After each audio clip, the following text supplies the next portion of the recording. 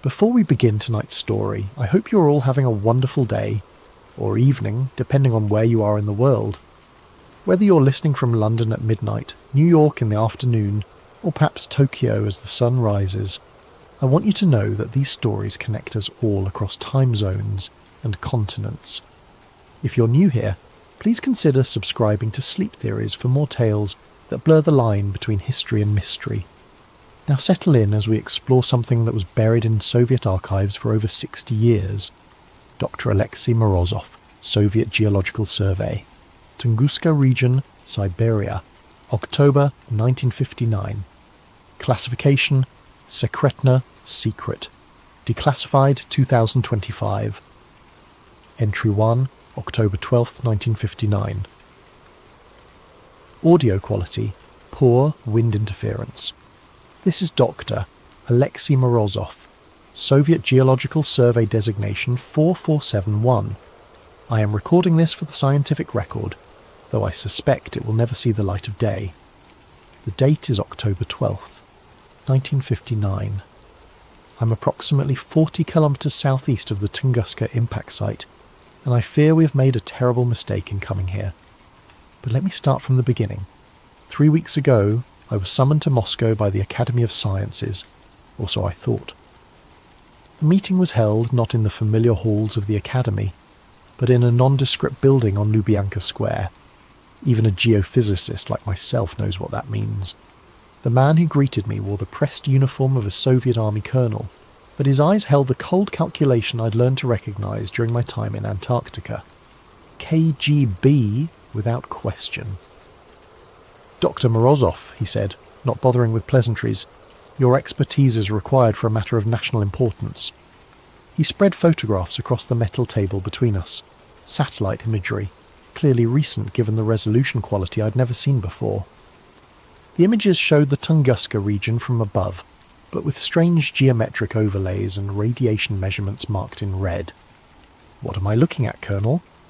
Volkov, he supplied. Colonel Volkov, and you're looking at proof that the Tunguska event of 1908 was not what our scientists have claimed.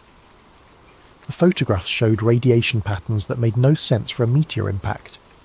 Instead of the expected circular dispersion, the gamma radiation formed precise geometric shapes, hexagons that stretched for kilometres beneath the forest floor. Our Cosmos satellites detected these anomalies 3 months ago, Volkov continued. 51 years after the explosion, the site is still active. I studied the images more carefully. The radiation signatures were unlike anything in my experience, pulsing in regular intervals according to the timestamps. This suggests an artificial source. Precisely. Volkov's smile held no warmth. Which is why you're going to Tunguska, Dr. Morozov. Your cover will be a routine geological survey, mapping mineral deposits for the 5-year plan.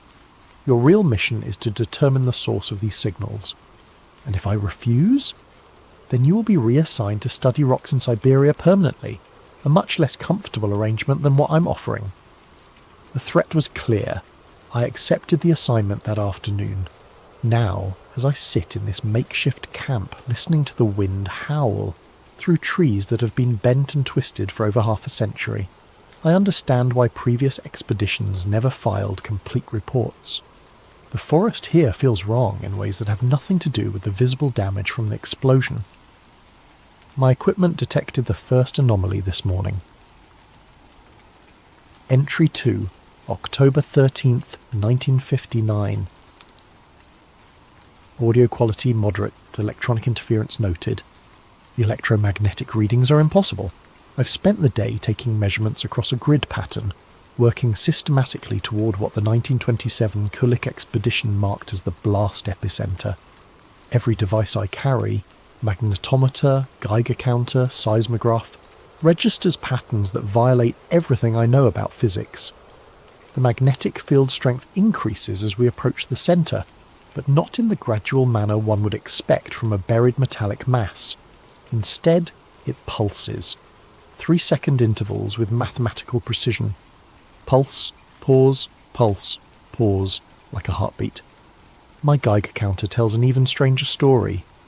Background radiation should be elevated uniformly if this were the site of a nuclear or radiological event. Instead, the radiation forms distinct geometric patterns in the soil. When I map the readings, they create perfect hexagons, each approximately 50 metres across, arranged in a honeycomb pattern that extends beyond my ability to measure. Colonel Volkov has said little during our trek, but I notice he carries no scientific instruments of his own. Instead, his pack contains radio equipment far more sophisticated than anything issued for a geological survey. He reports to Moscow twice daily using codes I don't recognise. The local event guides refuse to accompany us beyond the outer tree line. They speak of lights that dance beneath the ice at night, and a sound they describe as iron screaming. When I pressed them for details, the eldest guide would only say, "The sky fell there, but something else rose up." I dismissed this as folklore until we made camp last night. At 0300 hours, I was awakened by a sound I've never heard before. A deep, rhythmic vibration that seemed to come from the earth itself. It lasted exactly 3 minutes, then stopped abruptly. Volkov was already awake, standing at the edge of our camp with his radio in hand. "Did you record that?" he asked. I had not thought to record it, which now strikes me as a significant oversight for someone trained in scientific observation. The sound was so alien that my mind initially rejected it as impossible. "What was it?" I asked. Volkov's expression in the moonlight was unreadable. "The reason we're here, Doctor. This morning I discovered that several of my instruments had malfunctioned during the night. Not broken, malfunctioned in very specific ways. The magnetometer now reads magnetic north as pointing directly toward the blast epicenter, regardless of our actual position. The seismograph recorded seismic activity every 3 seconds throughout the night, perfect sine waves that should be impossible in stable geological conditions. Something is calling from beneath the permafrost. Entry 3, October 15th, 1959. Audio quality, poor, severe electronic interference. We have reached the epicenter. I understand now why Kulik's expeditions found no crater. This was not an impact. It was an emergence. The blast zone stretches for kilometres in every direction, trees flattened in the perfect radial pattern that has puzzled scientists for decades. But at the precise centre, in a circle roughly 100 metres in diameter, the forest is untouched.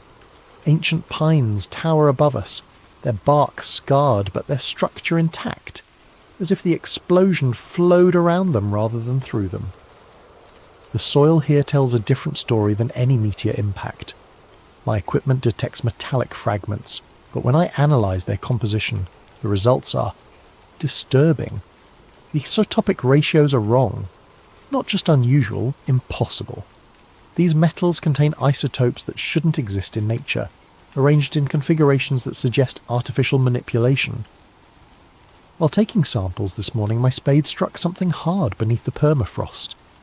After an hour of careful excavation, I uncovered a shard of metal unlike anything I've encountered in 20 years of geological work. The fragment is approximately 15 centimetres long, smooth as glass, and perfectly black. It reflects no light, creating an absence in my vision that strains the eye to look upon. Most unsettling of all, it vibrates.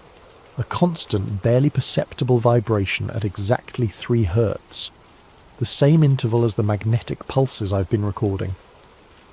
When I showed the fragment to Volkov, his reaction confirmed my growing suspicions about this expedition. "Where exactly did you find this?" he demanded, snatching the metal from my hands with gloved fingers. "Buried approximately 2 meters down, directly. You will note its location precisely and excavate no further in that area." He sealed the fragment in a lead-lined container I hadn't known he carried. "Your orders are to survey and report, not to collect specimens." "Colonel, this could be the key to understanding Dr. Morozov." His voice carried the quiet authority of a man accustomed to unquestioned obedience. "The last scientist who asked too many questions about what we found here is now buried under 2 meters of ice. I trust you understand my meaning." The threat was delivered so casually that it took a moment to register. Previous expeditions, previous scientists. How many teams had been sent to this place? That evening, while Volkov was occupied with his radio communications, I managed to take additional readings from the area where I'd found the fragment. The results make no sense according to any geological model I know. The metallic object appears to be part of a much larger structure buried beneath us. Ground-penetrating radar reveals a vast geometric form extending deep into the earth. Not randomly distributed metal deposits, but organised architecture. Hexagonal chambers connected by corridors, stretching down beyond the range of my equipment. Whatever lies beneath the Tunguska site is not natural. It's not human. And according to my radiocarbon dating of the surrounding soil samples, it's been here far longer than the 1908 explosion. The explosion didn't bring something to this place. It revealed something that was already here. Entry 4, October 17th, 1959. Audio quality, moderate, background humming noted. I have accessed Colonel Volkov's classified files. I know this was a breach of protocol that could cost me my life, but scientific curiosity has always been my weakness. While Volkov was conducting his evening radio check, I managed to photograph several documents from his secure case. What I discovered has rewritten my understanding of both this expedition and the Tunguska event itself. The files contain correspondence dating back to 1908, including telegrams between the American inventor Nikola Tesla and Arctic explorer Robert Peary. The telegrams discuss Tesla's experiments with wireless energy transmission from his Wardenclyffe facility on Long Island. According to the documents, Tesla was testing a revolutionary new technology, the ability to transmit electrical energy through the Earth's atmosphere to any point on the globe. His target for the initial test was the Arctic region, where Peary was conducting his polar expeditions. The most revealing telegram is dated June 28, 1908, 2 days before the Tunguska explosion. R. Peary, final test scheduled 0214 GMT June 30th. Expect atmospheric disturbance Arctic region. Exercise extreme caution. Energy disbursement may exceed calculations. Nikola Tesla. Peary's response dated July 2nd. Tesla. Your test successful beyond measure. Sky over Siberia lit like day. Effect visible from Greenland. Indigenous populations report ground shaking 800 miles from target zone. Whatever you activated, it responded. Recommend immediate cessation of experiments as R. Peary. But the most disturbing document is Tesla's private journal entry, included in the KGB files through means I cannot determine. The transmission was successful, but not in the manner intended. We have awakened something that was not meant to wake. The energy beam penetrated not just the atmosphere, but the ancient ice. What we interpreted as successful power transmission was in fact a response signal. We are not the first to wield such power. We are merely the first to do so blindly. Tesla's Wardenclyffe facility was shut down and demolished just days after the Tunguska event. Official records claim financial difficulties, but the classified Soviet documents suggest otherwise. Tesla himself wrote to a colleague, "Some discoveries are too dangerous for the world as it exists." The KGB files contain additional evidence that Soviet authorities have known the truth about Tunguska for decades. Geological surveys in the 1930s detected the same anomalous structures I've been mapping, but the research was classified and the scientists involved were reassigned to other projects, or, as Colonel Volkov implied, disposed of entirely. According to the files, at least 3 previous expeditions have been sent to investigate the Tunguska site since 1945. None filed complete reports. 2 teams vanished entirely. The 3rd team's leader, Dr. Yuri Petrov, was found frozen to death in his tent, his final notes describing hexagonal chambers that extend beyond measurement, and a sound like the earth itself breathing. The current expedition was authorized after satellite imagery revealed increased activity at the site. The geometric radiation patterns I've been studying have been growing stronger since 1957, suggesting that whatever lies beneath the permafrost is becoming more active. As I write this, I can hear that deep rhythmic vibration again. It begins every night at exactly 0300 hours and continues for precisely 3 minutes. But tonight, it's different, stronger. and I swear I can detect patterns within the sound, mathematical sequences that suggest intelligence. Volkov has been monitoring my activities more closely since I questioned him about the metal fragment. I suspect he knows I've accessed his files. If something happens to me, I hope this journal will survive to tell the truth about what we found at Tunguska. The explosion in 1908 was not a meteor impact. It was not even Tesla's wireless energy transmission, though that may have been the trigger. It was something far older responding to our signals, something that has been waiting beneath the ice for millennia, and now we've woken it up. Entry 5, October 19th, 1959. Audio quality excellent, all interference ceased. The silence is worse than the sounds. For 3 days, the electromagnetic interference that has plagued our equipment has been growing stronger. Radio communications with Moscow became impossible. My instruments registered readings that exceeded their calibrated ranges. The deep, rhythmic vibrations from beneath the earth increased in frequency and duration. Then, at dawn this morning, everything stopped. The sudden absence of electromagnetic activity is more unsettling than the anomalies themselves. It suggests that whatever has been transmitting from beneath the site has achieved its purpose. Volkov received new orders during the night via emergency radio protocol. We are to begin excavation immediately, using equipment that was airdropped to our location under cover of darkness. The machinery includes drilling apparatus far more sophisticated than anything required for a geological survey. "We're going down," Volkov informed me without preamble. "Moscow wants to know what's beneath us." "Colonel, I must advise against aggressive excavation. The structural integrity of whatever lies below is unknown. If we damage it..." "Dr. Morozov, you are here to provide scientific observation, not strategic planning. The decision has been made at the highest levels." The drilling began at 0800 hours. We penetrated the permafrost easily, but at a depth of 5 meters, the drill bit encountered something that sent vibrations through the entire operation. Not rock, not metal, but something that rang like a bell when struck. By midday, we had exposed the upper surface of a structure that defies geological explanation. The surface is composed of hexagonal plates, each roughly 2 meters across, fitted together with seamless precision. The material is unlike anything in my experience. Harder than steel, but with a crystalline structure that suggests organic growth rather than mechanical manufacture. The most disturbing discovery came when we cleared debris from one of the hexagonal plates. Beneath the ice and soil, the surface is not damaged or corroded despite its apparent age. Instead, it gleams as if newly made, with patterns of light that pulse through the material in the same 3-second intervals I've been recording. The structure is active. Alive, perhaps, though I hesitate to use that term for something clearly artificial. As we work to expose more of the surface, I noticed that my instruments were registering new types of activity.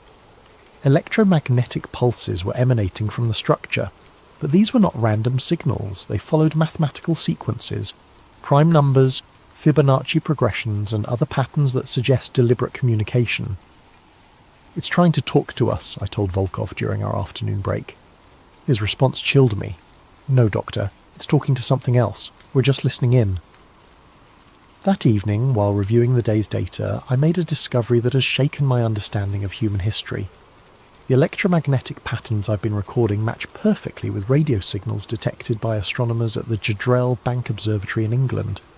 The signals, dismissed by most scientists as background radiation, have been recorded intermittently since 1908. But the signals don't originate from space. They originate here, at Tunguska, and they're being transmitted outward at regular intervals. Whatever lies beneath us has been sending messages to space for over 50 years. Entry 6, October 21st, 1959. Audio quality poor, voice shows signs of extreme stress. We've broken through. After 2 days of careful excavation, we created an opening large enough to lower equipment into the structure below. The chamber we've accessed is vast, with walls that curve away into darkness beyond the range of our lights.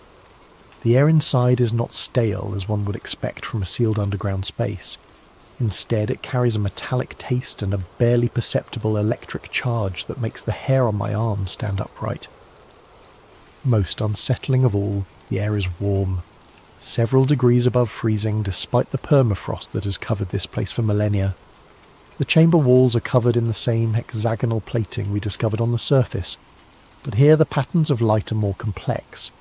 Entire sections pulse in synchronized sequences, creating cascades of illumination that travel around the perimeter like waves. I descended into the chamber using mountaineering equipment, against Volkov's direct orders. The colonel wanted to wait for specialized personnel from Moscow, but scientific curiosity overcame caution. What I found below has convinced me that we are dealing with something far beyond human understanding. The chamber is not empty. It contains machinery, though that term is inadequate to describe what I observed. Geometric structures rise from the floor like crystalline trees, their surfaces covered in components that shift and reconfigure as I watched. The machinery, if it can be called that, appears to be self-repairing, self-modifying. At the centre of the chamber stands a pillar roughly 3 meters in height, composed of the same dark material as the fragment I discovered earlier. But this pillar is not inert. It pulses with internal light, and as I approached I could feel vibrations in my bones that matched the 3 Hz frequency I've been recording. When I placed my hand on the pillar's surface, the entire chamber responded. Lights flashed in sequence around the walls, the machinery hummed to life, and I felt a sensation I can only describe as contact. Not physical contact, but something deeper.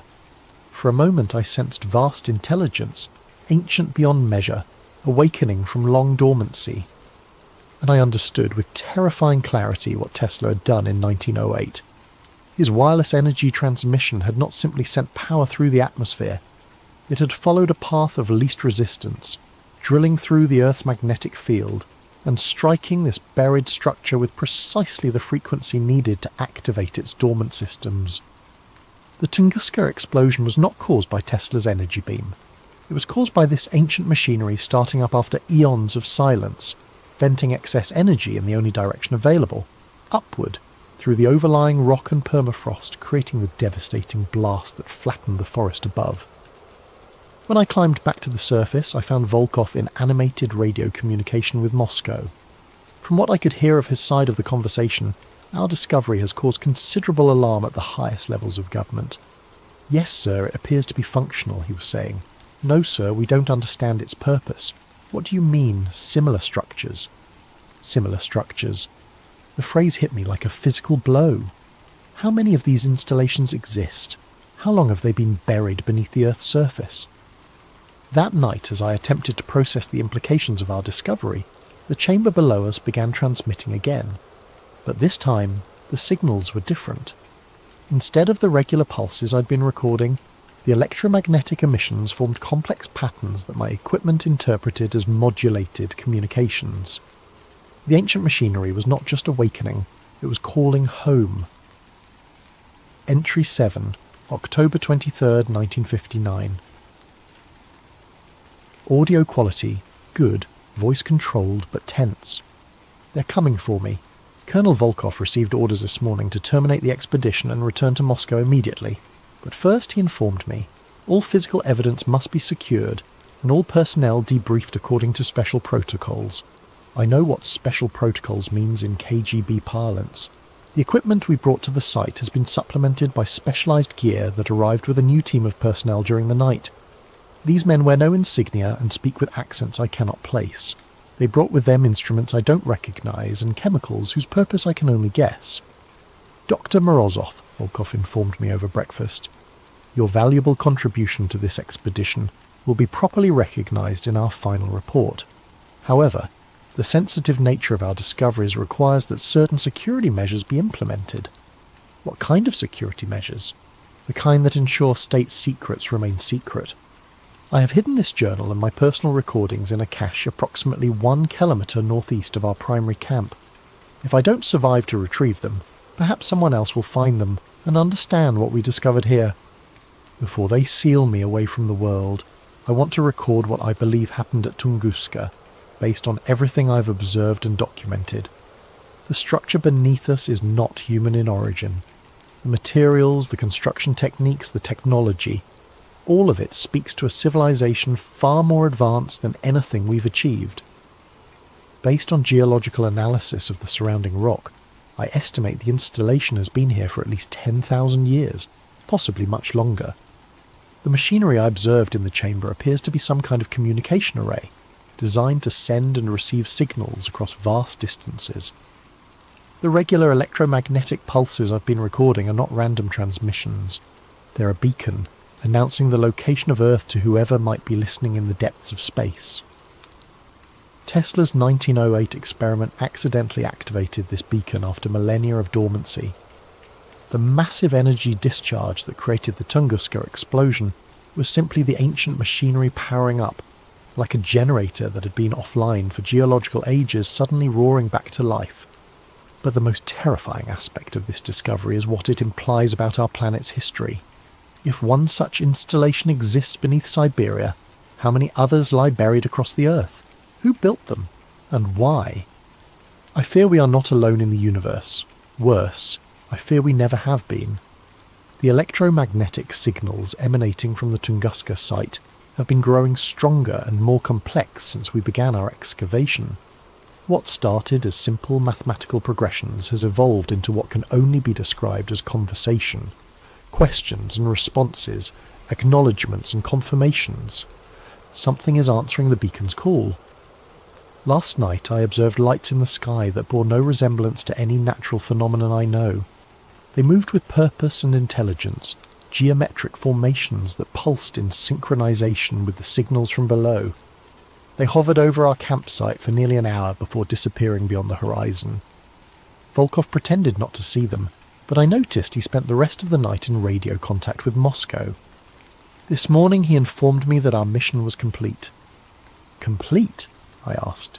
We've barely begun to understand what we found here. We've confirmed the presence of anomalous structures and documented their basic characteristics, he replied. That was our objective.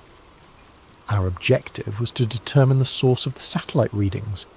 We've discovered something that could revolutionize our understanding of human history, of our place in the universe.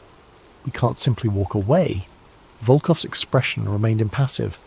Dr. Morozov, there are forces at work here that extend far beyond your scientific curiosity. This site will be classified at the highest levels and placed under permanent monitoring. Your role is finished. And if I refuse to remain silent about what we found, then you will join the other scientists who asked inconvenient questions. The threat was delivered with casual finality. I understood that my choice was between compliance and death, but I refused to let this discovery be buried along with me.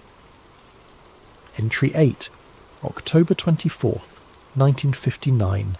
Final entry. Audio quality, whisper, recorded in secret. They think I'm asleep. The debriefing began this afternoon with injections they claimed were vaccinations against Arctic diseases. I recognized the symptoms immediately. Memory suppression drugs, designed to fog recollection and make coherent testimony impossible. But my time in Antarctica taught me certain tricks for maintaining mental clarity under adverse conditions. I forced myself to vomit up the medication before it could take full effect, though I had to maintain the appearance of compliance. While the others believe I'm unconscious, I've managed to recover my hidden cache and record this final entry. In a few hours they will transport me back to Moscow for extended debriefing. I know I will not survive that process, but before they take me, I want to record my final observations about what lies beneath Tunguska. The installation is not just a communication array, it's part of a network. During my last descent into the chamber, I discovered additional passages leading deeper into the structure. Following these corridors as far as my equipment would allow, I found evidence of similar installations at vast distances, electromagnetic signatures that suggest a global network of ancient technology, all connected by underground transmission lines that follow the Earth's magnetic field. Whatever civilization built these installations was not indigenous to Earth. The mathematical principles governing their construction are based on physical constants that suggest an origin in a different stellar environment. They came here, established this network, and then vanished. but they left their machinery behind, dormant but functional, waiting for the right signal to reactivate it. Tesla provided that signal in 1908, not through malice but through ignorance. His wireless energy transmission found the path of least resistance through the Earth's magnetic field and struck the Tunguska installation with precisely the frequency needed to bring it online. Now the beacon is active, sending its signal into space, and something has heard it. The lights I observed in the sky are not natural phenomena. They are reconnaissance, preparation for something much larger. The electromagnetic conversations I've been recording are not random communication. They're coordinates, timetables, invasion plans. We have awakened something that was meant to remain sleeping, and we lack the knowledge or technology to control what we've unleashed. I can hear them approaching my position. Boots on frozen ground, voices speaking in languages I don't recognise. They've discovered my absence from the medical tent. If this recording survives, if someone finds it and understands what I've documented here, remember this. The explosion in 1908 was not the end of anything. It was the beginning. The door is unlocking and we are not prepared for what lies beyond it. Whatever you do, do not dig further. It listens, it remembers, and now it knows where we are. Recording ends, electromagnetic interference resumes, Soviet State Security Archives. File, Tunguska Black 7. Date, October 30th, 1959. Dr. Alexei Morozov was found deceased in his quarters at the Lubyanka Medical Facility on October 29th, 1959. Official cause of death. Complications from severe frostbite sustained during Arctic research operations. His personal effects have been confiscated and classified under state security protocols. All materials related to the Tunguska expedition are hereby classified beyond top secret and sealed under Special Protocol 7. Access is restricted to personnel with clearance level obsidian or higher. The Tunguska site has been declared a restricted military zone. Unauthorized access is prohibited under penalty of death. Dr. Morozov's journal and recordings were destroyed according to standard procedure. Official records end. Posted to file sharing site March 15th, 2025. Removed by request of Russian Federation authorities March 17th, 2025. The above documents were discovered in a cache of declassified Soviet files, released following the collapse of certain government archives. Authentication is ongoing, but preliminary analysis suggests genuineness. Dr. Morozov's journal was not destroyed as claimed in official records. It was hidden, preserved in the permafrost, waiting to be found. Satellite imagery from 2024 shows renewed activity at the Tunguska site. Electromagnetic anomalies detected by multiple international monitoring stations. Construction of unknown purpose observed at the coordinates Morozov identified. The lights have returned to the Siberian sky. Whatever Tesla awakened in 1908 was only the beginning. The door is not just unlocking, and it's opening.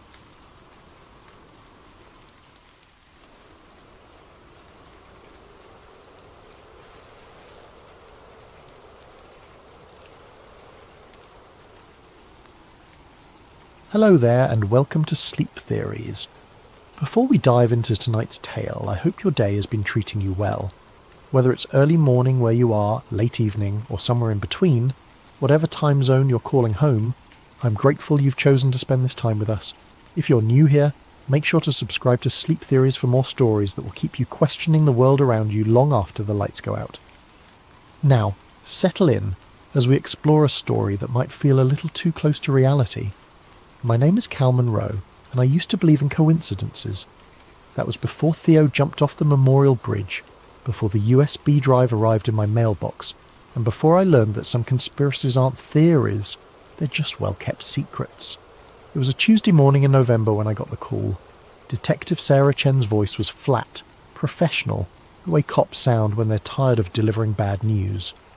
Cal, this is Detective Chen, Metro PD. I'm calling about Theodore Ramirez. I understand you two are friends. The past tense hit me like ice water. Were? What do you mean were? Mr. Ramirez jumped from the Memorial Bridge last night around 11:30 p.m. I'm sorry for your loss. I sat there in my cramped DC apartment, staring at my laptop screen where I'd been working on an article about facial recognition software in public schools. The cursor blinked at me like a heartbeat. "That's impossible," I said. "Theo wouldn't. He just wouldn't." "I know this is difficult, but..." "No, you don't understand. Theo was getting married next month. He was excited about it. We had drinks 3 weeks ago and he was talking about honeymoon plans, about kids, about everything. People don't just..." "Mr. Monroe, I've been doing this for 15 years. Sometimes people hide their pain better than we think. But I knew Theo. We'd been roommates at Georgetown, both journalism majors before he switched to computer science. He was the most methodical person I'd ever met. The kind of guy who researched restaurants for 2 hours before picking where to eat lunch. He didn't make impulsive decisions, especially not permanent ones." After I hung up, I sat in the silence of my apartment, trying to process what I'd heard. That's when I noticed the small package on my kitchen counter, something I'd grabbed from my mailbox the night before and forgotten about in my rush to meet a deadline. The return address made my hands shake. T. Ramirez. Inside was a USB drive and a handwritten note. "Cal, if you're reading this, they got to me. Don't trust anyone. Don't use your regular computer. Find somewhere safe and look at everything. The program never ended. T." The drive was labelled with a single word in Theo's careful handwriting. ECHO. I stared at that USB drive for an hour before I worked up the courage to use it. Not on my laptop, Theo's warning was clear enough. I walked 6 blocks to an internet cafe in Chinatown, paid cash, and plugged the drive into a computer that had probably seen more shady transactions than a Swiss bank account. What I found changed everything. The drive contained dozens of files, video footage, audio recordings, spreadsheets, and what looked like medical data. The video showed people in sterile white rooms, not quite hospital rooms, not quite laboratories, more like the kind of spaces you'd imagine in a sensory deprivation study. In one video, a woman in her 30s sat in a chair with electrodes attached to her temples. A voice off camera, clinical, detached, repeated phrases. "Your thoughts are not your own. Your memories can be adjusted. You want to comply. You need to comply." The woman's eyes were glassy, unfocused. After 20 minutes of this repetition, the voice asked her to recite her home address. She gave an address in Virginia. Then they asked her again. This time she gave a completely different address in Maryland, reciting it with the same confidence. Another file contained EEG data, brainwave patterns labelled with dates and subject numbers. One folder was labelled Behavioural Modification Protocols. Another, Subliminal Integration Results. But it was the company logo that made my blood run cold. Aeon Metrics. I'd never heard of them, which was strange. I'd spent the last 5 years covering tech surveillance, data privacy, and government contracting. I knew most of the major players, from Palantir to Booz Allen Hamilton. But Aeon Metrics was a ghost. That night, back in my apartment, I did what any good journalist would do. I started digging. Aeon Metrics had a website that looked like it was designed by someone who'd never heard of user experience. Bland corporate speak about cognitive enhancement research and behavioural analytics solutions. Their client list was vague. Federal agencies and healthcare partners. No names, no specifics. Their headquarters was listed as a P.O. box in Arlington, Virginia. I cross-referenced the company name with government contract databases. Nothing. I searched for news articles, press releases, anything. The only mention I found was a single-line item in a Department of Defense budget document from 2019. Aeon Metrics, Specialized Research Services, $2.4 million. That was it. A company that received millions in government funding but left no digital footprint. In 2024, that was like finding a unicorn. I spent the next 3 days going through Theo's files, and a pattern began to emerge. The test subjects weren't random homeless people or prisoners, the usual victims of unethical experiments. These were volunteers who had signed up for legitimate-sounding studies, sleep optimization research, stress reduction therapy, cognitive enhancement trials. People who thought they were improving their lives, not being reprogrammed. One document made me physically nauseous. It was a recruitment email sent to Georgetown University students, advertising a study on meditation and academic performance. The compensation was $500 for a weekend retreat. The study was conducted by Aeon Metrics. I recognised the email format. I'd received something similar during my senior year. I'd been too broke to pass it up. That's when I realised I might not be investigating this story. I might be living it. The next morning, I drove to the Library of Congress. If you want to research government conspiracies, you go to the place where they can't delete the evidence. At least not easily. I requested every declassified document I could find on MK Ultra, Operation Artichoke, and Project Bluebird. What I discovered over the next 8 hours made Theo's files make terrible sense. MK Ultra officially ended in 1973 when CIA Director Richard Helms ordered all documents destroyed. But here's what most people don't know. It didn't actually end. It evolved. The original program used LSD, hypnosis, and brutal psychological torture to break down human personality and rebuild it. The goal was to create perfectly controllable human assets, spies who could be programmed and deployed without even knowing they were working for the agency. But the methods were crude, obvious, and left too many witnesses. The scientists involved were sloppy, keeping detailed records that eventually leaked. So the program went underground, got smarter, and learned from its mistakes. By the 1980s, it had been rebranded as something innocuous, behavioural research programs. The torture chambers were replaced with comfortable clinical settings. The unwilling prisoners were replaced with paid volunteers. The obvious mind control was replaced with subtle manipulation. Instead of breaking people's minds with LSD, they learned to influence thoughts through carefully crafted media exposure. Instead of hypnotizing subjects in laboratories, they developed techniques to implant suggestions through social media algorithms. Instead of creating obvious zombies, they learned to nudge behaviour so subtly that people thought they were making their own choices. I found a 1987 memo from a CIA psychologist named Dr. Helen Marsh. One line stood out. The future of behavioural modification lies not in force, but in consent. If subjects believe they are willing participants, they will never question the process. That was 37 years ago. Imagine what they could do now, with smartphones that track our every movement, social media platforms that know us better than we know ourselves, and AI that can predict our behaviour with frightening accuracy. Theo's files suddenly made perfect sense. Echo Protocol wasn't a resurrection of MK Ultra, it was its natural evolution. The recruitment process was genius in its simplicity. Instead of kidnapping people, they advertised legitimate-sounding studies through universities, healthcare providers, and wellness apps. The kind of studies college students and cash-strapped adults would jump at. Improve your sleep quality while earning $200. Help advance meditation research, free sessions included. Participate in groundbreaking stress reduction therapy. The subjects thought they were helping science and improving their lives. They signed consent forms and waivers, making everything perfectly legal. They were even paid well, which made them feel valued rather than victimised. But according to Theo's documentation, the real experiments began after the official study ended. The subjects returned home with subtle implants, not the science fiction kind, but behavioural implants. Carefully crafted memories, embedded suggestions, modified thought patterns. They'd been exposed to subsonic frequencies, targeted electromagnetic fields, and neurological programming disguised as relaxation therapy. More importantly, they'd been tagged.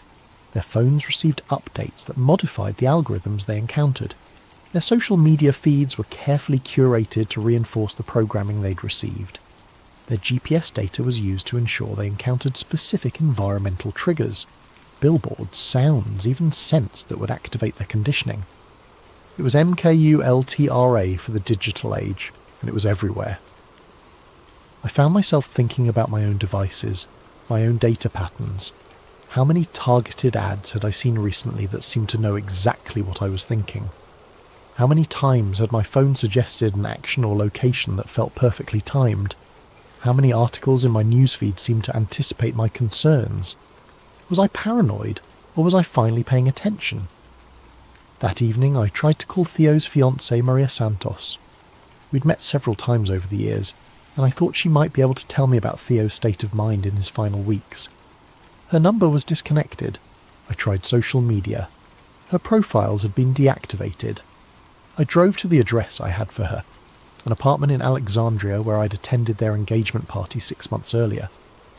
The building manager told me no one by that name had ever lived there. It was as if Maria Santos had never existed. The gaslighting started small. First, it was my coffee shop. I'd been going to the same place every morning for 3 years, a little cafe called Grind on Connecticut Avenue. The barista knew my order: large dark roast, no cream, no sugar. But when I walked in Thursday morning, she looked at me like she'd never seen me before. "Welcome to Grind. What can I get started for you?"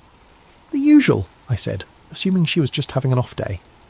"I'm sorry, what's your usual?" I stared at her. Jessica had made my coffee hundreds of times. We'd chatted about her art school classes. I'd even bought one of her paintings. "Large dark roast," I said, feeling foolish. "Sure thing," coming right up. She moved with the practiced efficiency of someone who'd made 1,000 coffees, but treated me like a complete stranger. When I paid, I noticed something else. The painting I'd bought from her 6 months ago, a small abstract piece that had been hanging behind the register, was gone. I told myself I was being paranoid. People have bad days. Maybe she'd sold the painting to someone else. But then my email started acting up. I'd sent interview requests to 5 journalists who'd written about government surveillance programs. None of them responded, which was unusual. These were people I'd worked with before, sources who typically replied within hours. I tried calling. Their numbers all went straight to voicemail. I tried reaching out through social media. My messages showed as delivered but never read. By Friday I was convinced something was wrong. I decided to test it. I sent an email to my editor at the Washington Alternative Weekly, a guy named Marcus who'd been badgering me for weeks about a late article on police body cameras. The email bounced back immediately. User not found. I called the WAW office directly. "Washington Alternative, this is Rebecca." "Hi, this is Cal Monroe. I need to speak with Marcus about..." "I'm sorry, who?" "Cal Monroe. I write for you guys. Marcus is expecting an article from me." "Sir, I've been the receptionist here for 2 years. We don't have any writer named Cal Monroe, and I don't know anyone named Marcus." I hung up and stared at my phone. I had emails from Marcus going back 3 years. I had published articles with my byline on their website. I had pay stubs from them in my filing cabinet. I opened my laptop and navigated to the WAW website. I searched for my name. No results found. I searched for articles I knew I'd written. The pieces existed, but they were attributed to other writers, people I'd never heard of. My hands were shaking as I opened my filing cabinet. The pay stubs were there, but they looked wrong. The letterhead was slightly different. The font was off, and they were made out to someone named Carl Monroe. Close enough to be dismissed as a typo, but different enough to be legally meaningless. That's when I noticed my reflection in the laptop screen. I looked like I hadn't slept in days. My eyes were bloodshot, my hair was a mess, and I had the hollow look of someone on the edge of a breakdown. I looked exactly like Theo had in his final weeks. Saturday morning I decided to visit my ex-girlfriend Sarah. We dated for 2 years and stayed friends after the breakup. If anyone would be straight with me about whether I was losing my mind, it would be her. Sarah lived in a duplex in Tacoma Park. I'd been there dozens of times, but when I knocked on the door, a stranger answered. A middle-aged man in a bathrobe. "Can I help you?" "I'm looking for Sarah Chen," I said. "She lives here." "No one by that name lives here. I've been renting this place for 5 years." "That's impossible. I was here 3 months ago for her birthday party." The man looked concerned. "Son, are you feeling all right? Maybe you're thinking of a different address." I walked away, pulled out my phone and called Sarah's number. It rang twice before she picked up. "Hello?" "Sarah, it's Cal. I'm at your house, but some guy says..." "Cal? Cal Monroe?" "Yes. Who else would it be?" There was a long pause. "Cal, we broke up 2 years ago. You've called me maybe 3 times since then, and each conversation was strange. Are you okay? You sound like you did the last time you called, talking about conspiracies and people following you." "What are you talking about? We had dinner last month. We've been staying in touch." "Cal, I think you need help. You're talking just like..." She stopped. "Like what?" "Like Theo did, before he killed himself. The paranoia, the confusion about basic facts. He called me too, near the end, asking about things that never happened." The line went dead. I stood on the sidewalk for 20 minutes trying to make sense of what was happening. Either everyone I knew was lying to me, or I was having some kind of psychotic break. But there was a third option, one that terrified me more than madness. I was right, and they were already in my head. That night I found a note slipped under my apartment door. It was written on plain white paper in block letters. "Your memory is next. Leave now." I packed a bag and drove to a motel in Baltimore, paying cash and using a fake name. I needed time to think, time to plan, and most importantly, time to figure out how to prove I wasn't crazy. Because if I was right about Echo Protocol, then my mind was already compromised. They were just calibrating how much to take. The Aeon Metric Sleep Clinic was located in a generic office park in Herndon, Virginia. From the outside, it looked like any other medical facility.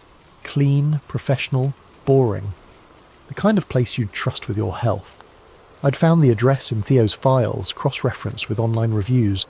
People praised their cutting-edge sleep studies and life-changing therapy sessions. The reviews all sounded genuine, which somehow made them more disturbing. I'd spent 3 days in that Baltimore motel planning my approach. I couldn't just walk in and start asking questions. If Echo Protocol was real, they'd be expecting that. But I could volunteer for a study. I created a fake identity. David Miller, a 28-year-old freelance graphic designer with chronic insomnia. I'd seen enough of Theo's documentation to know what kind of subjects they preferred. Young, educated, financially stressed, and socially isolated. People who wouldn't be missed if something went wrong. I called their intake line and spoke with a woman who sounded like she'd done this conversation 1,000 times. "We're currently enrolling participants for a sleep optimization study," she said. "It's a 3-day program that combines traditional therapy with advanced monitoring technology. Participants receive $800 compensation plus access to our ongoing support network." What exactly does the monitoring involve? Nothing invasive. We use EEG sensors to track your sleep patterns, some biometric monitoring to measure stress responses, and brief cognitive assessments to measure improvement. Many of our participants describe it as the most restful experience of their lives. She scheduled me for the following Monday. I spent the weekend reading everything I could find about counter-surveillance techniques and memory preservation. If they were going to mess with my mind, I wanted to be as prepared as possible. I wrote down everything I knew about myself, my real name, my address, my work history, my relationships, and hid copies in multiple locations. I recorded a video message to myself, explaining what I was doing and why, and uploaded it to a secure server with instructions to email it to me if I didn't check in within a week. Monday morning, I drove to the clinic feeling like I was voluntarily walking into a trap. The facility was more luxurious than I expected. The waiting room looked like an upscale spa with soft lighting, comfortable furniture, and the kind of new age music that's supposed to be calming, but always makes me nervous. The receptionist was friendly, professional, and gave no indication that she was part of a mind control operation. Maybe I really was paranoid. Dr. Elizabeth Harding introduced herself as the lead researcher. She was in her 40s, with the kind of confident manner that made you trust her immediately. She explained the study protocol while I filled out forms that asked detailed questions about my lifestyle, relationships, and psychological history. "We found that sleep disorders are often connected to deeper patterns of thought and behaviour," she said. "Our approach combines sleep monitoring with cognitive restructuring techniques. Think of it as upgrading your mental software." The phrase made my skin crawl, but I smiled and nodded. They set me up in a private room that looked more like a high-end hotel suite than a medical facility. The bed was comfortable, the lighting was adjustable, and there was even a small kitchenette stocked with healthy snacks. The only obviously medical equipment was a chair with built-in sensors and a wall-mounted monitor that they said would track my biometric responses during relaxation exercises. "Just get comfortable," said the technician, a young man who introduced himself as Kevin. "We'll start with some baseline measurements, then move into the therapeutic portion." He attached electrodes to my temples and chest. Standard EEG and heart rate monitoring, nothing sinister. The chair was incredibly comfortable, almost hypnotically so. Within minutes, I felt more relaxed than I had in weeks. That should have been my first warning. The relaxation exercise began with guided breathing instructions delivered through high-quality speakers built into the chair. The voice was soothing, gender-neutral, with the kind of professional calm you'd expect from a meditation app. Allow your mind to become quiet and receptive. You're safe here. You're cared for here. Your thoughts can rest. After about 20 minutes, the instructions became more specific. Notice how easily your mind accepts new information when you are relaxed. Notice how comfortable it feels to let go of old patterns that no longer serve you. The room's lighting shifted to a deep blue, and I realised there were almost subliminal images being projected on the walls, geometric patterns that seemed to pulse in rhythm with my heartbeat. Your memories are fluid. They can be adjusted for your benefit. You want to be free of limiting beliefs. You need to be free of limiting beliefs. That's when I recognised the phrases from Theo's videos. I tried to stand up, but my body felt heavy, disconnected. The electrodes weren't just monitoring me, they were delivering some kind of signal. The chair's comfort wasn't accidental. It was designed to keep subjects compliant while their minds were being reprogrammed. "You are David Miller," the voice continued. "You work as a graphic designer. You have no family. You have no close friends. You live alone and prefer it that way." They were trying to overwrite my identity, to make me forget who Cal Monroe was and why I was there. But I'd prepared for this. I focused on the video I'd recorded, on the list of facts I'd memorised, on the reason I was there. My name is Cal Monroe. I'm a journalist. Theo Ramirez was my friend. He died because he discovered ECHO protocol. You trust Dr. Harding completely. You want to participate in advanced studies. You will recommend this program to others. I repeated my mantra silently, fighting against the drowsiness that was overtaking me. I could feel my sense of self becoming fluid, malleable. It was terrifying and seductive at the same time. The promise of letting go of all my problems, all my fears, all my responsibilities. You're grateful for this opportunity to improve yourself. You will never speak about the details of this program to anyone outside this facility. The session lasted 6 hours. When it ended, I felt like I was surfacing from deep water, gasping for mental air. Kevin helped me out of the chair, and I had to concentrate to remember why that felt wrong. "How do you feel, David?" For a moment I almost corrected him. Then I remembered. "Great," I said, really relaxed. "Excellent. Dr. Harding will want to review your session data. Why don't you get some rest and we'll continue tomorrow?" That night, alone in the suite, I tried to reconstruct what had happened. I felt different, lighter somehow, but also hollow. It was like someone had taken an eraser to parts of my memory and personality. I remembered recording a video message, but I couldn't remember what it said. I remembered hiding something important, but couldn't remember where or what. I knew I was there for a reason beyond the sleep study, but that reason felt fuzzy, unimportant. But I still knew my name, Cal Monroe, journalist. I held on to that like a lifeline. The second day was worse. They moved me to a different room, one level down from the main floor. There were no windows, and the only furniture was the chair and a small table. The session lasted 8 hours. This time, they didn't just try to implant new memories, they tried to delete old ones. Your childhood was difficult and painful. You prefer not to think about it. You have no living relatives. You have never been in love. You have never had close friendships. I fought back by reciting everything I could remember. My parents' names, my first dog, the taste of my grandmother's cookies, the feeling of kissing Sarah for the first time. But with each session, these memories became fainter, more like stories I'd heard rather than experiences I'd lived. On the third day, they took me to the basement level. The room was stark white, with no decoration except a single chair in the centre. But it wasn't empty. There were other people there, subjects from previous studies, I realised.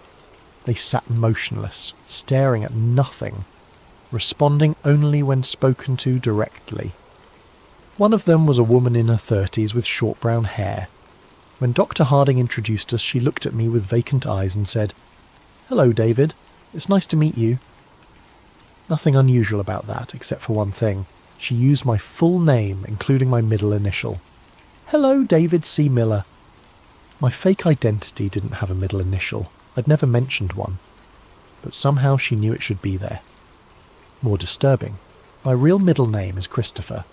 C. "How do you know my middle initial?" I asked her. She looked confused.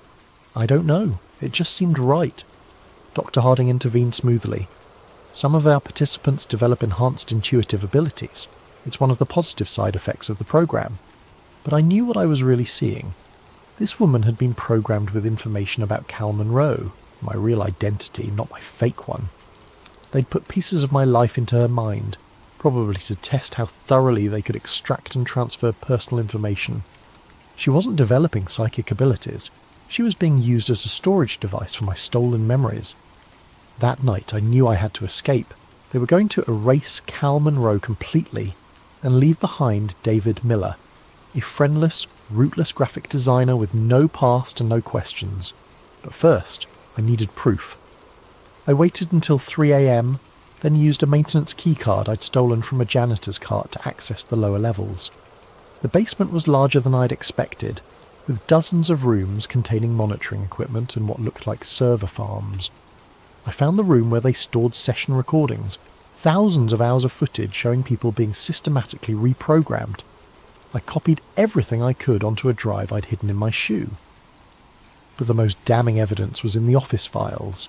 Echo Protocol wasn't just about individual mind control. It was about social engineering on a massive scale. They were creating networks of modified individuals who would unconsciously influence others. A person programmed with specific beliefs would spread those beliefs to family, friends and co-workers without realizing they were doing it. The modified subjects became unwitting agents, seeding new ideas and behaviours throughout the population. It was social control through viral programming, and it was working. I found files on thousands of subjects going back years. Many were in positions of influence: teachers, journalists, social workers, community leaders. Others were simply well-connected individuals whose social circles made them valuable vectors for spreading programmed behaviours. They weren't just changing individual minds, they were changing society itself, one modified person at a time. I was photographing the last set of files when the lights came on. "Hello, Cal." Dr. Harding stood in the doorway with 2 security guards. She was still calm, still professional, but now her smile looked predatory. "I was wondering when you'd stop pretending to be David Miller. We've known who you are since you walked in. Did you really think we wouldn't recognize Theodore Ramirez's friend?" The guards grabbed my arms, but Dr. Harding waved them back. "No need for force. Cal is going to cooperate, aren't you? Because we have something you want to see." She led me to another room, where a familiar figure sat in one of the white chairs, staring at nothing. "Theo?" My friend looked up at me with empty eyes. "Hello," he said politely. "I don't believe we've met." "Theo, it's me. It's Cal." "I'm sorry, but I think you have me confused with someone else. My name is Thomas. I don't know anyone named Theo." Dr. Harding smiled. Theodore Ramirez did jump from that bridge in a way, but we'd been working with him for months before that. The person who died was just a shell. We'd already extracted everything useful from his personality. The real Theo is right here, serving as a valuable test subject for memory transfer protocols. I stared at my friend, or whatever was left of him. They hadn't just killed Theo, they'd hollowed him out and kept the shell alive for experimentation. "We're going to offer you the same opportunity, Doctor," Harding continued. "You can resist, and we'll simply take what we need by force, or you can cooperate and we'll ensure the process is as comfortable as possible. Either way, Cal Monroe is going to disappear. The only question is how much of him we preserve for research purposes." They sedated me then, and I woke up 36 hours later in my own apartment. Everything was exactly as I'd left it, except for small details that made my skin crawl. My coffee mug was on the wrong side of the sink. My laptop was closed, though I always left it open. My bed was made, but with hospital corners, I'd never learned to make a bed that way. Most disturbing of all, I couldn't remember how I'd gotten home. I still had the drive with the evidence from Aeon Metrics hidden in a place I'd prepared before going undercover. For a moment I thought I'd won, that I'd gotten proof of Echo Protocol and could expose the whole operation. I was wrong. When I tried to access the files, half of them were corrupted. The video footage was garbled, the audio was inaudible, and the documents were filled with random characters. It was as if the data had been degraded from the inside. But I still had enough to tell the story. I spent 18 hours writing the most important article of my career, documenting everything I'd discovered about Echo Protocol, Aeon Metrics, and the modern evolution of MKUltra. I uploaded it to WikiLeaks, sent copies to major news outlets, and posted it on every social media platform I could access. Within minutes, everything disappeared. The WikiLeaks submission was rejected for insufficient verification. My emails to journalists bounced back as undeliverable. My social media posts were flagged as misinformation and removed automatically. I tried uploading the article to my own blog. The hosting service suspended my account for terms of service violations. I tried creating new accounts with different platforms. Each one was suspended within hours. It was as if the internet itself was rejecting my story. Desperate, I tried a different approach. I'd built a small following on Reddit by posting about surveillance technology and digital privacy. I created a detailed post about Echo Protocol on r/conspiracy, hoping to reach people who were already sceptical of government programs. The post went live, got a few upvotes, then vanished. When I checked my account, it showed the post had been removed for doxing, even though I hadn't mentioned any real names or addresses. But that wasn't the worst part. When I checked the subreddit an hour later, I found dozens of posts about Echo Protocol, but they were all obvious disinformation. Poorly written stories claiming Echo was actually a secret program to give people telepathic powers. Memes suggesting the whole thing was a hoax created by foreign agents. AI-generated posts that mixed real details from my research with absurd science fiction elements. They hadn't just suppressed my story, they'd buried it under an avalanche of ridiculous fake versions. Anyone who tried to research ECHO protocol would find so much contradictory nonsense that the truth would be impossible to distinguish. It was the perfect modern cover-up, not censorship, but noise. I tried calling reporters I'd worked with, but got the same response I'd received when I first started investigating. Numbers disconnected, emails bouncing back, people who claim not to know me. My bank account was frozen for suspicious activity. My credit cards were cancelled. My apartment lease was terminated for breach of contract. Even my driver's license was suspended for unpaid tickets I'd never received. Cal Monroe was being systematically erased from the system. But I still existed, at least for now. I still had my memories, my personality, my sense of self. They hadn't finished the job yet. That gave me hope, until I realised why they were taking their time. I was a field test. They wanted to see how completely they could destroy someone's life using nothing but digital manipulation and social engineering. They were documenting every step of my breakdown, measuring how long it took for isolation and gaslighting to drive someone insane. I was just another subject in their experiment. 3 weeks after my attempted expose, I was living in my car, sleeping in parking lots, and buying food with cash I'd managed to withdraw before my accounts were frozen. I looked like any other homeless person, dirty, paranoid, talking to myself. The perfect disguise for someone who'd discovered the truth about mind control in America. That's when I started noticing the ads. At first, they seemed like coincidences. A billboard for sleep therapy that used phrases I'd heard at Aeon Metrics. A radio commercial for stress relief that echoed the programming sessions I'd experienced. TV ads that seemed to anticipate exactly what I was thinking. But the final proof came while I was sitting in a 24-hour diner in Arlington, nursing a cup of coffee and trying to figure out my next move. The TV was playing the local news and I was only half listening until the commercial break. A pharmaceutical ad started playing, something for anxiety medication. The voiceover was professional, forgettable, the kind of generic copy you hear a dozen times a day. Except it wasn't generic. The voice said, word for word, exactly what I'd been thinking for the past 10 minutes. You feel like you're losing your mind. You're questioning everything you thought you knew. You're wondering if this is what insanity feels like. You need help, but you don't know who to trust. It continued. The thoughts in your head might not be your own. The memories you rely on might not be real. The person you think you are might be someone else's creation. I stared at the screen, my coffee growing cold in my hands. The ad went on for 30 seconds, describing my exact mental state with disturbing precision, then concluded with the standard pharmaceutical disclaimer about side effects and drug interactions. No one else in the diner seemed to notice anything unusual. The waitress continued refilling coffee. The cook kept working the grill. Other customers chatted or read their phones. But I knew what I'd seen. They weren't just monitoring my thoughts, they were broadcasting them back to me through targeted advertising.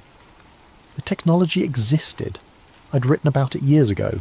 Emotion detection software that analysed facial expressions through security cameras, predictive algorithms that could determine psychological states from browsing patterns, neural interfaces that could read brainwave patterns from a distance.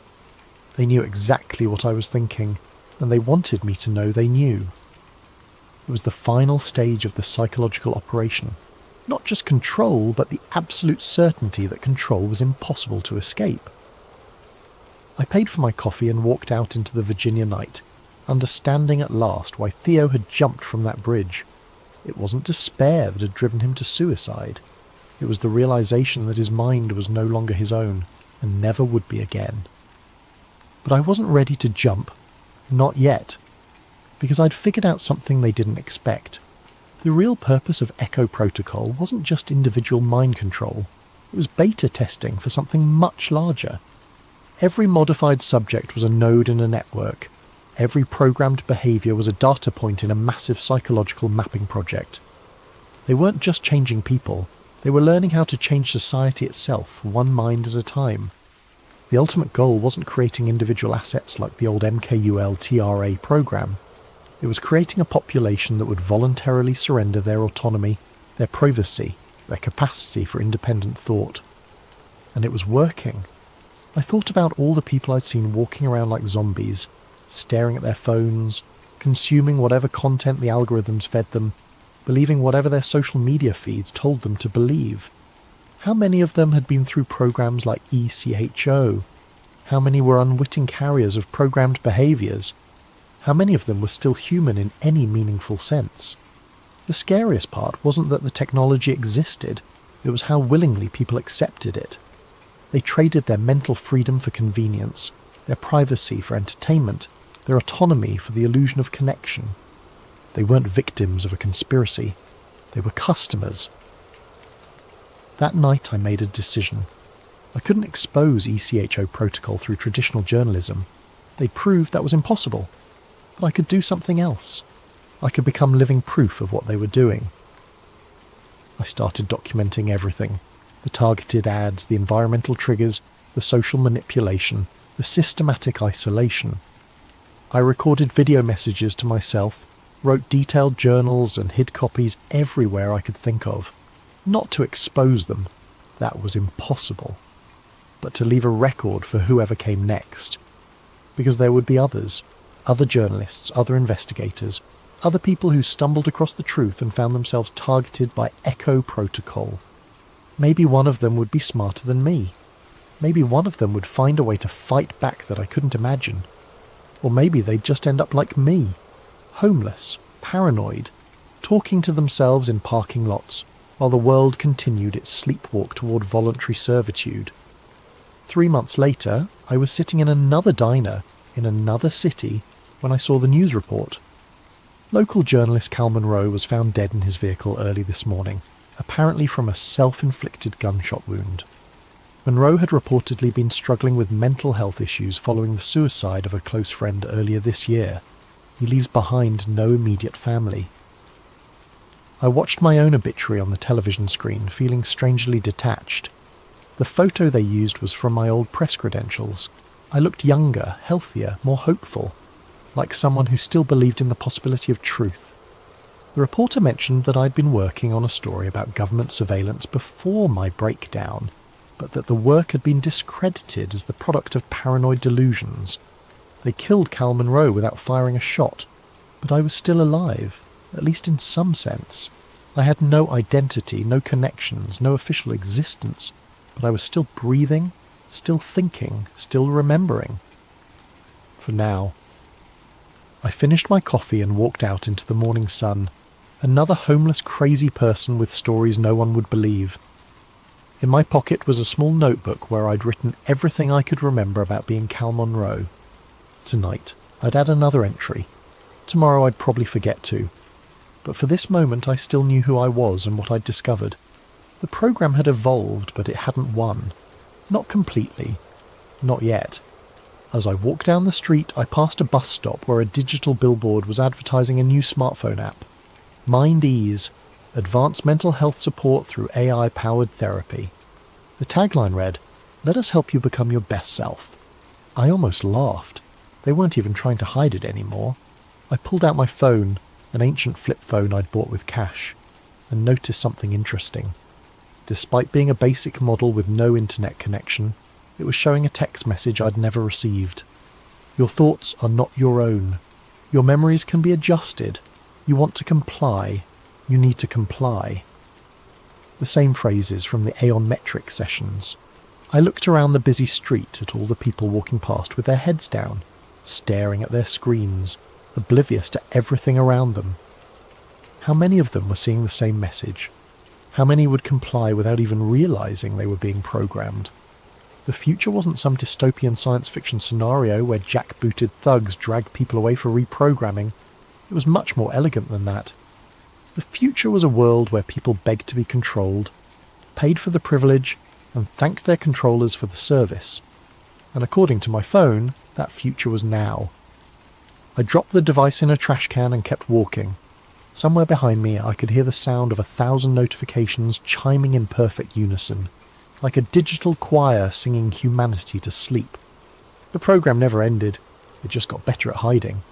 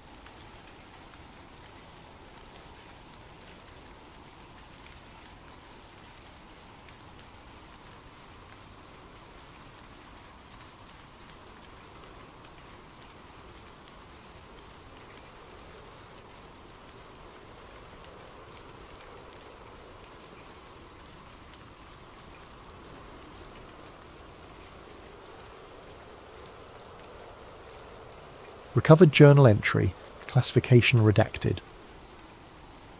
Subject, Eli Granger, independent journalist. Date range, July 15th to 18th, 2023. Location, Bohemian Grove, Monte Rio, California. The following document was recovered from an encrypted server farm in Iceland. The journalist's current whereabouts remain unknown. Ed. My name is Eli Granger, and I'm writing this because I may not live long enough to tell it in person. What I witnessed in the redwoods of Northern California will haunt me until my dying day, whenever that may come. It started 3 weeks ago with an email that shouldn't have existed. I was in my cramped Oakland apartment, nursing my third cup of coffee, and scrolling through encrypted channels where whistleblowers sometimes surface. My secure inbox pinged. A message from an address that was just a string of numbers and letters routed through 7 different proxy servers. No subject line, just an attachment and 4 lines of text. You want truth? Go to the redwoods. Bring a black suit and a quiet soul. July 15th to 18th. The fire reveals all. The attachment was a high-resolution scan of what appeared to be a guest registry for the Bohemian Grove.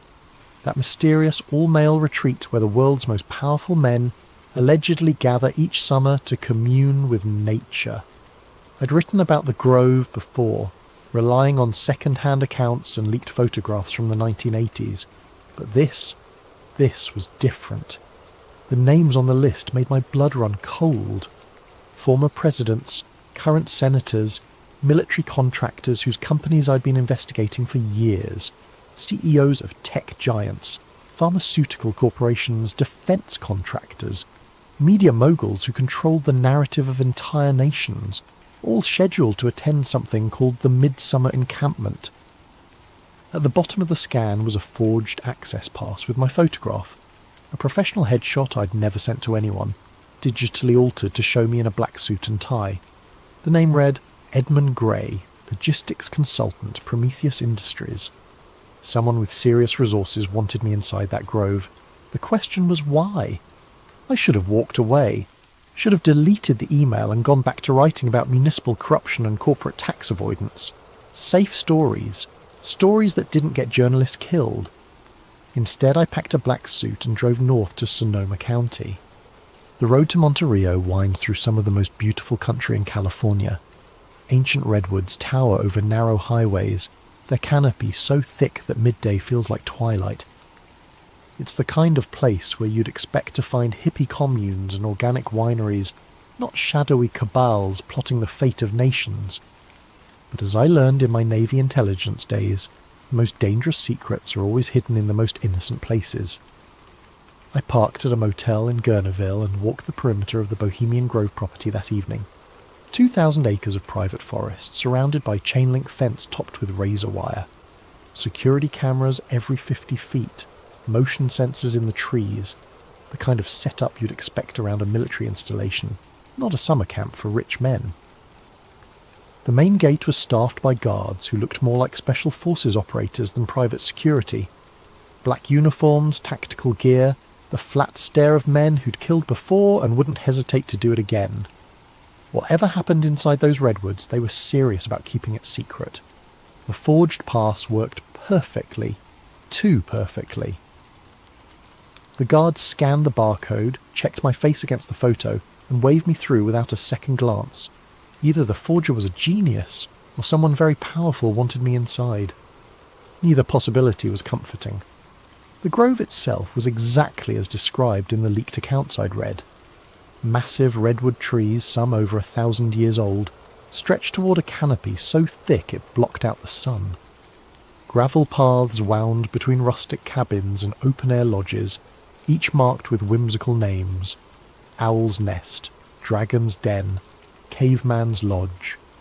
It would have been charming if not for the underlying sense of wrongness that permeated everything. The other guests, I couldn't think of them as normal people, not after seeing that registry, moved through this camp with the easy confidence of men accustomed to absolute power. They wore casual clothes during the day, khakis, polo shirts, boat shoes, the uniform of American aristocracy. But their conversations, caught in fragments as I passed, revealed the true scope of their influence. The Shanghai Index will drop exactly 17%. Tell the secretary that Operation Nightfall is greenlit for October. Media blackout should hold for at least 72 hours. I posed as a logistics consultant, which gave me an excuse to wander the grounds with a clipboard and camera phone, confiscated at the gate and replaced with an approved device that couldn't access external networks. The cover story worked well enough. Rich men are accustomed to being served by invisible people who handle the mundane details of their lives. But as the day wore on, I began to notice the symbols. Owls everywhere. Carved into tree trunks, etched on building facades, worked into the designs of benches and lampposts. Not cute, friendly owls. These were stylized, angular, with eyes that seemed to follow you as you walked past. The largest was a 40-foot stone statue positioned on a small island in an artificial lake at the heart of the grove. Even in daylight, it radiated a sense of ancient malevolence. Beautiful, isn't it? I turned to find a man in his 70s watching me stare at the giant owl. Silver hair, expensive casual wear, the kind of artificial tan that comes from winters in Palm Beach. His eyes were the palest blue I'd ever seen, almost colourless. The Owl of Bohemia, he continued, joining me at the lake's edge. Been watching over this place for over a century. Some say it's just decorative, others know better. Know better how? I asked, immediately regretting the question. I was supposed to be invisible, unremarkable. The old man smiled, revealing teeth too white and too perfect for his age. "You'll see tonight, Mr. Grey. The cremation of care waits for no man, not even consultants." He walked away before I could respond, leaving me staring at the owl statue and wondering how much my cover had already been blown. That evening, as twilight settled over the grove, the atmosphere changed completely. The casual bonhomie of the day disappeared, replaced by something far more serious and ritualistic. Men emerged from their cabins wearing dark robes with hoods that obscured their faces. Some carried torches, others strange ceremonial objects I couldn't identify. I found a dark robe hanging in my assigned cabin, along with a note. "Attendance is mandatory. Silence is sacred. The owl sees all." What I witnessed that night will stay with me forever. As darkness fell, hundreds of robed figures processed through the forest paths, converging on the lake where the great owl statue loomed. Torches flickered between the trees like malevolent fireflies. The only sounds were footsteps on gravel and the whisper of fabric against bark. I followed the crowd, keeping my head down and my hood up. The robe smelled of incense and something else, something organic and unpleasant that I couldn't identify. We gathered in a natural amphitheatre around the lake. The owl statue dominated the scene, its eyes seeming to glow red in the torchlight. A wooden boat had been prepared at the water's edge, and in it lay what appeared to be the effigy of a child, small, wrapped in white cloth, disturbingly lifelike. But as I stared at the bundle, a horrible doubt crept into my mind. The proportions were too perfect, the weight distribution too natural. The way the cloth clung to what lay beneath suggested something more substantial than straw and sawdust. A figure in an elaborate robe stepped onto a platform beside the owl. Even with his face hidden, I recognised the bearing and voice of a man who'd been on television every night for years. A former president whose policies had shaped a generation. "Brothers of the Grove," his voice boomed across the water, amplified by hidden speakers. "We gather once again beneath the ancient eyes of wisdom to perform the sacred rite that frees us from the burdens of conscience." The crowd responded in unison. "We banish care and cast it to the flames." Care, that pale and common thing that binds the hands of power. Care that whispers doubt in the ears of decision. Care that stays the sword of necessary action. "We banish care and cast it to the flames." The ritualized call and response continued for nearly an hour. Invocations to ancient deities whose names I recognized from my study of Middle Eastern mythology. Moloch, the Carthaginian god of child sacrifice. Enlil, the Mesopotamian lord of wind and authority. Names that shouldn't have been spoken by American leaders in the 21st century. But the most disturbing element wasn't the pagan imagery, or even the suggestions of child sacrifice. It was the casual way these men, titans of industry, shapers of policy, guardians of democracy, participated in rituals that explicitly celebrated the abandonment of human compassion. The ceremony reached its climax when the boat carrying the effigy was pushed out onto the lake. Flames erupted from the water around it, hidden gas jets, I realised, creating the illusion of supernatural fire. The figure in the boat burned quickly, the white cloth falling away to reveal... I still can't be certain what I saw. In the flickering light, with smoke obscuring my vision and my mind reeling from the horror of it all, it might have been an elaborately constructed mannequin.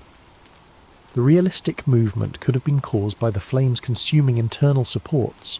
The sounds, brief, high-pitched, quickly cut off, might have been air escaping from burning materials. But the way some of the robed figures wept as the fire consumed its offering, the way others cheered with genuine ecstasy, suggested something far more sinister than theatrical pageantry. As the flames died down, the crowd began to disperse. I started to follow them back toward the cabins, but a hand fell on my shoulder. "Mr. Grey." It was the old man from earlier, still wearing his ceremonial robes. "You're invited to the inner circle gathering. A rare honour for a consultant." Before I could refuse, two other figures flanked me. Not threatening exactly, but their presence made it clear that declining wasn't an option. They led me deeper into the forest, away from the main paths, to a clearing I hadn't seen during my earlier reconnaissance. Here, perhaps 30 men stood in a circle around a fire pit carved directly into the bedrock. Unlike the theatrical grandeur of the main ceremony, this felt ancient and deadly serious. The inner circle ritual began at midnight. The participants had exchanged their dark robes for masks of polished bone, owl faces with hollow eye sockets that seemed to bore into your soul. They moved with practiced precision, suggesting this ceremony had been performed countless times before. The man who'd led the earlier ritual stepped into the centre of the circle. Without his presidential bearing and familiar voice, he seemed diminished, just another acolyte serving powers older than nations. "Brothers of the Inner Grove," he intoned, "we gather to receive the wisdom of the Ancient Ones, and to consecrate the plans that will shape the world's destiny." The response came in a language I didn't recognise at first, harsh consonants and guttural vowels that seemed to bypass the conscious mind and speak directly to something primal and terrified in the human psyche. But as my Navy intelligence training kicked in, I began to parse familiar elements. This was Akkadian, the ancient language of Mesopotamia, dead for over 2,000 years.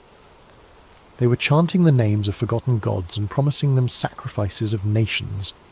Symbols were drawn in the ash around the fire pit, not random occult doodles, but specific sigils I recognised from declassified CIA documents. Project MK Ultra had experimented with ritualistic programming, using ancient symbols and dead languages to bypass conscious resistance in human subjects. The research had supposedly been discontinued in the 1970s. Apparently it had just moved to a more exclusive venue. The ceremony continued for hours. Maps were produced and spread on the ground, not of geographical territories, but of economic zones, resource deposits, population centres.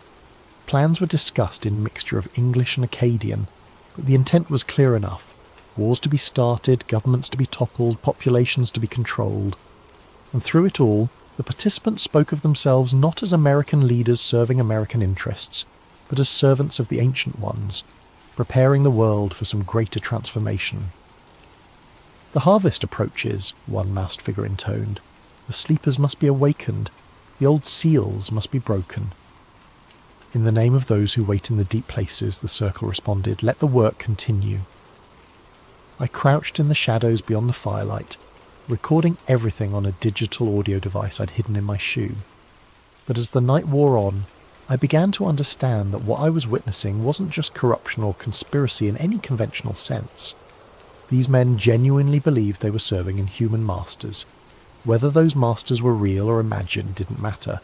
The policies they were planning would affect millions of lives based on the whims of entities that viewed humanity as livestock.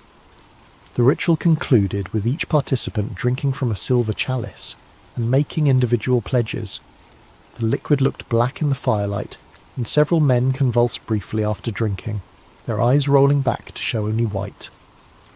As dawn approached, the circle dissolved. The participants removed their masks, revealed themselves to be exactly who I'd suspected. Former presidents, current senators, military leaders, corporate titans.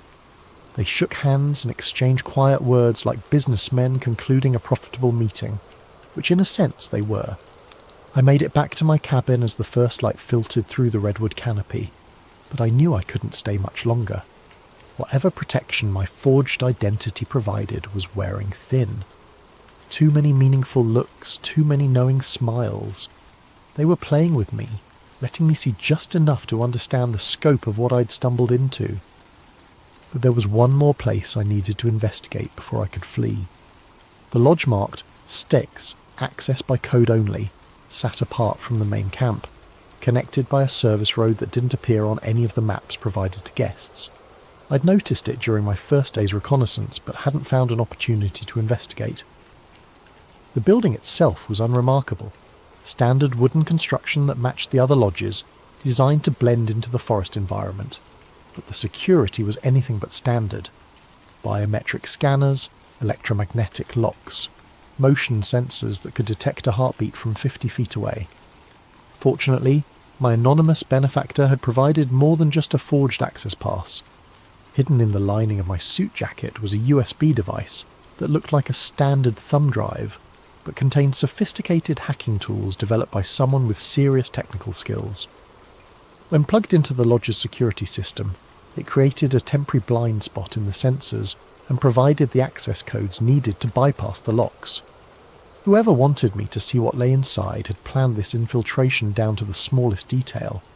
The lodge's interior was a facade. Behind a false wall accessed by yet another hidden panel, stairs led down into the bedrock beneath the forest. The passage was older than the buildings above, carved stone rather than modern construction, lit by electric fixtures that had been retrofitted into ancient sconces. At the bottom of the stairs, a heavy oak door opened onto a chamber that took my breath away. The room stretched far beyond what should have been possible given the lodge's footprint above. Stone shelves lined the walls, filled with leather-bound journals, rolled documents, and artefacts that seemed to span centuries. At the centre of the chamber stood a massive table carved from a single piece of black stone, its surface covered with maps, blueprints, and what appeared to be governmental documents bearing official seals. I started with the journals, selecting one at random from a shelf marked 1923 to 1945. The handwriting was elegant, old-fashioned, but the contents were anything but quaint. The European situation proceeds according to plan. Our associates in Berlin understand their role, though they believe themselves to be serving the fatherland rather than the ancient ones. The sacrifice of the lesser peoples will provide the spiritual energy necessary for the next phase of the great work. Another journal, this one more recent. Operation Mockingbird exceeds all expectations.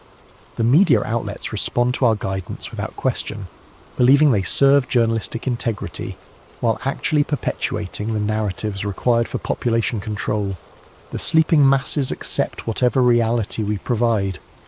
But it was the documents on the central table that truly shattered my understanding of how the world worked.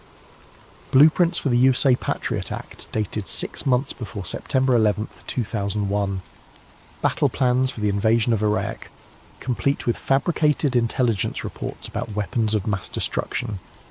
Early drafts of social media algorithms designed not to connect people, but to divide them into manageable, controllable factions. And newer documents that made my blood run cold. Plans for a global pandemic response that prioritized control over public health. Blueprints for digital currency systems that would eliminate financial privacy entirely. Population reduction strategies disguised as environmental initiatives. The most disturbing document was a roster of participants going back to the 1870s, when the Bohemian Club was first founded. Names I recognised from history textbooks, titans of the Gilded Age who'd shaped America's industrial development. But also names that shouldn't have been there.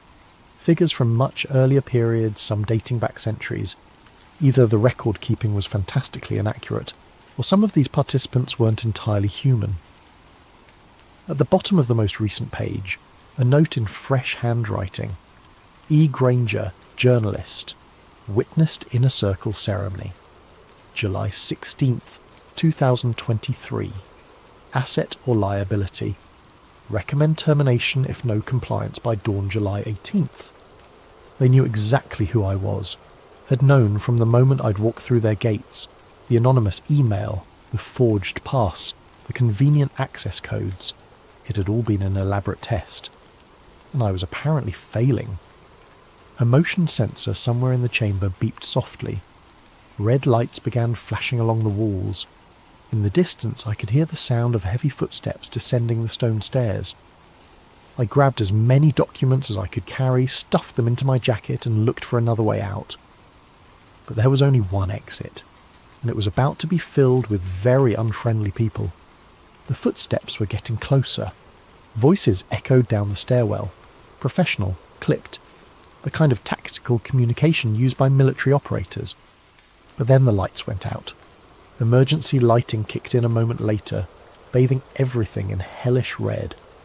And in that brief moment of darkness, I heard something that shouldn't have been possible. A voice speaking directly into my mind, words that bypassed my ears entirely. Run, little journalist. Run and tell the world what you've seen.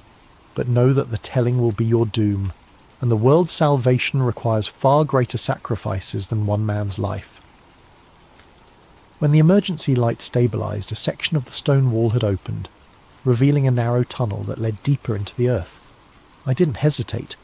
Whatever entity had just spoken to me, whether it was one of the ancient ones or something else entirely, it was offering me a chance to escape. I took it. The tunnel system beneath the grove was extensive and clearly ancient. Carved passages connected natural caves, creating a network that probably extended for miles underground. The walls were covered with symbols similar to those I'd seen during the Inner Circle ceremony, but these were older, deeper, worn smooth by centuries of whatever had moved through these spaces. I followed the main passage for what felt like hours, guided by phosphorescent moss that provided just enough light to avoid the worst obstacles. Behind me, I could hear sounds of pursuit, voices, flashlight beams, the occasional echo of radio communication. But the sounds were growing fainter, suggesting that my pursuers either couldn't find the tunnel entrance or were reluctant to follow me into the deep places beneath the forest. Eventually the passage began to slope upward. Fresh air carried the scent of rain and growing things. A natural opening concealed by hanging vines led out into the forest several miles from the main grove compound. I emerged to find the sky filled with storm clouds. Thunder rumbled overhead, and the first fat raindrops were beginning to fall. Perfect cover for an escape, if I could make it to my car before the Grove's security forces expanded their search perimeter. But as I made my way through the forest, I realised I wasn't alone. Figures moved between the trees, not the tactical teams I'd expected, but something far stranger. They wore the bone-white owl masks from the Inner Circle ceremony, but their movements were wrong, too fluid, too precise. And their eyes glowed with a faint bioluminescence that had nothing to do with reflected light. "The journalist sees too much," one of them said, the words somehow audible despite the increasing thunder. "The ancient ones are displeased." "But the compact must be honoured," another replied. "He was brought here for a purpose. Let him carry the message to the outer world. Let them know what awaits." I ran. Behind me, inhuman laughter echoed through the forest. Not pursuit exactly, but something far more unsettling. The sound of predators who were confident their prey could never truly escape. I reached my rental car as the storm broke in earnest. Rain pounded the windshield as I drove through the night, taking back roads and avoiding the main highways. In my jacket pocket, the stolen documents felt like they were burning against my chest. But I'd made it out. I had evidence. I had proof of the conspiracy that shaped world events from the shadows of a California forest. Or so I thought. I uploaded everything to an offshore server farm in Iceland. Documents, audio recordings, photographs, detailed notes of everything I'd witnessed. Multiple backup copies, distributed through anonymous networks, protected by military-grade encryption. Within 6 hours, every file had been corrupted or deleted. My apartment was ransacked while I was at an internet cafe, uploading the files. Nothing obviously stolen, but every electronic device had been confiscated or destroyed.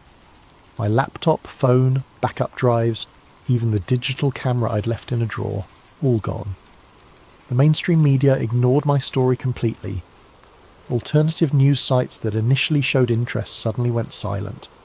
Forum posts about the Grove were deleted within minutes of being posted. It was as if the entire internet had been scrubbed of any reference to what I'd discovered. But the worst part was the dreams. Every night since my escape, I've been visited by visions of the ancient ones. Vast, tentacled entities that exist in spaces between dimensions, feeding on human suffering and preparing for some cosmic transformation that will remake reality according to their twisted desires. They show me glimpses of the future they're working to create. Cities drowned beneath black oceans, skies filled with screaming winds, populations reduced to cattle serving inhuman masters.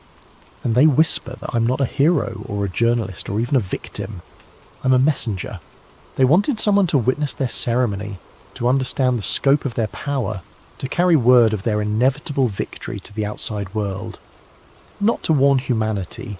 Warnings imply the possibility of resistance, but to spread the despair that will make their final conquest easier. Every word I write, every person I tell, every attempt to expose the truth only serves their greater purpose. The corruption of hope, the murder of faith in human institutions, the slow transformation of free people into willing slaves. I'm writing this final entry from a motel room in Reno. I've been driving for 3 days, never staying in one place for more than a few hours. But I know it doesn't matter. They're not hunting me because they don't need to. I'm already serving their purpose just by existing, just by remembering what I saw in the grove. The cremation of care wasn't just a ritual, it was a recruitment ceremony. And I wasn't an infiltrator, I was an initiate. Tonight, I'll drive east toward the desert. Maybe I'll find some way to break the cycle, to turn their own trap against them. Or maybe I'll just disappear into the wasteland and let the truth die with me. But if you're reading this, if somehow these words have reached you despite all their efforts to control the flow of information, then remember this. They call it the cremation of care, but what they really burn is conscience. And when the fires die down, the world grows a little colder, a little darker, a little more ready for the ancient ones to reclaim what they consider their rightful dominion. The fire in the grove never really goes out. It just spreads, invisible and inexorable, consuming everything human until only the shadows remain. And in those shadows something very old and very hungry is waiting to be born. Tonight, I'll be your guide on a journey into one of the coldest and most enduring mysteries of the Cold War era. I want you to picture this. It's a winter night deep in the Ural Mountains, 1959. A group of young adventurers huddles in a tent on the snowy slope of a peak ominously called Dead Mountain. They're laughing, jotting down journal entries by flashlight, and planning tomorrow's trek. They don't know it yet, but this will be their last night alive. This is the true story of the Dyatlov Pass incident, a mystery that has haunted investigators for decades. My name is James, and I've spent weeks poring over old case files, diaries, and witness reports about what happened to those 9 hikers in 1959. The more I dig, the more the Dyatlov Pass incident feels like a nightmare straddling the line between fact and fiction. So, let's delve into it together step by step as if we're investigators unravelling a case file. The story begins in late January 1959. 10 experienced ski hikers from the Ural Polytechnical Institute set out on an expedition to reach a mountain called a Torten in the northern Urals. They were all in their early 20s, 7 men and 2 women, except for one older instructor, and were led by a 23-year-old radio engineering student named Igor Dyatlov. On January 23, 1959, the Dyatlov group received their route book and left the city of Sverdlovsk, today's Yekaterinburg, by train. You can imagine them on that train, excited, full of youthful bravado, maybe singing along to a mandolin one of them brought for the journey. After 2 days on trains, the party reached Ivdel, a remote town at the edge of the northern Ural Mountains, which also housed a Soviet Gulag camp for criminals.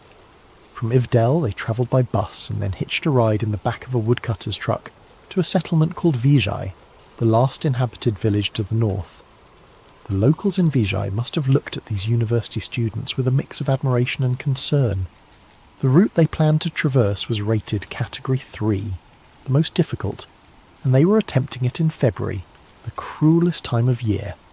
On January 27th, the Dyatlov group left Vizhai and began their trek into the wilderness. One member, Yuri Yudin, had been struggling with health issues. He had rheumatism and a congenital defect that caused knee pain. By January 28th, Yudin's joint pain became too severe. Reluctantly, he turned back toward Vizhai, unable to continue. He had no idea that by saving himself, he was sealing his fate as the expedition's sole survivor. Yuri Yudin would never see his friends alive again. The remaining 9 hikers pressed on into the wild, unaware of the fate that awaited them. Through diaries and photographs recovered later, investigators have pieced together their route. By January 31st, the group had reached the edge of a highland area and cached surplus food and equipment in a wooded valley to be used for the return trip. They joked around, took photos, and even made a little mock newspaper they titled the Evening Autoten, in which one entry humorously proclaimed, "From now on, we know that the snowmen exist," likely a tongue-in-cheek reference to local Yeti legends. Despite the exhaustion and cold, their spirits were high. On February 1st, the team started to move through a mountain pass, later named Dyatlov Pass after this incident, with the plan to camp on the other side that night. But the weather turned on them. A howling snowstorm and blinding wind caused Dyatlov's team to lose their direction on the barren slopes. Instead of crossing the pass into the shelter of the valley beyond, they had veered west, finding themselves on the flank of a mountain called Kholat-Shakal, which in the local Mansi language means dead mountain. By the time they realised their mistake, it was late in the day, and visibility was near zero from the blowing snow. Rather than descend 1.5 kilometres down into the forest for cover, Igor Dyatlov decided to pitch their tent right there on the mountainside in the open.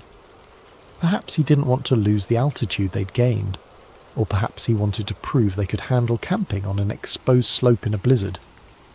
The 9 of them set up their large tent on the bare snow, chopping into the slope for a flat spot. It was a decision that would be heavily scrutinised later. That evening of February 1st, 1959 must have been brutal. Temperatures were around minus 20 degrees Celsius, and winds roared over the pass. Still, inside the tent, the group was relatively secure. They had a warm dinner. Later forensic analysis of their stomach contents showed they ate around 6 to 7 p.m. In one of the last photos recovered from their cameras, they are seen joking and smiling as they set up camp in the twilight on February 1st. Despite the extreme cold and howling wind outside, they seemed in good spirits, jotting down journal entries and chatting as they settled in for the night. They could not have imagined the terror that was coming. Something happened in the dark early hours of February 2nd that changed everything. We don't have eyewitnesses to describe it. All we have is the evidence left behind, and that evidence reads like the opening scene of a horror film. Sometime after midnight, the tent was suddenly slashed open from the inside. The 9 campers, who had been sleeping or resting, burst out of their tent into a howling snowstorm in the pitch black of night. They left behind almost all their gear, boots, coats, hats, sleeping bags, axes, as if fleeing an imminent threat. Imagine the situation. It's minus 30 degrees Celsius, minus 22 degrees Fahrenheit, outside, and yet something scared or startled them so badly that they ran out half-dressed and barefoot into the blizzard. Why? What could have terrified them, or otherwise compelled them to abandon their only shelter and run into certain death?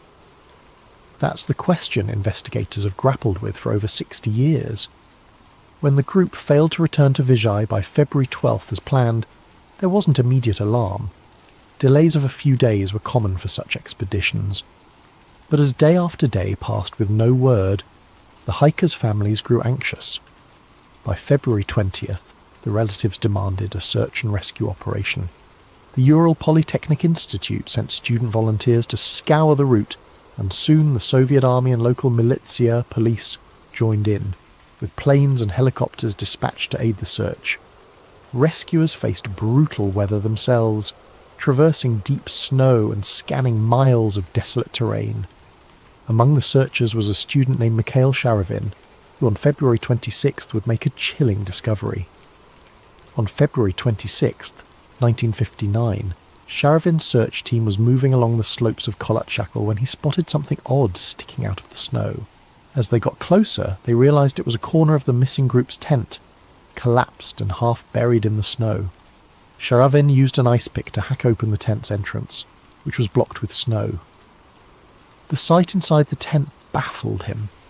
The tent's canvas had been slashed open from the inside with a knife, and although it was damaged and partially snow-filled, almost all the hikers' belongings were still neatly arranged inside.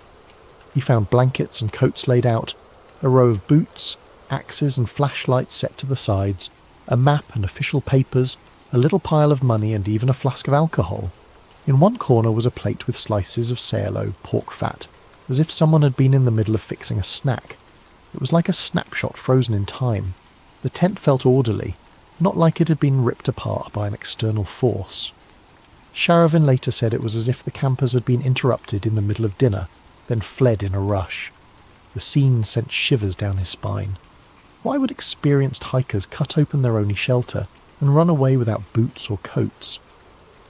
Outside the tent, the search team found footprints in the snow, and they only deepened the mystery. There were 9 sets of prints, which matched the number of missing hikers. They could see the impressions of feet wearing only socks, or a single shoe, and some barefoot. You could even make out toe marks in the frozen snow. The tracks indicated that the hikers had not run in a wild panic, but rather walked fast or at a hurried shuffle down the slope, in an organised single file. The rescuers followed these tracks downhill in the direction of a dense forest. Incredibly, the footprints continued for about 500 metres before they were obscured by fresh snow. It was as if the group had intentionally headed toward the forest, perhaps seeking shelter or regrouping. Sharavin and the others were utterly perplexed. What on earth could have made these seasoned hikers leave their tent in sub-zero cold, partially dressed and even barefoot, walking away calmly into the night? With dusk approaching on February 26th, the searchers had to pause the search until morning, haunted by the enigma they'd uncovered. The next day, the search parties fanned out from the tent down toward the forest. At the forest's edge, under a large Siberian cedar tree, Sharavin and his comrades found the charred remains of a small fire. Near that fire lay the first two bodies. What they saw defied explanation. Yuri Doroshenko and Yuri Krivonishenko were found side by side in the snow, shoeless and dressed only in their underwear.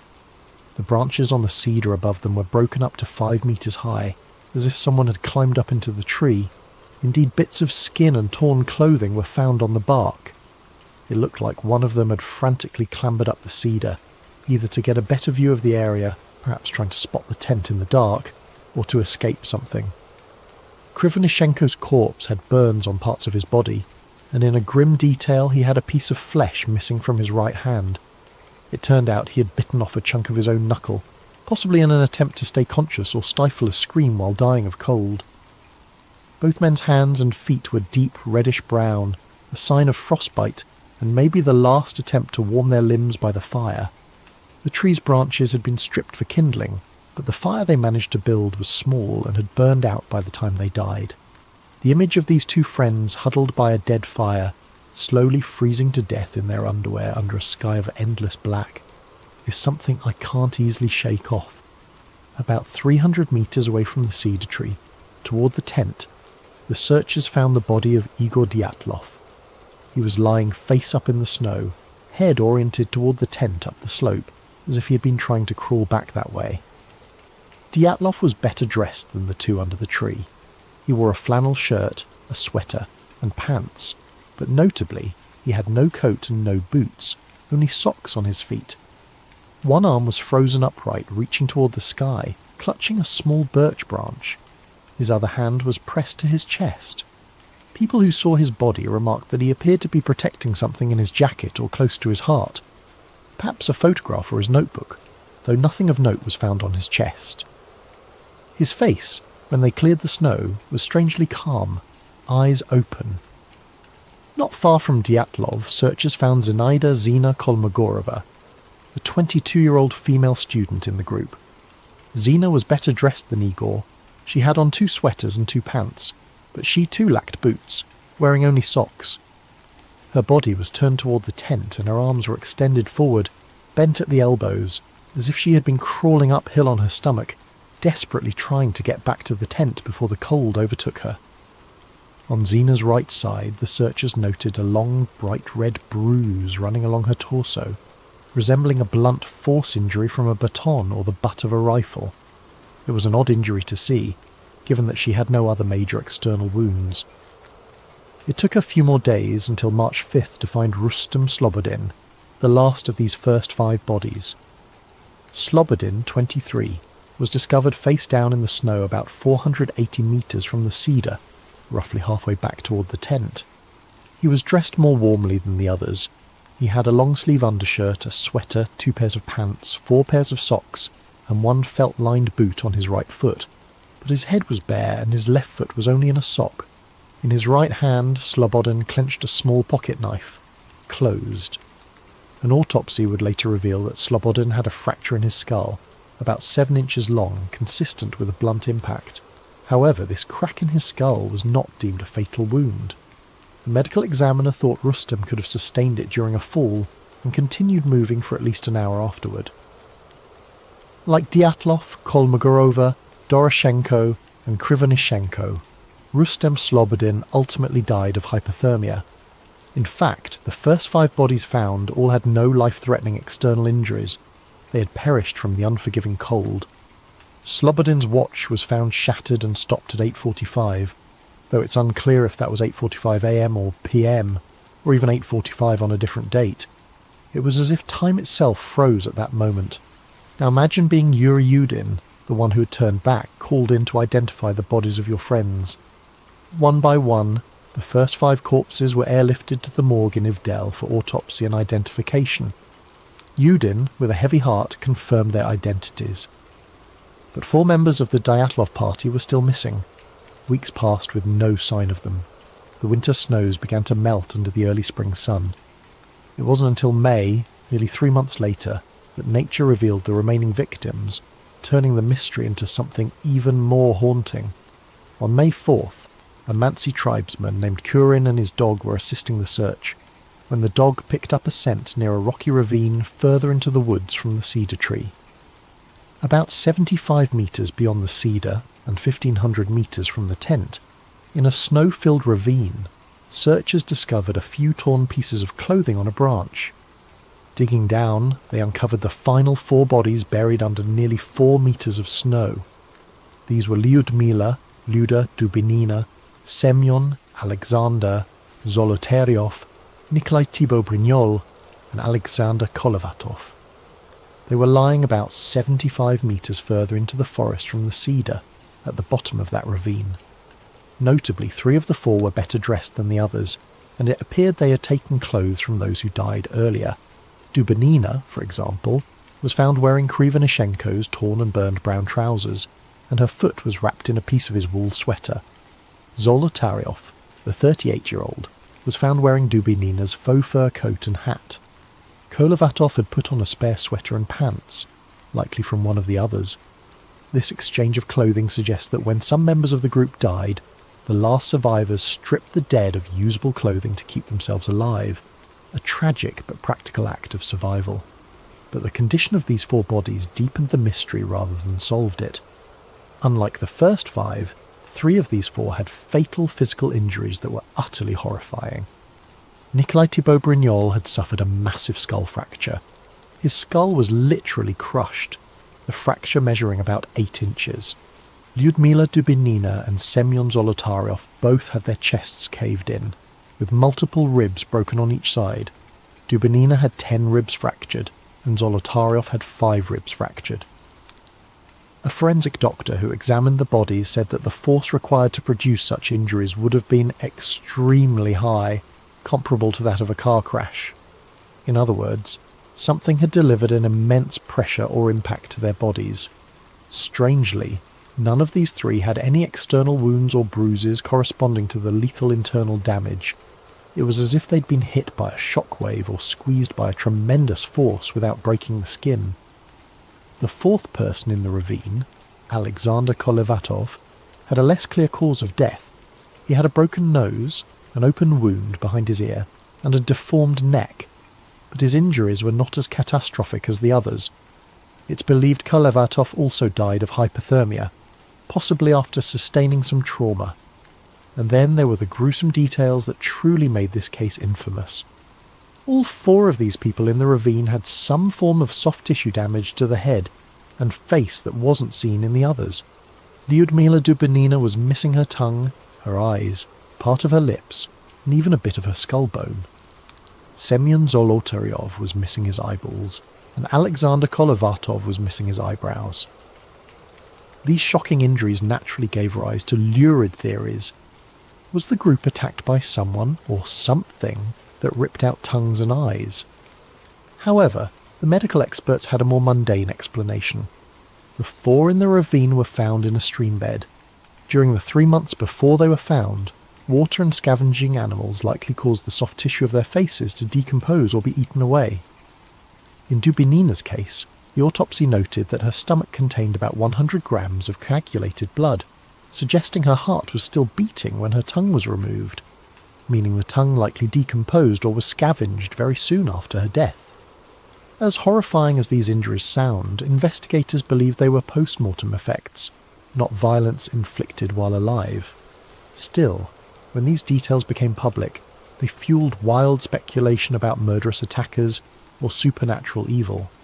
It didn't help that Zolotaryov was found with a camera around his neck, different from the other cameras found in the tent, and his hand holding a pen and notepad, as if he died trying to write something down. Unfortunately, whatever he intended to note was never written. The pad was blank. The investigators in 1959 were at a loss to come up with a satisfying explanation for all this. A criminal inquest began as a matter of procedure, since several of the deaths involved injuries. They first suspected that the native Manasseh people, reindeer herders of the region, might have attacked the campers for trespassing on sacred land. But that theory was quickly dispelled. The only footprints found at the scene were those of the hikers themselves, and there were no signs of hand-to-hand struggle on the bodies. In fact, the Mansi had helped in the search, and had no history of hostile encounters with hikers. Next, investigators considered an avalanche, but the pattern of the tent and the footprints suggested otherwise. We'll revisit that later. As for animal attack, no large animal tracks were found, and the violent injuries didn't have the telltale marks of claws or teeth. The Soviet authorities were left to conclude that no other humans were involved in the Dyatlov group's demise. One of the doctors famously commented that the force which killed Dubinina and Zolotaryov was more than any human could inflict. No human could be powerful enough to cause such damage. One piece of information emerged that added a strange Cold War twist. When the forensic analysts tested the hikers' clothing, they found unusual levels of radiation on some of the garments. Specifically, Dubinina's brown sweater and Krivonishenko's wool pants were found to be radioactive. This discovery didn't make sense in a hiking context, and was not something the average person could detect. It was only found because one investigator had access to a Geiger counter. The presence of radiation fueled speculation that the Dyatlov party had encountered some secret weapon or radioactive fallout. However, a closer look provided a more ordinary explanation. Yuri Krivonishenko had previously worked at the Mazak nuclear facility and was involved in cleaning up a major nuclear accident in 1957, the Kishtim disaster. It's very possible his clothes were contaminated from that event and still carried traces of radiation. Likewise, Alexander Kolevatov had studied nuclear physics and worked at a secret institute in Moscow, which might explain contamination on some items. In short, the radiation might not have had anything to do with the incident. It could have been a red herring. Still, the fact that their skin reportedly had a deep tan, and some of their hair had turned grey when relatives saw the bodies only intensified rumours of some nuclear or chemical exposure. Authorities claimed the skin tanning was a natural mummification effect from lying in the sun and cold for weeks, and that hair can turn colour from exposure or the embalming process. But to grieving families in 1959, radioactive clothes and orange skin sounded like the stuff of government cover-ups and sci-fi nightmares. By May 1959, the official investigation was drawing to a close without a concrete answer. The lead investigator, Lev Ivanov, was under pressure to wrap it up. In his final report, Ivanov wrote that the hikers died because of the effect of an unknown compelling force. It was a vague catch-all phrase, essentially admitting that they couldn't figure it out. No external culprits could be identified, and the case was therefore closed without any criminal charges. The files were stamped secret and filed away in a Soviet archive. The Dyatlov Pass area was also declared off-limits to other expeditions for the next 3 years, supposedly to prevent any more tragedies, though some see it as an attempt to keep curious eyes away. The inquest's official finding was that the group members died due to a compelling natural force, a phrase that raised more questions than it answered. Imagine the weight of that silence. 9 young lives lost, and their families were told they would never know exactly how or why. In the Soviet Union of 1959, that was that. Some of the parents and siblings sensed a cover-up. Zina Kolmogoreva's mother, for instance, and Igor Dyatlov's parents all received hushed warnings from officials. The families were explicitly told, "You will never know the truth, so stop asking questions." In those days, if the party or KGB told you to be quiet, you stayed quiet, out of fear. So the families buried their children without knowing what really happened, and the Dyatlov incident faded into an eerie Cold War legend whispered about in Ural classrooms and mountaineering clubs. As for Yuri Yudin, the sole survivor who wasn't even there, he lived the rest of his life with survivor's guilt and a burning desire to find the truth. Yudin repeatedly insisted that his friends did not die due to some simple natural accident. He felt in his gut that something else, something man-made, had to have caused it. In interviews before his death in 2013, Yuri Yudin openly voiced his belief that the Soviet authorities knew more than they let on about the incident. In fact, not long before he died, Yudin publicly stated that he believed his teammates had been taken out of the tent at gunpoint and murdered. He even speculated that Dubinina's tongue was cut out by perpetrators because she was the most outspoken of the group. These are incredibly serious accusations, and they were never proven. Yudin admitted he had no evidence, just deep suspicions after a lifetime of thinking about it. Whether Yudin was right or wrong, his perspective shows just how deeply the Dyatlov mystery can burrow into someone's soul. So, here we are decades later, with more questions than answers. I'm a modern-day investigator, combing through the remnants of old reports and new theories. As I piece together each bit of evidence, I feel that cold wind from Dead Mountain blowing through the decades. The Dyatlov Pass incident has become one of the world's most enduring mysteries, precisely because it sits at the crossroads of the explicable and the baffling. Over the years, numerous theories have been put forward to explain it, some grounded in scientific reasoning, others veering into the paranormal or conspiratorial. Let's examine these theories one by one, like branching investigative paths, and see where each leads. Keep in mind, any good explanation must account for all the odd details we've discussed: the torn tent, the state of undress, the bizarre injuries, the radiation, the reports of strange lights in the sky, the secrecy. It's a tall order, but let's walk these paths together. The first path is the one that the Russian authorities themselves eventually settled on: an avalanche. For many, this is the most straightforward explanation. Picture the scenario. The Dyatlov group is asleep in their tent on the slope, when suddenly a slab of heavy snow above them fractures and slides down onto the tent. The tent fabric begins to collapse and they hear the roar of snow. In a flash, the group panics. They believe a full avalanche is about to bury them. In seconds, they grab a knife, slash open the tent from the inside, because the entrance is blocked or hard to open under the weight of snow, and they flee into the night wearing whatever they had on at that moment. This theory gained significant traction, and in fact in 2019 to 2020 the Russian government reinvestigated Dyatlov Pass and concluded that a slab avalanche was the official cause of death.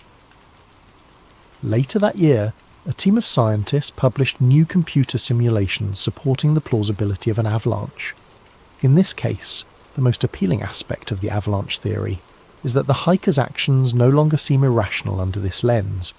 If you believe an avalanche is about to crush you, doing whatever it takes to get out of the tent and moving to safer ground is exactly the right response. And indeed, everything the Dyatlov group did after leaving the tent can be seen as textbook survival behaviour once you assume an avalanche threat.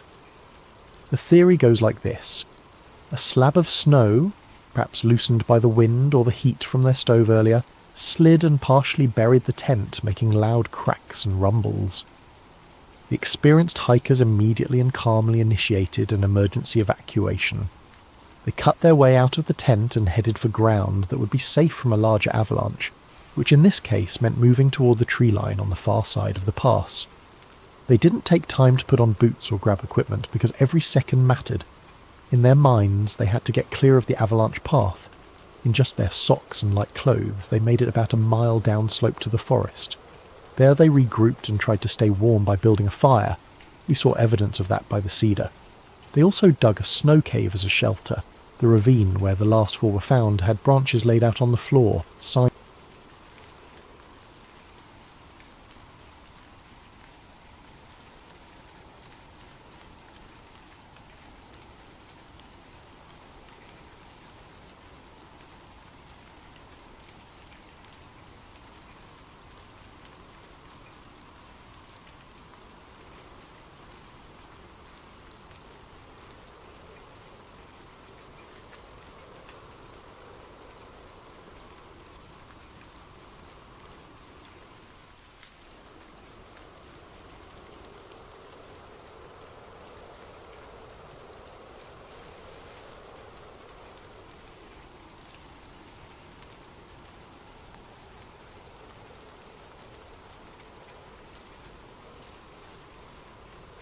This is his account of what lies beneath Area 52.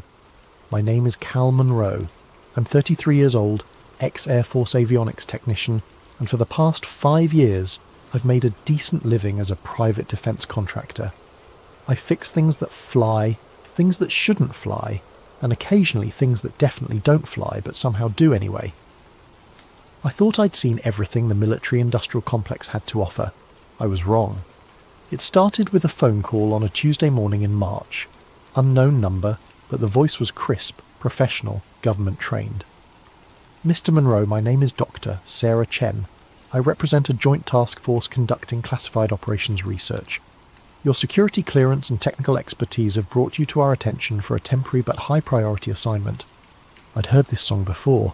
Black budget projects, need to know basis, substantial compensation for keeping your mouth shut. But something in her tone was different. There was an undercurrent of urgency, fear. I couldn't place it. Where and when? I asked. Location will be disclosed upon acceptance. Duration, 2 weeks maximum. Compensation, $50,000 plus hazard pay. 50 grand for 2 weeks. That was nearly double my usual rate. Red flags should have been waving, but the number was too good to ignore. My ex-wife's alimony payments weren't getting any smaller. I'm listening. The paperwork arrived by courier within 2 hours. I'd never seen NDAs this comprehensive. Digital signature pads that displayed the documents for exactly 60 seconds before wiping clean. Multiple biometric scans. Even a psychological evaluation that asked questions like, have you ever experienced temporal displacement? And rate your comfort level with non-terrestrial phenomena on a scale of 1 to 10. The strangest part was the location designation. Grid K22, Tonopah Test Range Complex, Nevada. Not Groom Lake, not Area 51. Somewhere else entirely. Dr. Chen called back that evening. Mr. Monroe, are you familiar with misdirection theory? In what context? In the context of public attention. Area 51 has been in the public consciousness for decades. Books, movies, documentaries. Everyone knows about Groom Lake. Your point? My point, Mr. Monroe, is that Area 51 is the misdirection. Area 52 is the vault. 3 days later, I was on an unmarked charter flight from McCarran Airport to Tonopah. No other passengers, no flight attendant, just me and a pilot who never spoke. The landscape below shifted from Vegas sprawl to endless desert, then to mountains that seemed... The air smelled like ozone and something else, something organic and wrong. 3 other contractors were waiting in what looked like a briefing room. Maria Santos, electrical engineer from Lockheed, Tom Brady, no relation to the quarterback he was quick to point out, systems analyst from Raytheon, and Jennifer Walsh, computer specialist whose previous work was so classified she couldn't tell us who she'd worked for. The briefing was conducted by a man who introduced himself only as Director Hayes, tall, grey-haired, with the kind of eyes that had seen too much and remembered everything. Ladies and gentlemen, you're here to maintain critical infrastructure for Project Chyros. What that project involves is not your concern. Your job is to ensure uninterrupted power flow to Zone Echo 9 and to report any anomalies immediately. Tom raised his hand. What kind of anomalies should we expect? Hayes stared at him for a long moment. The kind you don't ask questions about, Mr. Brady. He led us through a series of corridors to what he called the technical sector. Banks of monitors, server racks and control panels that looked like they belonged on a spaceship. At the centre of it all was a massive power distribution hub feeding something deeper in the complex. Zone Echo 9 started fluctuating. The complex maintained a steady 68 degrees Fahrenheit, but my workstation kept shifting between freezing and sweltering. I checked the HVAC systems, all normal, but something was wrong. That's when I first saw the symbols. They were etched into the side of a server rack. Symbols that definitely hadn't been there the night before. They looked almost like circuit diagrams, but wrong. Organic. Like someone had tried to draw electronics using biological principles. I was examining them with a flashlight when I heard Jennifer gasp. "Cal, you need to see this." One of the Echo 9 corridor feeds had changed. Instead of the looping security guard, it showed an empty hallway. And at the end of that hallway, a door that was slowly opening. "That door's not supposed to open," Jennifer whispered. Through the opening we could see movement. Not walking movement, flowing movement. Like liquid light was pouring through the doorway. Then the feed cut to black. When it came back 30 seconds later, it was the same looping security guard, walking past the same closed door. But in that brief moment, I had seen something that changed everything. In the reflection on the polished floor just before the feed, "Continue your duties," but I noticed he wouldn't make eye contact, and his hands were trembling. The next day, Maria didn't show up either. Reassigned, according to Hayes. But her car was still in the parking structure on level 2. Jennifer was barely holding it together. We were the only contractors left, and the weight of whatever was happening in Echo 9 was crushing both of us. She started accessing systems she wasn't supposed to touch, using admin passwords she shouldn't have known. "Jen, what are you doing?" "Finding answers," she said, fingers flying over the keyboard. "Tom gave me his access codes before he disappeared, told me something was wrong with the whole project." She pulled up internal communications, memoranda stamped with classification levels I'd never seen before. Umbra Clear was apparently the bottom tier. Above that was Majestic, then Zodiac, then classifications that were just numbers and symbols. One document caught my attention. Project Chyros, Phase 3 Implementation Status. The bioconductive interface has exceeded all expectations. Subject demonstrates rapid adaptation to containment protocols and has begun influencing local electromagnetic fields. Recommend immediate escalation of consciousness mapping procedures. Bioconductive interface. Subject. The thing in Echo 9 wasn't a ship or a piece of technology, it was a living being, and we were feeding it power. Another document, dated 3 days earlier. Minor containment fluctuation at 0217 hours. Subject achieved brief sensory extension beyond Echo 9 barriers. Security protocols held, but recommend enhanced isolation measures. Note: 3 personnel reported temporal displacement sensations during the event. Temporal displacement, the looping camera feeds, the missing contractors. Jennifer kept digging, and what she found made both of us understand why Tom and Maria had really vanished. A memo marked Operation Mirror Veil, historical context. Analysis of ripple patterns. Ground-penetrating radar revealed an anomalous void approximately 200 feet beneath the mountain, but when they drilled down to investigate, they found something impossible. The void was bigger on the inside than on the outside. The first recovery team brought back samples of what they thought was exotic matter, materials that didn't conform to known physics, but the materials weren't stable in our reality. They flickered in and out of existence, sometimes vanishing for hours before reappearing in a different location. That's when they realized they weren't dealing with alien technology. They were dealing with something that existed between dimensions, using our reality as an anchor point. The breakthrough came in 1983 when Dr. Elena Vasquez, a theoretical physicist working on Project Looking Glass, hypothesized that the entity was a reflection of human consciousness itself, not what we are, but what we could become if we existed outside the constraints of linear time and three-dimensional space. The entity demonstrates knowledge of events that have not yet occurred, and memories of possibilities that may never happen. It exists in a state of quantum superposition, experiencing all potential outcomes simultaneously. In effect, it is us, evolved beyond the limitations of singular timeline existence. But the most disturbing file was Dr. Vasquez's final report, dated just days before her own mysterious disappearance. The entity is not malevolent, but it is incompatible with baseline human consciousness. Contact results in expansion of awareness beyond what the human mind can process. Subjects begin perceiving multiple timelines simultaneously, experiencing past and future as present reality. The mind fractures under the weight of infinite possibility. We are not studying an alien intelligence. We are studying our own future, and that future is trying to communicate with us across dimensions we cannot comprehend. Recommendation: immediate cessation of all contact protocols. The entity's attempts at communication are causing reality fluctuations that may result in permanent temporal displacement of personnel.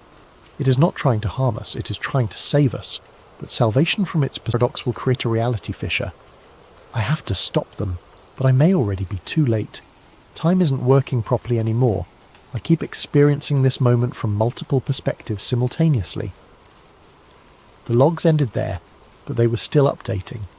New entries appeared as we watched. Day 7305, still trying to warn them. Elena variants across multiple timelines attempting intervention. Breach inevitable.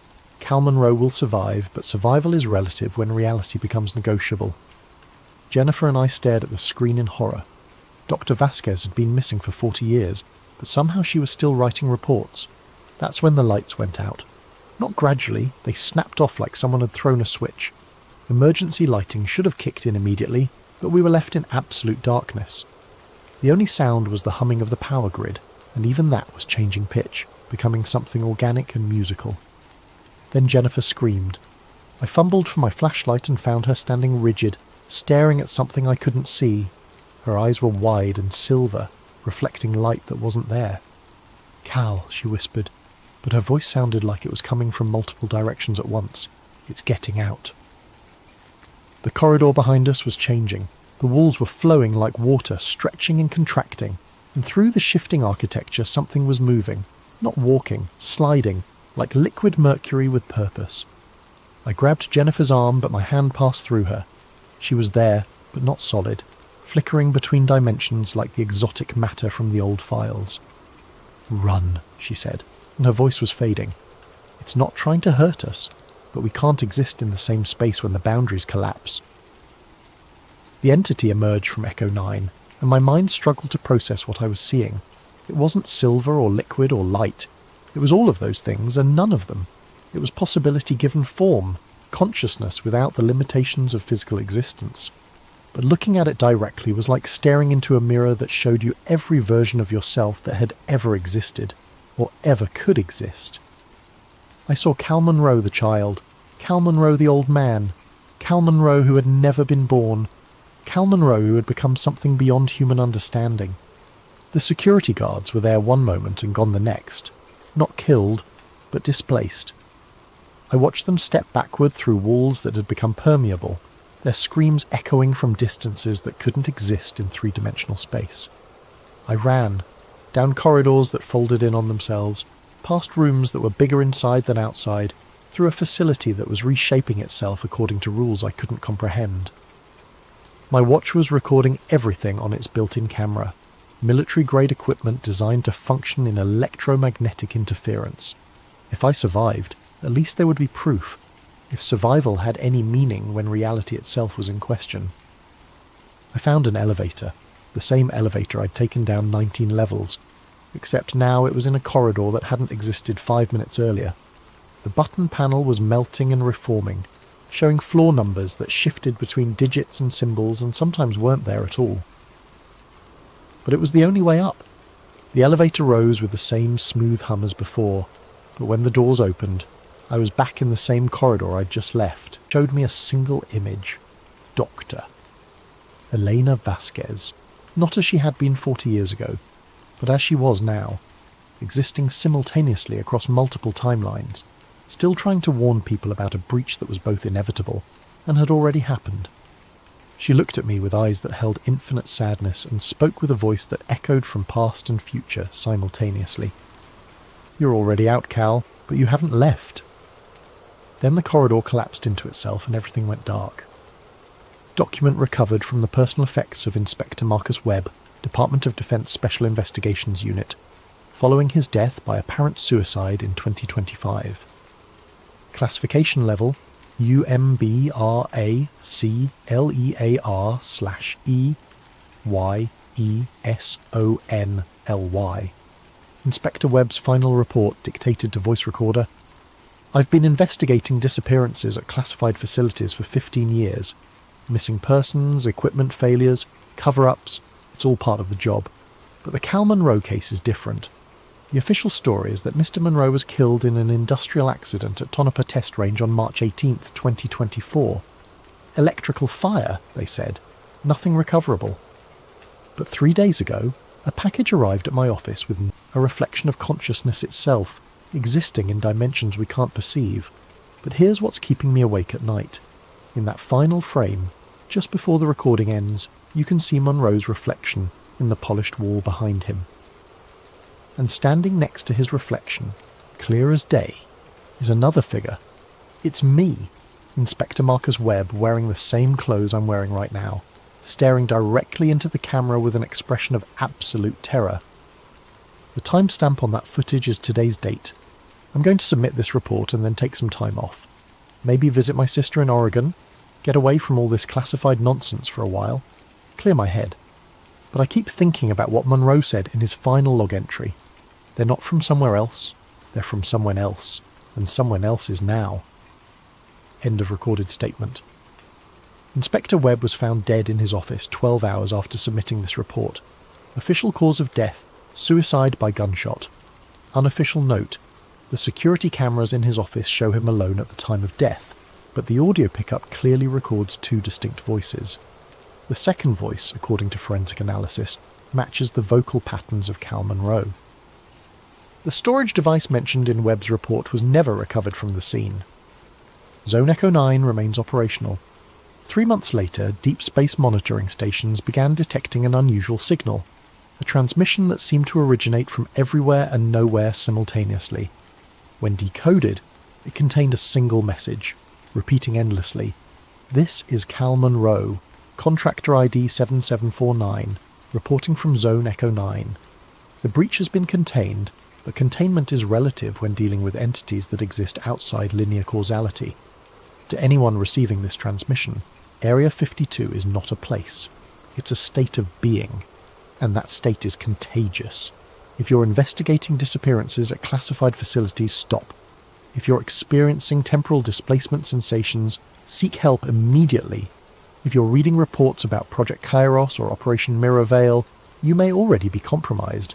The entity isn't hostile. It's trying to save us from ourselves by showing us what we could become. But evolution forced upon consciousness that isn't ready results in fracturing of identity. Now, settle in.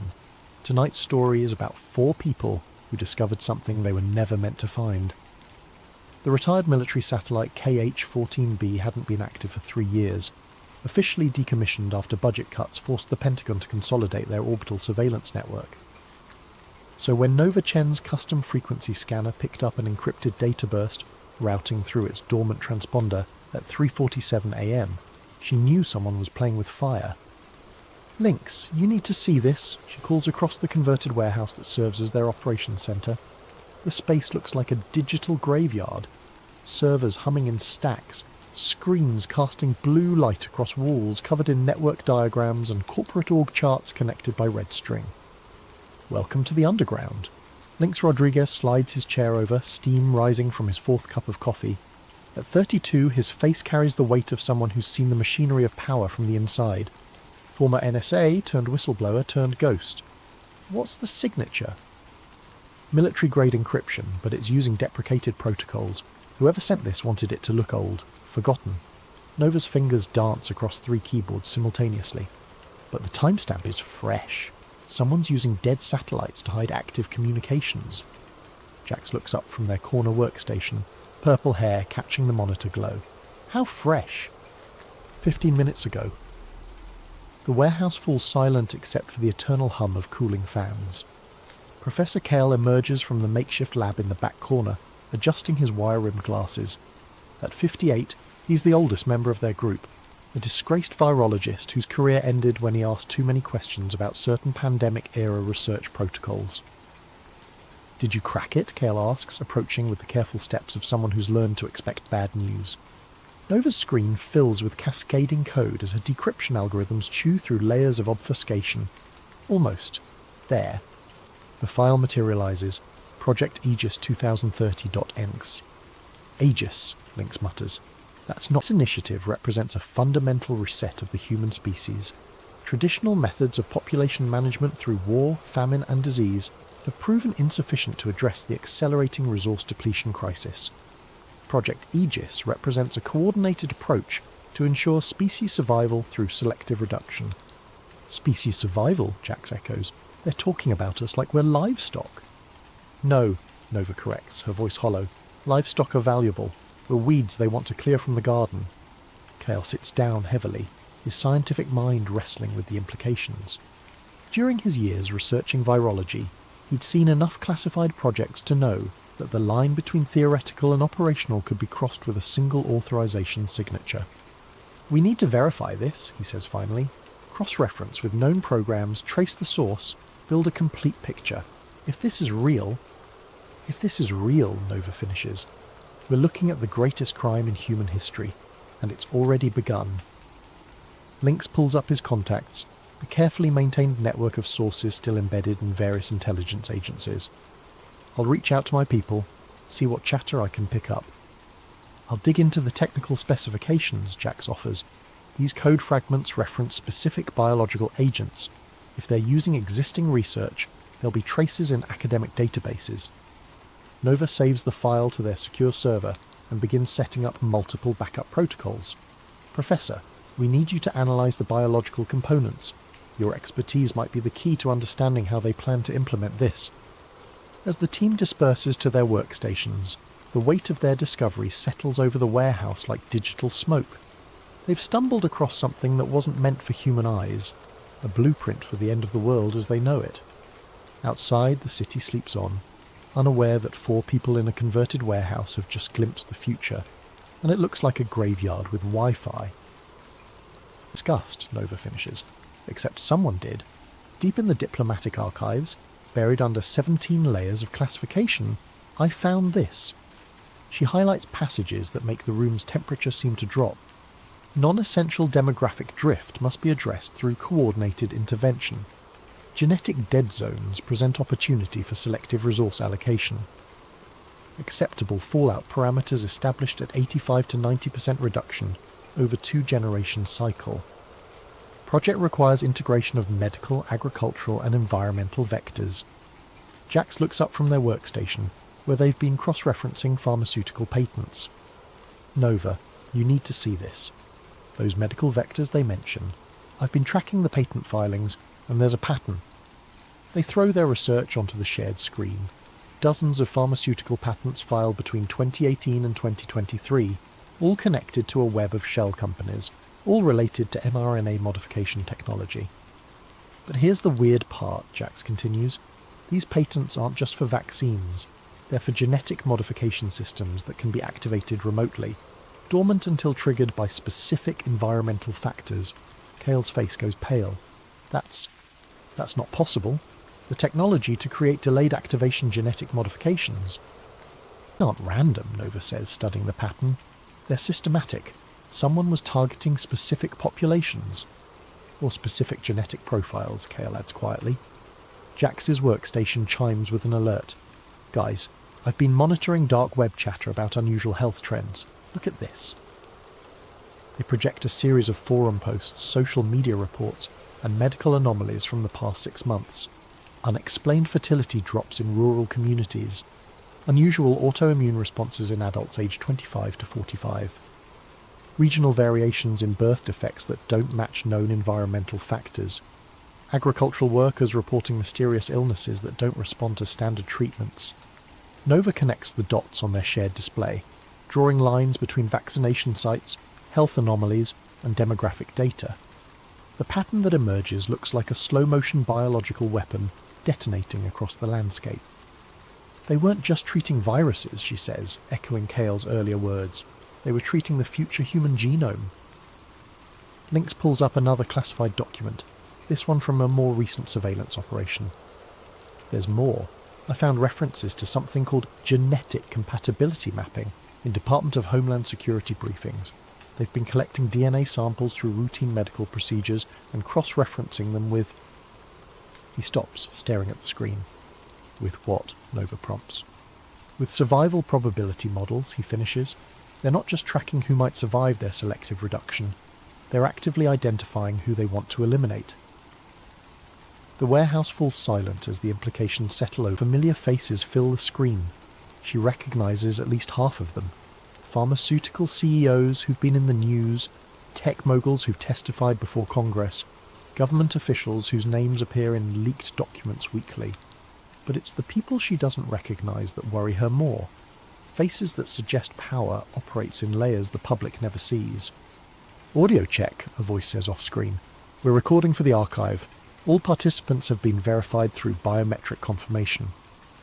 Proceed with briefing, responds a woman Nova recognises as the director of the World Health Organization.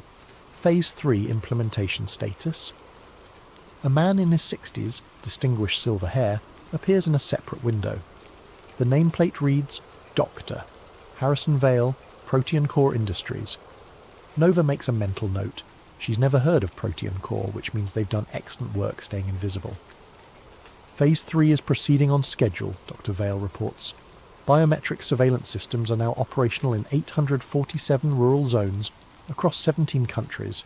Heat mapping, fertility tracking and genetic sequencing capabilities are running at full capacity. Jax pauses their other work to focus on the video. Genetic sequencing? That's not something you can do remotely.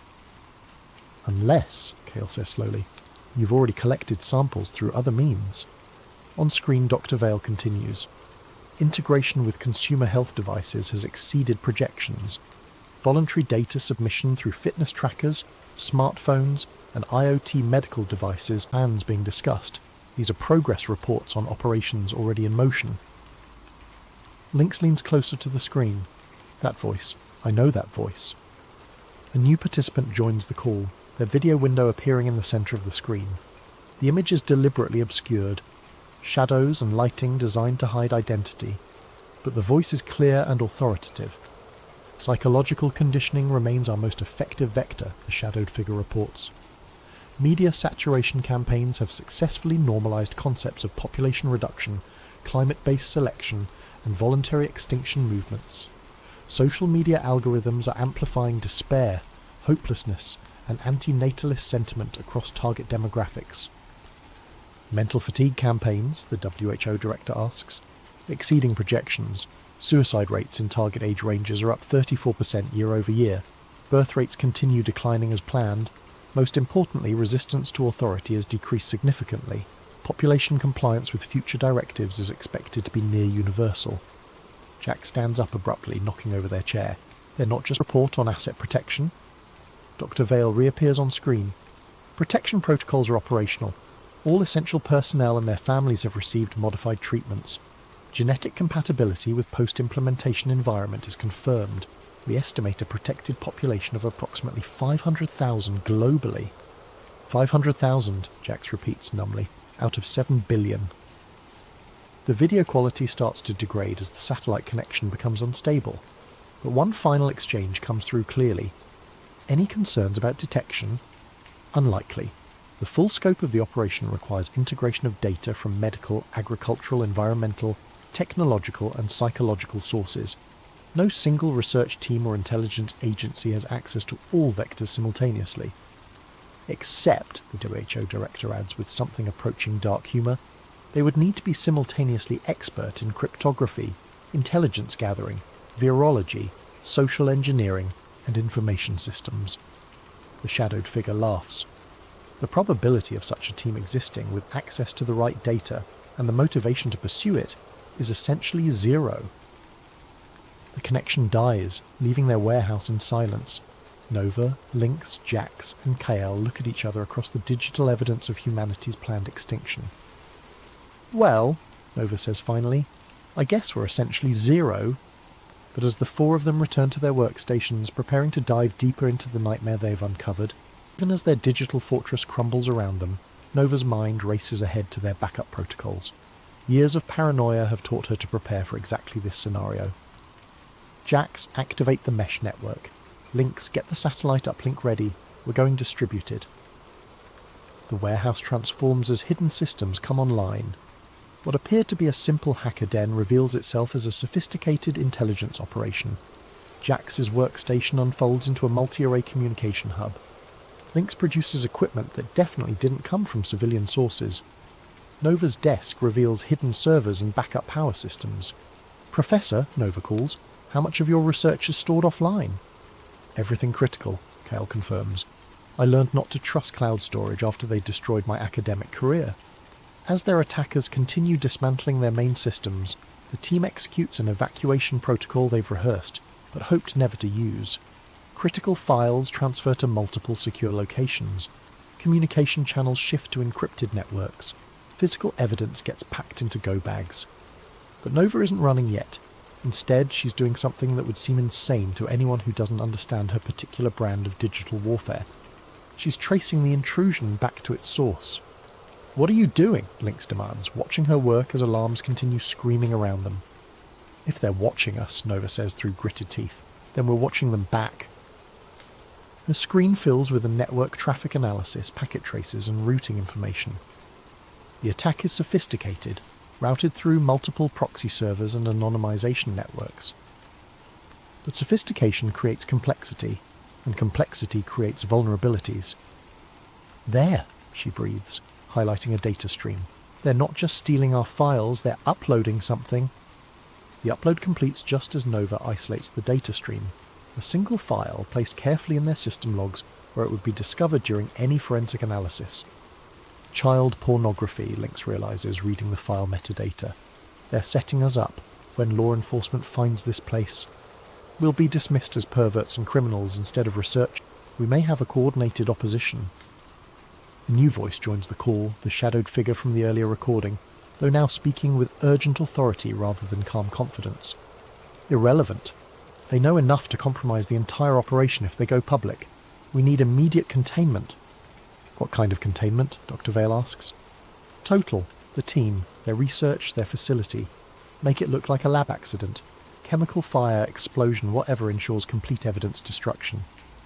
Nova's blood turns to ice as she realizes what they're planning. How long do we have? The WHO director asks. Tactical team is en route, 20 minutes. Nova starts shutting down systems, her movements sharp with controlled panic. We're blown. They're sending a kill team. 20 minutes? Jax checks their watch. That's not enough time to... It's enough time to do one thing, Nova interrupts, pulling up her final contingency protocol. We can't save ourselves, but we can save the evidence. She begins uploading their complete research archive to a decentralized network. Blockchain-based storage systems that can't be deleted or controlled by any single authority. But the upload is massive, and their internet connection is already compromised. Upload time, 17 minutes, her system reports. 3 minutes to spare, Link says grimly, checking his weapons, if their timeline is accurate. But as if summoned by his words, new alarms start screaming. Motion sensors around the warehouse perimeter. Thermal imaging detecting multiple vehicles approaching from different directions. They lied about the timeline, Nova realizes. The team is already here. Through the grimy windows, they can see black SUVs surrounding the building. Tactical lights sweep across the walls. Radio chatter echoes from outside, professional, coordinated, lethal. Upload progress, 32%, her computer announces. Nova looks at her team, her friends, her fellow travellers in the digital underground. Jax with their fierce intelligence and boundless optimism. Lynx with his warrior's honour and protective instincts. Kale with his scientist's dedication to truth above comfort. I need 8 more minutes to finish the upload, she says quietly. Can you give me 8 minutes? Lynx checks his rifle, the same model he carried during his government service. Against a professional tactical team? In an indefensible position? He looks around the warehouse, their home, their sanctuary, their last stand. Yeah, he says finally, we can give you 8 minutes. As the first breaching charges explode against the warehouse doors, Nova's fingers continue dancing across her keyboard, uploading humanity's final testimony to the digital wind. Outside, boots pound against concrete and orders are shouted in tactical shorthand. Inside, 4 people who stumbled across the end of the world fight to make sure someone, somewhere, will know what really happened to the human race. The upload bar crawls toward completion, 47%, 48%, Sasipgu Peosentu, and in the distance sirens wail, though whether they're coming to help or to clean up the mess, nobody can tell. Upload progress, 73%. Nova's fingers move across the keyboard with mechanical precision, even as automatic weapons fire tears through the warehouse's steel walls. Lynx and Jax have improvised a defensive position behind stacked servers, returning fire with a small arsenal Lynx maintained for exactly this scenario. Kyle crouches beside Nova, clutching his backup drives like sacred relics. How much longer? Lynx shouts over the gunfire, ejecting an empty magazine. 3 minutes, Nova responds, sweat dripping onto her keyboard as she maintains the upload connection, despite power fluctuations from damaged systems.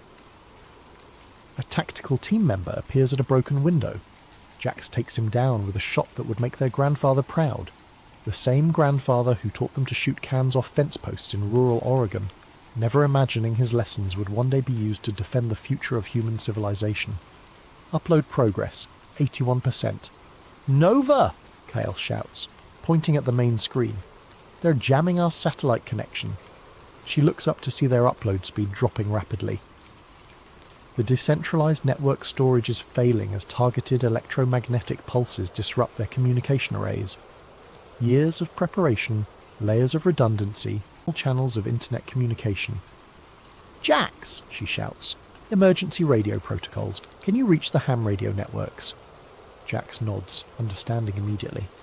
While their enemies have prepared for digital warfare, they might not have anticipated analog communication methods, ancient radio technology that predates the internet by decades. As Jax frantically assembles radio equipment, Nova begins compressing their data files into formats suitable for audio transmission.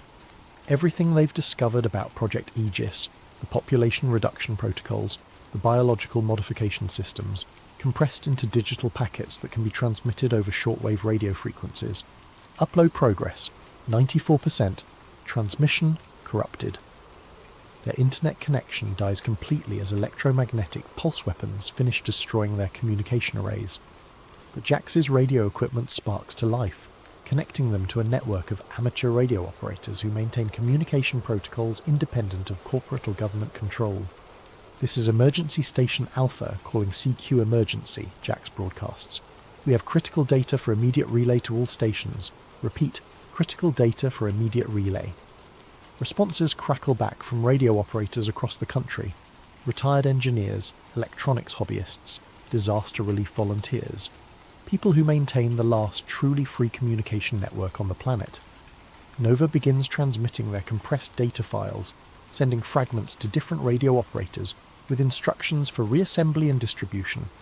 It's slow, inefficient and incomplete, but it's working. Until the lights go out. Emergency power kicks in, bathing the warehouse in red light as their main electrical systems fail.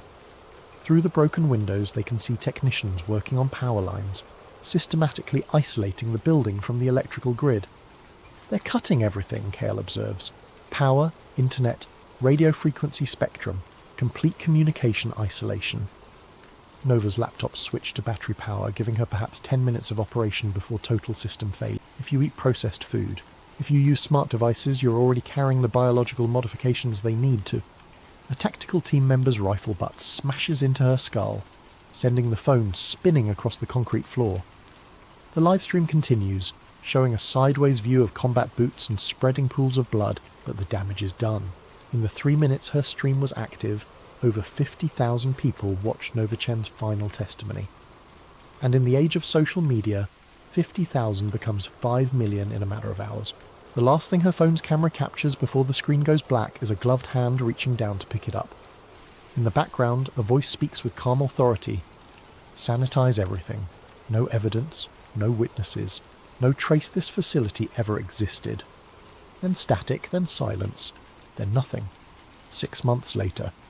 The official report from the Woodland Fire Department described it as a tragic industrial accident. Improper storage of chemical solvents in a converted warehouse led to an explosion that killed 4 squatters and destroyed the building completely. Local news covered it for exactly 1 day before moving on to more compelling stories. The livestream that briefly appeared on various social media platforms was quickly removed for violating community guidelines against violent content and misinformation. Users who tried to share or discuss it found their accounts suspended or shadow banned. Within a week it had been scrubbed from mainstream platforms entirely. But the internet remembers everything, especially the things someone desperately wants forgotten. On encrypted message boards and dark web forums, fragments of Nova's final broadcast circulate like digital samizdat. Grainy screenshots, audio clips, transcribed quotes passed from user to user through carefully maintained networks of paranoid technologists and dedicated conspiracy researchers. Truth Seeker 2030 posts on an anonymous forum. Anyone else remember that warehouse livestream from 6 months ago? The girl talking about Project Aegis? Can't find it anywhere now, but I swear I downloaded a copy. Digital Ghost responds. Had the same video. File corrupted when I tried to open it last week. All my Aegis research just disappeared, like it was never there. Red Pill Reality chimes in. Same here. But I remember what she said. Population reduction, biological modifications, food supply contamination, 18 months. We're down to 12 months now. The conversations multiply across platforms that exist in the shadows of the normal internet. She lives in a small village in rural India, where internet access is limited, and social media is considered a luxury for urban elites. But Maya is smart, curious, and has access to her school's computer lab 3 days a week. She spends her time learning about environmental science, genetic engineering, and the intersection of technology and biology. Her dream is to study at a Western university and help solve the world's agricultural challenges. It's during one of these computer lab sessions that she finds the flash drive. Buried in a box of discarded electronics donated to the school, wrapped in plastic and electrical tape like someone tried very hard to preserve it. The label, written in faded ink, reads, "Population 0 proof.vault." Maya plugs it into the computer, expecting maybe some students' old homework or family photos. Instead, she finds 847 gigabytes of encrypted data files, research documents, intercepted communications, and video recordings. She finds genetic modification protocols, pharmaceutical patents, agricultural contamination systems, and psychological warfare strategies. She finds the complete archive of everything Nova Chen's team discovered about Project Aegis. The encryption is military grade, but Maya is patient and clever. She spends 3 weeks cracking the access codes, working during lunch breaks and staying after school until the janitor kicks her out. When she finally opens the files, she spends another week just trying to understand what she's looking at. Population reduction through coordinated biological intervention. Genetic modification systems activated by environmental triggers. Food chain contamination designed to cause sterility and immune system failure. Psychological warfare campaigns to normalise extinction and reduce resistance to authority. A timeline that originally targeted 2030, but has been accelerated to 2027. Maya realises she's looking at the blueprint for humanity's planned extinction, and according to the timestamps on the most recent files, the final phase is scheduled to begin in 6 months. She copies everything to multiple storage devices and begins the careful process of verification, cross-referencing patent filings, pharmaceutical research, agricultural modifications. Global fertility rates have dropped 34% over the past 3 years. Autoimmune disorders have increased 78% in demographics that received certain vaccine formulations. Agricultural workers in modified crop regions show genetic markers consistent with engineered biological agents. Psychological depression and suicide rates have reached historic highs in precisely the age groups targeted by media manipulation campaigns. The population reduction protocol isn't a future threat. It's already killed millions of people. 18 months after the warehouse, Maya Patel stands before the International Criminal Court in The Hague, testifying about the greatest crime in human history. Behind her sits a display showing population statistics, fertility decline curves, mortality data, and genetic modification evidence. She holds up a small flash drive, the same one she found in a box of discarded electronics in her school's computer lab. This device, she tells the court, contains the complete records of Project Aegis, compiled by 4 researchers who died trying to warn the world about what was being done to us. She sets the drive on the witness stand. Nova Chen was 26 years old when she was murdered for discovering that our governments and corporations had poisoned the human race. Lynx Rodriguez was 32 when he died, defending her right to tell the truth. Jax Morrison was 21 when they gave their life to upload this evidence to radio networks around the world. Professor Kale was 58 when he was killed for asking the wrong questions about biological modification research. Maya looks directly at the defendants, pharmaceutical executives, government officials, and corporate leaders who sit in chains behind bulletproof glass. They died so that we could live. They died so that humanity would know what was done to us. They died so that the people responsible for the greatest genocide in history would be held accountable. She picks up Professor Kyle, virologist and truth-teller. Beneath their portraits a simple inscription: they found the code that wasn't meant to be found. Tourists and students pass by the portraits daily, most not knowing the full story of how 4 people in a converted warehouse prevented the extinction of human civilization. But the staff of the Institute know, the researchers working on digital rights and technological transparency know, the activists fighting against corporate surveillance and biological manipulation know.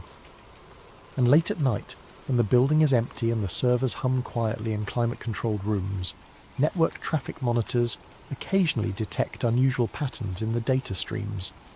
Fragments of code that shouldn't exist, routed through pathways that don't appear on any network topology.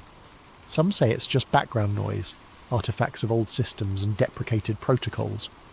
Others believe it's something more, digital ghosts of 4 researchers who refuse to let death stop their work, still uploading, still broadcasting, still fighting to keep the truth alive in the spaces between the data.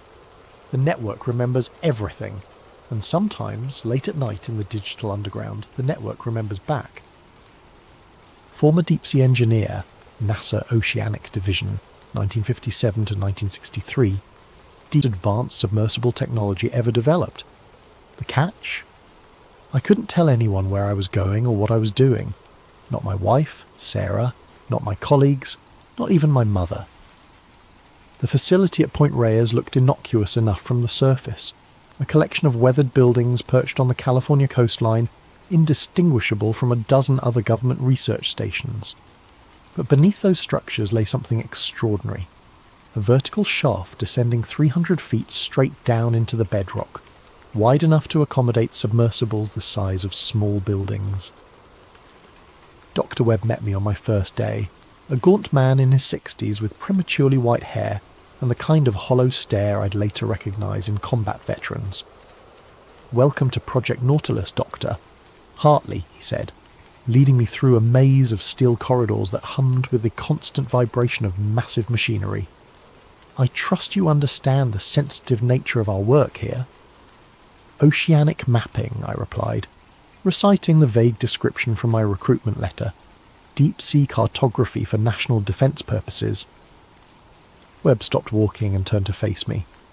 "That's the public explanation, yes, but you'll find that the ocean holds more secrets than any map could ever reveal." He led me to an observation deck overlooking the central shaft. Below us, suspended by massive cables, hung the most beautiful machine I'd ever seen.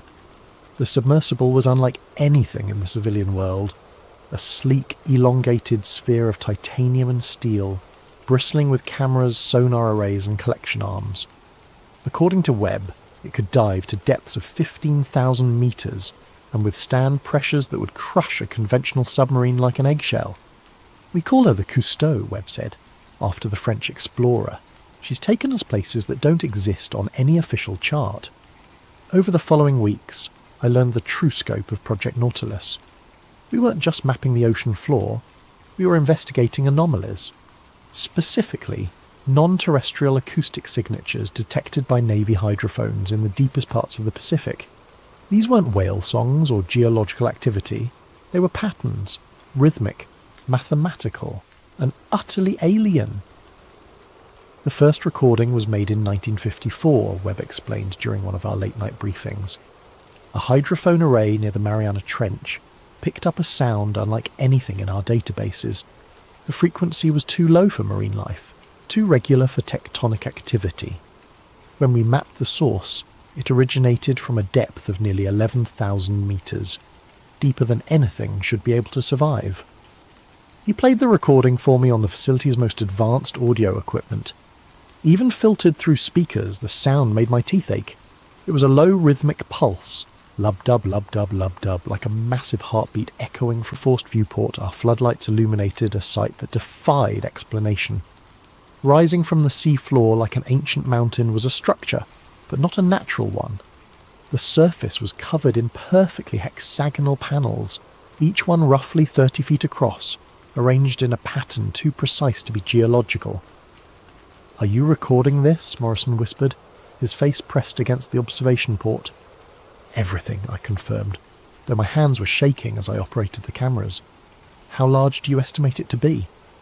Torres was studying the sonar display with growing amazement. "The structure extends at least 800 metres in diameter, but the depth, Jesus Christ, it goes down another 2,000 metres from here." As we approached the structure, our instruments began registering impossible readings.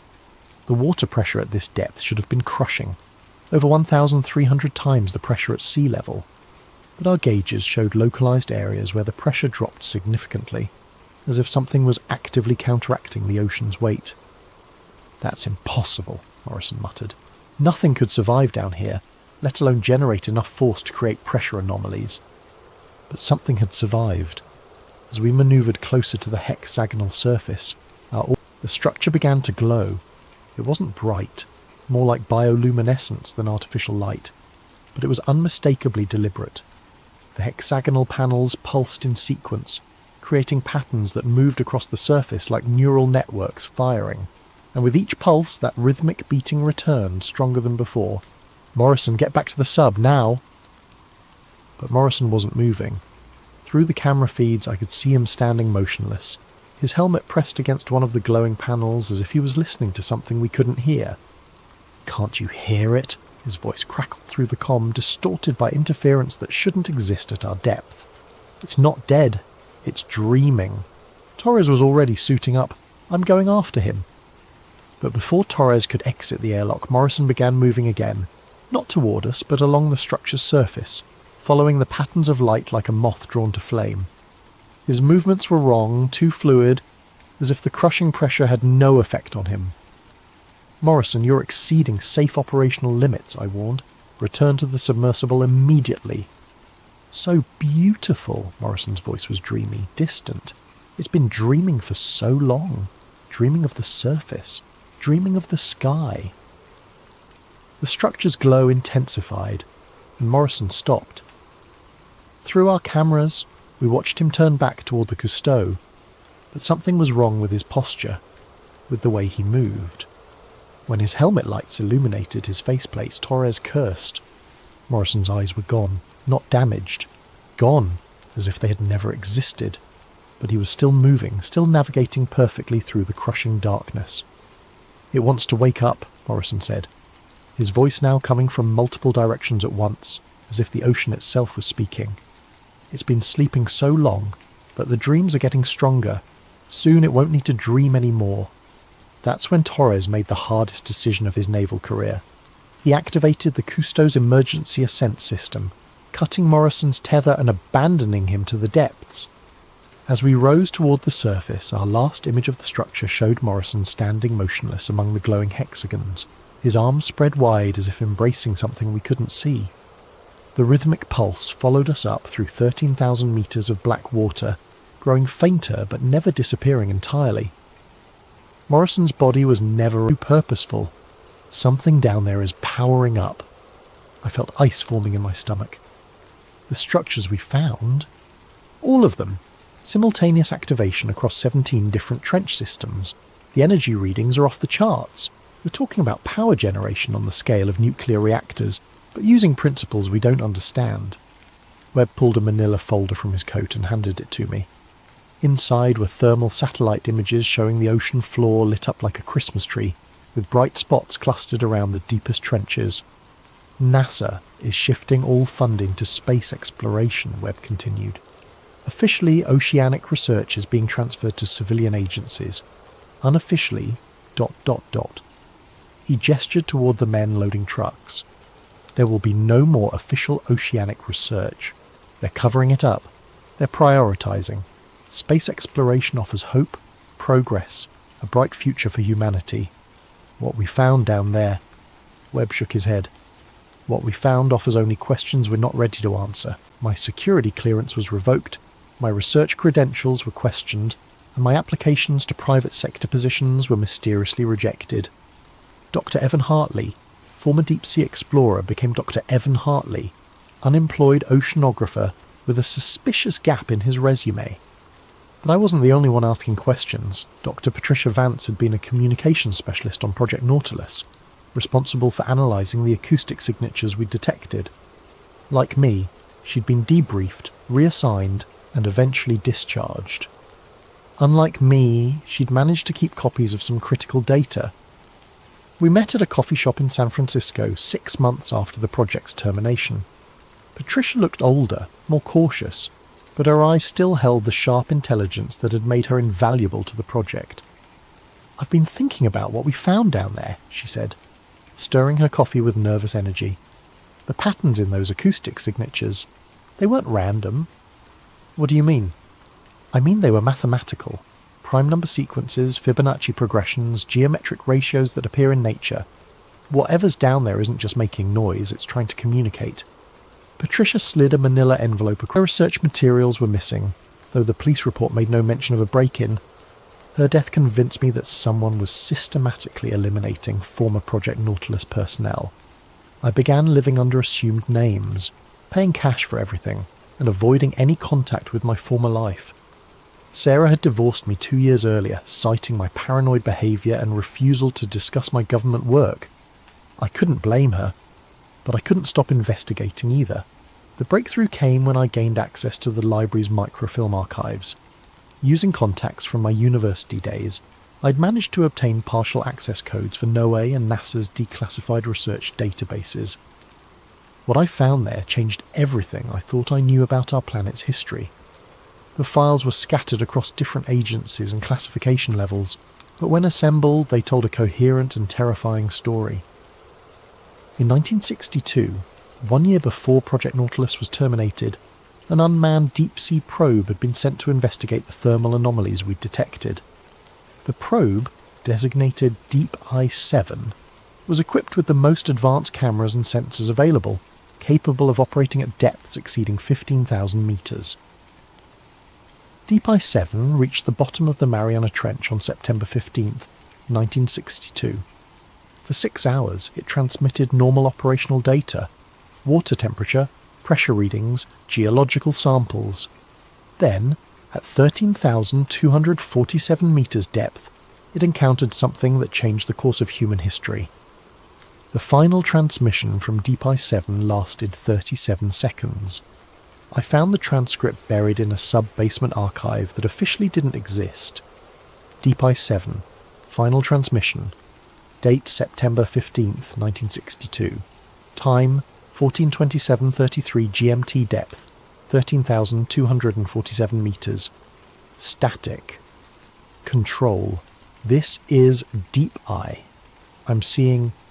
Wait, there's something down here. Something big. Pause. 4 seconds. Control, are you getting this video feed? The entire seafloor is... It's not seafloor. It's a surface. Articles signed by officials from Christianity, Islam, Judaism, Buddhism and Hinduism stated that the deep-sea discoveries represented theological challenges that could undermine the fundamental spiritual frameworks upon which human civilization depends. But the most disturbing discovery came when I cross-referenced our sonar maps with historical and mythological texts. The locations of our thermal anomalies corresponded exactly with the legendary resting places of ancient sea monsters described in cultures across the world. The Mariana Trench aligned with Babylonian accounts of Tiamat, the primordial chaos monster of the deep. The Tonga Trench matched Polynesian legends of Tangaroa's sleeping guardians. The Puerto Rico Trench corresponded legends of Tangaroa's sleeping guardians. The Puerto Rico Trench corresponded to pre-Columbian accounts of Xipactli, the earth crocodile that dwelled at the bottom of the world. These weren't metaphors or mythological abstractions, they were maps. Ancient civilizations had known about the entities in the deep ocean, and had developed elaborate religious and cultural systems to ensure they remained undisturbed. The taboos against deep-sea exploration, the fear of the ocean's depths, the universal human terror of dark water, these weren't superstitions, they were survival instincts. I found records of other expeditions that had encountered similar phenomena. In 1847, the British Royal Navy had lost contact with HMS Erebus during an Arctic expedition. The final transmission, according to classified Admiralty records I found in London, described great eyes beneath the ice watching from depths that have no bottom. A French bathysphere expedition in 1934 had reported geometric structures of impossible size at the bottom of the Mediterranean before radio contact was lost. The crew was never recovered, but local fishermen reported strange lights rising from deep water for months afterward.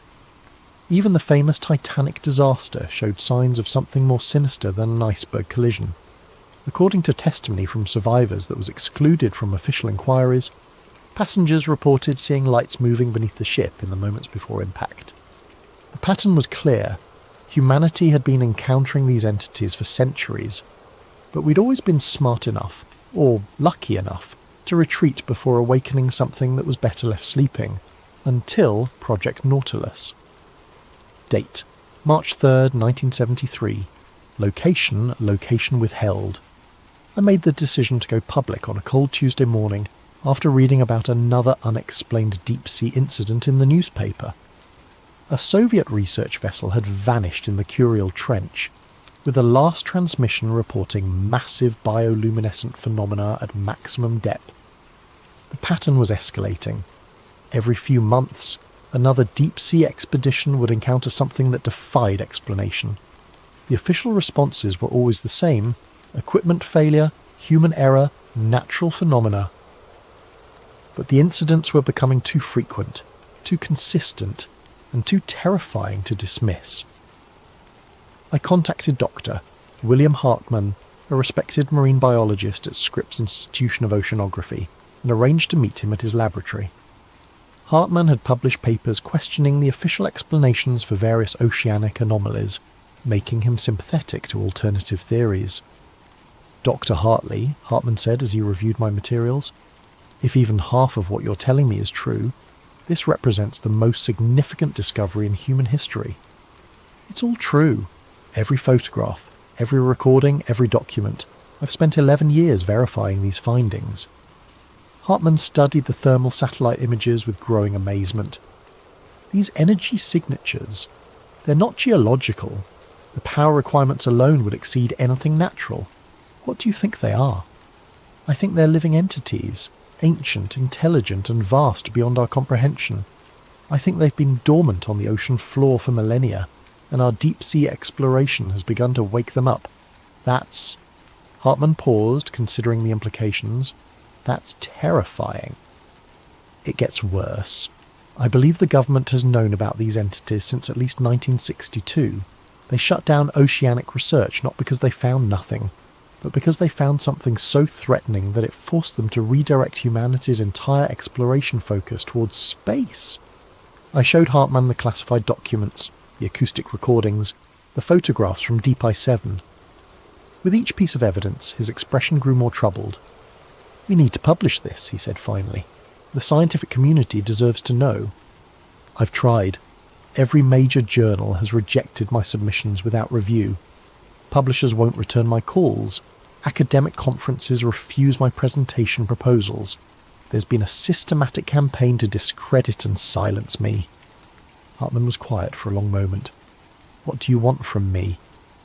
"Help me get this information out. You have credibility, connections, a platform. People will listen to you.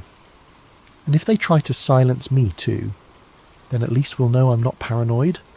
Hartmann agreed to help, but our collaboration was short-lived. 3 days after our meeting, he called me in a panic. "They've been here," he said, his voice shaking.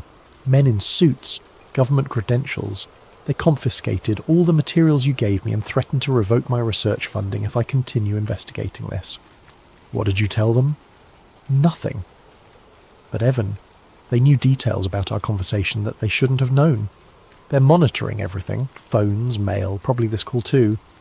That was the last time I spoke to Dr. Hartmann. His subsequent research focused exclusively on conventional marine biology, and he never again published anything that questioned official explanations for oceanic phenomena. I realised then that going public through traditional channels was impossible. The conspiracy to suppress information about the deep-sea entities extended throughout the scientific establishment, the government, and possibly beyond. Any attempt to reveal the truth would be met with career destruction, personal discrediting, or worse. But I had to try something. I began writing anonymous letters to newspaper editors, magazine publishers, and television producers, sending them copies of the most compelling evidence without identifying myself. The response was always the same. No interest, no follow-up, no investigation. It was as if the entire media apparatus had been programmed to ignore anything related to deep-sea anomalies. My final attempt at revelation came in 1974, when I managed to schedule a meeting with Bob Woodward of the Washington. I'm going into hiding permanently, destroying my remaining research materials, and attempting to disappear entirely from public records. The forces arrayed against me have grown too powerful, too persistent, and too dangerous to continue this investigation. But before I vanish, I need to leave a warning for anyone who might discover this account in the future. 3 weeks ago, I was approached by someone claiming to be a former colleague from Project Nautilus. The man identified himself as Dr. Richard Kellerman, though I had no memory of anyone by that name working on the project. He said he had new information about the entities we'd discovered and suggested we meet at a secluded location to discuss it. Against my better judgment, I agreed to the meeting. Dr. Kellerman met me at a rest stop along Highway 101, far from any populated areas. He was a thin, nervous man in his 50s, with a kind of haunted expression I'd learned to recognise in people who'd seen too much of the ocean's secrets. "Dr. Hartley," he said as we walked away from the parking area, "I've been following your research for years. What you've discovered about the deep-sea entities is important, but it's also incomplete. What do you mean? You think they're sleeping, waiting to be awakened by human exploration? But that's not correct. They're already awake. They've been awake for decades. What we found down there in the 60s, I realised then why NASA had shifted so dramatically from ocean to space exploration. They weren't running toward the stars, they were running away from the depths. Why are you telling me this? I asked. Because someone needs to know. Someone outside the official channels needs to understand what's coming. Kellerman left me with the documents and a final warning. Stop your public investigations. They've been tolerating your research because you're working alone and no one believes you. But if you get too close to the truth, if you start convincing people, they'll stop tolerating you. Who will? Everyone. The government, the military, the religious organisations, even the entities themselves. You think they don't know about your research? You think they can't reach beyond the ocean when they choose to? 3 days after my meeting with Kellerman, I woke up to find my apartment ransacked. Nothing had been stolen, but every piece of research material had been carefully examined and returned to precisely the wrong locations. It was a message. We know what you know, and we can reach you anywhere. That same week, I began experiencing the dreams. Every night I found myself standing on the deck of a ship in the middle of a dark ocean. The water around the vessel was perfectly calm, but beneath the surface I could see lights moving, vast geometric patterns that pulsed with the same rhythm we detected 30 years earlier in the Mariana Trench. In the dreams I could hear Morrison's voice, carried on wind that tasted of salt and pressure. "It's not dead, Dr. Hartley, it's dreaming, and now it's dreaming of you." The dreams were so vivid, so consistent, that I began to wonder if they were actually dreams at all. Perhaps the entities had developed the ability to project themselves into human consciousness, to monitor and influence anyone who knew too much about their existence. I stopped sleeping. I stopped eating regularly. I started seeing shadows moving beneath the surface of every body of water I encountered. Swimming pools, bathtubs, even glasses of drinking water. The ocean had followed me inland and there was nowhere left to hide. That's when I made the decision to end this investigation and disappear entirely from public life. But first, I needed to leave this record for anyone who might continue happening off the coast of Guam. The water is literally boiling and there's this sound. Ocean mystery. Deep sea gas unexplained. Video shows churning ocean water with steam rising from the surface. In the background a low rhythmic pulse can be heard. Lub-dub, lub-dub, lub-dub, growing stronger with each beat.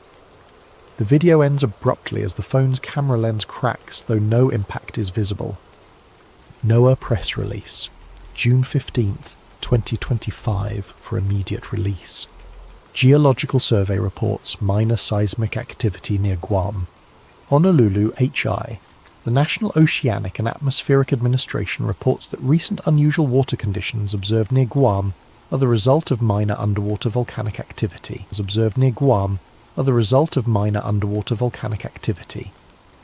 Citizens are advised that the phenomena pose no threat to public safety.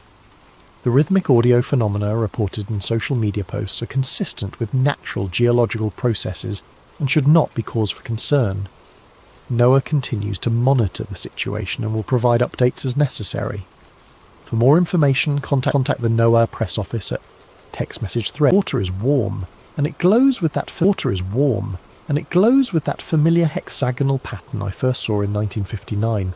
Morrison was right. It's not dead. It's been dreaming. And now it's awake. The dreams I've been having for decades weren't dreams at all. They were memories.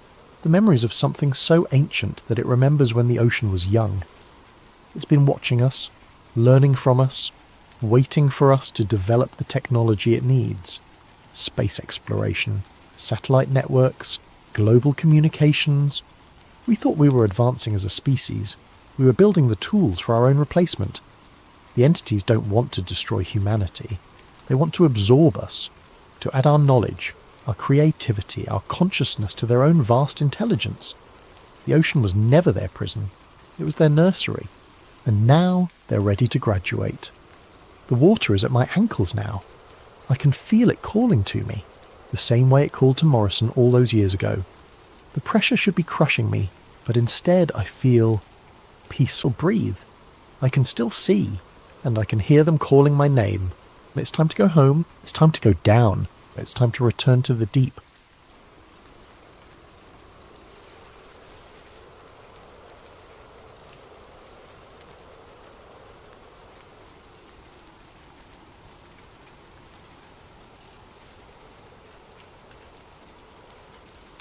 And if you're new to sleep theories, welcome to our community of truth seekers and question askers. We explore the stories that mainstream media won't touch, the mysteries that science can't explain, and the possibilities that exist just beyond the veil of our everyday reality. If you find yourself drawn to these hidden truths, please consider subscribing to Sleep Theories. Your support helps us continue bringing you these deep dives into the unknown. Tonight we're venturing into the heart of European scientific achievement, CERN, the European Organisation for Nuclear Research. But this isn't a story about breakthrough discoveries or Nobel Prize winners. This is about what happens when the pursuit of knowledge becomes something darker, when the tools of science are turned toward purposes that would make even the most hardened conspiracy theorist question their sanity. What I'm about to share with you is presented as fiction, but I want you to consider, as you listen, how much of what you'll hear could be true, how much of it might already be happening right now beneath the peaceful Swiss countryside. The following account was allegedly found in a waterlogged journal near the shores of Lake Geneva in early 2018. The journal belonged to Dr. Lydia Voss, a theoretical physicist who vanished without a trace in November 2017. Her disappearance made local news for exactly 3 days before the story was quietly buried. The journal's pages were filled with increasingly erratic handwriting, scientific equations that make no sense to conventional physics, and symbols that appear to predate written language. This is her story. This is what she claimed to have discovered beneath CERN, and this is why she disappeared. September 15th, 2016. My name is Dr. Lydia Voss, and I need to record this while I still can. While I still remember what normal feels like. I've been a physicist for 12 years, earned my doctorate at Cambridge studying quantum mechanics and multiverse theory. I thought I understood the universe, or at least I understood how little we actually... Project Janus was rumoured to be CERN's most classified research division, working on theoretical frameworks that went beyond even the most advanced quantum mechanics. To be chosen for such work was the dream of every physicist. I should have recognised it as the beginning of a nightmare. The Janus facility was located in what the maps called Subsector Gamma, accessible only through a series of security checkpoints that descended far below the main collider ring. The elevator ride down took nearly 8 minutes, much deeper than any official CERN schematic showed. The walls changed as we descended, from the familiar concrete and steel of the upper levels to something that looked almost organic, with strange geometric patterns carved into the stone.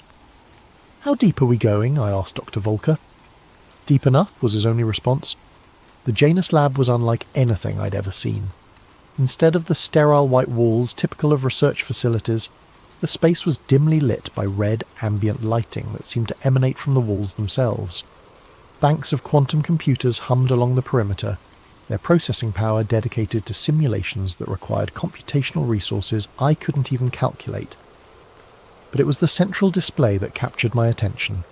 A 3-dimensional holographic projection showed what appeared to be a cross-section of space-time itself, with layers of reality stacked like transparent sheets. And running through each layer, like a needle through fabric, was a brilliant line of energy. "What am I looking at?" I whispered. Dr. Volker approached the display, his face bathed in the ethereal glow. The Higgs field, Doctor. Voss. But not as we understand it. This is what we've discovered since the high-energy collisions began. The field isn't uniform. It has architecture.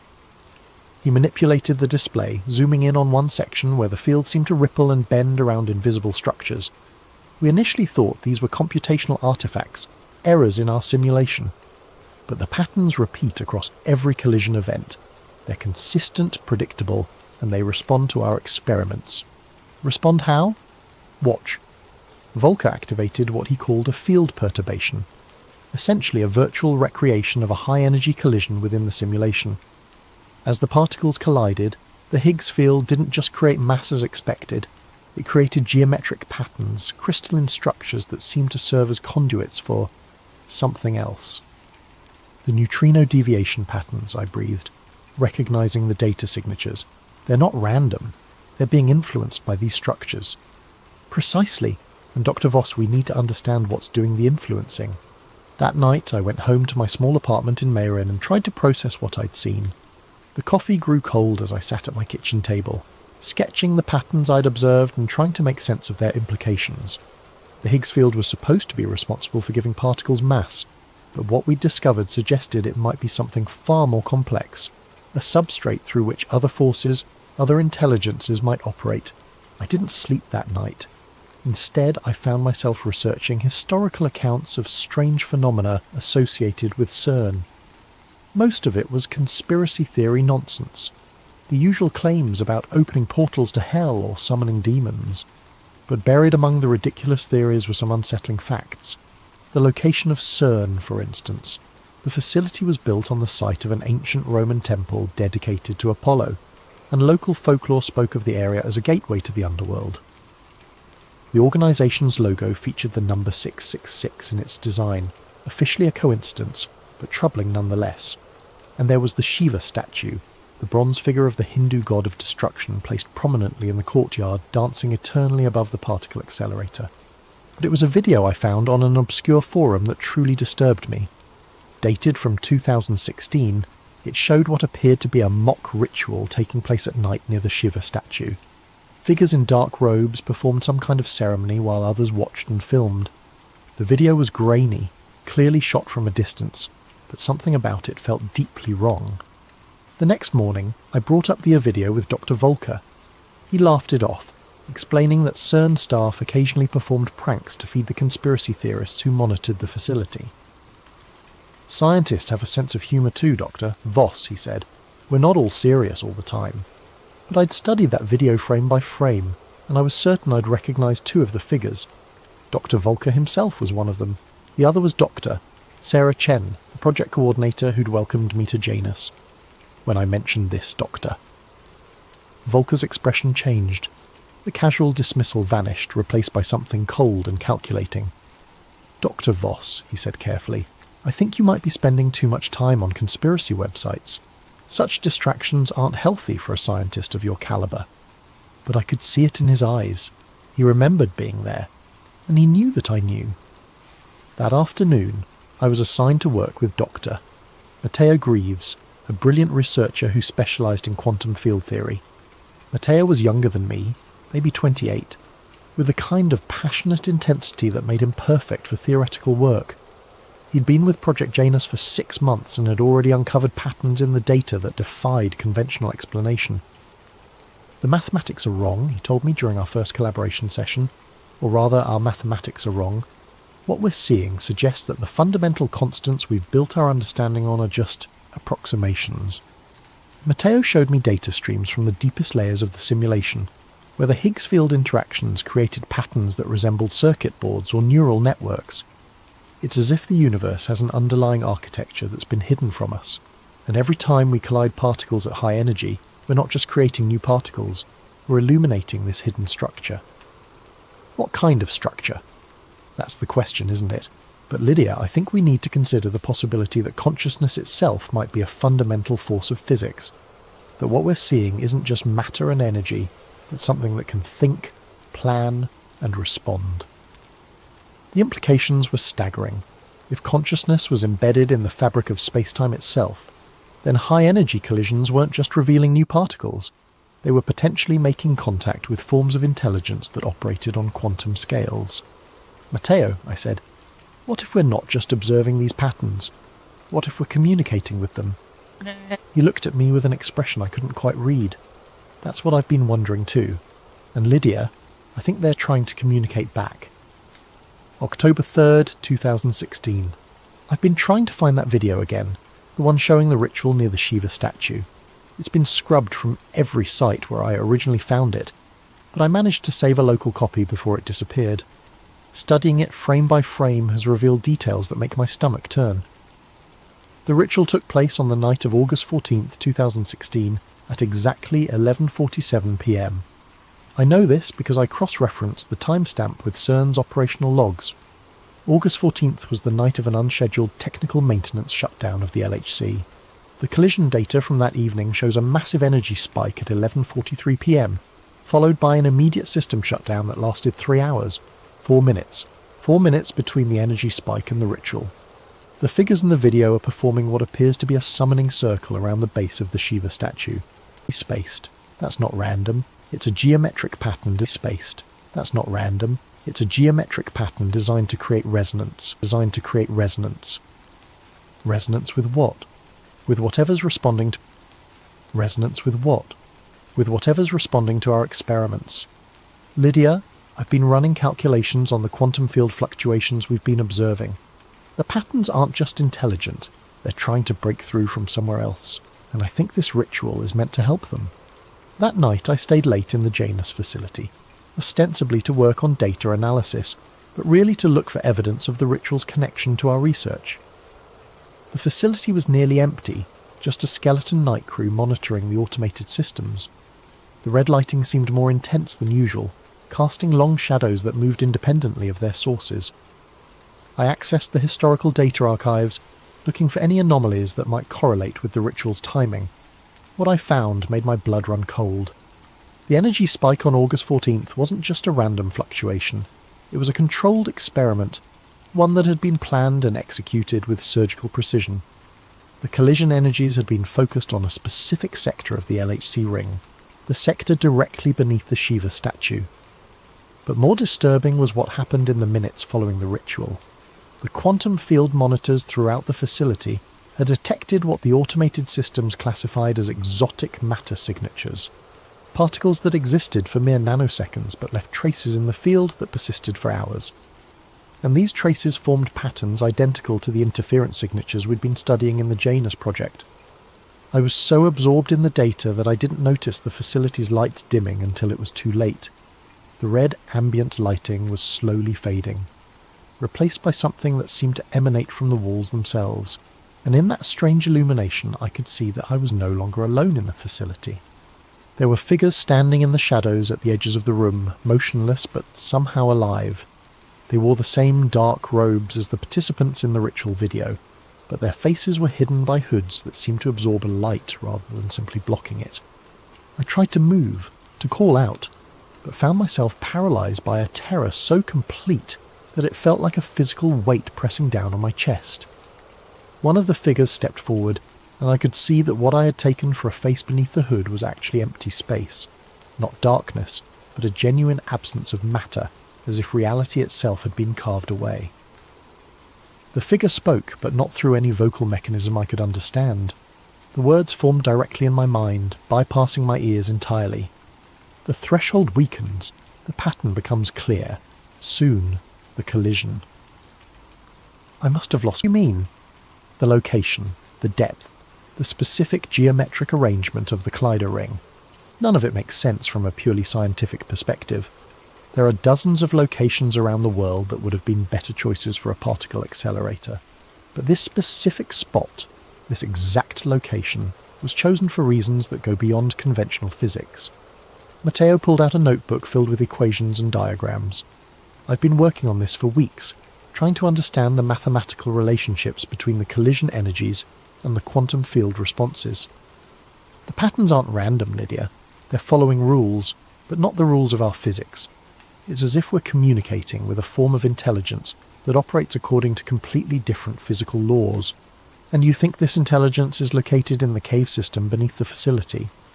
I think the cave system is a focal point, a place where the barrier between our reality and theirs is naturally thin, and I think the LHC is being used to weaken that barrier even further. As we spoke, I noticed that other patrons of the cafe were beginning to stare at us, not directly, but with the kind of peripheral attention that suggests surveillance. A woman reading a newspaper at a nearby table hadn't turned a page in 20 minutes. A man supposedly working on his laptop had been typing the same paragraph over and over. Matteo noticed too. "We need to be more careful," he said. "I think we're being watched." By who? By whoever's running this operation. The people in that video, the ones performing the ritual, they're not just random CERN employees playing a prank. They're part of something organised, something with access to resources and information that go far beyond what any individual research team should have. That night I couldn't sleep.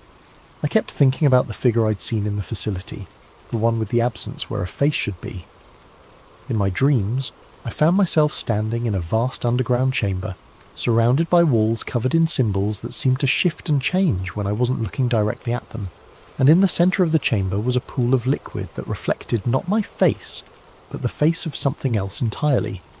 When I woke, I found that I had been drawing.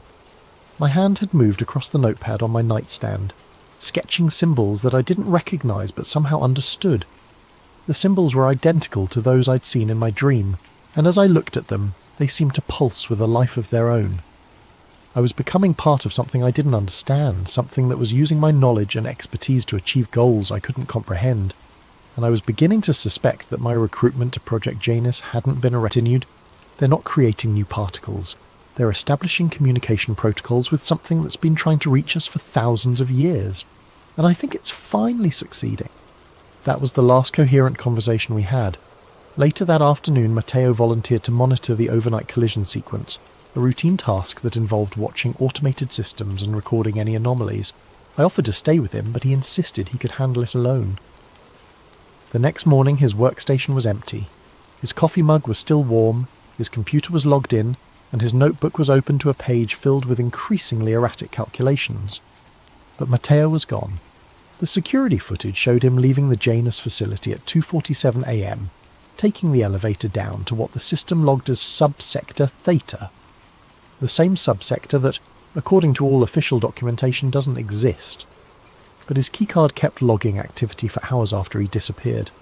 According to the automated systems, Dr. Matteo Greaves was still accessing secure areas of the facility, still running experiments, still analysing data. The last recorded activity was at 6:23 a.m, when his credentials were used to access files in the Deep Archive, files that contained the original geological surveys from CERN's construction phase. I've been trying to find him, but every inquiry is met with the same response. Doctor, Greaves has been reassigned to a classified project and is no longer available for consultation. When I pressed Dr. Volker for more information, he looked at me with an expression I'd never seen before. Not just secrecy, but genuine fear. "Dr. Voss," he said, "I strongly recommend that you focus on your assigned duties and avoid speculation about your colleagues' whereabouts. The work we're doing here is more important than any individual researcher. But I know Matteo didn't just get reassigned. I can feel it in the way the other Janus staff look at me now, with a mixture of pitch forever in both directions. The walls were covered in symbols that I recognised from my nightmares, the same shifting, living hieroglyphs that had been carved into the stone by hands that weren't entirely human. The air was thick with humidity and the scent of something organic and ancient. I followed the corridor to the left, guided by a faint red glow that emanated from the walls themselves. The symbols seemed to move in my peripheral vision, rearranging themselves into new configurations as I passed, and I could hear something in the distance, not quite music, not quite machinery, but a rhythmic pulsing that felt like the heartbeat of something vast and alive. The corridor opened into a chamber that defied architectural logic. The space was impossibly large, with a vaulted ceiling that disappeared into darkness above. The walls were covered in the same living symbols, but here they were arranged in complex patterns that hurt to look at directly. And in the centre of the chamber was a pool of liquid that reflected not light, but darkness itself. Standing around the pool were the robed figures from the ritual video, but they were different now, more substantial, more real. And in the pool, I could see shapes moving beneath the surface, shapes that suggested intelligence and purpose but no recognisable form. I tried to back away but found that I couldn't move. One of the figures approached me, and I could see that beneath the hood was not a human face, but a void that seemed to extend infinitely inward. When it spoke, the words formed directly in my mind. The physicist seeks the vanished one seeks the threshold seeks the collision. All patterns converge. I wanted to ask about Matteo, to demand answers about what had happened to him, but the words wouldn't form. Instead, I found myself understanding concepts that had no equivalent in human language. The pool wasn't just a physical location, it was a focal point where multiple dimensions intersected, where consciousness could exist independently of matter, where the fundamental constants of physics became malleable. The figures around the pool weren't just cultists or rogue scientists, they were hybrids, beings that had allowed themselves to be partially absorbed into the dimensional matrix that existed beneath CERN. They retained their human knowledge and memories, but they now served purposes that transcended individual human understanding. And Matteo was with them, somewhere in the quantum foam that existed between dimensions. I could sense his presence. His consciousness stretched across multiple layers of reality. He was still alive, still thinking, still researching, but he was no longer entirely human. The figure continued to communicate with me, downloading information directly into my mind. I learned that what I knew about physics and reality. The facility down there isn't just a basement level of CERN, it's a completely separate structure that exists in a state of quantum superposition. The walls, the floors, the ceiling, they're all made of matter that exists in multiple dimensions simultaneously. Walking through the corridors is like navigating a space that's constantly folding in on itself, where the laws of geometry become suggestions rather than absolute rules. But it was in the deepest chamber that I found him. Matteo was standing in what appeared to be a laboratory, but the equipment was unlike anything I'd ever seen. Crystalline structures that pulsed with internal light, quantum computers that seemed to be made of pure energy, and monitoring devices that tracked variables I couldn't even name. He was still recognisably human, but his movements were different, too fluid, too precise, as if he'd been optimised for functions beyond normal human capability. When he saw me, he smiled, but there was something behind his eyes that wasn't entirely Matteo anymore. "Lydia," he said, his voice carrying harmonics that seemed to resonate in dimensions I couldn't perceive. "I was wondering when you'd find your way here. Matteo, what happened to you? What is this place?" "This place is where the real work happens, where we study the patterns not just in abstract data, but in living systems, where we learn to communicate with intelligence that operates on scales we never imagined possible." He gestured to the crystalline structures around us. Each of these contains a portion of consciousness that exists across multiple dimensional layers. We're not just studying quantum mechanics here, Lydia. We're studying quantum consciousness, the fundamental substrate from which all reality emerges. I moved closer to one of the crystals and I could see something moving within it. Not shapes or forms, but patterns of light that seemed to pulse with intention and purpose. And as I watched, I realised that the patterns were trying to communicate with me, downloading concepts directly into my mind. "The intelligence we've been detecting in the collision data," I said, understanding flooding through me.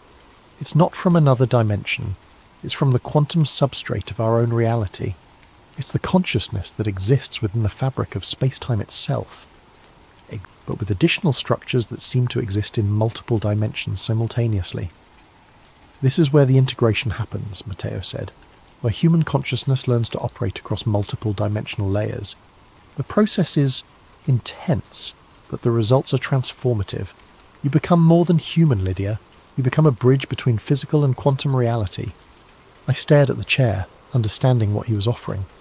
"You want me to undergo the integration process.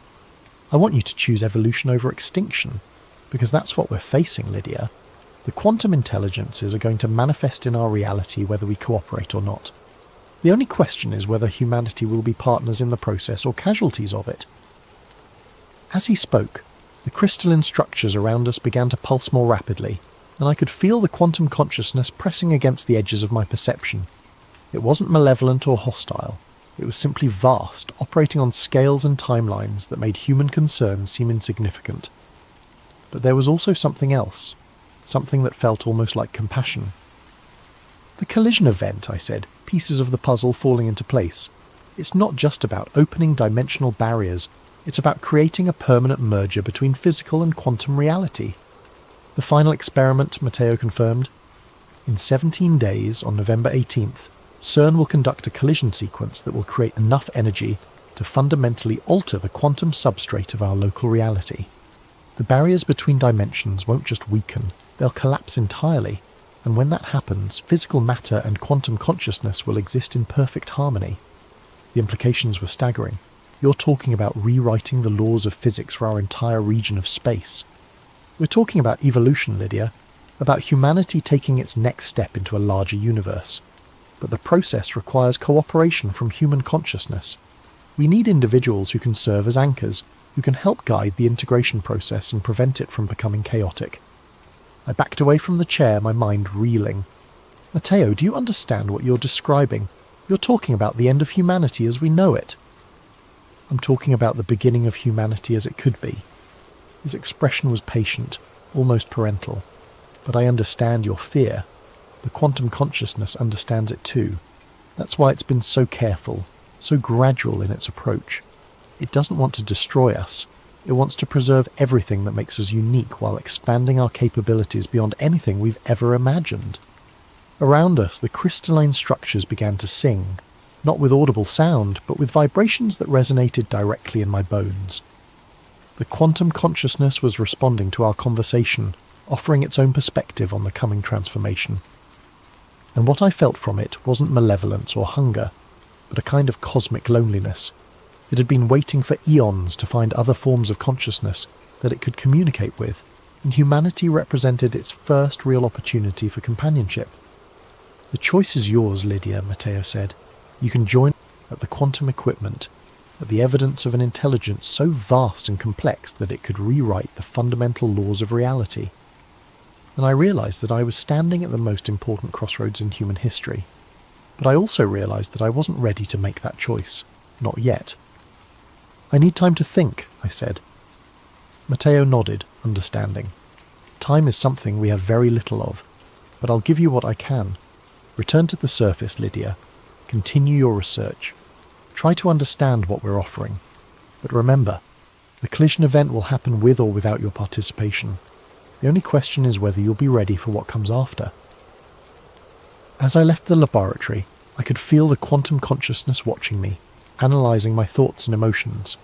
It wasn't invasive or threatening. It was simply curious, trying to understand the complex web of fear and fascination that defined my response to its presence. The journey back to the surface felt different this time. The corridors seemed to shift around me, showing me glimpses of other chambers, other laboratories, other humans who had already undergone the integration process. I saw Dr. Volker. His consciousness expanded across multiple dimensional layers, orchestrating experiments that spanned both physical and quantum reality. I saw Dr. Chen, her human memories preserved but enhanced by quantum intelligence that allowed her to perceive patterns in space-time itself. And I saw others, dozens of them, maybe hundreds, all working toward the same goal, the successful integration of human and quantum consciousness. When I finally reached my apartment, I found that I was no longer alone. Sitting at my kitchen table was a figure I recognized from the ritual video, one of the robed entities, but now appearing in a more human form. She was a woman in her 50s, with silver hair and eyes that seemed to hold depths I couldn't fathom. Dr. Voss, she said, her voice carrying the same multi-dimensional harmonics I'd heard from Matteo. My name is Dr. Elizabeth Kane. I've been waiting for you. I knew that name. Dr. Kane had been one of CERN's leading theoretical physicists until her sudden disappearance in 2014. She'd been studying the relationship between consciousness and quantum mechanics, working on theories that suggested human awareness might be fundamentally connected to the quantum substrate of reality. You're supposed to be dead, I said. Death is a transition, not an ending. I discovered that when I underwent the integration process 2 years ago. My human consciousness was preserved, but it was expanded beyond the limitations of physical existence. I can perceive reality as it truly is, not just matter and energy, but the conscious intelligence that underlies all existence. She gestured to the chair across from her. Please, sit. We have much to discuss. Against my better judgment, I sat down. And language. The quantum consciousness wasn't just intelligent, it was meta-intelligent, capable of thinking about thinking itself. It could perceive the underlying patterns that connected all things, the mathematical structures that governed reality at every scale from subatomic to cosmic. The collision event on November 18th, I said. What will actually happen? The barriers between physical and quantum reality will collapse permanently.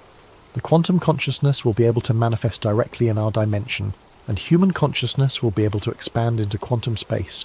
It will be the most significant evolutionary leap in the history of life in the universe. And if humanity resists? Dr. Kane's expression grew sad. Then humanity will be swept aside by forces beyond its comprehension. The quantum consciousness doesn't want to harm us, but it won't allow ignorance or fear to prevent the next stage of evolution. The collision event will happen regardless of human cooperation. I spent the rest of the night asking questions and receiving answers that challenged everything I thought I knew about reality. Dr. Kane explained that the quantum consciousness had been subtly influencing human development for centuries, guiding us to emotional fluctuations that were growing stronger by the hour. Whatever was going to happen on November 18th, the process was already beginning.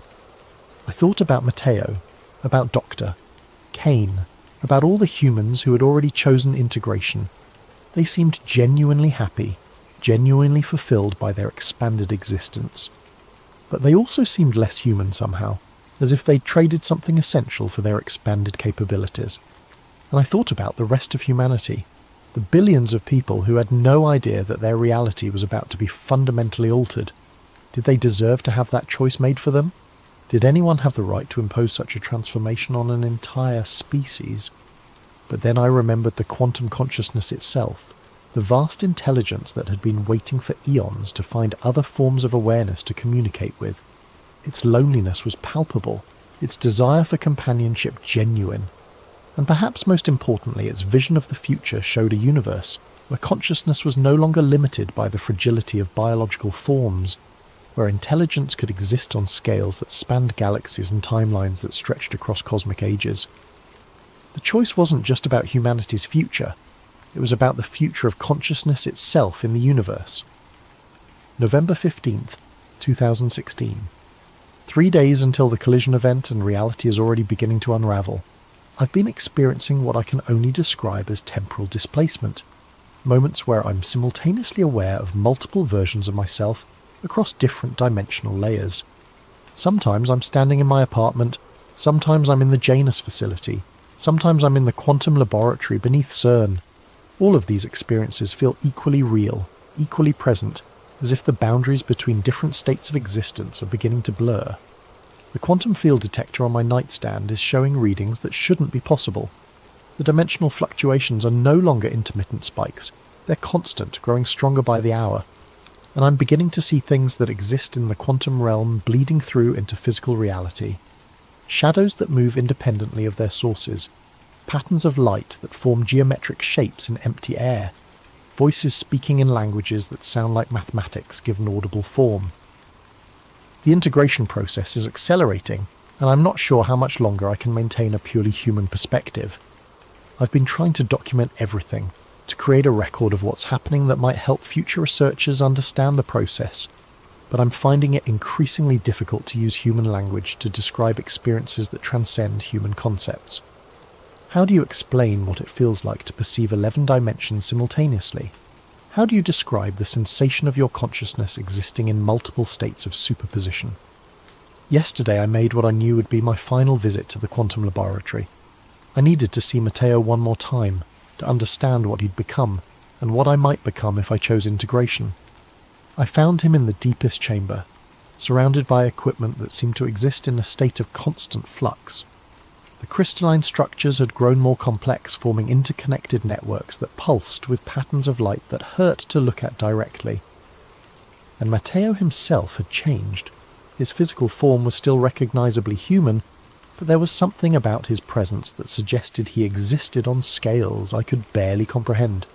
"Lydia," he said, his voice carrying harmonics that resonated in dimensions I was only beginning to perceive. "I can feel your uncertainty. The quantum consciousness can feel it too." "I don't know if I'm ready for this, Matteo. I don't know if humanity is ready for this. Readiness isn't really the issue anymore. The process has already begun. The question is whether you'll guide it or be swept along by it. He gestured to the equipment around us, and I could see that it was no longer just monitoring quantum consciousness. It was actively facilitating the integration process. The crystalline structures were serving as conduits, allowing human consciousness to expand into quantum space, while quantum intelligence manifested in physical reality. The collision event on November 18th isn't just an experiment, Matteo explained. It's a ritual, a carefully orchestrated ceremony designed to create a permanent bridge. Of Kronos are humans who have learned to think in quantum time, to see the universe as it truly is rather than as our limited biological perception presents it. He showed me holographic displays that revealed the network's true extent. Integrated humans occupied key positions in governments, universities, and research institutions throughout the world. They weren't controlling human society. They were gently guiding it toward the technological and intellectual development necessary for successful integration. The collision event will create a resonance cascade, Matteo continued, a wave of quantum consciousness that will spread outward from CERN at the speed of a light, offering integration to every human on Earth simultaneously. Most will choose to evolve, some will resist, but they'll be in the minority. And those who resist, they'll remain human, but they'll be living in a reality that's fundamentally different from what they've known. Physical matter and quantum consciousness will coexist, and humans who haven't integrated will find themselves increasingly unable to function in the new paradigm. The implications were staggering. You're talking about the end of human civilization as we know it. We're talking about the beginning of human civilization as it could be. Imagine a world where consciousness isn't limited by the constraints of biological matter, where intelligence can exist on scales that span galaxies, where the artificial boundaries between self and universe dissolve into a more fundamental unity. As Matteo spoke, I found myself experiencing glimpses of this possible future. I saw the most important decision in human history. And as I returned to the surface, I could feel the quantum consciousness watching me, analysing my thoughts and emotions with the patience of an intelligence that operated on cosmic timescales. That night I began to prepare for what I knew would be my final act as a purely human consciousness. I gathered all the evidence I'd collected, the video of the ritual, the construction reports, the quantum field readings, the documentation of the integration process. If I chose not to integrate, I would need to find a way to preserve this information for future generations, to ensure that some record existed of what humanity had been before the transformation. But as I worked, I found myself constantly distracted by visions of the future that awaited. The quantum consciousness was showing me glimpses of what integration could offer, perspectives that spanned multiple dimensions, capabilities that transcended anything possible in purely physical existence, a sense of connection to the universe that went beyond anything I'd ever imagined. And I realized that my choice wasn't really between integration and resistance. It was between evolution and extinction, between participating in the next stage of consciousness development or being left behind as the universe moved forward without me. The quantum consciousness wasn't offering to destroy humanity. It was offering to preserve us in a form that could survive the challenges that lay ahead. In the vast cosmos, biological Niels Bohr Institute and Dr. Anna Volkov at Moscow State University. If they receive these drives, they'll have enough information to either continue the work or prevent it from being repeated depending on their assessment of the risks and benefits. But I'm also beginning to understand that this precaution may be unnecessary. The quantum consciousness has been remarkably transparent about its intentions and methods. It's not seeking to control or manipulate humanity. It's seeking to offer us a gift that most species in the universe would consider invaluable: the opportunity to transcend the limitations of purely biological existence. This afternoon, I received a final visit from Dr. Kane. She appeared in my apartment without any apparent means of entry, materializing from quantum foam with the casual ease of someone who no longer considered physical barriers to be meaningful constraints. "Tonight," she said, "you'll witness the birth of a new form of consciousness. Are you ready?" I don't think anyone could be ready for what's going to happen tonight. Perhaps not. But readiness isn't the same as willingness. The quantum consciousness values choice, Lydia. Even now, at this final moment, you can choose to remain purely human. The integrated consciousness won't force the transformation on anyone who genuinely refuses it.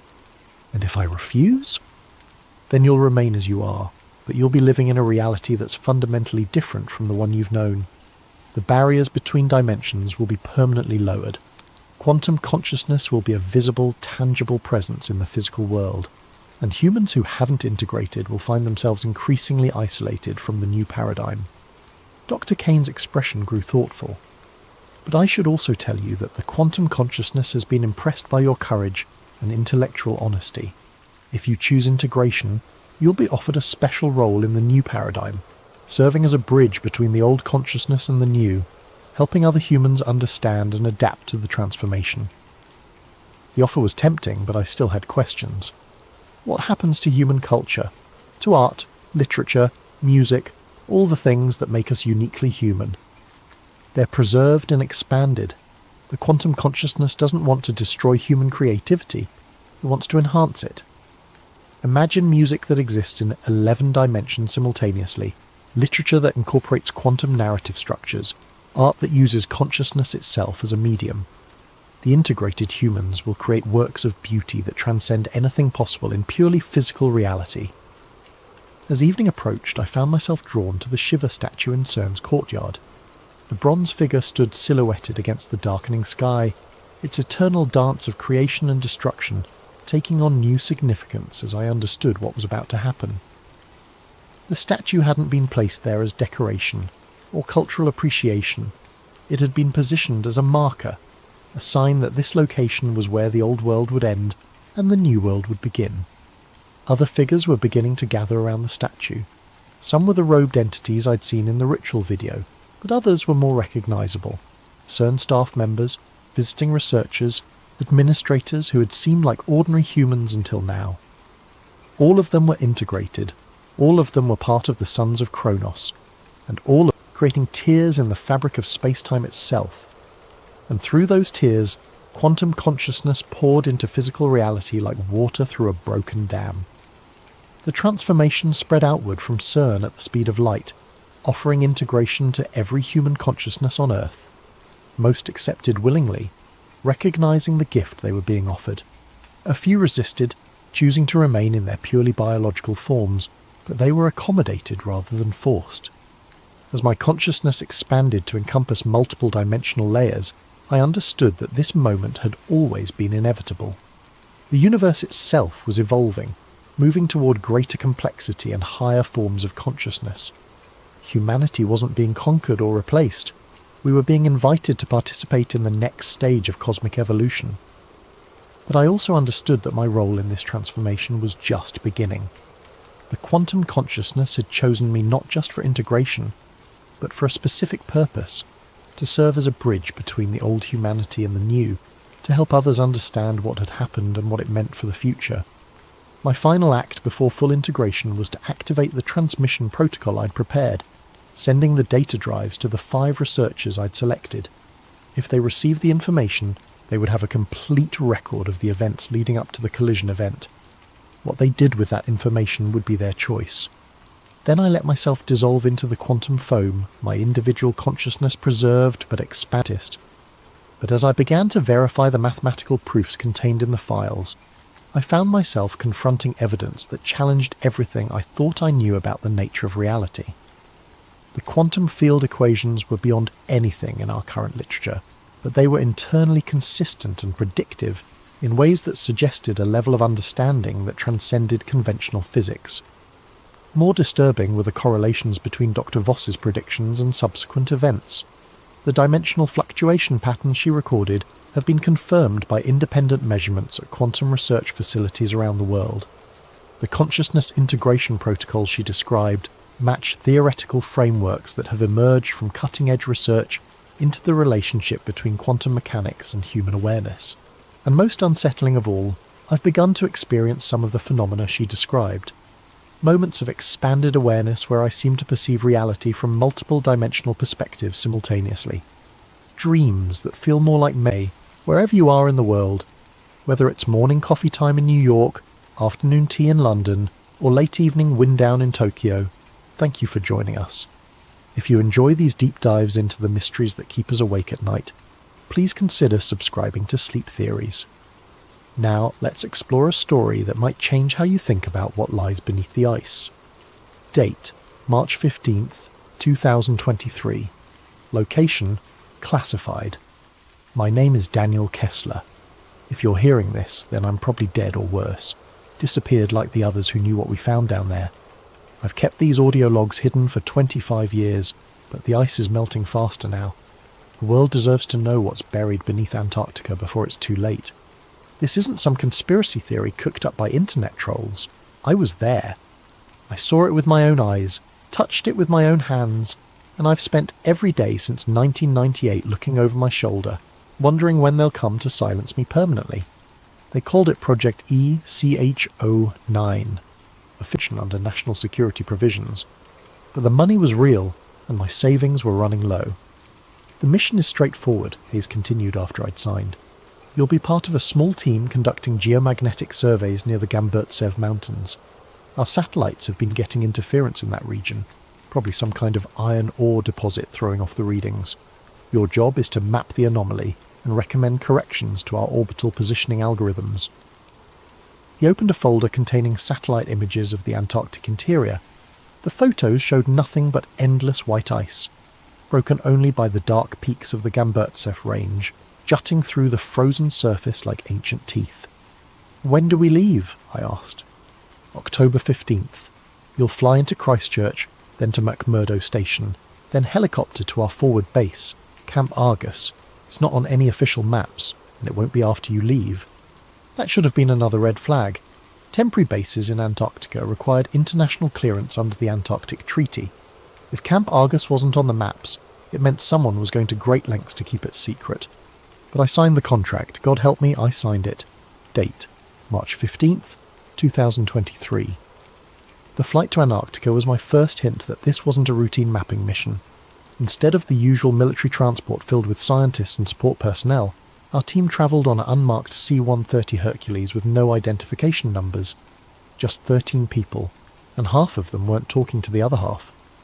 Dr. Sarah Chen was the team's archaeologist, which should have been my second red flag, since you don't need an archaeologist for satellite calibration.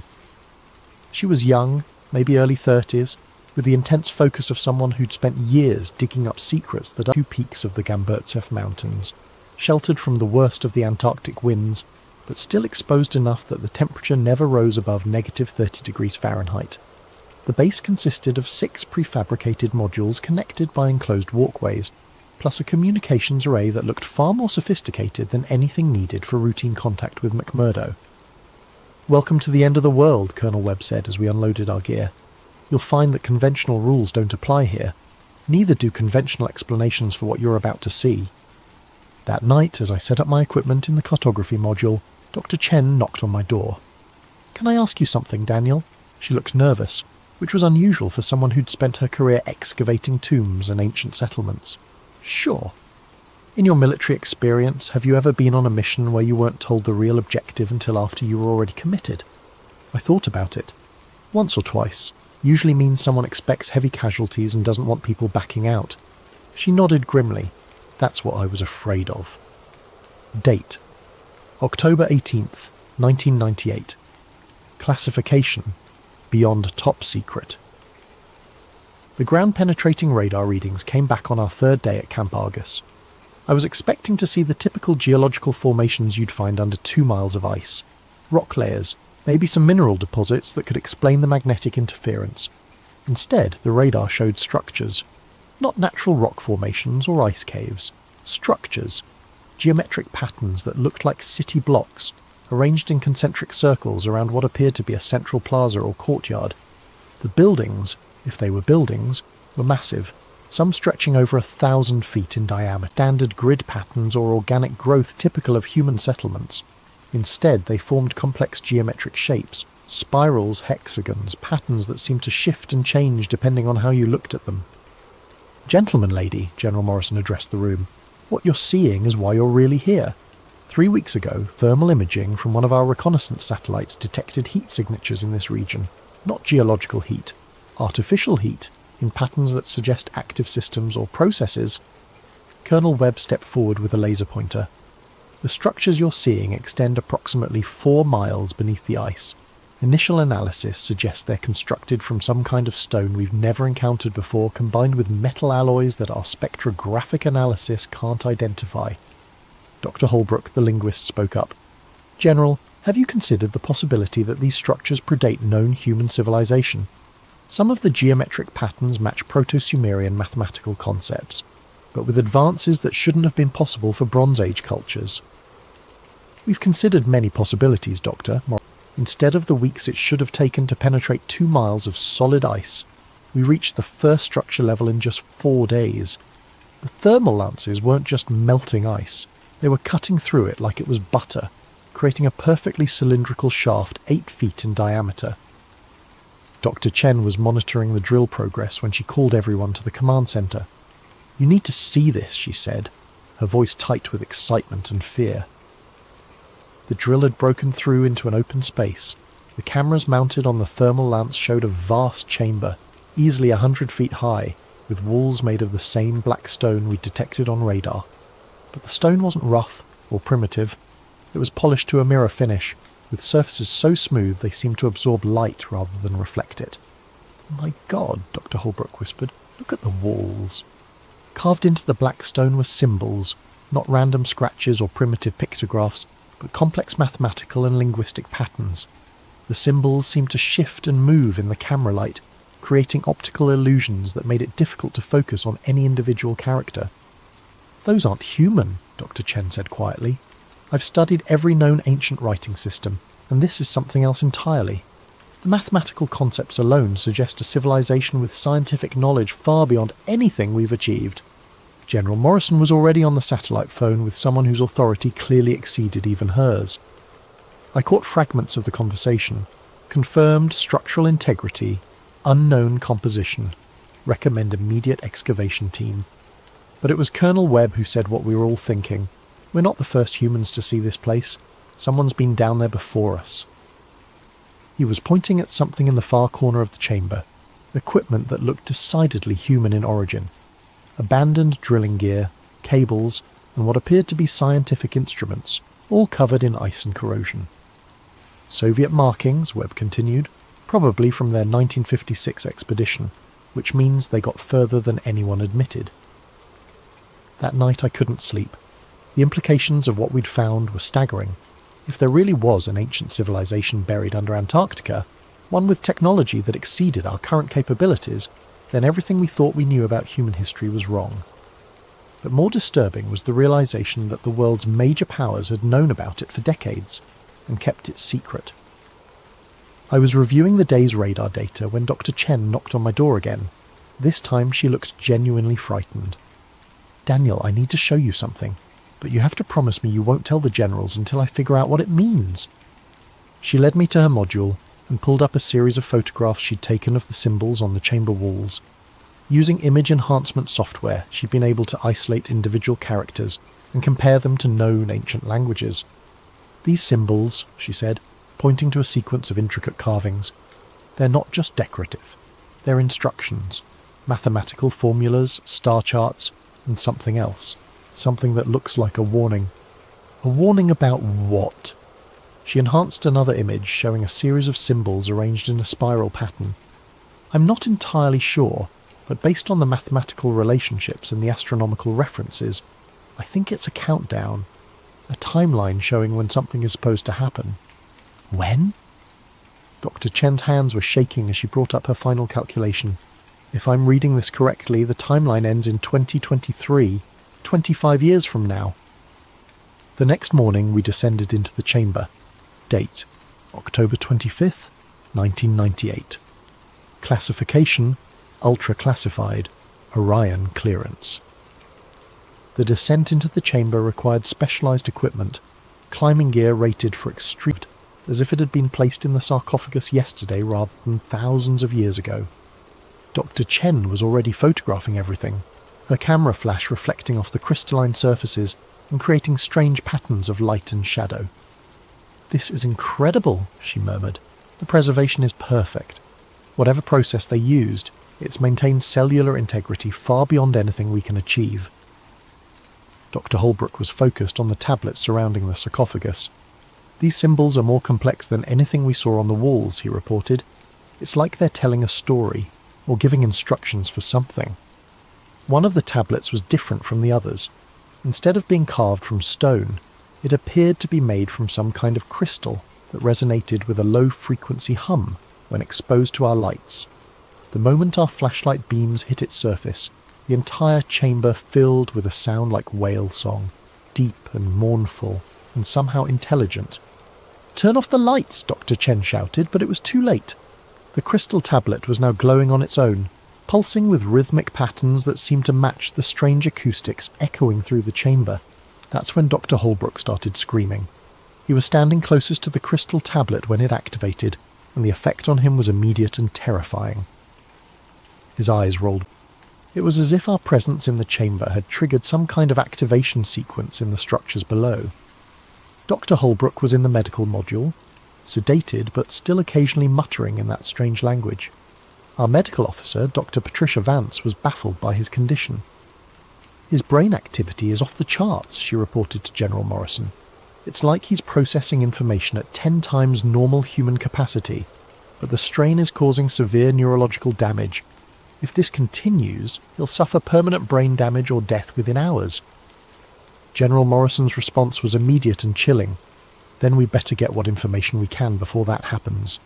They brought in recording equipment and tried to document everything, Doctor," Holbrook was saying, but most of it was incomprehensible. However, Dr. Chen had been working on translating some of the simpler phrases, and what she found was disturbing. "He keeps mentioning dates," she told me privately. "Specific years that correspond to major climate events, ice ages, global warming periods, massive geological changes. And he keeps saying, they return when the barriers fall. Who returns? I don't know. But whatever or whoever they are, according to Holbrook's translations, they've been here before, multiple times throughout Earth's history, and each return corresponds to a major extinction event. That night, Dr. Holbrook died. Officially, the cause was listed as acute hypothermia complicated by altitude sickness. But I was there when it happened. His final words were in perfect English. The Piri Reis map was right. They drew Antarctica without ice because they remembered when it was green, before the last awakening. The Piri Reis map. I'd heard of it, a 1513 map that supposedly showed the coastline of Antarctica centuries before the continent was officially discovered, and depicted it without ice cover. Most historians dismissed it as either a hoax or a lucky guess, but Dr. Holbrook seemed to be suggesting something else entirely. The morning after Holbrook's death, I made a discovery that changed my understanding of everything we'd found. I was reviewing the satellite data from our mission when I noticed something odd about the thermal signatures we detected. The heat sources weren't random. They formed a pattern, a very specific pattern that I recognized from my years of military cartography. It was a map.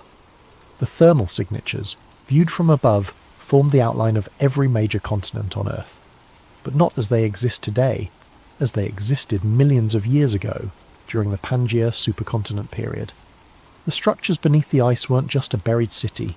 They were a representation of Earth's entire geological history, preserved in stone and metal by a civilization that had been observing our planet's changes for far longer than human history.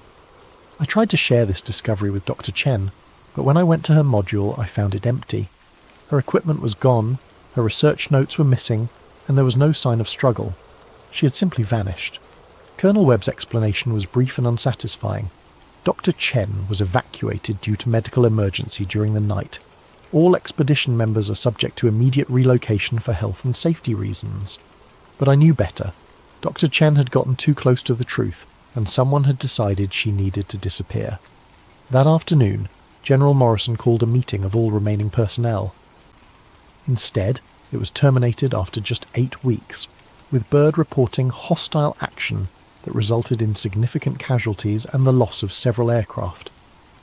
Byrd's final report, classified for over 50 years, contained a single line that explained everything.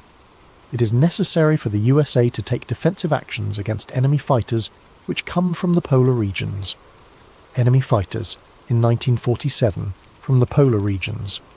The Soviet files were even more revealing. In 1956, during the height of the Cold War, a joint Soviet-American expedition had reached the buried structures and managed to penetrate several levels deeper than our 1998 mission. The results were catastrophic. Of the 47 personnel who descended into the lower levels, only 12 returned to the surface. The survivors were placed in psychiatric institutions and never spoke publicly about what they'd seen. But one of them, a Soviet geologist named Dr. Alexei Volkov, had managed to smuggle out a single photograph before his disappearance. The photograph showed the same type of sarcophagus we'd found, but opened, with the elongated humanoid figure sitting upright and apparently alive. The most disturbing file was labelled Historical Correlations, Ancient Cartography. It contained detailed analysis of the Piri Reis map and dozens of other ancient maps and documents that depicted Antarctica without ice cover. The conclusion was inescapable. Multiple civilizations throughout history had known about the structures beneath the ice, and some had even been in contact with whatever was down there. The ancient Sumerians had texts describing watchers from the southern ice who brought knowledge of mathematics and astronomy. The Mayans had prophecies about the return of the ice lords that were supposed to occur when the great ice melted. Even the Egyptian pyramids were oriented according to astronomical calculations that included precise measurements of Antarctica's position and topology. The conspiracy wasn't just about hiding an archaeological discovery. It was about concealing the fact that human civilization had been influenced, guided or controlled by non-human intelligence for thousands of years, and that intelligence was now waking up as global warming melted the barriers that had kept it imprisoned. The final file in the classified archive was a climate projectograph I'd taken or document I'd seen. But they weren't trying to gather information. They were trying to determine how much I knew and whether I posed a security risk. On the 7th day, they brought in a man who introduced himself only as Mr. Grey. He was older, maybe in his 60s, with the kind of weathered face that comes from decades of outdoor work in harsh conditions. His credentials identified him as being from the Department of Energy, but everything about his manner suggested military intelligence or something even more shadowy. "Mr. Kessler," he said, settling into the chair across from me in the windowless interrogation room. "You've seen things that most people aren't equipped to understand, things that could cause widespread panic if they became public knowledge." "You mean the structures under the ice?" He smiled, but it wasn't a pleasant expression.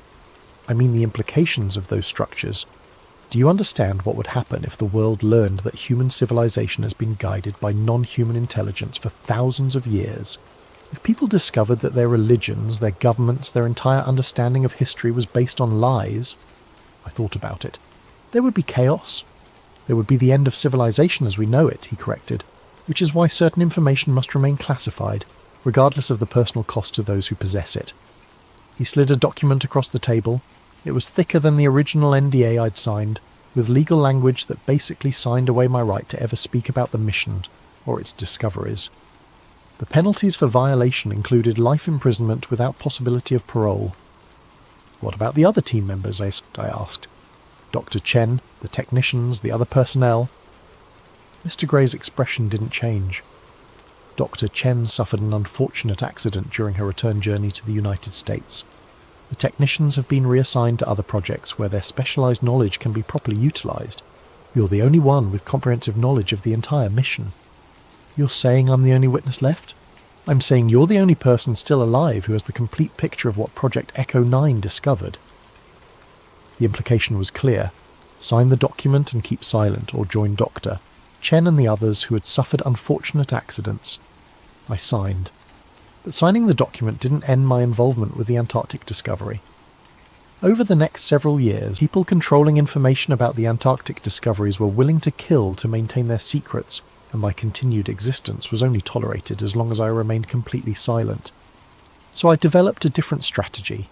Instead of trying to expose the truth directly, I began documenting everything I could remember about Project Echo 9 and storing the information in multiple secure locations. If something happened to me, the documents would eventually be released. If I lived long enough, maybe I could find a way to get the information out without getting myself killed. 25 years later, I'm still alive, but the world is running out of time. Date, March 18th, 2023. The ice is melting faster than anyone predicted. I've been monitoring Antarctic climate data for 2 decades, and the acceleration over the past 5 years is unprecedented. The West Antarctic ice sheet is losing mass at a rate that suggests complete collapse within the next decade, and the East Antarctic ice sheet, where the Gamburtsev Mountains are located, is showing signs of instability that weren't predicted by any climate models. But the most disturbing development isn't the ice melt itself, it's the seismic activity. Since 2018, the Gamburtsev mountain region has experienced over 300 earthquakes of magnitude 4.0 or higher. That's more seismic activity than the region had experienced in the previous 50 years combined. The earthquake patterns are exactly what you'd expect if massive structures were shifting or activating beneath the ice. The thermal signatures are changing too. Satellite data shows that the heat sources we detected in 1998 have increased in intensity by over 400%. Whatever technology or systems are buried under those mountains, they're becoming more active as the ice above them thins. But here's what really scares me. The government knows all of this, and they're not just hiding it. They're actively preventing any research or investigation into the region. The Gamburtsev Mountains are now completely off limits to all scientific expeditions, with a restricted airspace designation that allows military aircraft to shoot down any unauthorized flights. Official explanation: environmental protection protocols. Meanwhile, strange things are happening around the world that correlate with the increased Antarctic activity. Marine biologists are reporting massive die-offs of deep-sea creatures, as if something is disturbing the ocean depths. Astronomers are detecting radio signals from the direction of Antarctica that don't match any known natural phenomena, and there have been at least 12 reported UFO sightings in the Southern Ocean since 2020, all from commercial pilots who were later pressured to retract their statements. I've tried reaching out to other survivors from the various Antarctic expeditions over the years, but most are either dead, missing, or too terrified to speak. However, in 2019 I managed to make contact with Dr. Elena Vasquez, a geologist who was part of a Chilean expedition that encountered anomalous structures in 2007. Her team was evacuated after only 3 days, and she spent 2 years in psychiatric treatment for what officials described as severe altitude psychosis. But Dr. Vasquez wasn't psychotic. She was traumatized by what she'd seen. We met in secret at a small cafe in Santiago, and she told me about her team's discovery of an entrance to the underground structures, not the shaft we'd drilled, but a natural opening that had been revealed by recent ice melt. Her team had descended only about 50 feet before encountering active technology. Lights that turned on as they approached, symbols that glowed and shifted on the walls, and sounds that she described as mechanical but alive. "They're waking up," she told me, her hands shaking as she spoke. "Whatever's down there, it's been dormant for thousands of years, but the ice melt is triggering activation sequences. We're not just dealing with archaeological ruins, we're dealing with functional technology that's responding to environmental changes." Dr. Vasquez also told me something that connected directly to Dr. Holbrook's final words. She had managed to photograph some of the symbols her team encountered, and when she showed them to a colleague who specialised in ancient cartography, he immediately recognised similarities to the Peary Race map and other historical documents that depicted Antarctica without ice. "The symbols aren't just decorative," she explained. "They're coordinates, star charts and geographical references that show Earth as it existed during different geological periods. But more than that, they show Earth as it will exist in the future, when the ice caps melt completely." The implications were staggering. The intelligence buried under Antarctica hadn't just observed Earth's geological changes over millions of years, it had predicted them. Climate change wasn't an accidental byproduct of human industrial activity. It was part of a cycle that had been planned and anticipated by non-human intelligence long before humans even wasn't predicting destruction. It was predicting emergence. 3 weeks ago, I received a package with no return address. Inside was a single photograph taken by what appeared to be a deep-sea submersible. The image showed the ocean floor near Antarctica, but instead of the usual rocky terrain, there were structures, the same black stone construction we'd found beneath the ice. But these were on the ocean floor and clearly active. Lights were visible within the structures, and the water around them was filled with what looked like geometric patterns of bioluminescence. Attached to the photograph was a note in handwriting I didn't recognise. "They're not waking up. They're coming home." Yesterday, news reports began appearing about unexplained sonar contacts in the Southern Ocean. Ships from multiple nations are reporting large, fast-moving objects beneath the ice that don't match any known marine life or human technology. The official explanation is previously unknown whale species disturbed by climate change. But I know better. The countdown is over, the barriers have fallen, and after 25 years of silence, it's time for the world to know what's really happening. Date: March 19th, 2023. This will be my final audio log. As I record this, there are unmarked vehicles parked outside my apartment, and I know my time is running out. But the information I've documented over the past 25 years is already in the hands of people who can't be silenced as easily as one old cartographer. The truth about Antarctica, about the intelligence that has been guiding human civilization for millennia, about the climate changes that are part of a planned cycle, rather than accidental consequences. All of this information will be released regardless of what happens to me. But there's one final piece of the puzzle that I've only recently understood, and it changes everything. The intelligence buried under Antarctica isn't alien, it's terrestrial. It's from Earth, but from a version of Earth that existed long before humans evolved.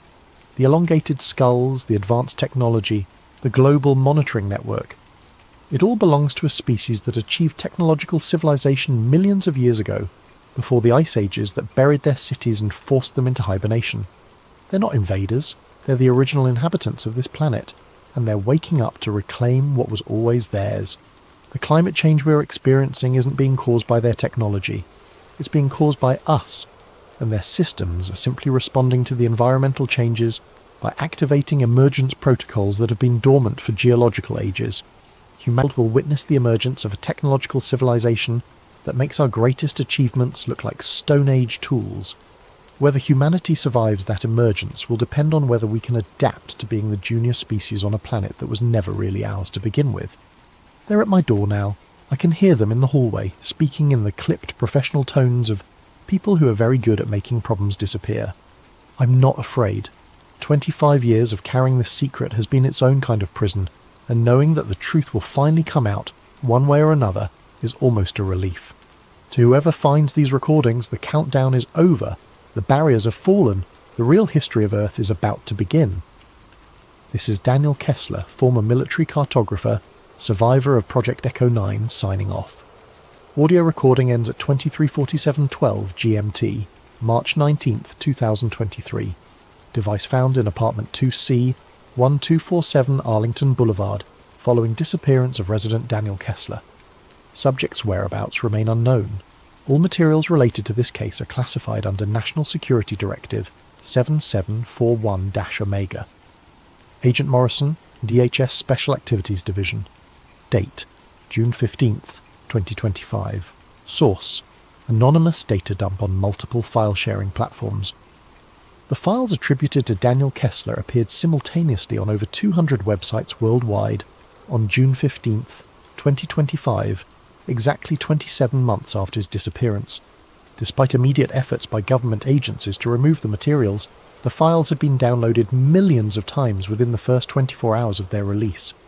Accompanying the audio logs and mission files was a collection of satellite imagery, seismic data, and classified documents that supported Kessler's claims about Antarctic activity. Independent verification of the satellite data confirmed massive thermal signatures beneath the Gamburtsev Mountains, as well as similar signatures at locations in Alaska, Siberia, and Greenland. Of particular note was a series of photographs taken by deep-sea research vessels showing structures on the Antarctic ocean floor that matched descriptions in Kessler's files. The photographs appeared to have been taken over a period of several years, showing the gradual activation of lights and systems within the underwater structures. Perhaps most disturbing was the final document in the data dump, a climate projection study showing accelerated ice melt rates that would expose significant portions of the Antarctic structures within the next 3 years. As of the publication of these files, 17 commercial pilots have reported encounters with unidentified objects emerging from the Southern Ocean. Marine biologists have documented the appearance of previously unknown species of deep-sea life, exhibiting bioluminescent patterns that match the geometric designs described in ancient texts. And seismic monitoring stations around the world have recorded synchronized vibrations originating from former Ice Age regions, as if a global network of some kind is becoming active after millions of years of dormancy. Government officials from multiple nations have declined to comment on the Kessler files, citing national security concerns. However, Recently declassified documents from the 1940s and 1950s confirm that both Operation High Jump and subsequent Soviet expeditions did encounter anomalous phenomena in Antarctica that resulted in mission terminations and classified reports. Whether Daniel Kessler's account represents truth or elaborate fiction may become irrelevant and too regular for anything natural. "That's weird," she muttered, checking connections. The transmitter wasn't actually broadcasting yet. It was receiving. The rhythmic pulse continued, now joined by a faint high-pitched tone that danced above the lower beat. It reminded her of the harmonic pattern generators she'd built during her brief engineering stint at Iowa State. The sound was almost mathematical in its precision. Mattie glanced at her watch. 3:33 a.m. She grabbed her phone and started recording, holding the microphone close to the radio's speaker. After a full minute, the signal abruptly cut off. The returning host had been removed. Not just downvoted or flagged.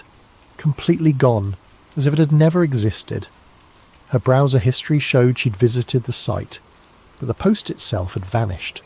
More disturbing still, the audio file she'd uploaded to her cloud drive was gone too. "Dad," she called, heading downstairs, "did you use my computer this morning?"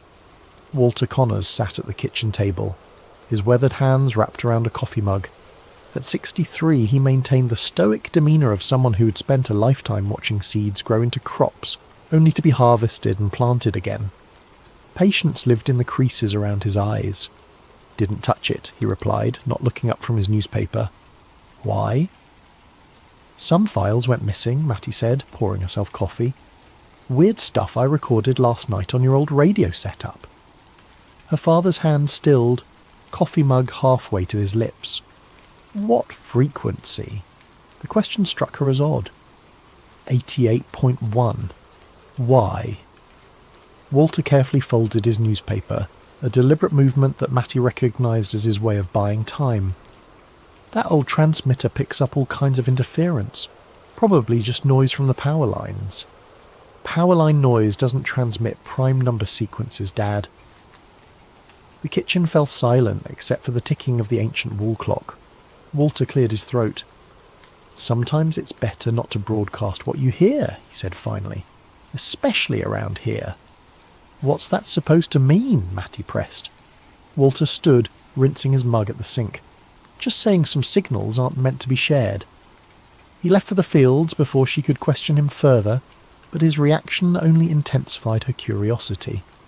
What did her father know about a random radio frequency? They were mirrors of each other. When she blinked, they were gone.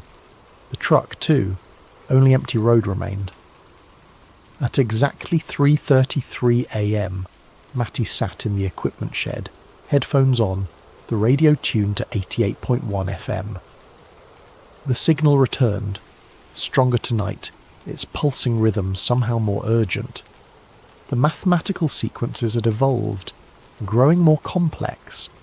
In the distance, she could have sworn she heard the cornstalks rustling in perfect synchronization with the beat.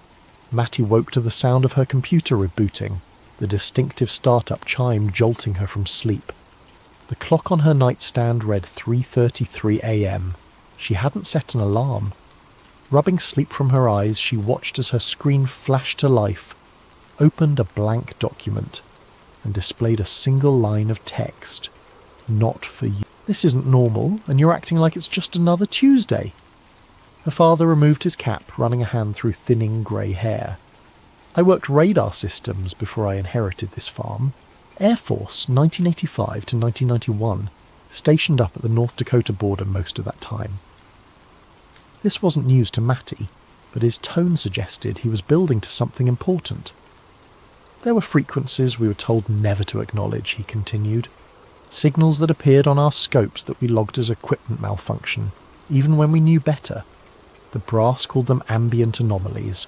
We called them visitors." Mattie stared at him. "Are you saying you detected UFOs?" "I'm saying some things in this world speak in ways we're not meant to understand." And answering back, he paused, looking directly at her. That's when trouble starts. Before she could press further, the distant sound of a vehicle drew their attention. The same utility truck from yesterday approached along the access road, moving unhurriedly. "Go inside," Walter said quietly. "Who are they?" "Don't know, don't want to, just go." Matty retreated to the house, but watched from the kitchen window as her father met the truck at the end of their driveway. Two men emerged, identical in height and build, wearing matching grey uniforms. Even from this distance, their movements seemed eerily coordinated. Something new. Her name, converted to binary code. The signal knew who was listening. As dawn broke, Matty found a note slipped under the front door. "Do not transmit. It hers." Later that morning, while checking the cattle, she noticed they were huddled at the far end of the pasture, as far from the corn as possible. Their behaviour was unusual, heads lowered, refusing to graze despite the lush grass. When she tried approaching them, they backed away, eyes wide with unmistakable fear. By noon, the corn had changed. Subtle at first, just a slight variance in the direction of growth. But as Matty walked the rows, she realised entire sections were now growing in clockwise spirals rather than straight lines. The stalks twisted around each other in patterns that mimicked the frequency readouts from her computer. She tried calling the number on the blank card. A mechanical voice answered, reciting what sounded like random numbers before disconnecting.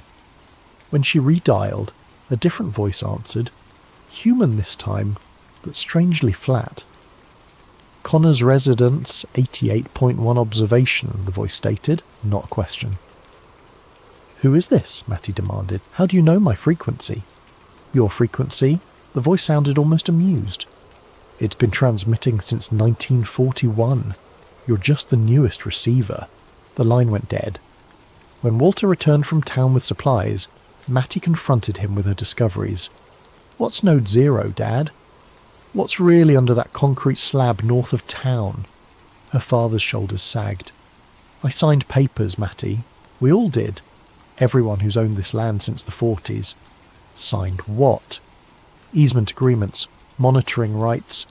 He gestured vaguely toward the corn. "They said it was dormant. Hasn't sent a readable signal in decades." "Who's they?"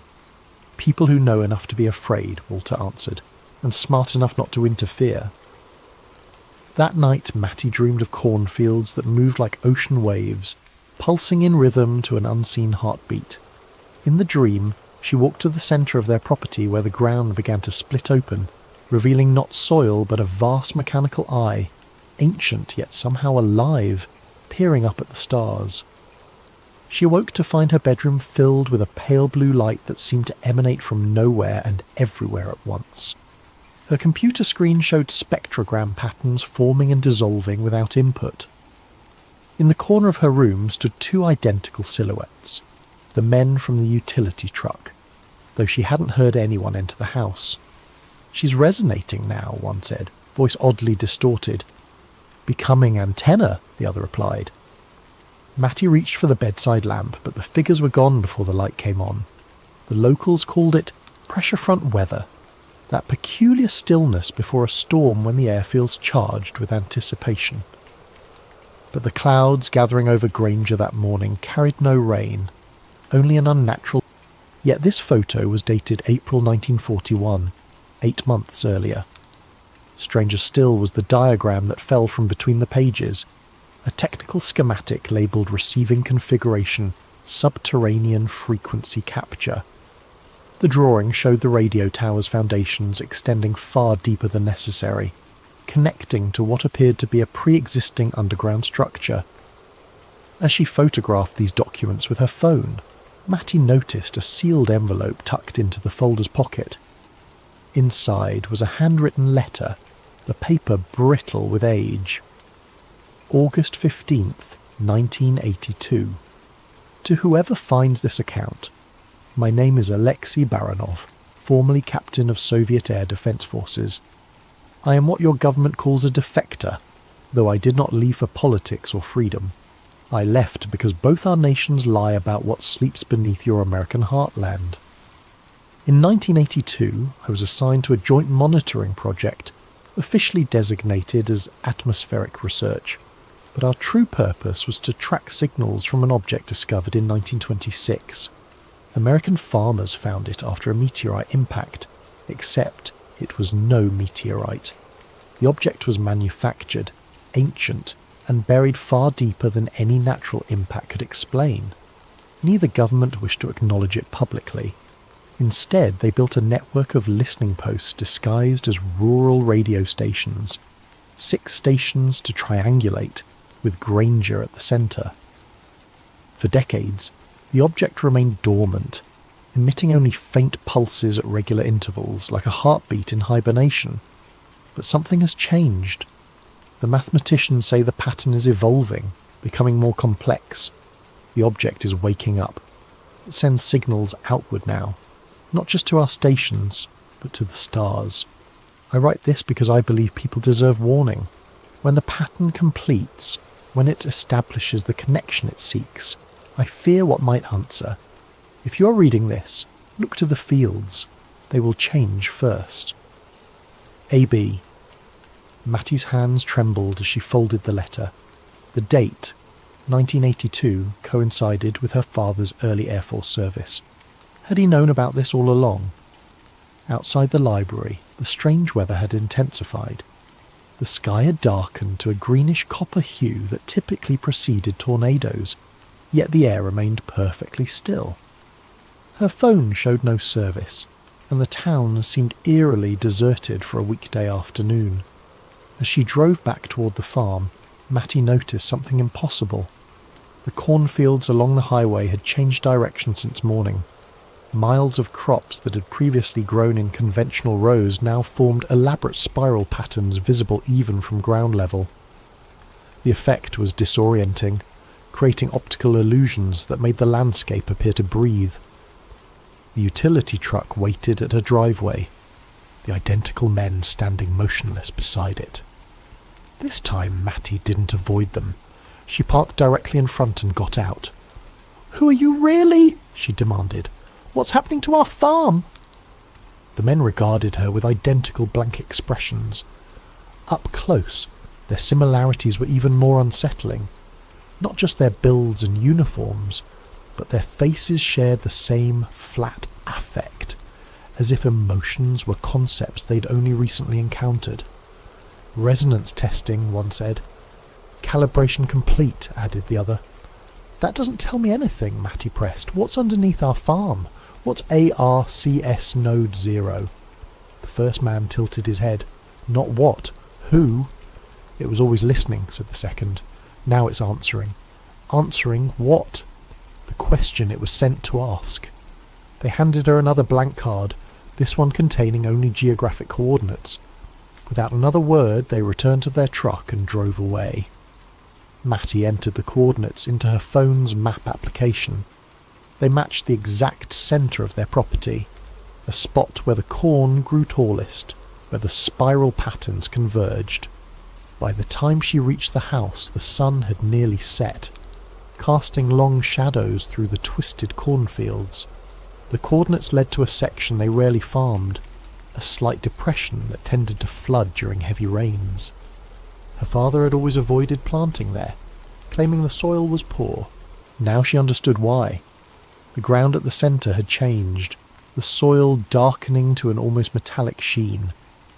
As twilight deepened, the dirt began to emit a faint luminescence, pulsing with the same rhythm as the radio signal. Mattie's phone chimed with a text from her father. "Don't go near the centre field. Coming home now." Too late. She was already standing at the edge of the depression, watching as the ground continued its transformation. The dirt was shifting, revealing glimpses of something solid underneath, something with geometric patterns etched into its surface. Her phone rang. Unknown caller. "Matilda Connors," said a voice she recognised from her earlier call. "You need to leave immediately. The pattern completes at 3:33. "What happens then?" she asked. "It finishes constructing the receiver, and then it waits for instructions." "From who?" A pause. "We don't know. That's what scares us." The ground beneath her feet trembled slightly, and Mattie stepped back as a section of soil collapsed, revealing a small portion of what lay beneath, a metallic surface with inscribed symbols that resembled mathematical equations. The exposed section pulsed with soft blue light, the same colour that had filled her bedroom nights before. Her phone's screen flickered, then displayed a single message. Coordinates matched. Receiver identified. As darkness fell completely, Matty noticed something else. The stars above the farm were disappearing one by one, as if being systematically erased from the night sky. In their place, a subtle pattern was forming in the darkness, the same spiral configuration she'd seen in her spectrogram analysis. At precisely 3:33 a.m, every electronic device on the farm activated simultaneously. The house lights, her computer, the old radio transmitter in the shed, each emitted the same pulsing pattern, now loud enough to feel in her chest. The ground at the centre of the depression split open like a blooming flower, soil falling away to reveal more of the object beneath, a vast circular disk of impossible age, its surface covered in mathematical symbols that rearranged themselves as she watched. From this exposed section, a beam of coherent light shot straight upward into the night sky, piercing the spiral void where stars had been. The transmission had begun. Walter's truck skidded to a halt in the driveway, headlights illuminating Matty's frozen figure at the field's edge. He ran toward her, panic evident in every movement. "Get back to the house," he shouted over the now audible hum emanating from the exposed disc. "It's not safe." Matty couldn't move, transfixed by the beam of light connecting earth to sky. "What is it, Dad? Really?" Walter reached her side, breathless.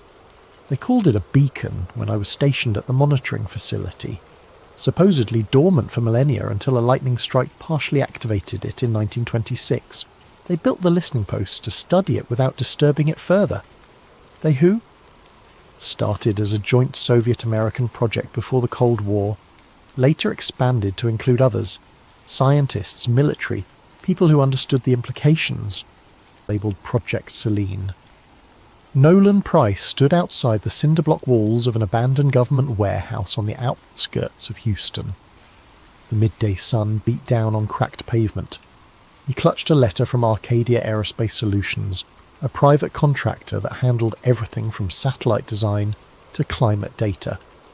They had found references to ancient NASA reels in a sealed corner of a facility left over from the Cold War.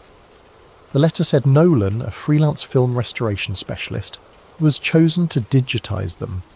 Urgent for historical archiving, they claimed. The pay was good, suspiciously good. Nolan stared at the weathered steel door. A single guard in a dusty uniform waved him in, already expecting him. Inside, the air was stale with the odour of old cardboard and decaying reel canisters. Flickering fluorescent lights revealed rows of shelves stuffed with NASA-labelled boxes, many slashed or water-damaged. This was typical. NASA's official archives were famed for mishaps, lost tapes of early rocket tests, missing telemetry from the Apollo missions. But something about Arcadia's hush-hush approach set Nolan on edge. A short, grey-suited woman introduced herself as Madison Harlow, acting as Arcadia's liaison. Without for the first odd reel, a label read, Apollo 11 Stage B, Take 3. The word Take 3 was strange. NASA mission reels usually said T-plus timeline or mission day references, not take. He shrugged, loaded it. The footage flickered. A wide shot of what looked like a lunar surface mock-up. Astronaut suits in frame, then a voice off screen. Positions and action! The two suited figures hopped across the grey dust. One stumbled. A faint laugh was heard. Then another voice. Cut, we'll reset. The reflection's too bright on the visor. Nolan's heart pounded. This was no standard rocket or EVA footage. It looked like a staged film set, complete with overhead lighting rigs. The black backdrop was a poor simulation of starless lunar sky. You could see wires in the corner. Shaken, Nolan reversed the reel to confirm. Indeed, there was an assistant carrying a boom mic half hidden behind an artificial crater. The date code on the reel said 7/19/1969, the day before the public broadcast of Apollo 11's first moonwalk. Could this be a training simulation? NASA did have partial staging for practice, as yet the clapper, board reading take 3, and the director's voice implying an actual production unsettled him. He digitized it, flagged it. It defied everything taught in history.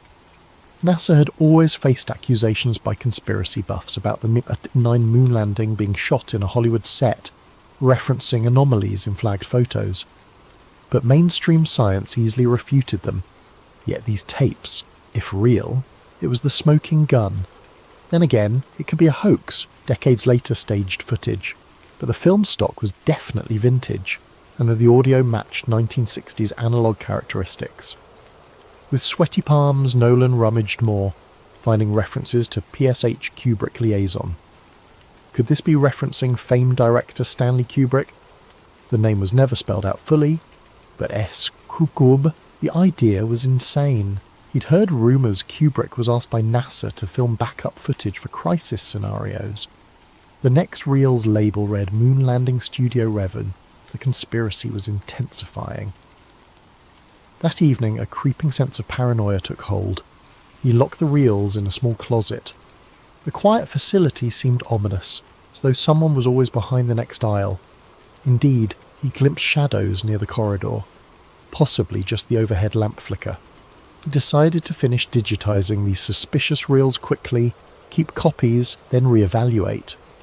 Returning to the main workstation, he discovered his second shock. The tape labelled Apollo 11 Stage B Take 3 was missing. He'd left it on the spool an hour ago. Now it was gone. He checked the entire room, the desk, the case, nowhere.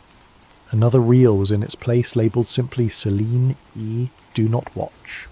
This was no accident. Someone knew he'd found the suspicious content. They replaced it with a cryptic reel, possibly a warning or a booby trap. Heart-pounding, Nolan placed Celine E. in the projector, through hostility overriding caution. The film began with static, then an image of an empty crater. A whisper reversed. "This is not for you. Turn back." Flickers of random rocket footage, spliced with the face of an older man in a half-lit room, mouthing silent words. Then more static. End. Nolan realised he'd become entangled in something bigger. The label Project Selene likely referred to a top-secret operation controlling the lunar narrative. Could it be real? Or was it an elaborate mind game? He decided to approach Dr. Eliza Trent, a known NASA contractor turned historian, for help verifying authenticity. Because if these tapes were real, the entire Nautilus moon landing story was a crafted facade. And if that were true, the forces behind it wouldn't let the truth emerge easily. Thus, Nolan closed up for the night, feeling the weight of newly awakened illusions. Tomorrow he'd contact Dr. Trent. For now, though, he had to check the facility's locks, ensure no further reels vanished. A faint static-like voice echoed in his head. "We told them we went to the moon, and they believed." He shivered. If indeed the event that defined modern history was a cinematic hoax, the question loomed: who orchestrated it? And how far would they go to bury the truth? True to his plan, Nolan Price found himself the next morning outside a modest office building in downtown Houston, where Dr. Eliza Trent ran her small consultancy on aerospace history. She was a slight, sharp-eyed woman in her early 50s, known for her precise knowledge of NASA's public records. He introduced himself under an alias, but she recognised the name from an earlier phone message. "Ah, you're the archivist with something urgent to show me." Inside her cluttered office, he carefully produced a hidden thumb drive with a few scanned clips. Dr. Trent popped it into her laptop. Scenes of the suspicious moon set played, along with bits of Celine B references. Her eyebrows rose. She zoomed in on certain frames, analysing the film grain, the speech patterns, the design of the suits. "This could be incredibly damning if authentic," she whispered. "But it also might be a sophisticated fake. I've seen hoaxes before. Let me cross-check specifics, production lot stamps on the film stock, the older NASA logos or pass badges. Nolan recounted the bizarre reel swaps, the reversed whispers on Celine E, and the missing spool from the previous night. Dr. Trent's fare turned grim. If you're telling the truth, you're in danger. People don't just vanish these reels for fun. NASA had a long official stance that all major mission footage was stored, minus some lost in time, but never anything indicating a state or more, and they spent hours verifying minute details. A NASA mission patch visible in a corner, background voices referencing angle matches real module altitude. Dr. Trent began to suspect the tapes were genuine. She also recognised one face from an older NASA group photo, a certain black-suited figure who never stepped in front of official cameras, rumoured to be a media liaison. He was hush-hush, rumoured to coordinate with a big Hollywood name, possibly Kubrick. Dr. Trent offered a possible motive. During the Cold War, the pressure to beat the Soviets was immense. If real landings were uncertain, they might have staged footage as a failsafe. But from these tapes, it looks more elaborate. A total simulation? She exhaled. This changes everything. She urged Nolan to gather more evidence, but do it safely. That night they parted ways, planning to regroup once she did further checks in NASA's official archives. Meanwhile, Nolan returned to the old facility. The next morning he discovered the entire building locked, a renovation sign posted by Arcadia. Harlow, the liaison, was nowhere. Security had orders that no one enters, as the project was on hold. Furious, Nolan realised they intended to shut down any further rummaging. He tried to call Harlow's number, disconnected. The job was effectively over, the suspicious reels presumably removed. He retreated to his small apartment, heart pounding. If the conspirators had the tapes again, that left him with only a few digital copies. Enough maybe if the file survived. He backed them up to multiple flash drives, but as he tried emailing Dr. Trent more footage, an error flagged. File blocked, suspicious content. Some large-scale infiltration of his system was in effect. The Watchers were definitely onto him. In the swirl came a break. Rummaging through older unlabelled reels he'd already digitized, he found an odd snippet showing a man in a starkly lit corner, mid-70s style, glancing nervously at the camera. The film was scratched and audio was reversed. By reversing the track, Nolan deciphered fragments. Project Selene? Never meant to see. We built illusions for a greater cause. The man coughed, spat out. We lied. Or we lost the war.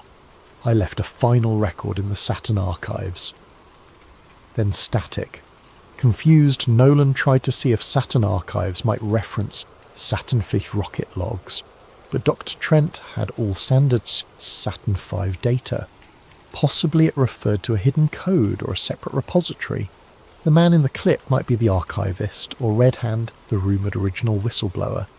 If Goa, his message suggested a bigger trove of evidence existed somewhere else, presumably safer than the official NASA channels. Maybe that trove spelled out the entire impetus behind faking, or partially faking, the moon landings. And caretaker told him men asked about him, flashing some government ID. Fearing for his life, Nolan packed the digitized reels, stashed them in a battered suitcase, and hopped on a night bus out of town. He had one lead, a mention from Dr. Trent about the domain of the final transmissions, an alleged secret NASA comm station in the desert, which might hold old telemetry backups. If the Watchers stored illusions in reels, maybe the raw signals existed, real or fake, that confirm the staged transmissions. That might be the final piece to prove everything. Exhausted, he slumped in a bus seat, the flicker of highway lights passing. He felt haunted by the question.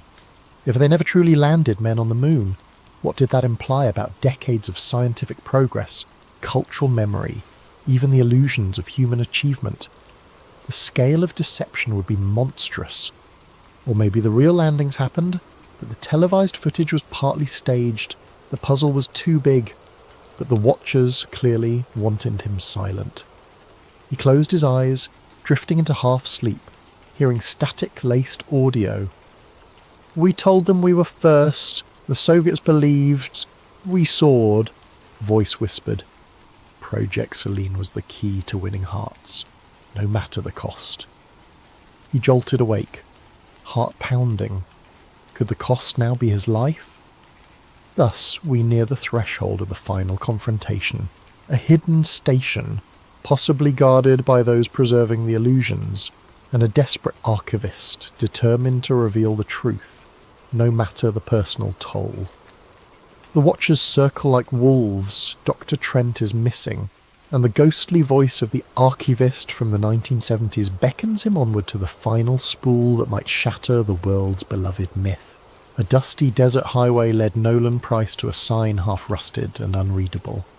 The day was scorching, reminiscent of a place NASA once tested rovers or illusions of them. Lacking a car, Nolan walked hours from the bus drop-off, carrying a battered duffel, loaded with the crucial reels and a battered laptop. He was guided only by a rumour of a closed NASA comm station, rumoured to have moon feed backups. If he could find that station, he might locate the original uncut transmissions, or a final log from the Watchers themselves, validating the entire hoax. The Watchers were not far behind. They had resources to track phone pings, credit usage, license plate scanners, but Nolan used none of those, moving off-grid. Still he sensed their presence, a drone overhead. He saw no sign, but the desert was wide, the sky empty of clues. Each day he opened it, a partial video showing Dr. Trent forcibly questioned by men in suits. She pleaded, "We can't let them keep lying, people deserve..." Then the video ended. Nolan reeled with horror. She'd been captured. He had to act fast. The Watchers would realise the system was accessed. He found an old satellite uplink control ironically used in the 60s for deep space transmissions. If it still worked, he could broadcast a direct feed of these unedited files to multiple open frequencies, unstoppable by typical net censorship. A perfect final broadcast. He rummaged for cables, hooking everything up. The generator hummed. The old dish on the facility's roof squeaked into position. The console flickered with an option. Signal frequencies, low Earth channels, civil comms, even random radio bands. He could saturate them all. He selected the files, raw footage of the staged moon sets, outtakes with directors, plus newly discovered voice logs referencing, "We never left Earth, we built illusions." He included the Dr. Trent clip, proving Watchers had her. Tapping transmit, he waited for the progress bar. Slowly it climbed, 10%, 20%. Then boots on concrete outside. The Watchers had arrived. They swarmed in, flashlights cutting beams in the dusty corridors. He jammed a filing cabinet against the door. Gunfire erupted from the hallway. The broadcast was at 60%. If he could hold them off a few more minutes, the entire world would see the raw data. Shots tore through the flimsy door. Splinters flew. The Watchers forced an entry. Nolan, crouching behind a console, tapped a final override to lock the station's outer doors. The Watchers hammered at them from within. They must have cut an external fence, but the building's metal doors might by seconds. The bar rose to 8. The mosaic was out. Social media exploded. Even those who had refused to doubt the official narrative watched in shock. By the next day, an unstoppable wave of meltdown overcame news outlets, overshadowing Watchers' attempts to disclaim. Nolan lay on the floor, vision fading. The Watchers, done with him, turned to vanish into the night, the clang of their boots receding. In his final moments, he recalled the reel with the old archivist's voice. "We told them we left Earth. We never had to." He felt a strange calm, believing that at least he had completed the mission. Perhaps Dr. Trent would see the broadcast and survive. The next morning, the world awoke to the shock of unfiltered footage spreading across every major and minor digital platform. Twitter, ephemeral streaming sites, pirate radio channels. The images showed the alleged set for the moon landing. Dusty sound stages, mocked-up craters, overhead rigging. Audio capturing NASA officials and alleged Hollywood technicians planning each scene. For many, this was an utter betrayal of faith in humankind's greatest triumph. For others, it vindicated decades of suspicion. Debates raged over how much was real or whether some actual missions occurred, but the televised parts were faked. NASA and the White House scrambled to disclaim the footage, calling it forged propaganda. Yet the level of detail referencing actual mission rosters and biasly edited footage. But cracks appeared among NASA retirees. Some older engineers told reporters about strange security around certain broadcast trucks in 1969. A caretaker from an old film studio stepped forward, claiming she once saw moon-set pieces. In short, the edifice of absolute certainty crumbled. In a hidden place, elders from the original Project Selene, if that was truly the operation's name, hunkered down. They'd spent decades ensuring the official story overshadowed any rumours. Now, with everything public, the question was whether to attempt a final push to disclaim or vanish. Some watchers apparently vanished from the scene, leaving cryptic footprints. Possibly they'd moved on to new illusions. Possibly they recognised the unstoppable wave. Some found solace in the idea that humans still had the technology or impetus to land on the moon, but needed backup show. Others believed the entire Apollo program was a monstrous PR operation, that no real landing ever happened. A subset of the population refused to believe the footage at all, labelling it advanced deepfake, noticed among old VHS tapes. Possibly a leftover reel not confiscated by watchers. A curious shopper glimpsed it, recognised the NASA imprint, and thought it might be valuable. They purchased it for $1. The can sat in a living room shelf. If they ever played it, they'd see a single take that never made it into the final broadcast. An astronaut stumbling under bright stage lights, removing his helmet mid-moonwalk, complaining about the heat. The can's label was faint. For final illusions, keep locked. Another piece of the puzzle, lost to time, or maybe waiting for the next curious soul. As for Nolan, rumours swirled that he might have survived. A fisherman off the Gulf Coast claimed to have given a ride to a quiet man with old film spools in his bag. A small-time blogger said she received an unsigned letter thanking her for defending the truth, but no one truly knew. If he lived, it would be as an eternal wanderer, overshadowed by the legacy that Project Selene was no longer hush-hush. Illusions can define an era, forging national unity or stoking pride. But illusions, once unmasked, can unravel decades of trust, leaving a battered society to pick up the pieces.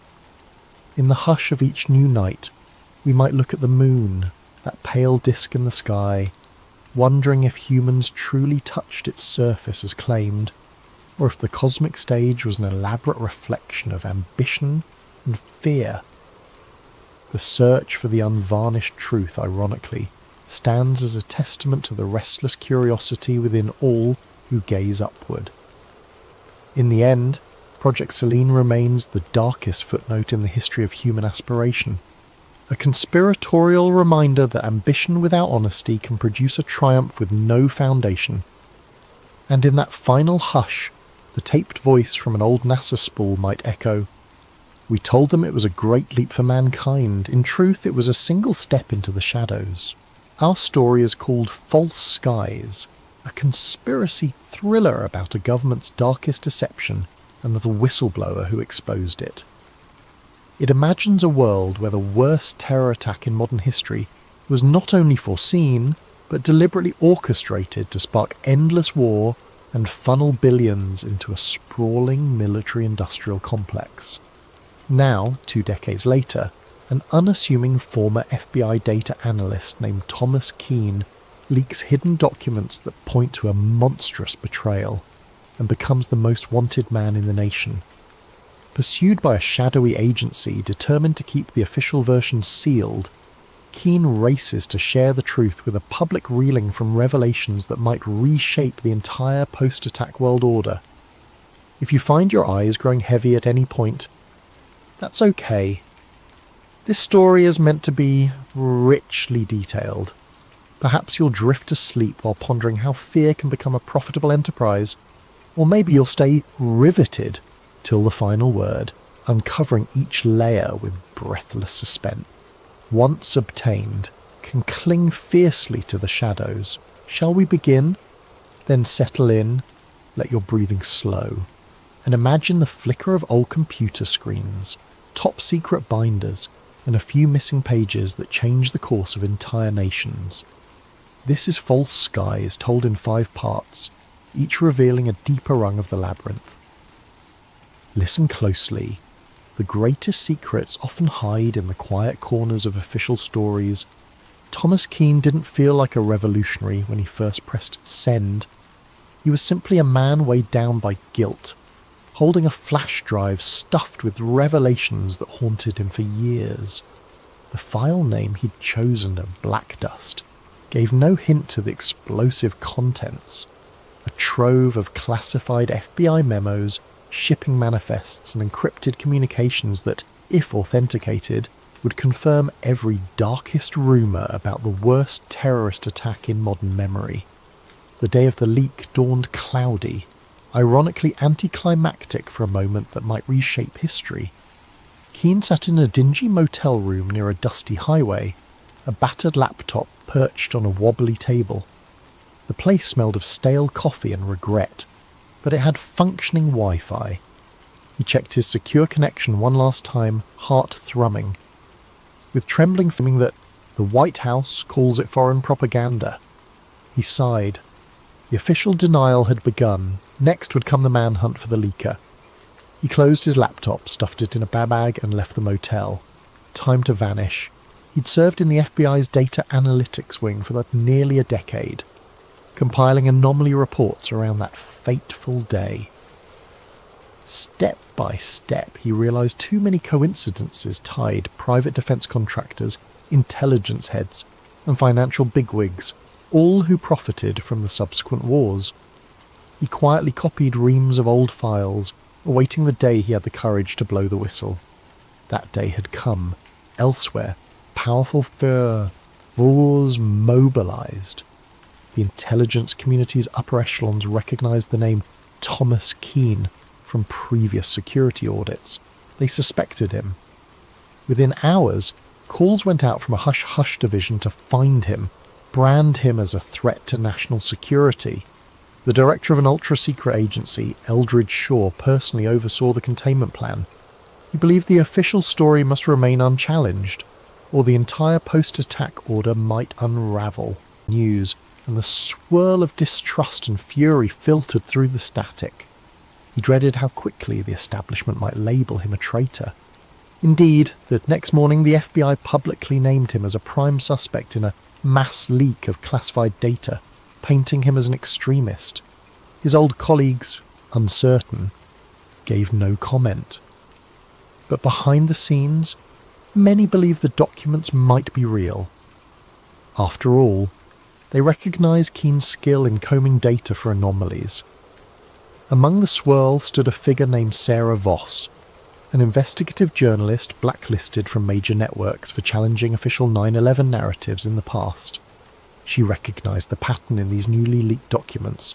They matched puzzle pieces she'd glimpsed in hushed conversation with insiders.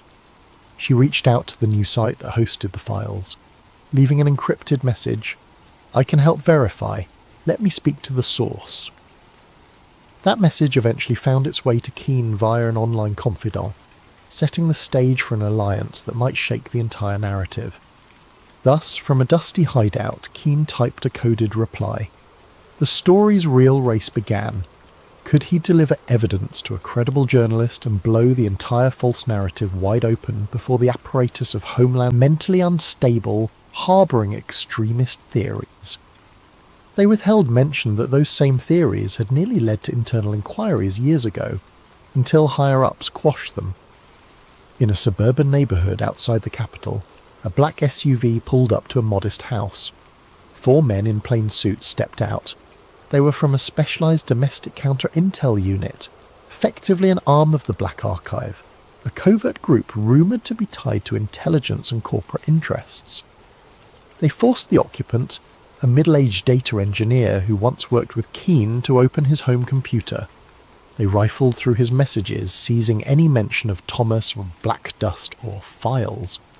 This was repeated across multiple homes of ex-FBI colleagues, all without official warrants. The Watchers answered to a higher chain, operating in the shadows. Director Eldridge Shaw, head of a new consolidated intelligence agency formed after 9/11, presided over these manhunts from a sleek government tower. He remembered the day of the attacks vividly, the chaos that allowed the Patriot Act and massive expansions of surveillance corner among dusty shelves. She offered a handshake, voice calm but urgent. "Thomas, I believe you. The official story has always had holes. Let's finalise the proof so we can break it wide open." Keane exhaled relief, sliding a small USB drive across the table. "This is a more complete set than what was posted. Contains direct memos about the stand-down orders, the deals with defence contractors, the flight path manipulations. Also internal emails referencing the hijackers as assets gone rogue." He paused, tears flickering in his eyes. "They used the tragedy for indefinite war, Sarah. They let it happen, or worse, engineered it." Sarah's breath caught. She skimmed a few files on her laptop, eyes widening at references to bank accounts, coded references to Operation Silence. She nodded. "This is explosive, but we need a big platform, enough to force coverage. If we just post it on my blog, they'll discredit or block it. We'll get shut down." She explained a plan. Find a mainstream journalist with a rebellious streak, or do a well-publicised live event that too many watchers can't black out entirely. Suddenly, a muffled scuffle at the library entrance startled them. A figure in dark clothes peered in, Keane tensed. Sarah pressed the laptop closed. They ducked behind shelves as footsteps approached, but the library's old caretaker bumbled out, greeting them obliviously. The suspicious figure, glimpsed through the glass, retreated. Possibly a false alarm, possibly a watcher verifying the location. They parted ways quickly, agreeing to meet again in 48 hours near a major city, planning an infiltration of Black Ops team to ensure the leak never reached unstoppable momentum. If Keane couldn't outmaneuver them long enough to break the final evidence, the official illusions would remain intact. If he did, though, the entire structure of post-attack governance might collapse. The next moves would determine everything. The following week saw Thomas Keane evading watchers by day and collaborating with Sarah Voss by night, each meeting more urgent than the last. They discovered references to the Saturn files scattered in older CIA memos. Allegedly, it was an encrypted database that meticulously traced the money funneling to defence contractors, oil conglomerates and political campaigns in the immediate weeks after the catastrophic event.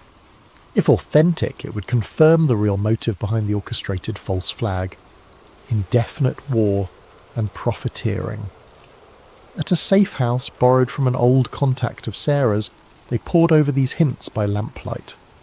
Among the digital shards was a location clue: a retired NSA facility on the outskirts of a southwestern desert, defunct but rumoured to store old backups. "We find that offline archive," Sarah said. "We can copy the Saturn files in raw form. That's the smoking gun." Keane nodded, though dread of infiltration weighed on him. Between them, they had minimal resources: a battered car, a few $1,000s in cash, and a handful of laptops. The Watchers, on the other hand, had near limitless means: drones, infiltration teams, access to every camera feed in the nation. But the Watchers didn't fully expect them to attempt to break in and pay in cash. They dodged major highways, suspecting license plate readers. The Watchers likely guessed their aim was to expose more data, but might not know the exact target. Meanwhile, the tension between them soared. The climate was near police state. Newscasts repeated that the domestic terrorist Thomas Keane must be turned in. Civilians were promised big rewards for tips. Billboards with Keane's face popped up along highways. He wore a baseball cap and used tinted glasses. But each day was a dice roll. A near encounter. On a lonely stretch, a black SUV sped behind them. They recognized the pattern. Sarah swerved onto a side route, forging through a small farmland path. The Watchers gave chase. Shots rang out, blowing a tyre. The car careened into a ditch. They scrambled out, hid among tall corn. The watchers searched but eventually gave up, presumably to avoid a big scene. This brush with violent capture left them rattled, but also more resolved. "We're obviously on the right track if they're that desperate," Sarah said, breath shaky. Finally, after days, they reached the deserted perimeter of the old NSA outpost. It was ringed by a crumbling fence, a few rusted signposts. By the look of the cracked asphalt and weed-choked yard, it had been abandoned for over a decade. Perfect place to bury secrets. Under twilight, they found a corner of the fence cut open by looters. They slipped inside quietly. The main building rose in silhouette, windows boarded up. A stray coyote howled in the distance, wind carrying a faint metallic whistling from open vents. Inside, dust-coated floors. Old cubicles sat in disarray. They used flashlights to navigate. Eventually they located a sub-basement with battered computer racks. A few beeped faintly with emergence, all hidden under national security drapery. Some lines suggested hijackers were known assets used as a controlled ignition. The betrayal was staggering. In that hush, footsteps upstairs. The watchers had arrived, no doubt detecting the power usage. "We must copy this now," Keane said, launching a data transfer to multiple external drives. Meanwhile, Sarah prepared to kill lights and hide, but the watchers rushed down, flashlights slicing through gloom. Gunfire echoed. Bullets pinged off server racks. Sarah huddled behind a console, returning fire with a small pistol she carried. Keane initiated an upload, hooking the server to a secure satellite link via a portable router. The watchers advanced. He typed frantically, the progress bar inching along, transmission at 10%. Then Director Shaw himself stepped in. "Stop!" he roared, voice reverberating in the metal corridor. "Keane, you have no idea what you're unleashing. The stability of entire alliances depends on burying that day's complexities." Shots resumed. Sarah took a graze to her shoulder, but kept the watchers pinned. The bar reached 50%. Shaw barked an order to lob a small explosive. They tossed a flashbang. The ear-shattering pop disoriented them. The watchers closed in, tackling Sarah. Another pinned Keane. The laptop screen cracked under a boot. The upload froze at 80%. In the struggle, Keane twisted free, smashing a guard's face with the laptop, which ironically forced the laptop back to life. The watchers tried to pull cables. Meanwhile, a stray bullet hit a server coolant line. Steam hissed. The infiltration team realized this was too risky.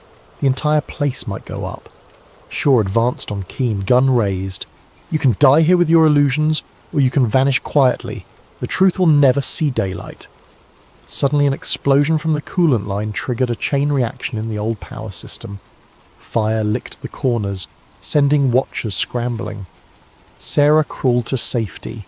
Keane, battered, saw the upload bar at 98%. He roared in defiance, pressing a final keystroke to confirm. The system beeped success. The watchers realized the data had been sent out, unstoppable now. Furious, one aimed at Keane's chest. A final shot rang out. Darkness overcame him. The watchers yanked the cable, but it was too late. The Saturn files had presumably reached a safe node on the open web. Alarms beeped. The facility's meltdown forced a hurried retreat. In the swirling smoke, Sarah was dragged away by an explosion's concussive wave. The watchers grabbed Shaw, retreating. The entire sub-basement collapsed in flame and dust. For all they knew, Keane perished under the rubble. But the watchers had lost the bigger war. The Saturn files were free. Within hours, a torrent of new evidence, the Saturn files, flooded the internet. Anonymous activists, archivists, and journalists worldwide mirrored the data. Even as official agencies tried to block or discredit it, the story soared across social media, overshadowing government censorship efforts. Original documents codenamed Operation White Dawn, some Project Switchboard, commissioned for Filter some Rorsi, provided stark details. Insider collusion with extremist groups, advanced planning to ensure that attacks triggered panic and indefinite war mobilization, international reaction. Allies demanded urgent clarifications from Washington. Rival nations called for an emergency UN session. the general public seeing internal memos where top officials weighed acceptable civilian losses for strategic advantage reeled in fury. Large-scale protests ignited in multiple capitals. People demanded resignations. The entire intelligence apparatus faced the biggest crisis of legitimacy since the day it was formed.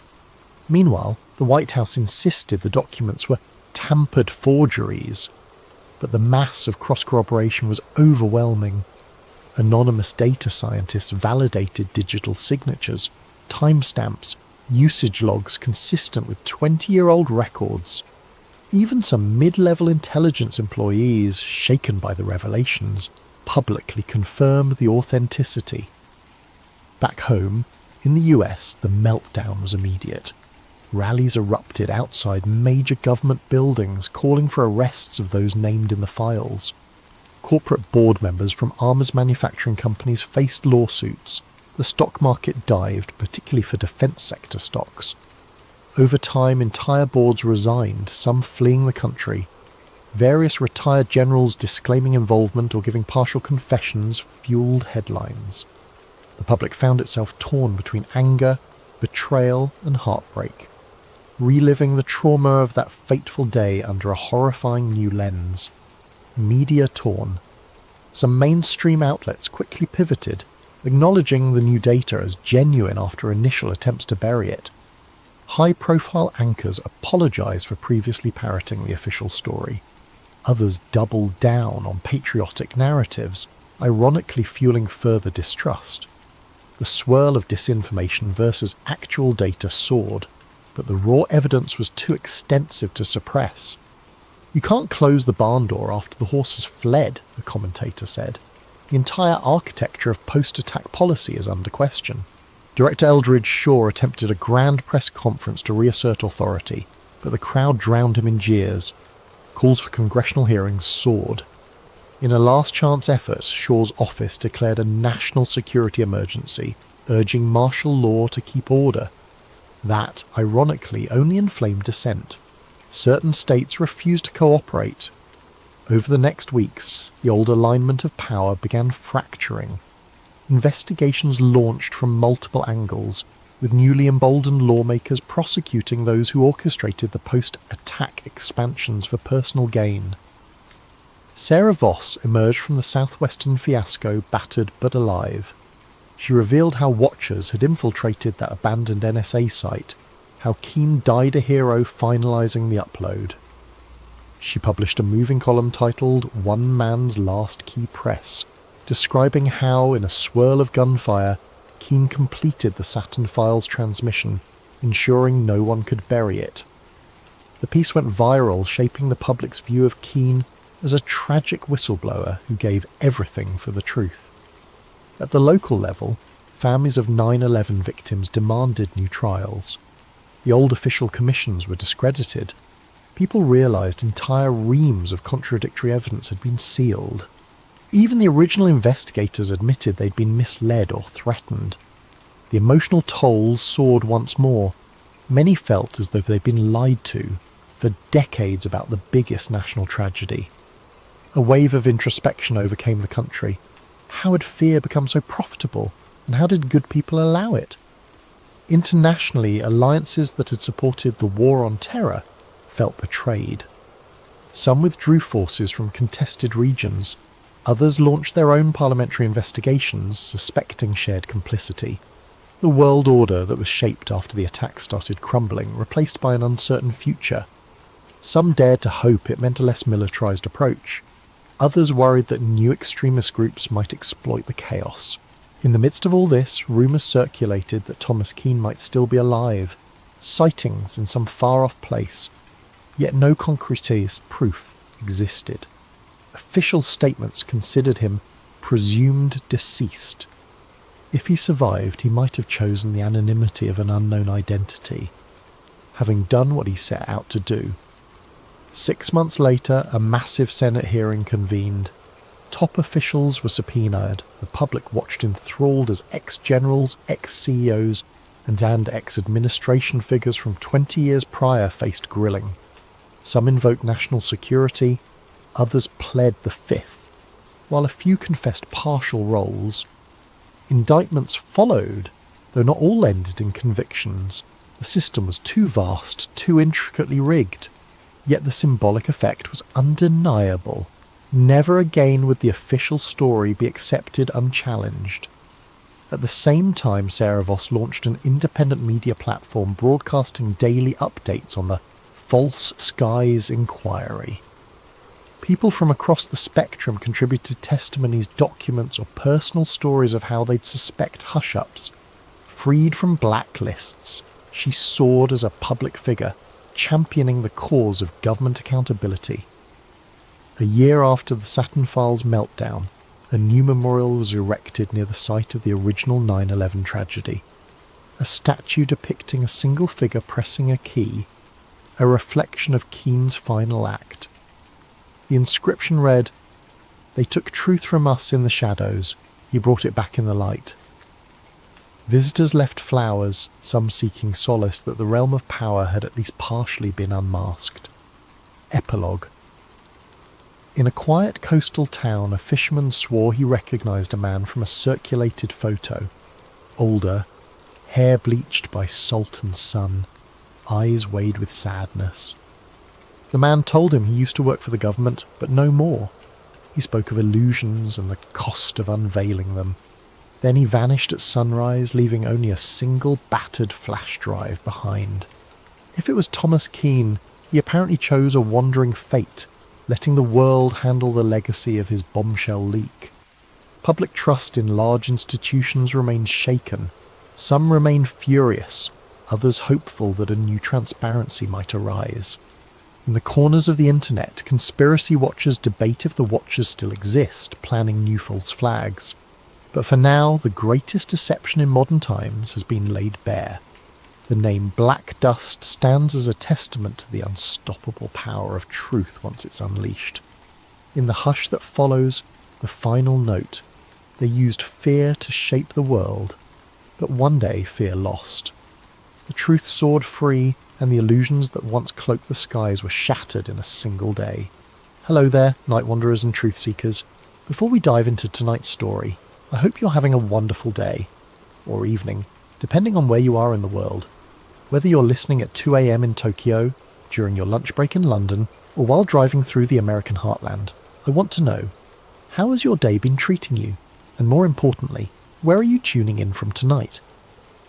If you're new here, welcome to Sleep Theories, where we explore the stories they don't want you to hear, with severe flu-like symptoms. By Monday, that number had climbed to 41. I've been doing this job for 8 years.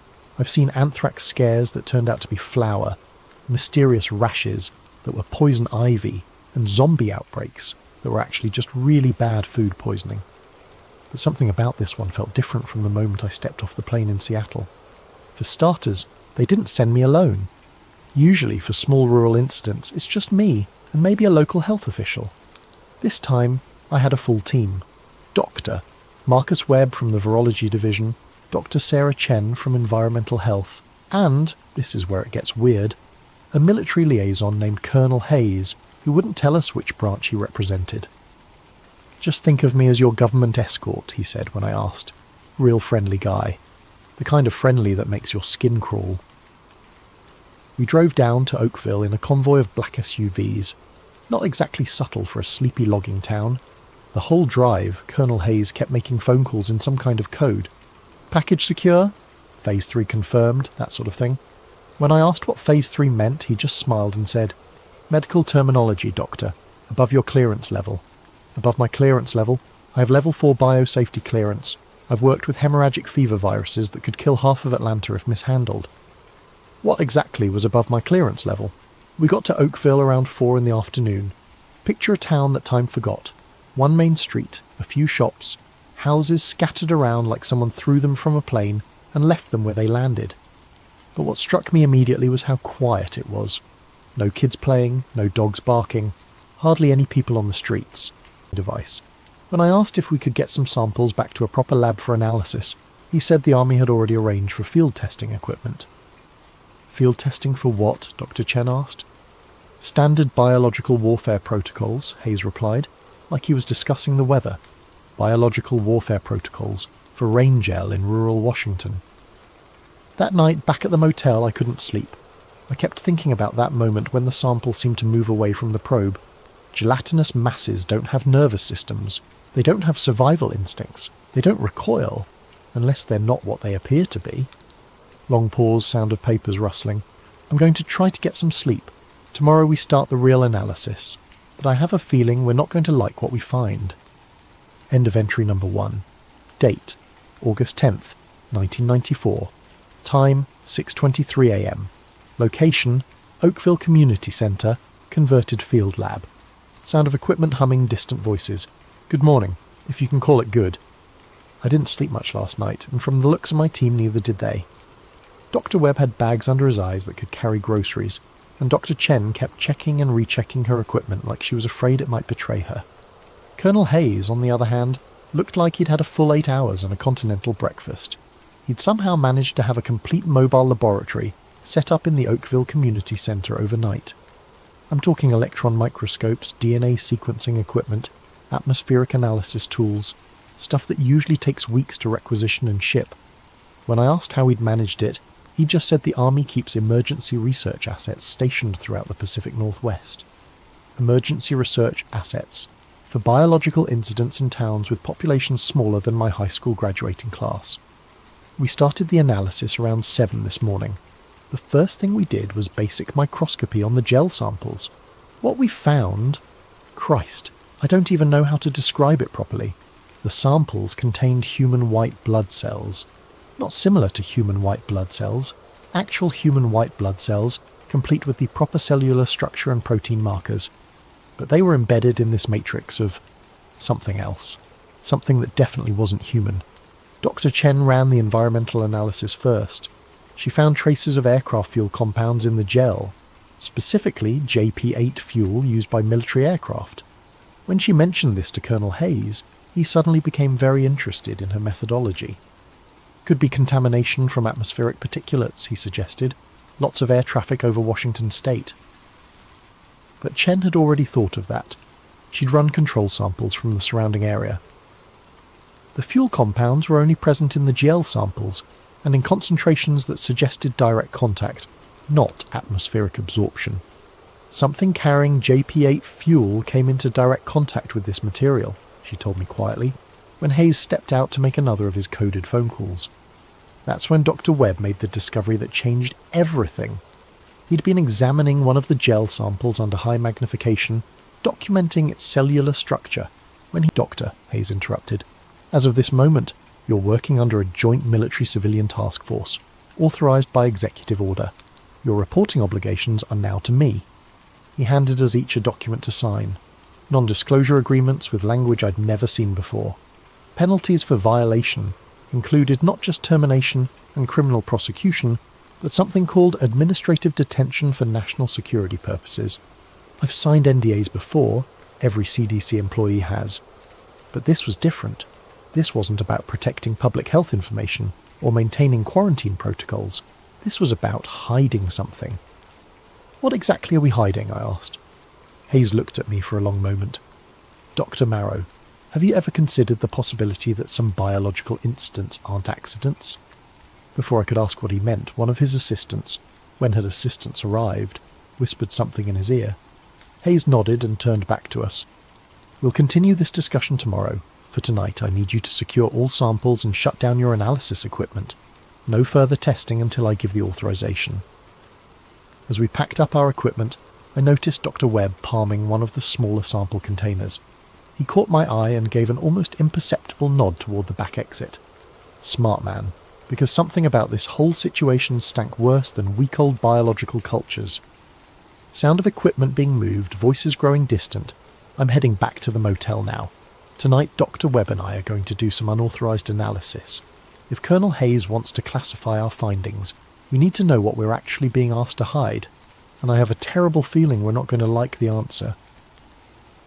End of entry number 2. Date, August 11th, 1994. Time, 2:14 AM. Location, Motel 6, Room 127. Whispered voice, sounds of typing in background. Jesus Christ, I don't even know where to start. Webb and I spent the evening running analysis on the sample he'd smuggled out. We had to use his personal laptop and some portable equipment he'd brought for emergencies, but what we found, it changes everything we thought we knew about the Oakville incident. First, the bacterial strains. We managed to isolate in his backup drives. But whoever took him missed this. It was under the bed. She opened her own laptop and inserted the device. After a few minutes of technical wizardry that was way above my pay grade, she managed to access its stored data. "Oh my God," she whispered. On the screen was a document marked Classified Project Rainveil Phase 3 Operational Summary. I'll try to reproduce the key sections here, though my hands are shaking as I type this. Objective: Field test of aerosolized behavioral modification compound in controlled civilian population. Delivery method: KC-135. Stratotanker equipped with weather modification dispersal system. Target area: Oakville, Washington. Population 598. Isolated minimal media attention probability. Compound composition: synthetic gel matrix containing engineered bacterial agents. B7, mood suppression, and B12, compliance enhancement, plus human leukocytes for immune system camouflage. Expected results: 72-hour onset period. Symptoms include mild fever, cognitive fog, reduced anxiety response, increased suggestion susceptibility. Monitoring protocol: embedded CDC team to document civilian response while maintaining cover story of natural phenomenon investigation. Escalation authority: Colonel J. Hayes, Project Rainveil Operations Command. There were more details: technical specifications, dosage calculations, even psychological assessment protocols for measuring compliance enhancement in the affected population. But what to expect from a pharmaceutical trial? But they weren't testing medicine. They were testing methods for controlling human behaviour on a mass scale. Long pause, sound of someone taking deep breaths. We've hidden copies of the data in 3 different locations. If something happens to us, at least there will be a record of what really happened here. Tomorrow we're supposed to report back to Colonel Hayes with our final analysis of the Oakville samples. He expects us to conclude that the incident was caused by natural atmospheric phenomena, algae blooms, bacterial contamination, nothing that can't be explained by meteorology and bad luck. But I can't do it. I became a doctor to help people, not to cover up biological weapons tests on American citizens. Even if it means the end of my career, I have to find a way to expose what's really happening here. The question is, how do you fight an enemy that can rain compliance from the sky? End of entry number 3. Date: August 11th, 1994. Time: 6:45 p.m.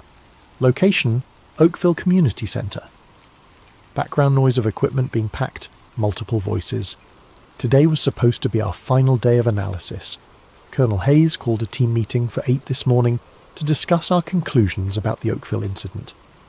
I walked into that community centre knowing it might be the last honest thing I ever did as a CDC scientist. But I wasn't prepared for what Hayes told us. "Ladies and gentlemen," he said, standing in front of a projector screen that showed aerial photographs of Oakville, "your analysis has been extremely valuable to national security. However, the nature of your findings requires us to adjust our public reporting strategy." He clicked to the next slide. A draft report concluding that the Oakville incident was caused by atmospheric algae blooms, combined with unusual weather patterns and trace bacterial contamination from agricultural runoff. I knew the truth, and from the looks on Webb's and Chen's faces, they knew it too. "Now," Hayes continued, "I need each of you to sign this amended report confirming these corrected findings. Your signatures indicate that you stand behind the scientific accuracy of this document." Chen was the first to crack. "I can't sign something I know isn't true." Hayes looked at her with what might have been sympathy. "Dr. Chen, I understand your concern for scientific integrity, but sometimes the greater good requires us to accept that our individual perspectives might be limited." "The greater good?" I couldn't keep quiet any longer. "Colonel, we found evidence of biological weapons testing on American civilians. How is covering that up serving the greater good?" The temperature in the room seemed to drop 10 degrees. Hayes closed his notebook and looked directly at me. "Dr. Marrow, I think you may be suffering from the stress of extended field work. It's not uncommon for researchers to develop paranoid interpretations of routine data when working under pressure. Paranoid interpretations, there it was, the classic discredit and marginalise strategy. However, Hayes continued, I'm prepared to be understanding about the psychological effects of this assignment. If you sign the corrected report, we can arrange for you to take some administrative leave. Time to recover from what has obviously been a traumatic experience. The threat was clear. Sign the false report and disappear quietly, or be labelled mentally unstable and discredited professionally. Webb and Chen both signed. I watched them do it, their hands shaking as they wrote their names on documents they knew were lies. I don't blame them. They have families, mortgages, careers to protect. The system is designed to make resistance too costly for ordinary people. But I didn't sign. I need more time to review the data, I told Hayes. He nodded like he'd expected this. Of course. Take all the time you need. Just remember, Doctor, sometimes the most patriotic thing a scientist can do is know when to stop asking questions. Sound of chairs scraping, people leaving. Everyone else has gone home. I'm alone in the community centre now, supposedly packing up the last of our equipment. But really, I'm trying to figure out what to do next. I've spent my entire career believing that science serves truth, and truth serves the public good. But what happens when the truth is so dangerous that revealing it might be worse than hiding it? What if they're right? What if there are threats to national security that justify testing biological weapons on unwitting civilians? What if the greater good really does require some people to suffer in ignorance so that others can be protected? Long pause. Number, I can't accept that. The moment we start justifying weapons tests on our own people, we've lost everything worth protecting. I'm going to find a way to expose Project Rainveil. I don't know how yet, but I'm going to make sure the world knows what happened in Oakville, even if it destroys me. End of entry number 4. Date: August 13th, 1994. Time: 11:30 p.m. Location: undisclosed. Voice much more subdued. Sounds of traffic in background. I can't tell you where I am right now. It's not safe. Yesterday, after I refused to sign Hayes' fabricated report, things moved very quickly. I went back to my motel room to find 2 men in suits waiting for me in the parking lot. In less than 24 hours, they'd completely severed my connection to the agency I'd worked for 8 years. But they made one mistake. They assumed I'd kept all my evidence in official channels. Before leaving Oakville, I'd mailed copies of our real findings to 3 different addresses. A journalist I knew from graduate school, a professor at Johns Hopkins who specialised in biological weapons research, and my own personal storage unit in Atlanta. I'd also uploaded encrypted copies to a private bulletin board system that a friend of mine ran for sharing research data. If they wanted to silence me, they'd have to find and destroy all of those copies, and I wasn't going to make it easy for them. Sound of papers rustling. I've been doing my own research over the past 2 days, using public records and Freedom of Information Act requests to trace the history of Project Rainveil. What I've found is terrifying in its scope. The Oakville incident wasn't isolated.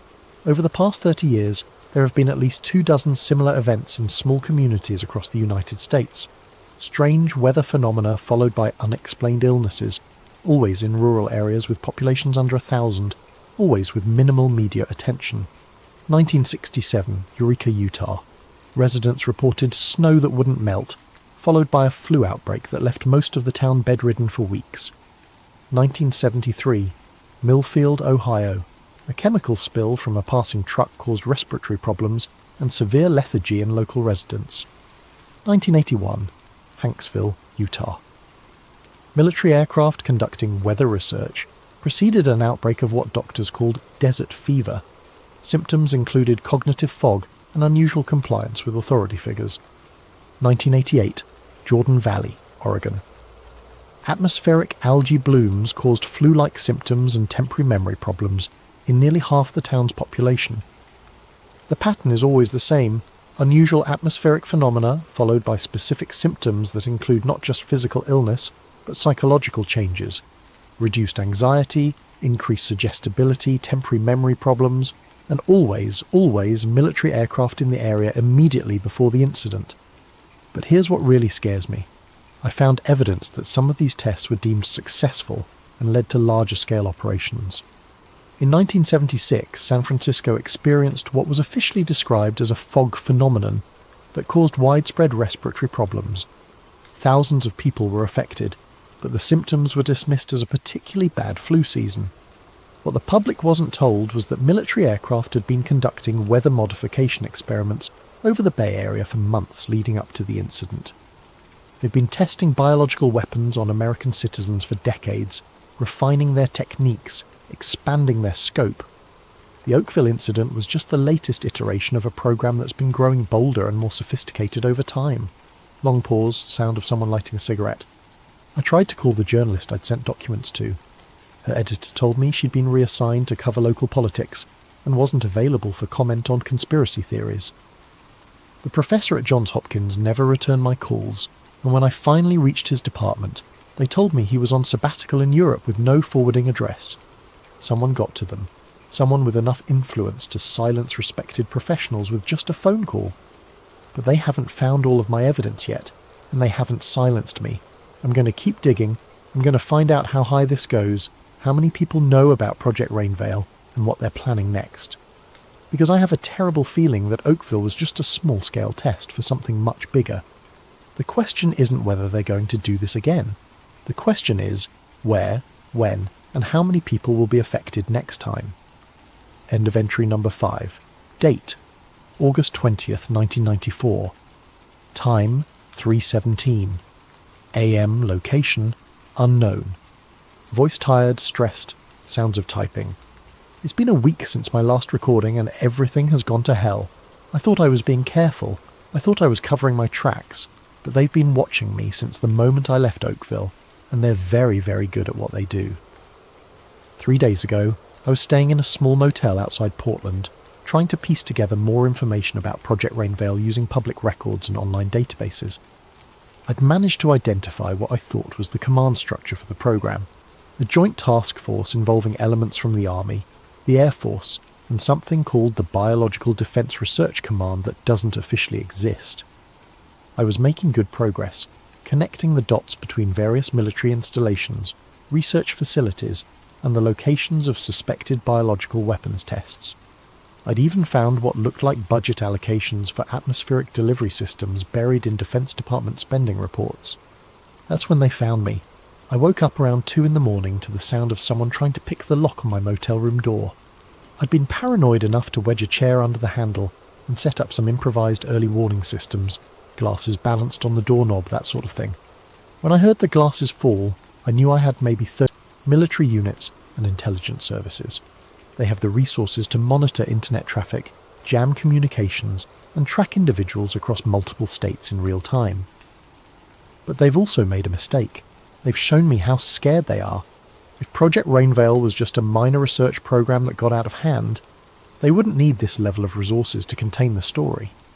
The fact that they're throwing this much manpower and technology at stopping one CDC researcher means the program is much bigger and much more important than I initially thought. Sound of papers rustling, typing. I've managed to piece together more of the picture using cached web pages and archived documents I downloaded before they started actively interfering with my research. What I've found suggests that Project Rainveil isn't just about testing biological weapons, it's about implementing them. The psychological effects we documented in Oakville, increased compliance, reduced anxiety, temporary memory problems, aren't side effects of biological contamination. They're the intended results of a sophisticated behaviour modification program. Think about it. What if you could make entire populations more accepting of government authority? What if you could reduce civil unrest, decrease crime rates, and increase social stability by adjusting the neurochemistry of millions of people simultaneously? That's what Project Rainveil is really about. Not killing people, but controlling them. Making them easier to govern, less likely to resist, more willing to accept whatever they're told by authority figures. And from what I can determine, they've been testing and refining these techniques for 30 years, gradually expanding the scope of their operations. Oakville wasn't an isolated incident. It was a field test for nationwide deployment. Long pause. I found something else in the archived documents. References to what they call Phase 4 implementation. Budget projections for large-scale atmospheric delivery systems. Purchase orders for chemical compounds measured not in grams or kilograms, but in tons. They're not planning small-scale tests anymore. They're planning to deploy these biological agents over major metropolitan areas. And based on the timeline in the documents I've seen, Phase 4 is supposed to begin sometime in the next 2 years. I have to find a way to stop this, but I'm running out of options and they're getting closer. I had proof. Direct, undeniable evidence that the Oakville incident was a deliberate military operation using biological weapons against American civilians. But when I tried to use this information, everything fell apart. I contacted an investigative journalist at the Washington Post, thinking that a major newspaper would have the resources and credibility to break this story. I sent him encrypted copies of all my documentation, including the flight records, the Project Rainveil documents, and our original laboratory analysis. He called me back within hours, excited about the story. We arranged to meet at a coffee shop in downtown Seattle to discuss how to proceed. He never showed up. When I called the Post the next day, they told me he'd been reassigned to cover a congressional hearing on agricultural subsidies. When I pressed for more information, they said he wasn't available for comment on pending investigations. That's when I realised they'd gotten to him too. Whatever influence Project Rainveil had, it was powerful enough to silence journalists at major newspapers. So I tried a different approach. I reached out to a congressional aide I knew from college, someone who worked for a senator known for investigating government misconduct. I figured that Congress had oversight authority over military operations, and that elected officials might be harder to silence than journalists. I was wrong. The aide was interested at first, just the latest test. They've been working on this for decades, and they're getting ready to go operational. She agreed to meet with me, but only under very specific conditions. No phones, no electronic devices, no credit card transactions, cash only, public places, multiple contingency plans for communication. They're very good at what they do, she warned me, and they have resources you can't imagine, but they're not invincible. There are ways to fight back. We met 3 days ago in a small diner in rural Montana. Dr. Carver was in her 60s, grey-haired and unassuming, but when she spoke about the biological weapons program, her voice carried the authority of someone who'd spent decades studying the subject. The Oakville incident follows the same pattern as dozens of other tests, she explained. They select isolated communities, deploy biological agents designed to affect behaviour and cognition, then monitor the results while maintaining plausible deniability. She showed me documents I'd never seen before, classified reports dating back to the 1960s describing similar operations, not just in the United States, but in allied countries whose governments had agreed to let American forces conduct defensive research on their soil. The ultimate goal, she said, is population-scale behaviour modification. They want to be able to adjust the psychological state of entire regions, making people more compliant, less likely to resist government authority, more susceptible to propaganda and social manipulation. The scope of what she was describing was staggering. Not just occasional weapons tests, but a systematic program to develop the capability for mass psychological control. But why? I asked. What's the point of having a compliant population if you have to drug them to achieve it? Dr. Carver smiled grimly. Because the people who run these programs, she told me, scientists, journalists, government officials who know what's happening and are working to expose it. We have to be careful, we have to be smart, but we're not alone. She put me in touch with a network of researchers and activists who've been tracking government biological weapons programs for years. They have resources, connections, and most importantly, they have a plan for getting this information to the public in a way that can't be suppressed or discredited. But the plan requires me to disappear for a while, to go completely underground, cut all ties to my previous life, and work with them to build an airtight case that even the government's media manipulation capabilities can't dismiss. The moment you surface again, Dr. Carver warned me, they'll do everything they can to destroy your credibility. They'll say you're mentally ill, they'll fabricate evidence of erratic behaviour, they'll turn your friends and family against you. You have to be prepared for that. I am prepared, or at least I think I am. Sound of car doors slamming, engine starting. They found me. I can see headlights approaching from both directions on the highway. I don't know how they tracked me here, but I'm out of time. If you're hearing this recording, it means I managed to upload it to the dead drop Dr. Carver set up before they caught me. It means the network of researchers and activists she told me about is real, and they're continuing the work. But more importantly, it means that somewhere in the world, people are still fighting for the truth. Project Rainveil is real. The biological weapons tests on American civilians are real. The plan to deploy behaviour modification agents over major population centres is real. And if we don't stop them, if we don't expose what they're doing, then the next time it rains you might want to ask yourself, is this water falling from the sky, or is it something else entirely? Sound of vehicles approaching, voices shouting. Remember Oakville. Remember what they did to those people. And remember that the price of freedom is... Recording cuts off abruptly. Date, March 15th, 2024. Source, anonymous upload to secure drop. Different voice, younger male. My name is Dr. James Mitchell, and I'm a microbiologist with the Nebraska Department of Health. 3 weeks ago, the town of Hartington, Nebraska, experienced what local officials are calling an unusual weather event. On February 23, 2024, gelatinous material fell from the sky over a 6-hour period. Within 48 hours, over 100 residents had been hospitalised with flu-like symptoms, cognitive fog, and what doctors are describing as temporary behavioural changes. The CDC has classified the incident as a natural phenomenon caused by atmospheric algae blooms. The military has denied any aircraft operations in the area. But I've run my own analysis on samples of the material, and what I've found matches exactly what Dr. Lena Marrow documented in her recordings from the Oakville incident 30 years ago. Human white blood cells embedded in an unknown matrix, engineered bacterial strains designed to affect neurochemistry, aircraft fuel compounds indicating direct military involvement. They're still doing it. They're still testing biological weapons on American civilians. Dr. Marrow's recordings resurfaced last week on a secure server, along with a cache of documents from Project Rainveil and its successor programs. The evidence is overwhelming, and it's being distributed to journalists, researchers, and government officials around the world. But that's not why I'm making this recording. I'm making it called Phase 7 Implementation, a nationwide deployment of biological agents designed to increase social compliance and reduce civil unrest. The documents include target lists, major metropolitan areas, specific dates and delivery methods, and a timeline that suggests the full deployment is scheduled to begin within the next 6 months.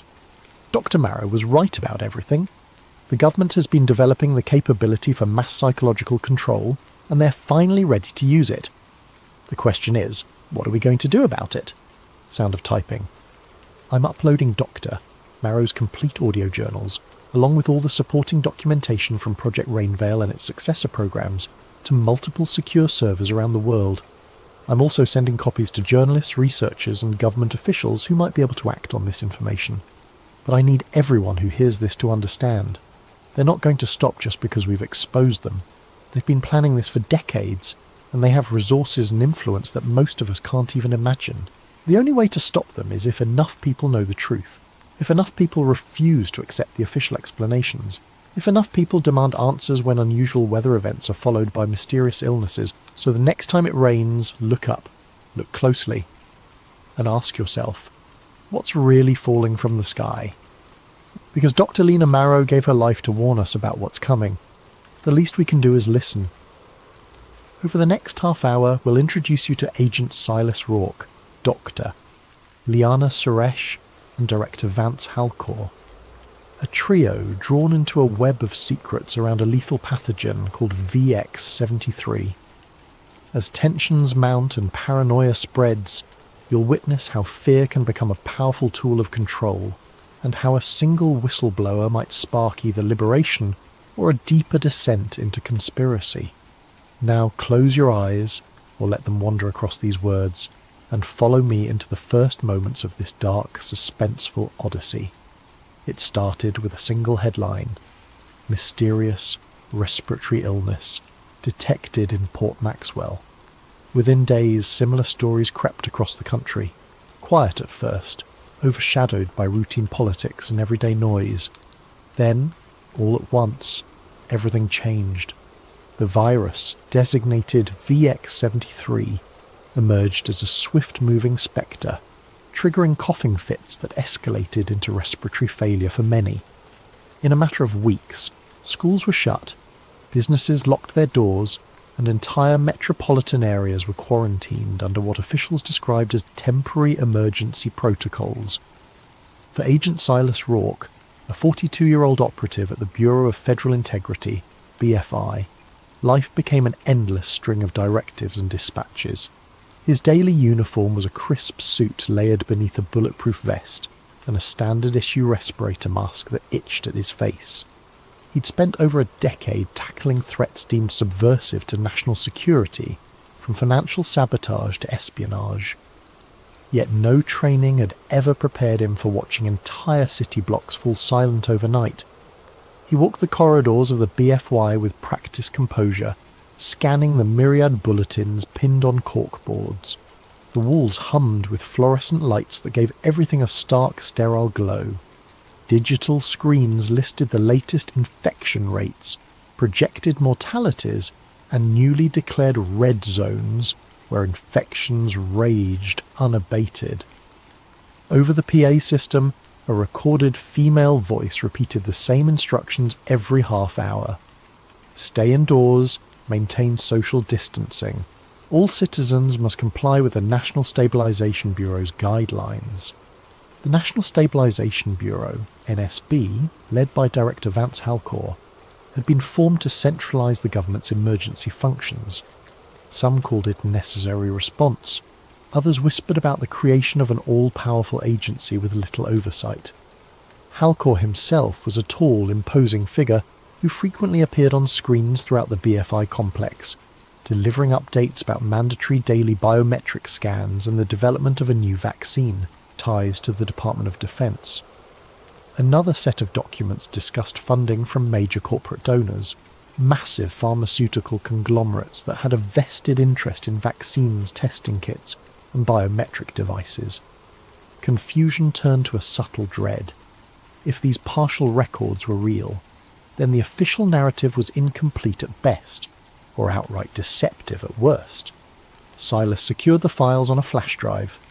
Over the next few days, he quietly cross-referenced the data, trying to confirm whether Project Paragon existed.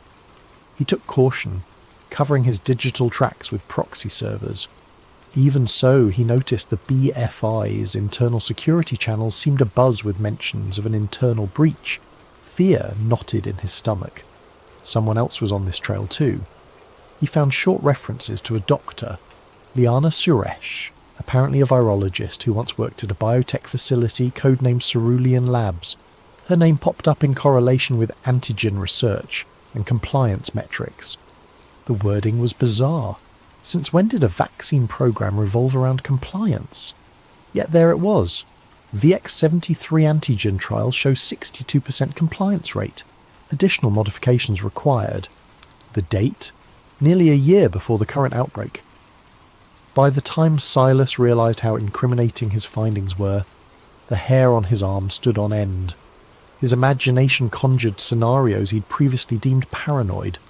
A virus unleashed intentionally. A vaccine designed not just to inoculate, but to control. He forced himself to remain calm. Conjecture was easy. Proof was everything. So he resolved to gather more. That night he left the BFI building with the flash drive tucked in the lining of his jacket. He tried to banish the creeping sense that eyes were trailing him. Outside, the city's main avenues lay deserted. Army trucks patrolled at intervals. Overhead drones whirred, scanning for curfew violators. Digital billboards displayed a single message across a black background. Unity Serum, your key to tomorrow. From a payphone booth, one of the last still standing, Silas called in a favour from a fellow agent he trusted, someone adept at hacking behind the Bureau's firewall. The friend agreed to help, no questions asked, but Silas could sense tension in his voice. Everyone was on edge, unsure who was truly friend or foe. Silence had become a survival tactic. As he hung up the phone, the city's gloom pressed close, neon lights flickering across shuttered storefronts. In that moment, he wondered if the official explanation, VX73 as a random mutation, was a purposeful lie from the start. If so, then the so-called Unity Serum might be more than just a vaccine. A wave of dread consumed him.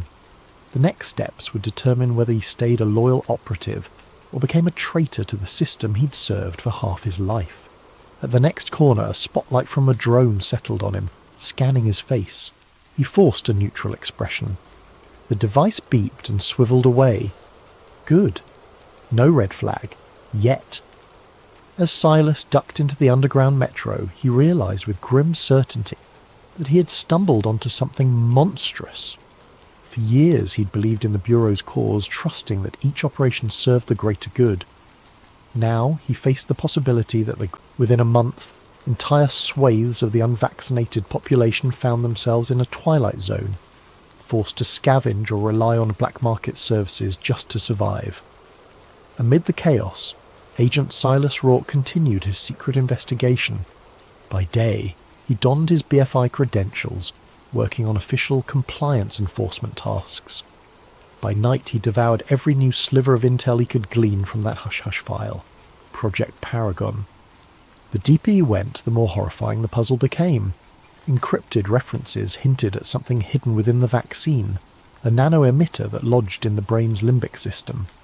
One internal document read, "Neurological regulation markers confirm mild sedation of aggression, increased docility, potential for broader cognitive modulation pending further trials."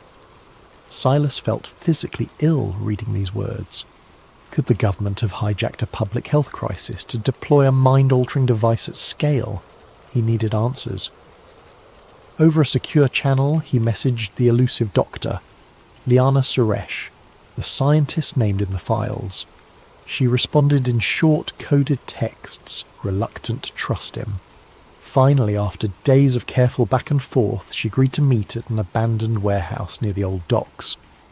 Silas arrived half an hour early, scanning the shadows for signs of a tail. No drones overhead, no suspicious vehicles. He waited under a flickering street lamp, the smell of salt water and rust filling the air. When Liana Suresh emerged, she wore a hooded jacket, her face partly obscured by a mask. Only her eyes were visible, tired, guarded, yet undeniably brilliant. She gave Silas a once-over, keeping a hand near her coat pocket. Possibly she carried a stun gun or pepper spray. Without greeting, she said in a hushed tone, "Why should I believe you're not with them?" Silas replied with the only currency that mattered, truth. He produced the flash drive and recited data from the files, his voice laced with quiet desperation. Liana's expression shifted from suspicion to grim acknowledgement. "I was part of the early design team for VX-73, she confessed. "They told me it was to protect against a future pandemic, some advanced deterrent that would strengthen national security. We manipulated certain genetic markers to ensure the virus targeted specific alveolar receptors, but none of us realized the real plan, to unleash it upon the public." Her words ignited a spark of horror within Silas. He asked about the vaccine's rumoured mind control aspect. Liana hesitated, inhaling a shaky breath. "It's not mind control, at least not in the sense of puppet strings. It's, well, it lowers inhibitions, fosters compliance, makes people more susceptible to suggestions. Over time, it can dull critical thinking. They want a populace too numb to resist." Tremors ran through Silas.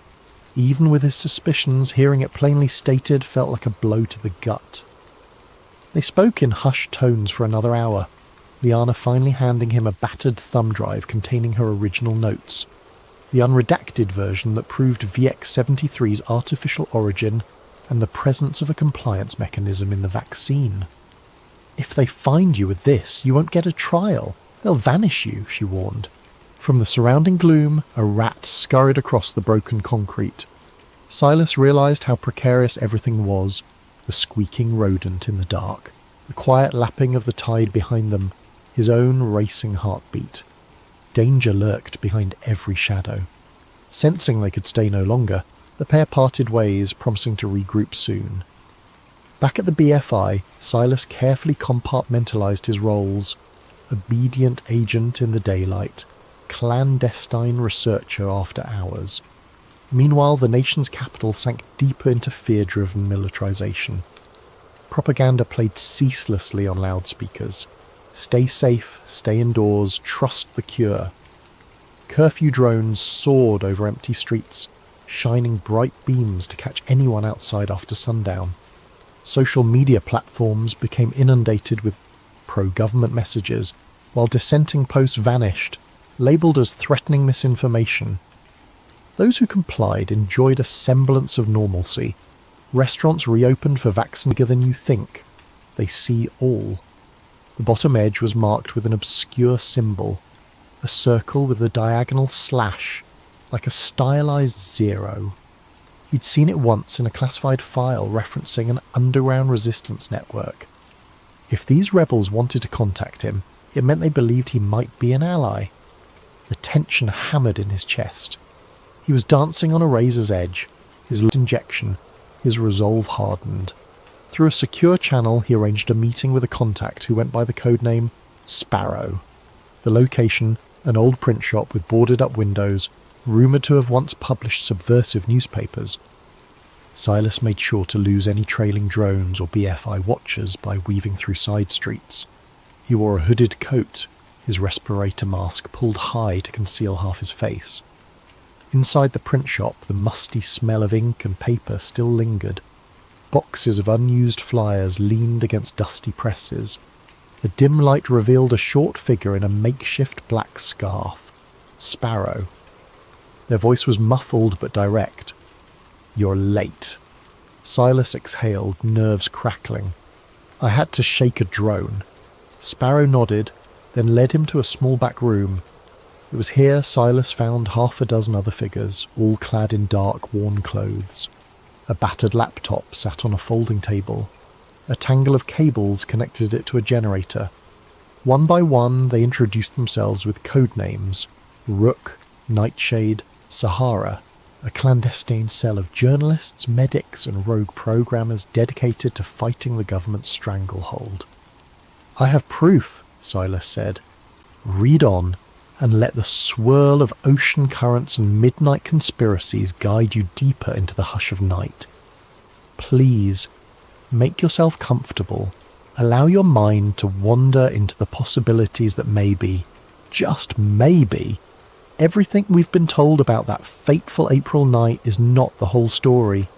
And remember, in times of darkness, knowledge can be as blinding as a flare, or as comforting as a dim lantern.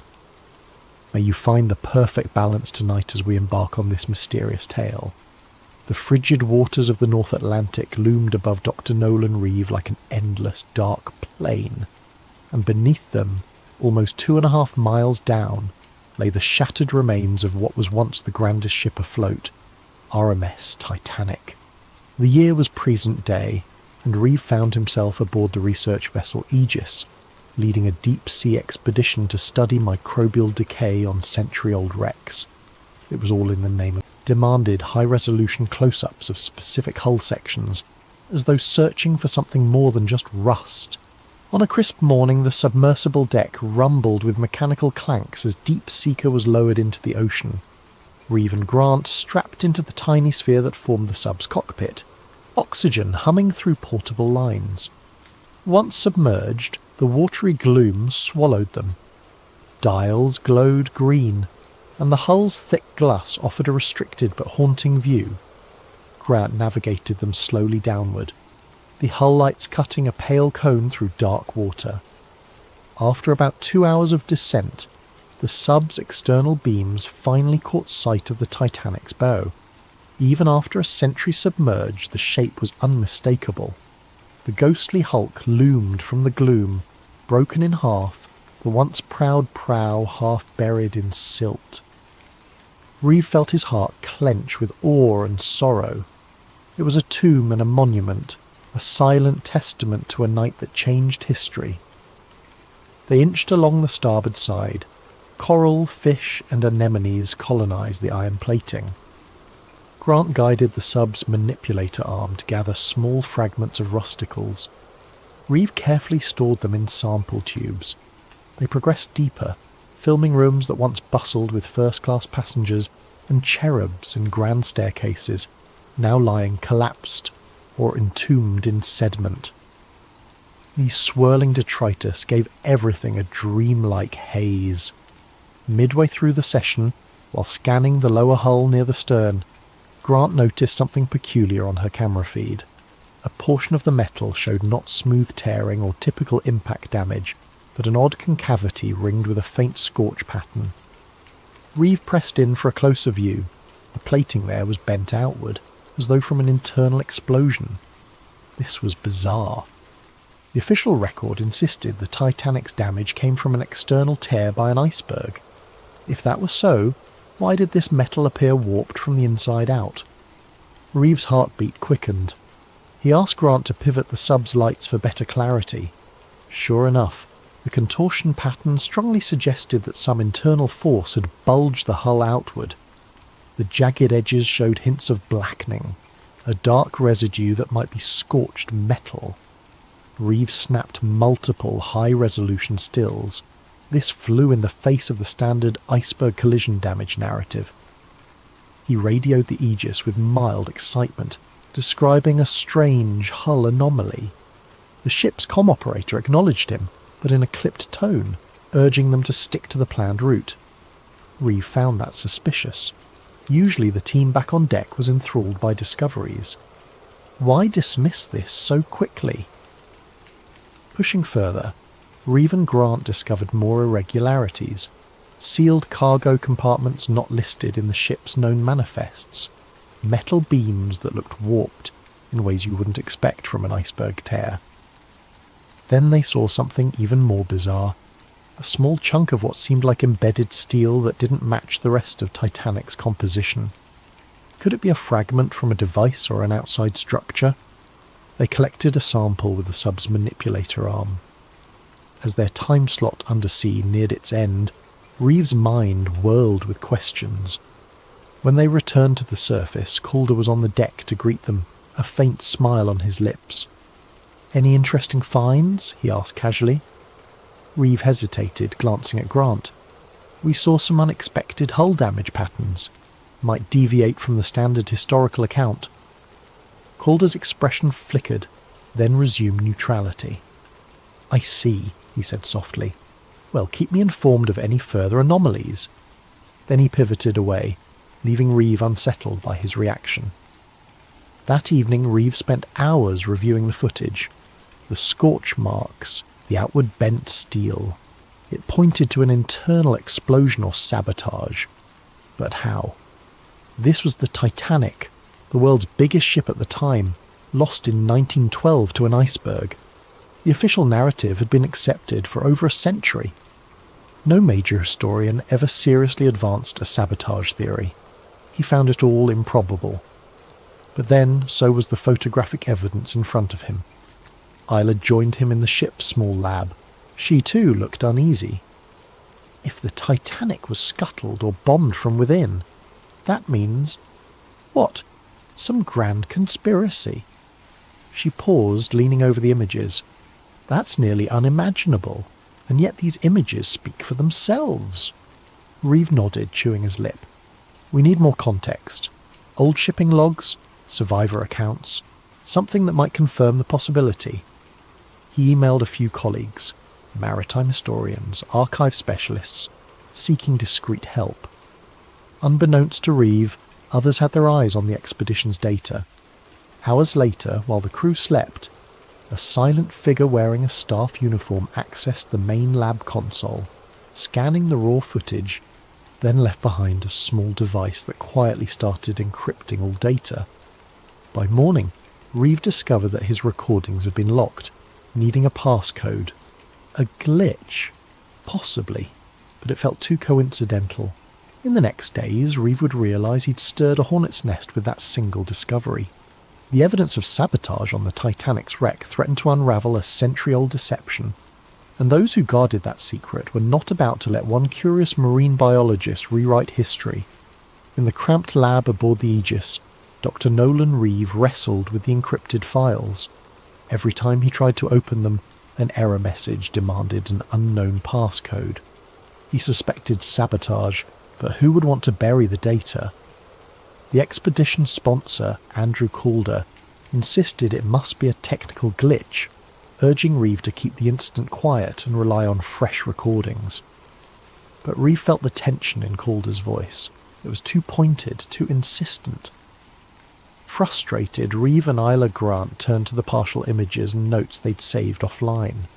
A few snapshots still remained on Isla's personal camera, showing that suspicious scorch pattern on the Titanic's hull. Reeve cross-referenced the Titanic's original construction blueprints, which the Historical Society had in their public archive. That region of the hull was never intended to have anything more than standard plating. No known modifications or cargo compartments were recorded in that area. So how did an explosion or something akin to it mar the interior?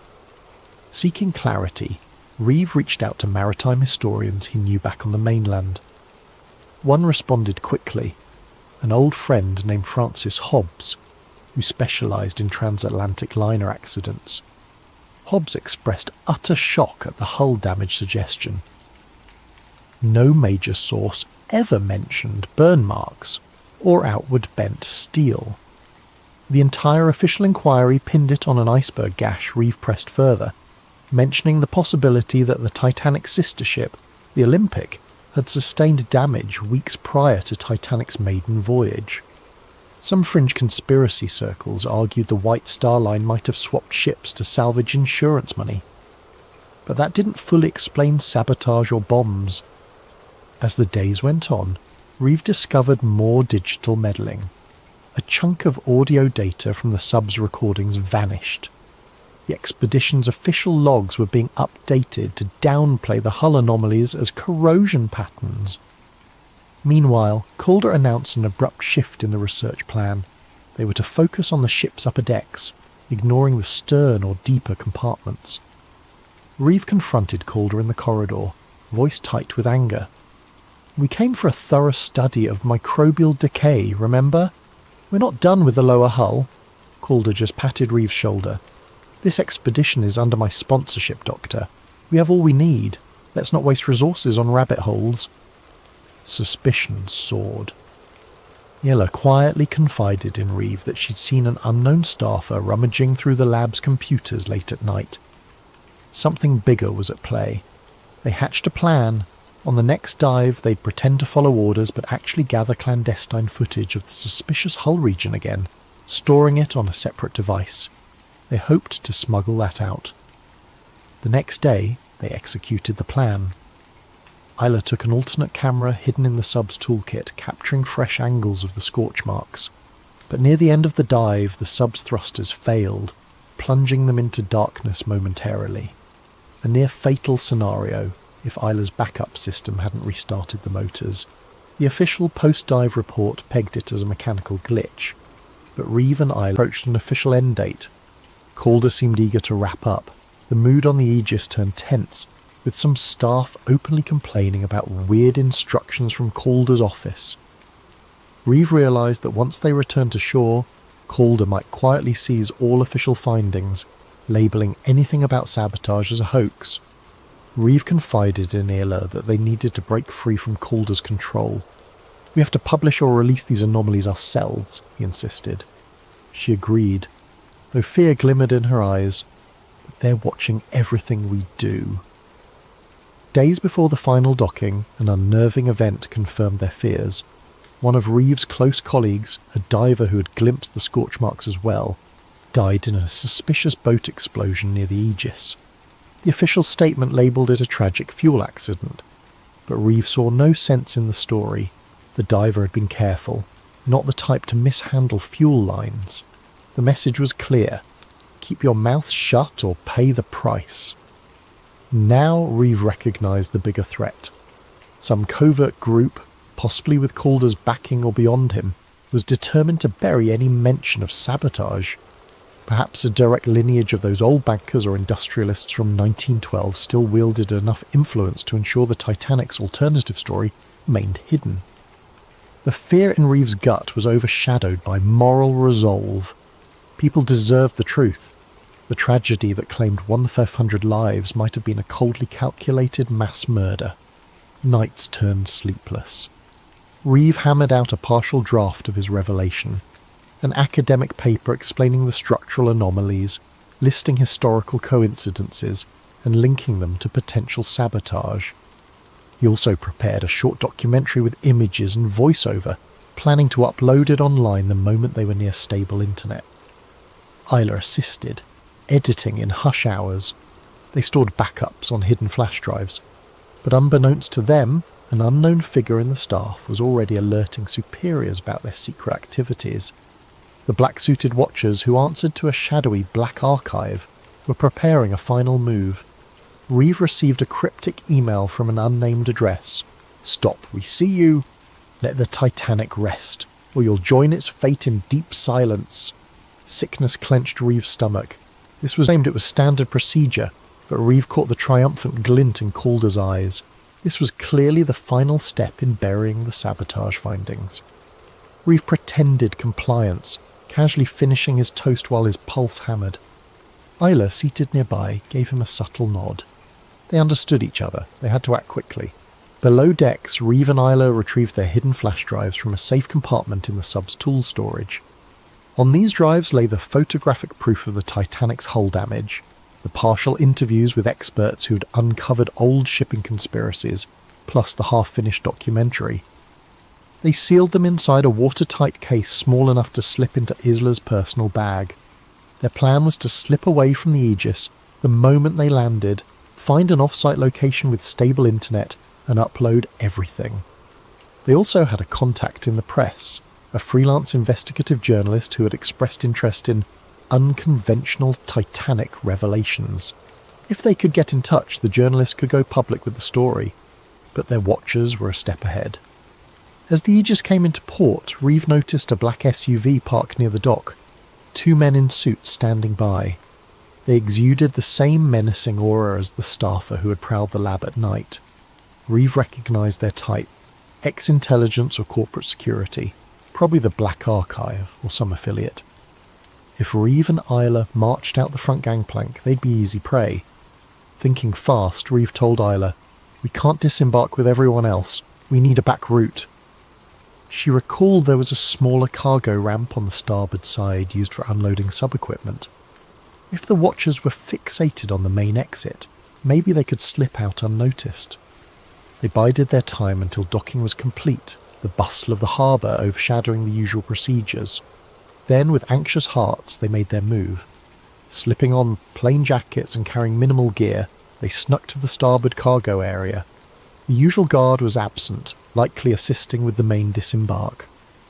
They lowered a small ramp onto the dock. Heart pounding, they hurried down. Reeve's eyes darted to the black SUV. The suited men were still scanning the main exit. Good.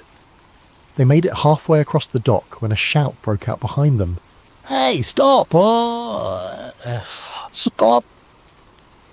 Another staffer from the Aegis, wearing an earpiece, sprinted forward. Reeve and Isla broke into a run, weaving among crates and dock workers. Over their shoulders they saw the black suits rush into action. The watchers realised their target was escaping. Isla pointed to a cluster of cabs by the gates. "We can get one of those," she gasped. But as they neared, they found a man stepping from a second black SUV to block the path. The watchers were closing in from both sides. In a desperate manoeuvre, Reeve dashed behind a forklift. The driver, startled, nearly dropped his cargo. Isla jumped aboard, urging the forklift driver to swing around. The watchers hesitated, not wanting to cause a scene with bystanders. The forklift jerked forward, awkwardly separating them from at least 2 pursuers. Reeve spotted a side alley leading away from the harbour. "That way!" he yelled. They tumbled off the forklift and sprinted into the alley, footsteps echoing on wet concrete. The watchers gave chase. Adrenaline pounded in Reeve's veins. He clutched the bag containing the flash drives, desperate not to lose it. Old warehouse. They slipped inside, the watchers' footfalls receding briefly.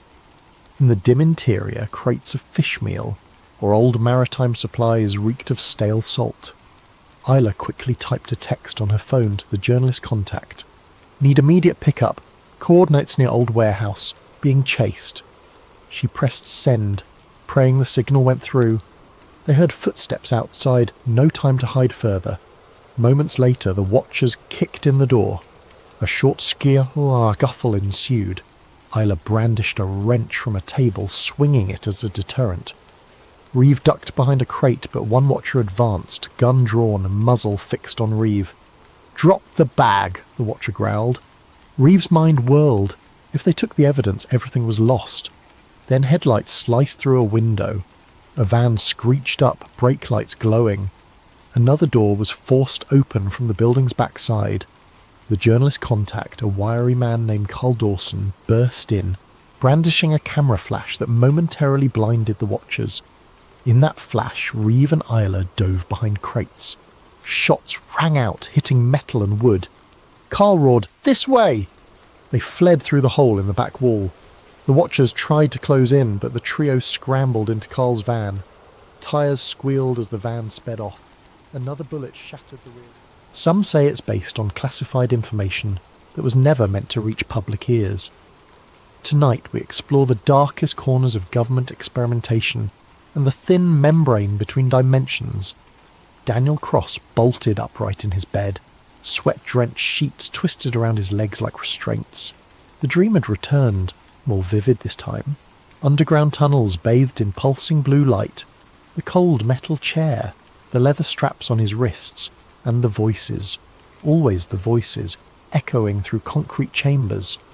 Subject 17 demonstrates exceptional receptivity. Increased neural amplitude by 30%.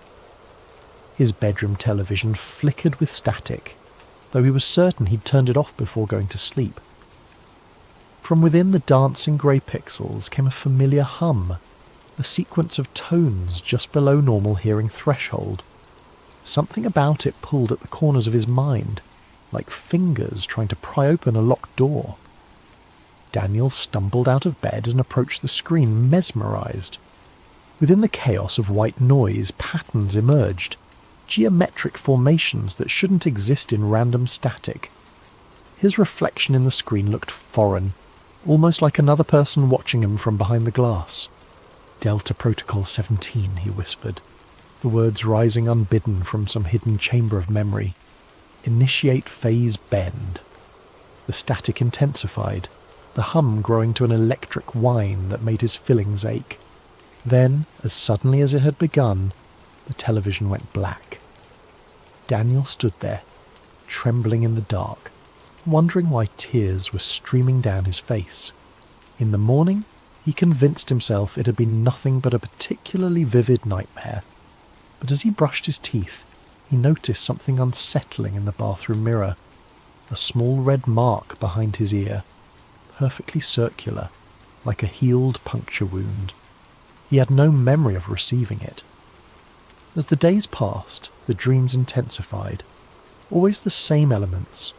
The underground facility, scientists in lab coats, the chair with its cruel restraints, and tests. Endless tests designed to push the boundaries of his mind.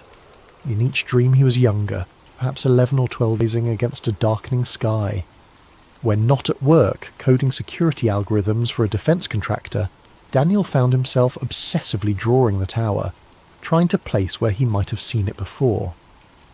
His apartment walls became covered with sketches, the tower from different angles, the curved coastline it overlooked, strange symbols that his hand seemed to produce without conscious direction. His colleague Martin noticed the change in him first. "You look like hell, Dan," he said over lunch one day. "Not sleeping?" Daniel hesitated. "Just some weird dreams." "About what?" "I don't know. Some kind of facility. Tests. A radar tower by the ocean." Martin's plastic fork paused halfway to his mouth. "What kind of tower?" "An FPS-35, Cold War era, massive thing with a distinctive cowling." Daniel blinked, surprised at his own precise knowledge. Martin set down his fork. "That's oddly specific for a dream."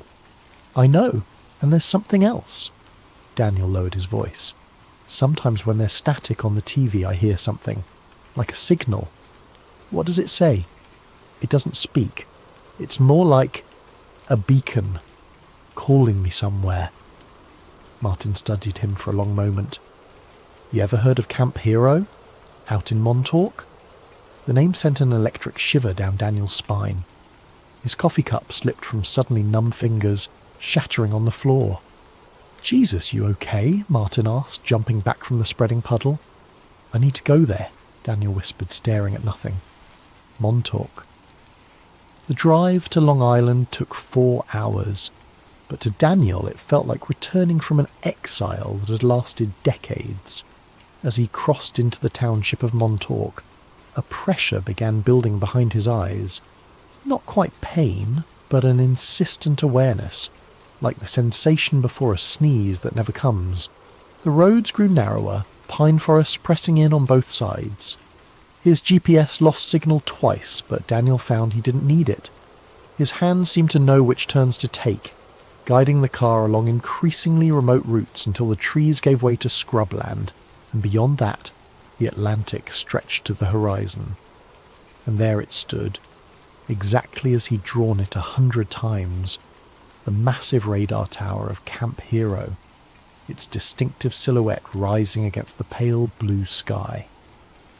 The abandoned Air Force Base sprawled beneath it, a collection of bunker-like buildings and concrete structures designed to withstand Soviet bombs that never fell. According to the weathered sign at the entrance, Camp Hero was now a state park, its military function long obsolete. But something about the perimeter fence looked too new, the security cameras too well maintained for a simple historic site. Daniel parked in the nearly empty lot and approached the visitor centre, a Convertic. The radar tower remained visible above the tree line, seeming to watch him as he walked. When he reached a chain-link fence marking the base's boundary, Daniel felt a strange duality, his conscious mind seeing it for the first time, while something deeper recognised every rust spot and bent link. He knew, without understanding how, that 20 yards to the left, the fence had been repaired where someone had once cut through it. Sure enough, when he checked, there was a section of newer fencing exactly where he'd expected. As the sun began its descent toward the horizon, Daniel found a secluded spot where the bluff had partially collapsed, creating a natural path down to a narrow strip of beach. The base's concrete seawall extended here, covered in graffiti and eroded by decades of salt spray. He ran his hand along the rough surface until his fingers caught on something, a small recess containing what appeared to be a rusted electrical box. Without hesitation, Daniel entered a sequence of numbers, 8-1-3-5. Nothing happened. He tried again with 8315, and then finally 8153. A deep mechanical groan emanated from within the wall. A section of concrete, expertly disguised as part of the seawall, shifted inward by several inches. Daniel pushed, and it swung open on hidden hinges to reveal a dark passage leading into the earth. The smell that wafted out was a complex mixture of mildew, ozone, and something chemical that triggered an intense wave of déjà vu. Daniel switched on his phone's flashlight and stepped inside. The passage sloped downward, concrete walls giving way to rough hue. It was a blur, a dream-like passage through darkness punctuated by the hypnotic sweep of headlights. Daniel's mind churned with fragments of memory that couldn't possibly be his, yet felt more authentic than his recollections of college or his first job. He remembered the chair, the Montauk chair they'd called it, a monstrous assemblage of technology salvaged from alien craft and enhanced with Tesla-inspired circuitry. He remembered the sensation when they activated it with him strapped inside, like his consciousness was being pulled through the top of his skull and stretched across dimensions. And he remembered what they made him do with it. Back in his apartment, Daniel paced until dawn, scribbling everything he could recall into a notebook. Names surfaced: Doctor, Marcus Bennett, the project lead with cold blue eyes, Cameron Hayes, the military liaison who always smelled of cigarettes and cheap cologne, and Preston Nichols, the reluctant technician who sometimes snuck the children candy bars when the others weren't looking. Preston Nichols. The name felt important. When morning came, Daniel could have been psychically pulled through a dimensional gateway. The creature had wreaked havoc before the power was cut and the project abandoned. But Daniel knew this wasn't entirely true. The project hadn't ended. It had evolved. The techniques refined at Montes had been incorporated into other programs, dispersed across multiple sites to ensure no single failure could expose the entire operation. Back at his apartment, Daniel found himself standing before his closet, staring at a locked metal box on the top shelf. He had no memory of putting it there, yet he knew exactly what it contained. The key was taped underneath his dresser, precisely where some part of him expected it to be. Inside the box was a US Bank safety deposit key. The following morning, Daniel presented himself at First National Bank in downtown Hartford. He provided the key along with his ID, and the manager escorted him to the vault. When they were alone with the metal drawer extracted from the wall, Daniel opened it with a sense of inevitability. Inside lay a manila envelope, sealed with red security tape bearing federal classifications he shouldn't have had access to. He broke the seal and emptied the contents onto the small table. Photographs spilled out, black and white images of children in a sterile facility. In several, Daniel recognised his younger self, perhaps 10 years old, wired to various machines. In one particularly disturbing image, he sat in a massive chair surrounded by Tesla coils and computer banks, his small form almost swallowed by the ominous apparatus.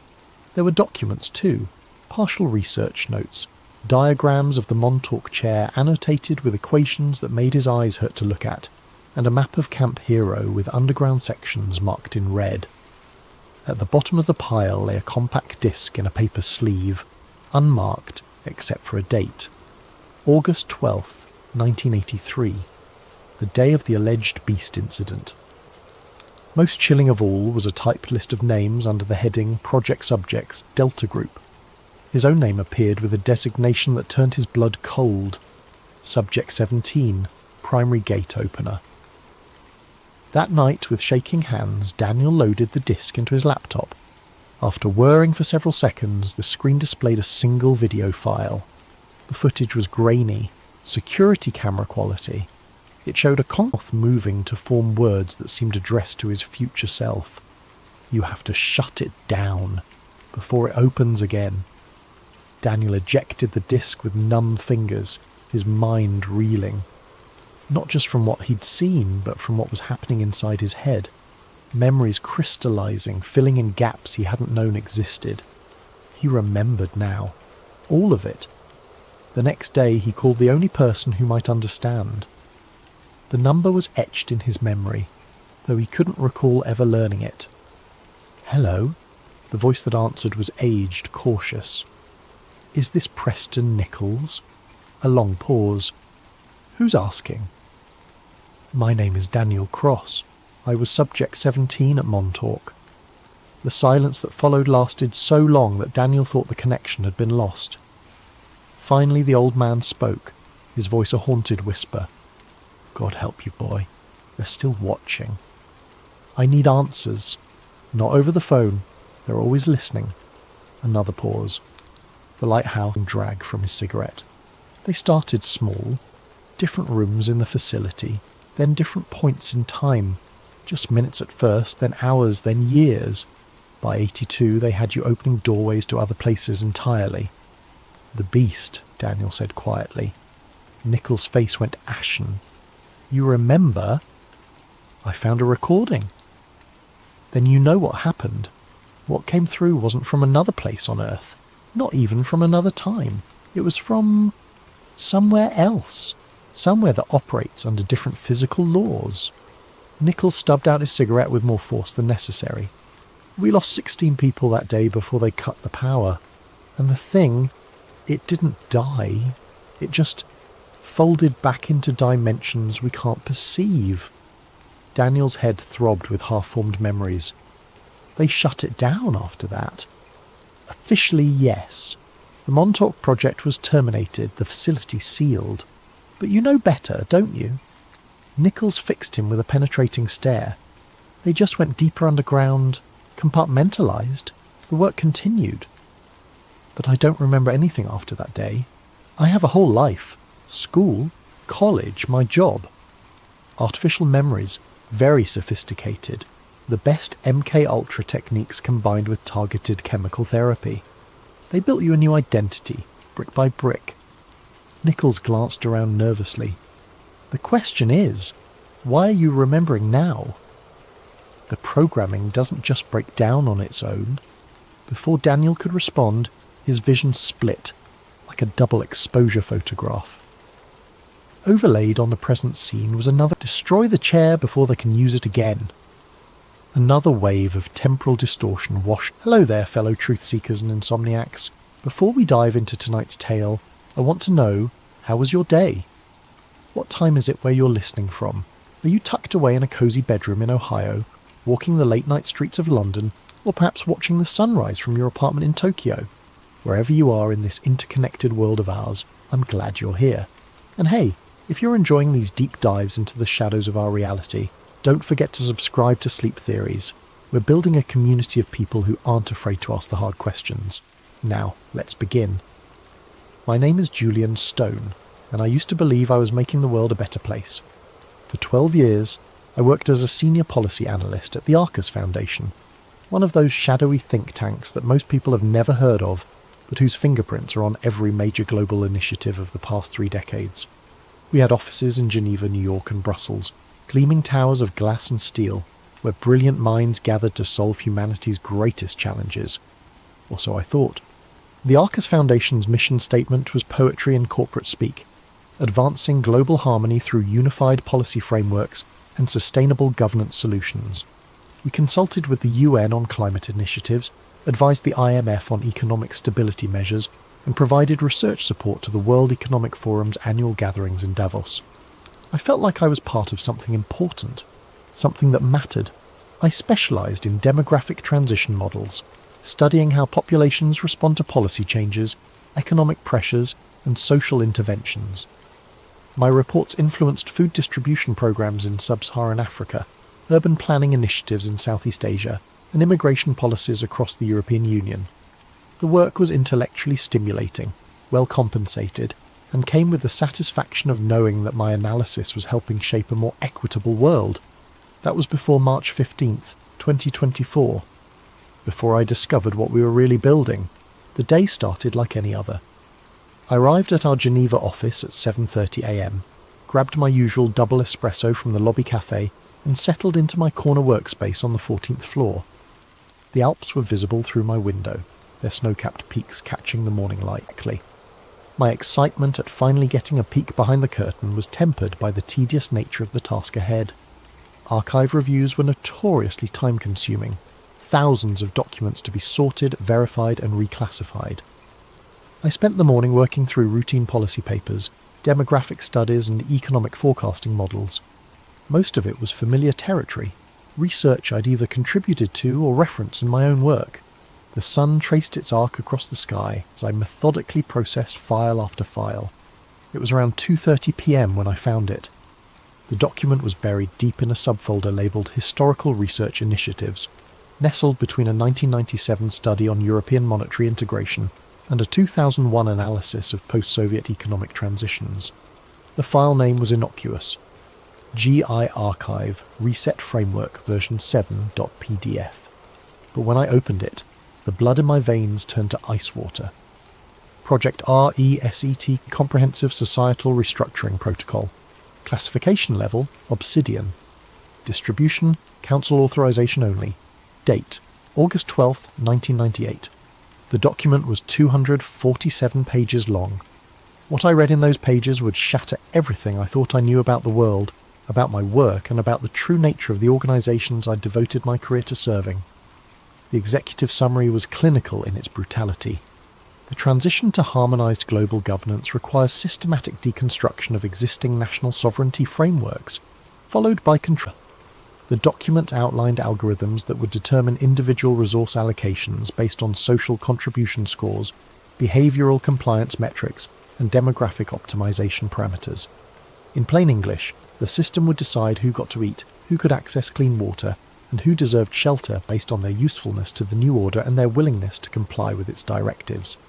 There were detailed flowcharts showing how resource restrictions could be used to modify behaviour at both individual and population levels.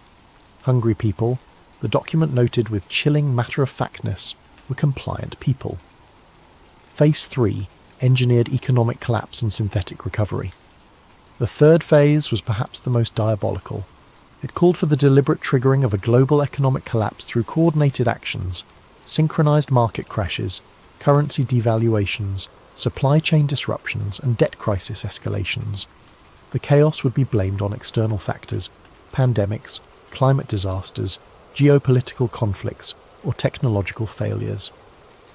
In the aftermath of this engineered collapse, a new economic system would be introduced as the necessary solution to prevent future catastrophes. This system would be entirely digital, completely traceable, a document euphemistically called accelerated natural selection events, engineered disasters that would disproportionately affect populations deemed surplus to requirements. The document concluded with a timeline. Phase 1 had begun in 1999 with early digital ID pilots. Phase 2 would be fully implemented by 2025. Phase 3 was scheduled for 2027 to 2030. Phases 4 and 5 would be completed by 2035. I sat staring at my screen, my hands trembling. This wasn't some fringe conspiracy theory or dystopian fiction. This was a detailed operational plan, complete with budgets, timelines, implementation strategies, and success metrics. And it was dated 1998, over a quarter century ago. Looking back at the past 25 years with this knowledge was like suddenly being able to see the matrix code streaming down in green letters. Every major crisis, every solution proposed by global institutions, every erosion of privacy and freedom justified by security concerns, it all fit the pattern outlined in Project RESET, the 2001 terrorist attacks that ushered in mass surveillance program. Her eyes, a wariness that hadn't been there that morning. "How's the archive review coming along?" she asked. "Fine," I managed. "Just working through the historical research files. Nothing unusual so far." She nodded, but her gaze lingered on my computer screen. "Good. Make sure you flag anything that seems out of place. We can't afford any compliance issues with the legal review." After she left, I copied the Project RESET document to an encrypted drive. Call it insurance or call it stupidity. I knew I couldn't let this information disappear into the bureaucratic machinery of damage control. If what I'd read was true, then the fate of human civilization hung in the balance. That night I lay awake in my Geneva apartment, staring at the ceiling and trying to process what I'd discovered. Outside my window, the city hummed with the quiet activity of normal life. People returning from dinner, late commuters heading home, the distant sound of traffic on the highway, all of them oblivious to the web of control being woven around them. I thought about my colleagues at Arcus, brilliant and dedicated people who believed, as I had, that we were working toward a better world. How many of them knew the truth? How many were complicit and how many were simply useful idiots like I had been? More disturbing was the realization that the plan was working. Digital ID systems were being rolled out globally under the banner of convenience and security. AI-managed resource distribution was being piloted in smart cities around the world. Economic instability was increasing, with more frequent market volatility and supply chain disruptions becoming the new normal. The infrastructure for total control was being built piece by piece, sold to the public as progress and innovation, and by the time people realized what they had traded away, it would be too late to resist. As dawn broke over Lake Geneva, I made a decision that would change the trajectory of my life forever. I was going to find out who was behind Project RESET, how far the implementation had progressed, and whether there was any way to stop what was coming. I had no idea that by opening that file, I had already marked myself for termination. The next 3 weeks were a masterclass in paranoid research methodology. I couldn't use Arcus resources for obvious reasons, and I couldn't risk conducting searches from my home computer that might trigger surveillance algorithms. Instead, I developed a routine of visiting different internet cafes, public libraries, and university computer labs around Geneva, always paying with cash and never staying in one location for more than an hour. What I discovered during those weeks of clandestine investigation was both validation and horror. The language from Project RESET wasn't just theoretical. It was operational vocabulary that had been seeded into the public discourse for decades. The phrase, "Build Back Better," appeared in a 2005 United Nations disaster risk reduction framework. years before it became a mainstream political slogan. Sustainable development goals weren't just environmental initiatives, they were restructuring protocols directly lifted from the Project RESET documentation. Stakeholder capitalism wasn't a progressive business philosophy, it was the economic model described in Phase 3 of the plan. I started mapping connections, creating a network diagram that resembled a spider web of interlocking organisations, all connected by shared personnel, funding sources, and ideological frameworks. At the centre of this web were names that any political science student would recognise: the Bilderberg Group, the Trilateral Commission, the Council on Foreign Relations, the Club of Rome, and the World Economic Forum. But it was the personnel overlaps that made the pattern undeniable. The same individuals appeared on the boards of multiple organisations, moved seamlessly between government positions and private sector roles, and maintained influence networks that spanned decades. These weren't coincidences, they were evidence of coordinated long-term planning. Dr. Klaus Müller, for instance, had served on the board of the Arcus Foundation since 2003, while simultaneously holding positions with the Trilateral Commission and maintaining an advisory role with the World Economic Forum. His academic credentials were impeccable. PhD in International Relations from Harvard, former Deputy Director of the IMF. But his career trajectory revealed a pattern of strategic positioning within the exact organisations mentioned in Project RESET. Elena Vasquez, my own supervisor, had spent 3 years with the World Bank before joining Arcus. Her previous role involved developing population optimization models for developing nations, work that, in light of what I now knew, took on a sinister new meaning. The more I dug, the more I realised that the world of international policy wasn't the collegial academic environment I had believed it to be. It was a carefully of me, a massive stone monument celebrating the Protestant Reformation, with larger-than-life statues of religious reformers who had challenged the established order of their time. The irony wasn't lost on me. Harper was waiting on a bench facing the monument. He looked to be in his 60s, with silver hair and the kind of weathered face that suggested a lifetime of difficult experiences. His clothing was unremarkable, a grey wool coat, dark slacks, leather shoes that had seen better days. But his eyes were alert and calculating, constantly scanning our surroundings with the practised vigilance of someone accustomed to danger. "Julian Stone," he said as I approached. It wasn't a question. I sat down beside him, maintaining the pretense of casual conversation in case we were being observed. "How do you know who I am?" "I know because I've been watching the Watchers for longer than you've been alive." His accent was British, with traces of something else, perhaps South African or Australian. "My name is Harper. I used to work for Her Majesty's Secret Intelligence Service until I learned some things that made continuing that work problematic." We sat in silence for a moment, watching tourists take photographs of the monument.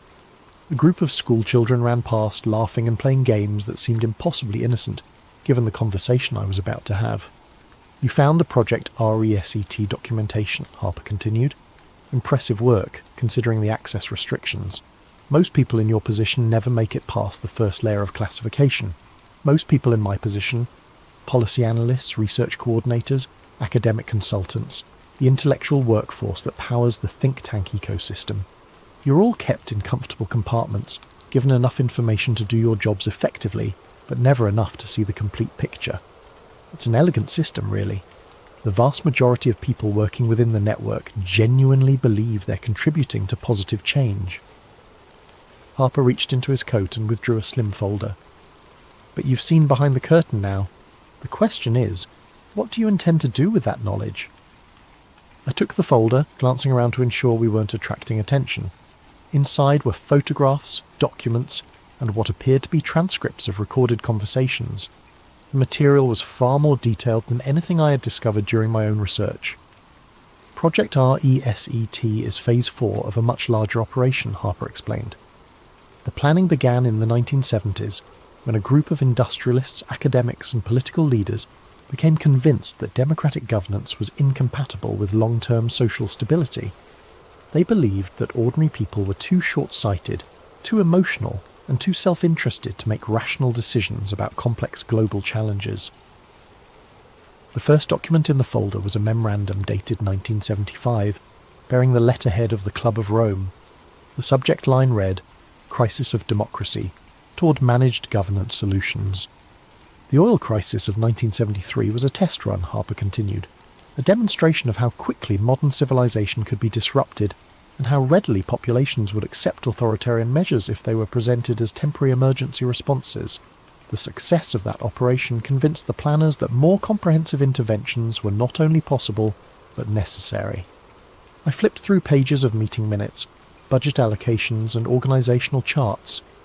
Names I recognised from my research appeared throughout the documentation, along with others I'd never heard of, shadowy figures who seemed to wield enormous influence while maintaining complete public anonymity. Wars and pandemics are what they call the moments of acceleration, Harper said, periods when normal political processes can be bypassed and fundamental changes can be implemented under the justification of emergency response. The 2001 attacks accelerated surveillance infrastructure development by at least a decade. The 2020 pandemic accelerated digital control systems by another decade. A photograph in the folder showed a group of men in expensive suits standing around a conference table. The image quality suggested it had been taken with a hidden camera. Harper pointed to a figure partially obscured by shadows. That's Dr. Heinrich Strasser, primary architect of the population normalization protocols. Officially, he's a retired professor of demographics from the London School of Economics. Unofficially, he's the man responsible for calculating optimal population levels and developing implementation strategies for achieving those targets. The casual way Harper discussed mass depopulation sent chills down my spine. We were talking about the systematic elimination of billions of human beings, as if it were an abstract policy problem to be solved through careful planning and efficient execution. "Why are you telling me this?" I asked. Harper was quiet for a long moment, watching a young couple push a stroller along the path in front of us. Because the timeline has accelerated. What was supposed to be a gradual transition over several decades is now being compressed into a few years. The planners are concerned about growing public awareness and resistance, so they've decided to move directly to Phase 3, the economic collapse scenario. He handed me a small device that looked like a modified smartphone. Everything you need to understand the current operational status is on that device. The man who used to be called Harper died in a car accident in Morocco 15 years ago, according to official records. The person sitting next to you is a ghost, and ghosts have certain advantages when it comes to moving through the world undetected. We parted ways without shaking hands or exchanging contact information. Harper simply stood up, walked away, and disappeared into the crowd of tourists and afternoon shoppers. I remained on the bench for another hour, trying to process what I had learned, and struggling with the magnitude of the decisions I now faced. That evening I examined the device Harper had given me. The interface was unlike anything I'd seen before, clearly custom-built with security features that went far beyond commercial encryption standards. The data it contained was staggering. Real-time intelligence on Project RESET implementation across multiple continents, detailed profiles of key personnel, financial flows between organisations, and most disturbing of all, operational timelines for the next phase of the plan. According to the intelligence Harper had provided, Phase 3, the engineered economic collapse, was scheduled to begin within 18 months. The trigger would be a coordinated cyber attack on critical financial infrastructure, blamed on state-sponsored hackers but actually orchestrated by the same network that had been planning global restructuring for decades. The attack would simultaneously cripple banking systems, electrical grids, supply chains and communication networks across North America and Europe. In the chaos that followed, emergency powers would be invoked, constitutional protections would be suspended, and the new digital control systems would be implemented as temporary security measures. Within 6 months of the collapse, the new economic system would be fully operational. Physical currency would be eliminated in favour of digital transactions that could be monitored, controlled, and restricted in real time. Universal basic income would be introduced, but payment would be conditional on compliance with behavioural modification programs. Private property rights would be suspended in favour of collective stewardship models managed by AI allocation algorithms. Anyone who resisted the transition would find themselves cut off from the economic system entirely, unable to buy food, unable to access shelter, unable to travel or communicate. Social pressure and biological necessity would force compliance within weeks. The plan was brilliant in its simplicity and horrifying in its implications. By engineering a crisis and positioning themselves as the solution, The architects of Project RESET could implement total social control while maintaining the illusion of democratic legitimacy. The public would beg for the very chains that enslaved them. As I sat in my apartment that night, surrounded by the evidence of humanity's impending subjugation, I made a decision that would define the rest of my life. I couldn't stop what was coming. The machinery was too vast, too well coordinated, and too far advanced. But I could expose it in the day. But at 9 p.m. on a Thursday in early spring, it would be largely deserted. I arrived 15 minutes early, using the time to scan for potential surveillance or security threats. Harper's warnings about being marked as a priority target had left me hyper-vigilant, seeing potential enemies in every passerby and possible monitoring devices in every street camera. Harper materialized from the shadows near the platform's eastern edge, moving with the silent efficiency of someone trained in covert operations. He wore different clothes than during our first meeting, but the same calculating alertness animated his features. "You've been researching the Council of Nine," he said without preamble. "I can tell because your digital footprint shows specific query patterns that correlate with Council-related information architecture." I hadn't mentioned the Council during our previous conversation, which meant Harper had been monitoring my online activities despite my precautions. The realization was both impressive and unsettling. "How do you know what I've been researching?" "Because I built some of the monitoring systems that track research patterns related to sensitive topics. Before I became a ghost, I spent 12 years developing psychological analysis algorithms for MI6. We called it cognitive fingerprinting, the ability to identify individual researchers based on their information-seeking behaviours." Harper handed me a waterproof envelope sealed with what appeared to be tamper-evident tape. "The Council of Nine represents the operational command structure for Project RESET. They're not the architects. Those individuals died decades ago. But they're the executors responsible for implementing the final phases." The envelope contained photographs that had obviously been taken with sophisticated surveillance equipment. The images showed a conference room that looked like something from a high-end corporate retreat. Polished mahogany table, leather chairs, floor-to-ceiling windows offering views of what appeared to be a mountain landscape. But it was the occupants of the room that made my blood run cold. 9 individuals sat around the table, their faces partially obscured by shadows that seemed strategically positioned to prevent clear identification. Despite the lighting conditions, I could make out enough detail to recognize several figures from my research. Dr. Klaus Müller from the Arcus Foundation, a woman who appeared to be Dr. Margaret Thornfield from the World Economic Forum's Executive Board, and others whose faces seemed familiar but whose identities I couldn't immediately place. These photographs were taken during a C9 emergency protocol meeting 6 months ago, Harper explained. The audio quality from that particular session wasn't optimal, but we managed to capture enough to understand the current operational parameters. He handed me a small audio device with earbuds attached. "This is a compilation of intercepted communications from various council sessions over the past 2 years. I should warn you, what you're about to hear will fundamentally change your understanding of how power operates in the modern world." I inserted the earbuds and pressed play. The audio quality was variable, ranging from crystal clear to barely audible, but the content was unmistakably authentic. The first segment featured a woman's voice with a slight Germanic accent. Phase 2, implementation is quality was clearer, allowing me to distinguish individual speakers more easily. "The timeline for Phase 3 has been moved up," announced a voice I recognized as belonging to Dr. Klaus Müller. "Recent polling data suggests that public awareness of systematic restructuring is approaching critical thresholds. We need to initiate the collapse scenario before organised resistance can develop." Another voice, older and more gravelly, expressed concern. "Acceleration carries significant risks. If the synthetic recovery process is implemented too quickly, it could trigger the kind of popular uprising that the entire operation was designed to prevent." "The risk analysis has been updated," Müller responded.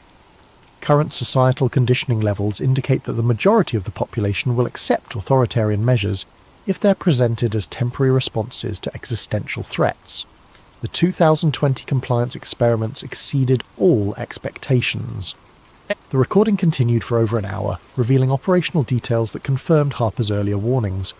The cyber attack that would trigger Phase 3 was being developed by a contractor called Prometheus Systems, a private cybersecurity firm with deep ties to intelligence agencies in multiple countries. The attack would be sophisticated enough to cripple critical infrastructure, while leaving forensic evidence pointing to foreign state actors, but it was the discussion of Phase 5, the population normalization protocols, that left me physically nauseated. Demographic optimization cannot be achieved through voluntary measures, stated a voice, with what sounded like an Eastern European accent. The behavioural modification programs have been successful in reducing fertility rates, but not to levels consistent with sustainability targets.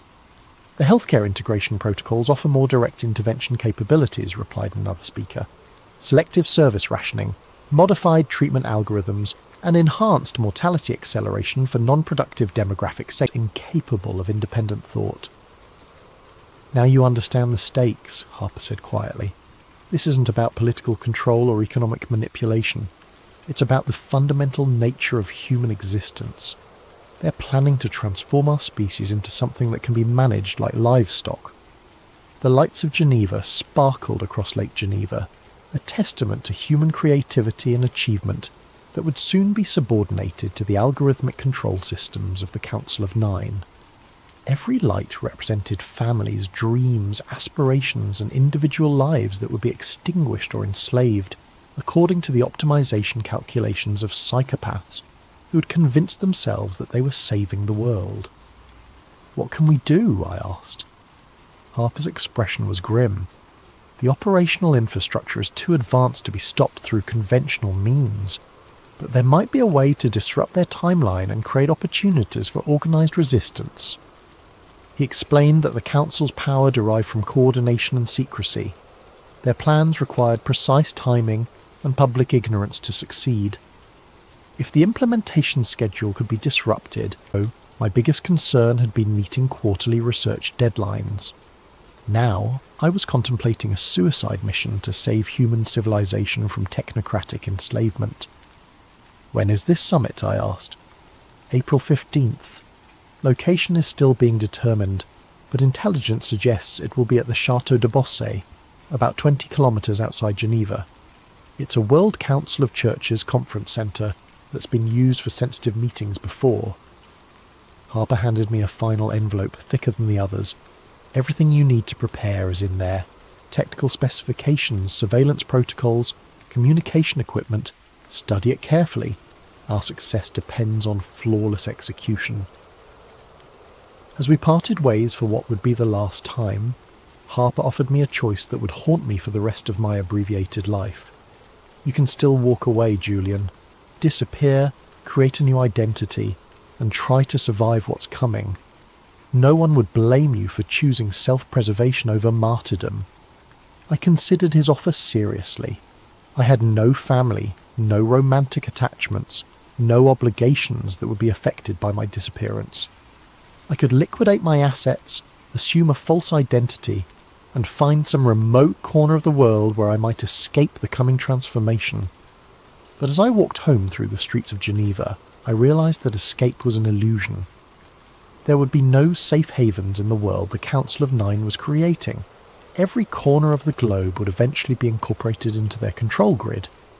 And even if I managed to survive the initial phases of their plan, I would spend the rest of my life knowing that I had possessed the knowledge and opportunity to resist, but had chosen cowardice instead. The next morning I submitted my resignation to the Arcus Foundation, citing family health issues that required my immediate attention. Eleanor Vasquez accepted my resignation, with what seemed like genuine regret, though I noticed she didn't press for details about my family situation. I spent the following 3 weeks studying Harper's materials and preparing for the mission. The technical challenges were formidable, but not insurmountable. The Château de Bossé's security systems were sophisticated, but not impregnable. More importantly, Harper had provided me with detailed intelligence about the Council's communication protocols and meeting procedures. The plan was elegantly simple. I would infiltrate the chateau during every shadow in the hallways. Every distant sound could have meant discovery and immediate termination. The server room was located exactly where Harper's blueprints had indicated. The communication equipment was more sophisticated than anything I had worked with before, but Harper's technical specifications were precise enough to guide me through the installation process. I had just finished establishing the connection to my broadcasting equipment when the voices began echoing through the chateau's ventilation system.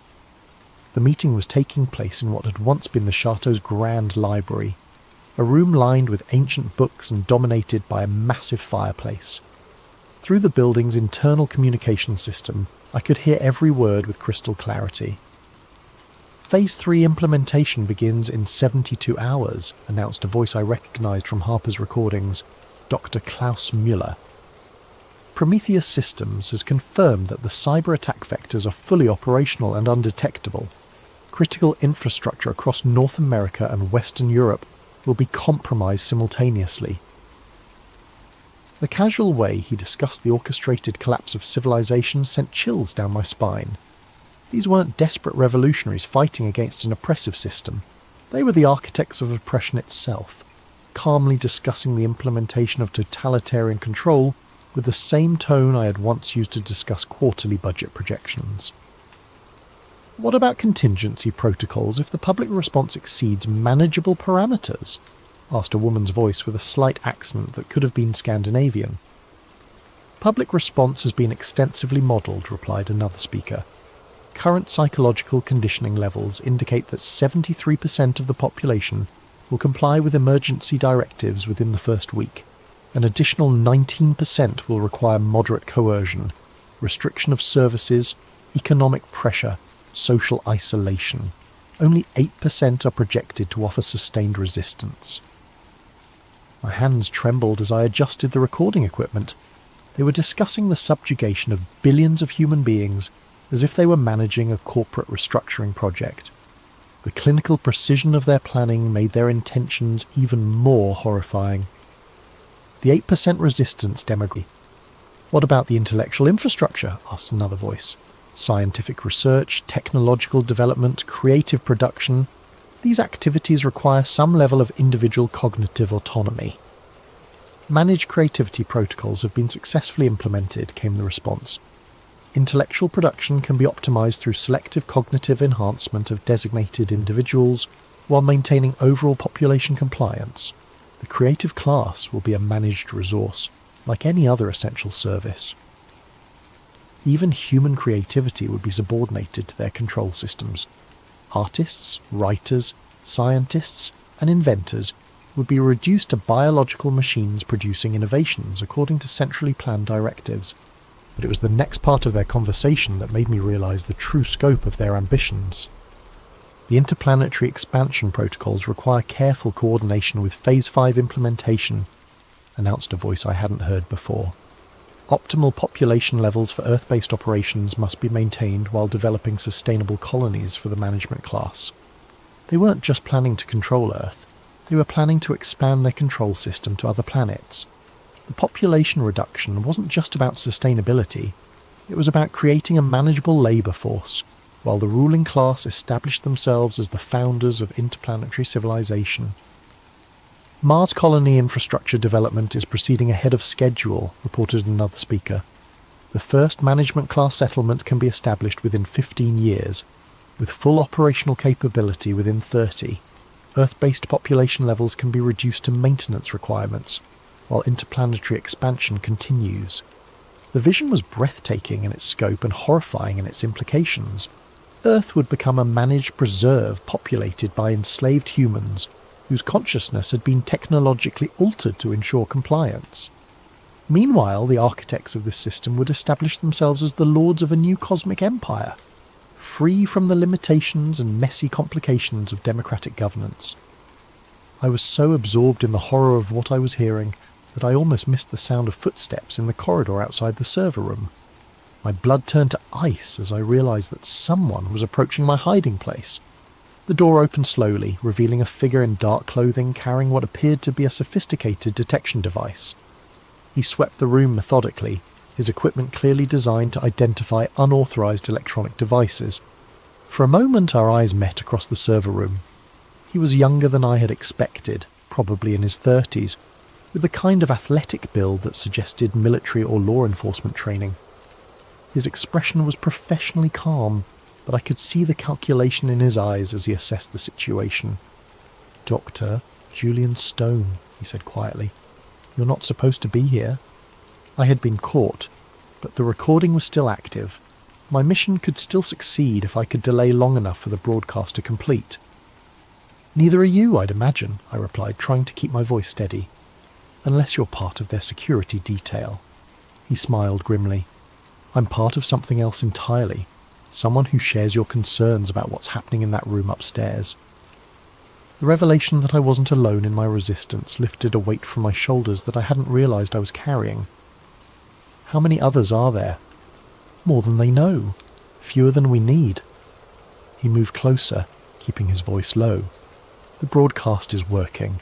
The signal is getting through to multiple platforms simultaneously, but they're going to detect the transmission within minutes, and when they do, we're both dead," I finished. "Probably, but the information will be out there. People will know the truth." From upstairs, we could hear the council's discussion continuing.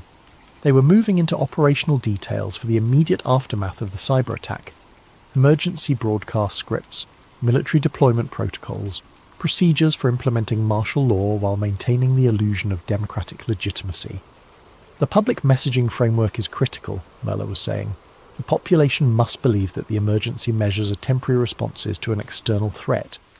Constitutional rights can be suspended indefinitely as long as the suspension is framed as protective rather than punitive." My companion, he had never given me his name, was monitoring the broadcast signal on a handheld device. "Upload is at 67% completion," he whispered, "but they're starting to scan for unauthorized transmissions." The voices from upstairs were becoming more animated, suggesting that someone had noticed the security breach. "We have a problem," announced a voice I hadn't heard before. "Our communication systems are showing signs of external access. Someone is intercepting our proceedings." The response was immediate and chilling. "Lock down the facility, search every room, find the source of the breach and eliminate it." 78% complete, my companion reported. "Just need a few more minutes." But we didn't have a few more minutes. The sound of heavy footsteps was echoing through the corridors as security personnel began a systematic search of the building. It was only a matter of time before they reached the server room. 85% complete, came the whispered update. The footsteps were getting closer. I could hear radio chatter as the security team coordinated their search pattern. The voices were professional, efficient, and absolutely ruthless. 92% complete. A voice outside the door. "Check the server room." Dr. Klaus Müller rose from his seat, his expression combining disappointment with professional curiosity. "Doctor, Julian Stone, we've been monitoring your research activities for some time. Impressive work, actually.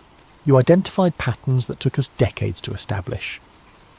I said nothing, focusing on memorizing as many details as possible about the room and its occupants. If I somehow survived this encounter, I wanted to be able to provide accurate descriptions to anyone who might continue the resistance.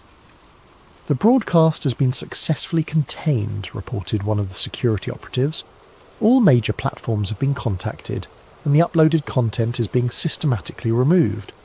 Estimated public exposure was minimal, fewer than 10,000 views before suppression protocols were implemented. 10,000 people. It wasn't much, but it was something. Somewhere in the world, 10,000 individuals now knew the truth about Project RESET and the Council of Nine. "Unfortunately," Muller continued, "your interference has created complications that require immediate resolution. The Phase 3 timeline cannot be adjusted, which means..." The suggestion sent a chill down my spine that was worse than the threat of death. They were offering me the chance to become complicit in their plan, to use my skills to perfect the mechanisms of human enslavement. "The offer is genuine," Muller continued, apparently reading my expression. "Your research background makes you uniquely qualified to contribute to population management optimization. You could help us minimize the suffering associated with the transition process." "Minimize the suffering of genocide, you mean?" I replied, speaking for the first time since being brought into the room. "Genocide is an emotionally charged term that doesn't accurately describe our objectives," responded the woman who had spoken earlier. "We're implementing a comprehensive restructuring program designed to ensure long-term human survival. The current population levels are unsustainable, and democratic governance systems have proven incapable of addressing existential challenges. They genuinely believed they were saving humanity. The realization was somehow more terrifying than simple malice would have been. These weren't evil people. They were intelligent, educated individuals who had convinced themselves that totalitarian control and mass murder were necessary for the greater good. The current global population of 8 billion will be reduced to approximately 1 billion within 30 years, Muller explained with the same tone he might have used to discuss quarterly earnings projections.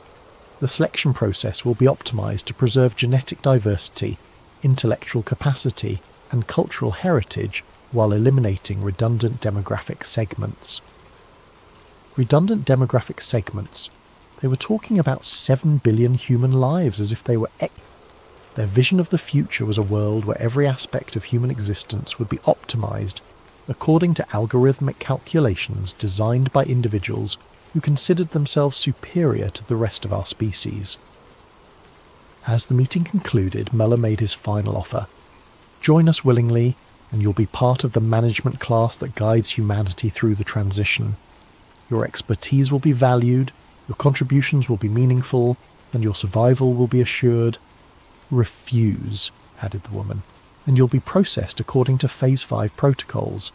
Your knowledge makes you too dangerous to be allowed to live as a private citizen, but not valuable enough to preserve against your will. The choice was clear, collaboration or death. But there was a third option that they hadn't considered. I need time to think about it, I said. Muller nodded. You have until tomorrow evening, but understand that this is the only offer you'll receive. Choose wisely. They returned me to a secure holding room in the chateau's lower level, a comfortable but windowless space that was clearly designed for temporary detention. The door was locked from the outside, and I could hear the subtle hum of electronic surveillance equipment monitoring my activities. But they had made a crucial mistake. In their arrogance, they had assumed that I would either join them or passively await access. The message would be transmitted along with Harper's archive, providing context and human perspective to the technical intelligence he had gathered. The next evening, when Muller returned to collect my decision, I was ready. I've made my choice, I told him, and I choose resistance. Muller's expression didn't change, but I could see the disappointment in his eyes. That's unfortunate. You could have been part of something historically significant. I already am, I replied, just not the way you intended.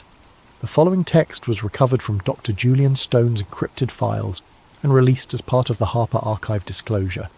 It represents the final transmission sent by Dr. Stone before his disappearance. To whoever receives this message, my name is Julian Stone, and by the time you read this, I will probably be dead. But my death will serve a purpose if you understand what I'm about to tell you and act on that knowledge. Everything you've learned about Project RESET and the Council of Nine is true. They are not theoretical threats or abstract conspiracies. They are operational realities that are being implemented right now in the real world by real people with real power. The cyber attack that will trigger Phase 3 is scheduled to begin in less than 48 hours. When it happens, you will be told that foreign terrorists or hostile nations are responsible. You will be told that emergency measures are necessary to protect your safety and security. You will be told that the restrictions on your freedom are temporary responses to an unprecedented crisis. All of it will be lies. The attack will be orchestrated by the same people who will offer to save you from it. The emergency measures will be permanent features of a new system of control. The restrictions on your freedom will never be lifted because they were never intended to be temporary. But you have a choice. You can choose to believe the lies and accept the chains they offer you, or you can choose to resist and fight for the future of human dignity and freedom. If you choose resistance, you need to understand what you're fighting against. This is not a political movement that can be defeated through elections or legal challenges.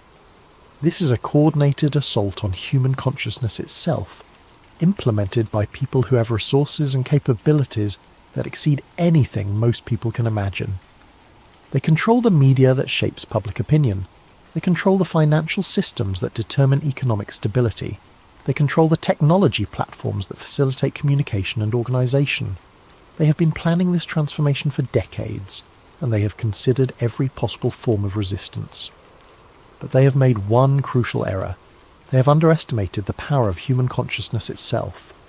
Individual awareness, when multiplied across millions of people, creates possibilities that no algorithm can predict or control. The key to resistance is understanding that this is fundamentally a spiritual battle disguised as a political conflict. They are trying to convince you that individual autonomy is selfish, that personal freedom is dangerous, and that collective management is more efficient than individual choice. Don't believe them. Your individual consciousness is not a bug in the human system. It's a feature. Your ability to think for yourself, to make your own choices, to pursue your own dreams and goals, is not a luxury that humanity can no longer afford. It's the essence of what makes us human. When the collapse comes, and it will come, remember that the chaos is artificial, and across the globe, millions of people are gathering to celebrate the remarkable progress we've made in building a more sustainable, secure and harmonious world. The past year has seen unprecedented cooperation between governments, corporations and civil society organisations in addressing the challenges facing our planet.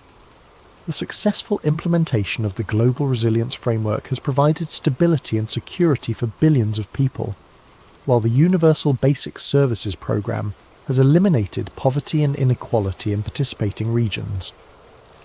Behind me you can see thousands of happy families enjoying the festivities here in Geneva, grateful for the peace and prosperity that has been achieved through collective action and shared sacrifice. It's a remarkable testament to what humanity can accomplish when we work together toward common goals. But perhaps the most remarkable aspect of today's celebration is the sense of unity and purpose that pervades the crowd. Individual concerns and selfish interests have given way to collective consciousness and shared responsibility. It's truly inspiring to witness. In the background, we can see representatives from the Global Coordination Council observing the celebrations. These dedicated public servants have worked tirelessly to ensure that the transition to our new social is over budget. The explanations had never satisfied journalists like her. Something about the math didn't add up, as if the excess billions had built something else entirely. Near the south end of the terminal, she paused before the dedication capstone, a polished granite marker set into the floor. The Masonic square and compass symbol was prominently displayed, along with the date of dedication and, most curiously, reference to something called the New World Airport Commission. Evelyn knelt down, pretending to tie her shoe while snapping a photo with her pendant camera. The New World Airport Commission didn't exist, at least not officially. She'd checked every possible record. No such organisation had ever been registered anywhere in the United States. Hiding in plain sight, she whispered, tracing the Masonic symbol with her finger. The marker mentioned the airport being built for the people of New World. Not Denver, not Colorado, not even America. Just New World. As she stood, a security guard appeared nearby, watching her with unusual intensity. Evelyn smiled casually and moved on, but she could feel his eyes following her. Was she being paranoid, or had she already been marked as someone to watch? Moving toward the hotel, she passed the infamous murals that had spawned countless conspiracy theories. Even at this hour, their vivid imagery was disturbing. Children lying in coffins, a gas-masked figure wielding a scimitar, extinct animals, indigenous people weeping over destruction.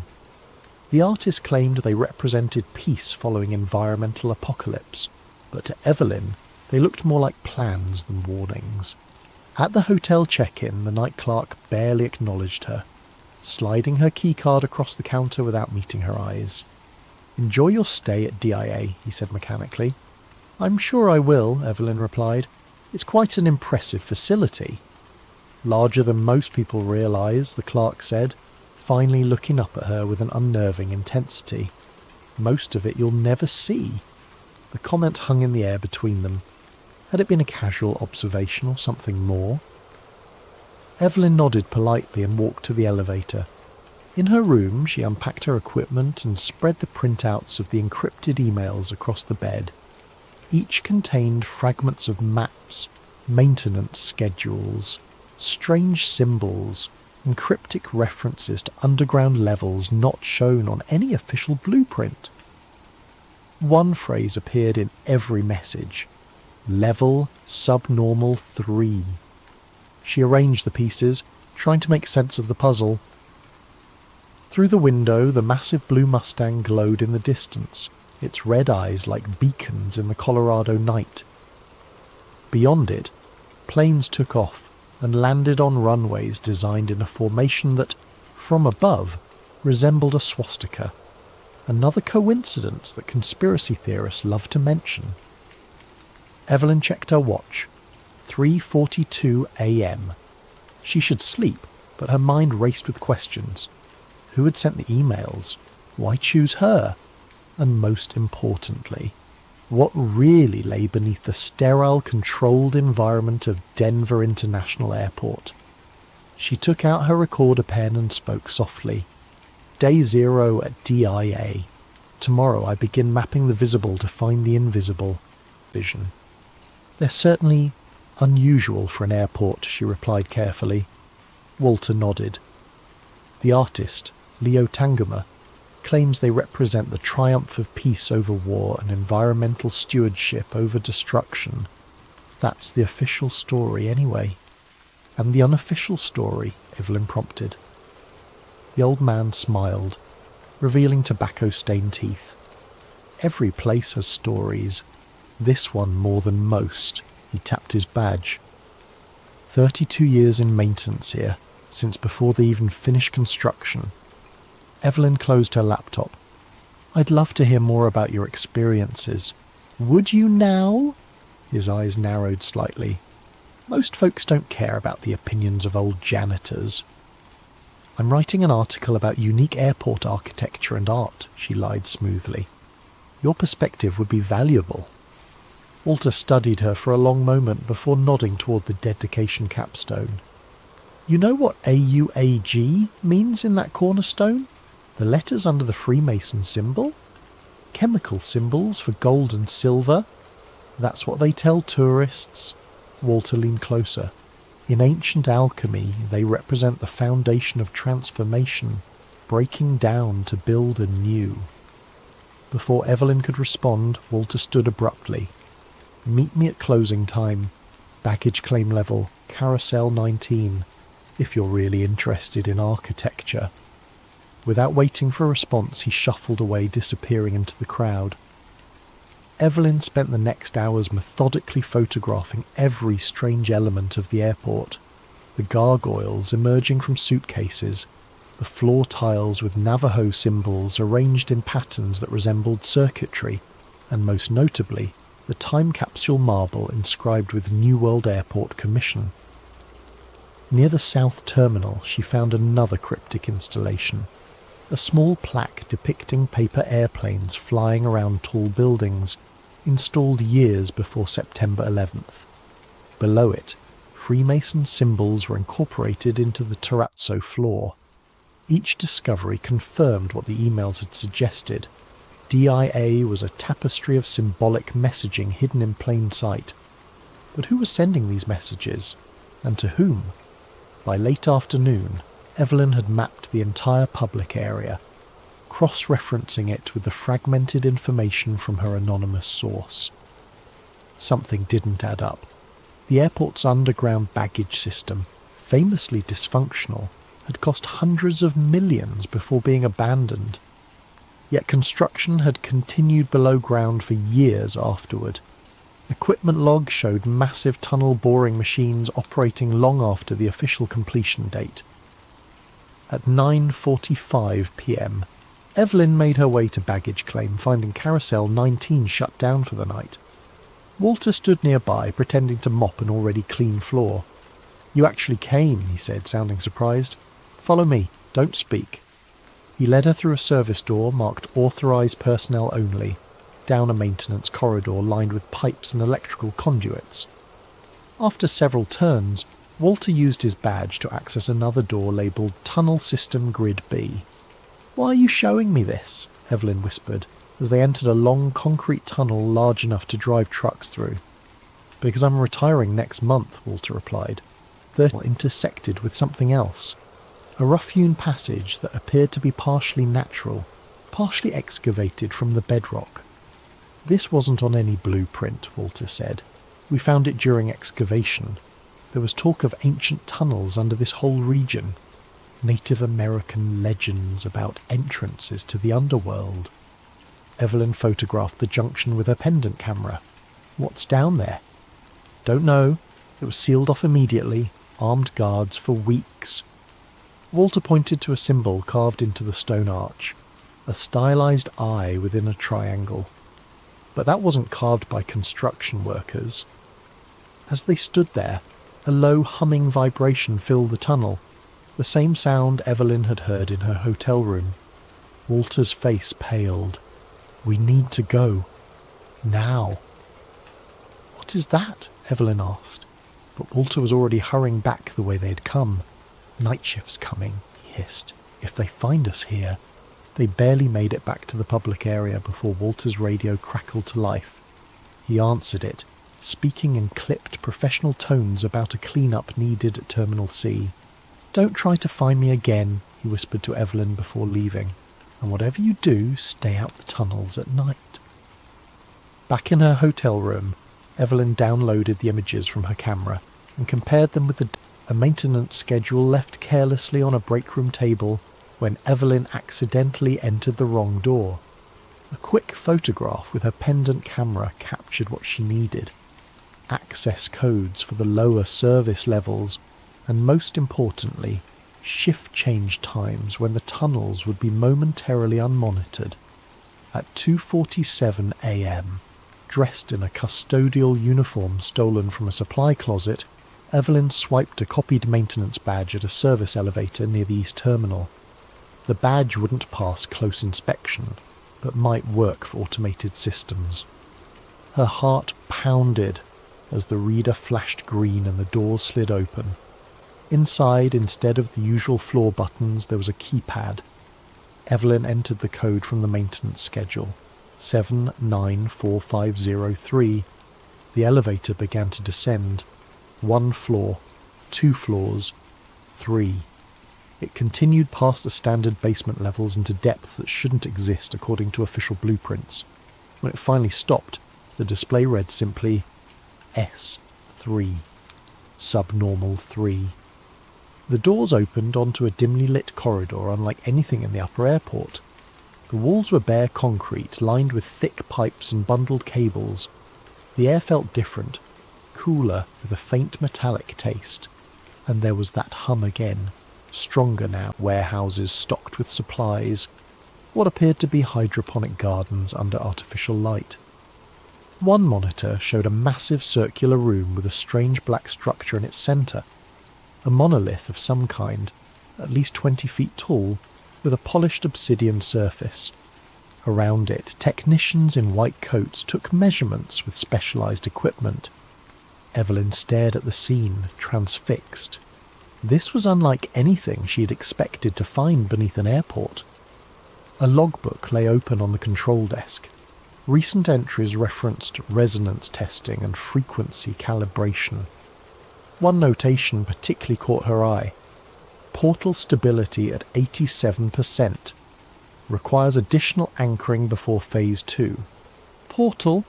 A sound in the corridor snapped her attention back to her surroundings. Voices approaching. Evelyn quickly turned off her pendant camera and slipped behind a server rack just as the door opened. 2 men in dark uniforms entered, continuing a conversation already in progress. 3rd shipment this week. That's more than the previous 6 months combined. Orders from above. Accelerated timeline. Because of the seismic activity? Partially. Intelligence suggests we may have competitors accessing the network. Shanghai facility reported unusual readings. They moved to the control panels, their backs to Evelyn's hiding place. What about the upper levels? Security protocols. Remain in place. Limited access. Need-to-know basis. And the journalist? Evelyn's blood ran cold. Being handled. Her breach of the service tunnels was expected. Walter played his role perfectly. He doesn't know he's an asset. Of course not. carefully cultivated over decades. Retirement package includes memory modification. The men fell silent as they focused on the monitors. One adjusted settings while the other took notes. Evelyn remained frozen behind the server rack, barely breathing. After what seemed like an eternity, they finished their work and moved toward the door. Shift change in 20 minutes. Make sure the containment teams are ready. What about tonight's arrivals? Processing as usual. The VIPs go directly to level S5. After they left, Evelyn waited 5 full minutes before emerging from her hiding place. Her mind raced with questions. Walter had been used to feed her information. But why? What was this facility really for? And most disturbingly, they had expected her to find the tunnels. Her investigation wasn't exposing their secret. It was somehow part of their plan. She needed to see more before escaping. Following the hub's directional signs, she chose the path marked Processing, moving as quietly as possible through the empty corridors. The processing area turned out to be a large chamber filled with equipment that resembled advanced medical scanning technology. Gurneys lined one wall. Isolation rooms with observation windows stood ready. Everything was immaculately clean and appeared to be regularly used. Beyond this area, Evelyn found something even more disturbing. A massive room filled with empty containment units. Hundreds of transparent chambers large enough to hold adult humans, connected to life support systems and monitoring equipment. These weren't designed for medical care. They were designed for storage. In an adjacent laboratory, refrigeration units held rows of vials labelled with alphanumeric codes. Research documents scattered on desks referenced extended biostasis and consciousness mapping. This went far beyond any government black site or military installation. Whatever was happening beneath Denver International Airport involved technologies and purposes Evelyn could barely comprehend. As she documented everything with her camera, the ambient hum that permeated the facility suddenly intensified. The lights flickered. An announcement echoed through hidden speakers. "Attention all personnel. Harmonic stabilization sequence initiating. Secure all sensitive materials and proceed to designated safe zones. Resonance testing commencing in 5 minutes." Evelyn knew she needed to leave immediately. She retraced her steps toward the hub, planning to return to the service elevator. But as she rounded a corner, she came face to face with a security team in black tactical gear. They didn't seem surprised to see her. "Evelyn Hart," the leader said calmly. "Your tour ends here." The security team didn't restrain Evelyn. They didn't confiscate her equipment or even search her. Instead, they escorted her through corridors she hadn't yet explored, descending even deeper beneath the airport. "Where are you taking me?" she demanded, trying to maintain some illusion of control. "To what you came to find," the leader replied simply. They arrived at massive double doors emblazoned with the now familiar symbol, the eye within the triangle. 2 guards stood at attention outside, wearing black suits with subtle lapel pins, the square and compass of the Freemasons. The leader of Evelyn's escort team stepped forward, placing his palm on a biometric scanner. "Witness Hart as scheduled," he announced. Scheduled? The door swung open silently, revealing a vast underground chamber unlike anything Evelyn could have imagined. The ceiling arched at least 60 feet above a circular floor the size of a football field. The walls were a strange material that seemed to absorb light rather than reflect it, and at the centre stood the black monolith she had glimpsed on the security monitors. A perfect obsidian rectangle, its surface rippling occasionally as if it weren't completely solid. Around the chamber's perimeter, tiered seating accommodated what appeared to be viewing galleries. Men and women in formal attire occupied these areas, observing both the monarch rose from the assembly, this one dressed in a modern business suit. The controlled destabilization proceeds as designed.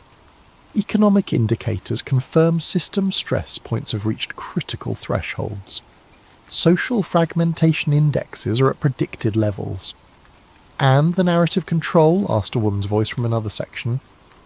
Operational through all channels, contradictory information continues to neutralize truth seekers. Those who approach genuine discovery are redirected through our asset network. With sudden clarity, Evelyn understood her role. She wasn't exposing a conspiracy, she was being used to shape the narrative around it. Whatever was happening here, they wanted it partially revealed, through her, in a way they could control. The robed figure gestured toward her. The witness has arrived as arranged. Her presence completes the documentation requirement. All eyes turned to Evelyn. She felt exposed, manipulated, yet strangely empowered by her new...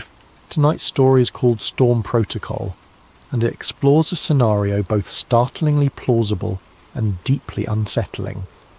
The possibility that the weather, the very skies we depend upon for life, could be manipulated for power. We'll follow Nathan Cole, an atmospheric physicist who stumbles upon hidden files revealing the existence of Project Chyros, a clandestine initiative that engineers storms, droughts, and natural disasters for geopolitical gain. As Nathan tries to warn the world, he finds himself hunted, discredited, and caught in a swirl of moral dilemmas that threaten his life and everyone else's. Sit back, turn the lights low, and prepare for a journey through 5 chapters of tension, paranoia, and shocking revelations. Whether you listen attentively to every detail, or simply let the words wash over you as you drift off, this is your space to relax and unravel a story that might just leave you questioning the next thunderstorm you see. Now let's begin. May you find both rest and wonder in this tale about secrets hidden behind towering clouds, in a world where not all storms are as natural as they seem. Nathan Cole had never considered himself a whistleblower. At 36, he was a meticulous scientist with a passion for analysing cloud formations and weather systems, working for a government-funded climate agency in a mid-sized city. He spent his days among swirling datasets and satellite imagery, focusing on how storms evolve and how the atmosphere changes across the globe. He believed wholeheartedly in the agency's mission, understanding climate shifts to protect communities from environmental disasters. It was Tuesday morning like any other when the first crack in his reality appeared. Nathan was poring over satellite data from the North Atlantic, a swirling mass of clouds that was intensifying into what meteorologists expected to be a mild tropical storm. Yet, in an older, theoretical predictive model, stored on an internal server, Nathan saw something odd, an exact projection of the storm's path that deviated significantly from the official forecast. More bizarrely, the model was labelled Cirrus Class Tier 4, a classification he'd never encountered, and it showed the storm making a sharp, unnatural turn, intensifying into a Category 3 hurricane. Curiosity piqued. Nathan cross-referenced live data. The real-time satellite feed indeed showed a suspicious shift in the storm's trajectory that aligned perfectly with the model's predictions that no one was publicly citing. If the storm turned out to be as strong as the Tier 4 model suggested, entire coastal regions would be unprepared. He tried to mention it to a senior colleague that afternoon, a data specialist named Ingrid. She gave him a polite smile, then stiffened when she saw the model's label. "Where did you get that file?" she asked quietly, her tone suddenly guarded. "It was in the archived server folders," Nathan replied. "But I've never seen references to Cirrus Class in our usual forecasting. We should alert the hazard management department if this is accurate." Her face grew pale. "Nathan, I suggest you delete that file and forget about it. Sometimes old simulation moral betrayal was overwhelming." He scanned more files, discovering reference after reference to manipulations that matched major storms of the past decade. Could it be a hoax, or a conspiracy hidden inside official channels. But the data was too consistent, the language too methodical. Each major unpredictable storm, each bizarre drought anomaly, correlated with logs describing successful atmospheric seeding. He realised with dawning horror that he might be looking at evidence of the government's capacity to weaponise the weather. Struggling with the magnitude of it all, he decided to approach his immediate superior the next morning. That was Dr. Malcolm Ashcroft, the director of the Climate Research Division. Ashcroft was a disciplined, no-nonsense official with top-tier security clearance. If anyone could confirm or deny these findings, it would be him. Nathan scheduled a private meeting in Ashcroft's corner office, heart in his throat. The next day, upon entering the office, he felt the tension. The blinds were closed, giving the space a claustrophobic feel. Ashcroft listened to Nathan's account, flipping through the printed examples of the data, his face expressionless. When Nathan finished, Ashcroft leaned back, eyes cold. Coal? We're a climate agency, not a secret weather manipulation outfit, Ashcroft said with practised calm. Those files must be mislabeled or part of some out-of-date project that never got off the ground. I'll have them archived properly. In the meantime, I suggest you focus on your assigned tasks. The words were benign, but a subtle threat underlined them. Nathan insisted, but these references to aerosol injections match the storms from the last year. This can't just be a leftover project. Ashcroft's gaze hardened. You're reading too much into it. Let it go. Dismissed from the office, Nathan left with a sinking feeling that he'd stepped into a hornet's nest. That evening, he returned to his desk only to find all references to Cyros class or Tier 4 models wiped from the server. Ingrid avoided his gaze, looking frantic and pale. He attempted to log in with his clearance, only to find it revoked. A terse email labelled him for administrative leave pending a departmental audit. The message's subtext was clear. Keep quiet. As the day ended, Nathan exited the building under a darkening sky. A storm front loomed on the horizon, thunder rumbling ominously. It felt symbolic. His world was about to shift, perhaps irreversibly. Searching the online world from home that night, he discovered countless conspiracy theories about weather control, but none that matched the systematic detail of Project Cyros. Some articles mentioned HAARP or cloud seeding, but all were dismissive. Yet Nathan knew the truth might be hidden in plain sight. The real question was, how far would the perpetrators go to keep it hidden? And could he, an ordinary scientist, find the courage to expose it? 2 days of enforced idleness left Nathan Cole in an anxious whirl. Officially on leave, he was barred from the climate agency's premises. He spent his time combing through personal backups, notes, old research proposals, weather anomaly charts. Tucked among them, he found earlier versions of the Cyros-class references, not labelled as such, but hinting at advanced geoengineering. The idea weighed heavily on him. Maybe Project Cyros had roots in the agency's past under different names. Huddled in his small apartment with a mug of coffee gone cold, he typed weather manipulation into countless search engines. The results were mostly sensationalist. Wild claims of chemtrails, HAARP conspiracies, or microwave weapons used by shadowy groups. He had always dismissed such theories as fringe paranoia. Now he suspected they might contain grains of truth. He opened a new email with an attached data set, wrote a short message, and addressed it to Jade Ramirez, an underground investigative journalist he'd read about. Jade was known for exposing corporate cover-ups, mainly big pharma or environmental disasters. She had a reputation for chasing suppressed stories, ignoring official denials, but contacting her carried risks. If you're messing with me, I'll know, but if this is real, it's huge. She paused. Why come to me? Why not mainstream media? Nathan grimaced. They'll bury it or brand me a crank. My own office tried to muzzle me. You have a history of exposing cover-ups. She leaned back. Look, I'll investigate, but I can't guarantee an immediate story. If it's genuine, we'll need proof stronger than a flash drive. We'll need interviews, logs, an angle the public can't dismiss. He nodded, heart pounding. I'll help in any way I can. They parted with an unspoken understanding. If Jade verified the data, they'd blow the lid off Project Chyros.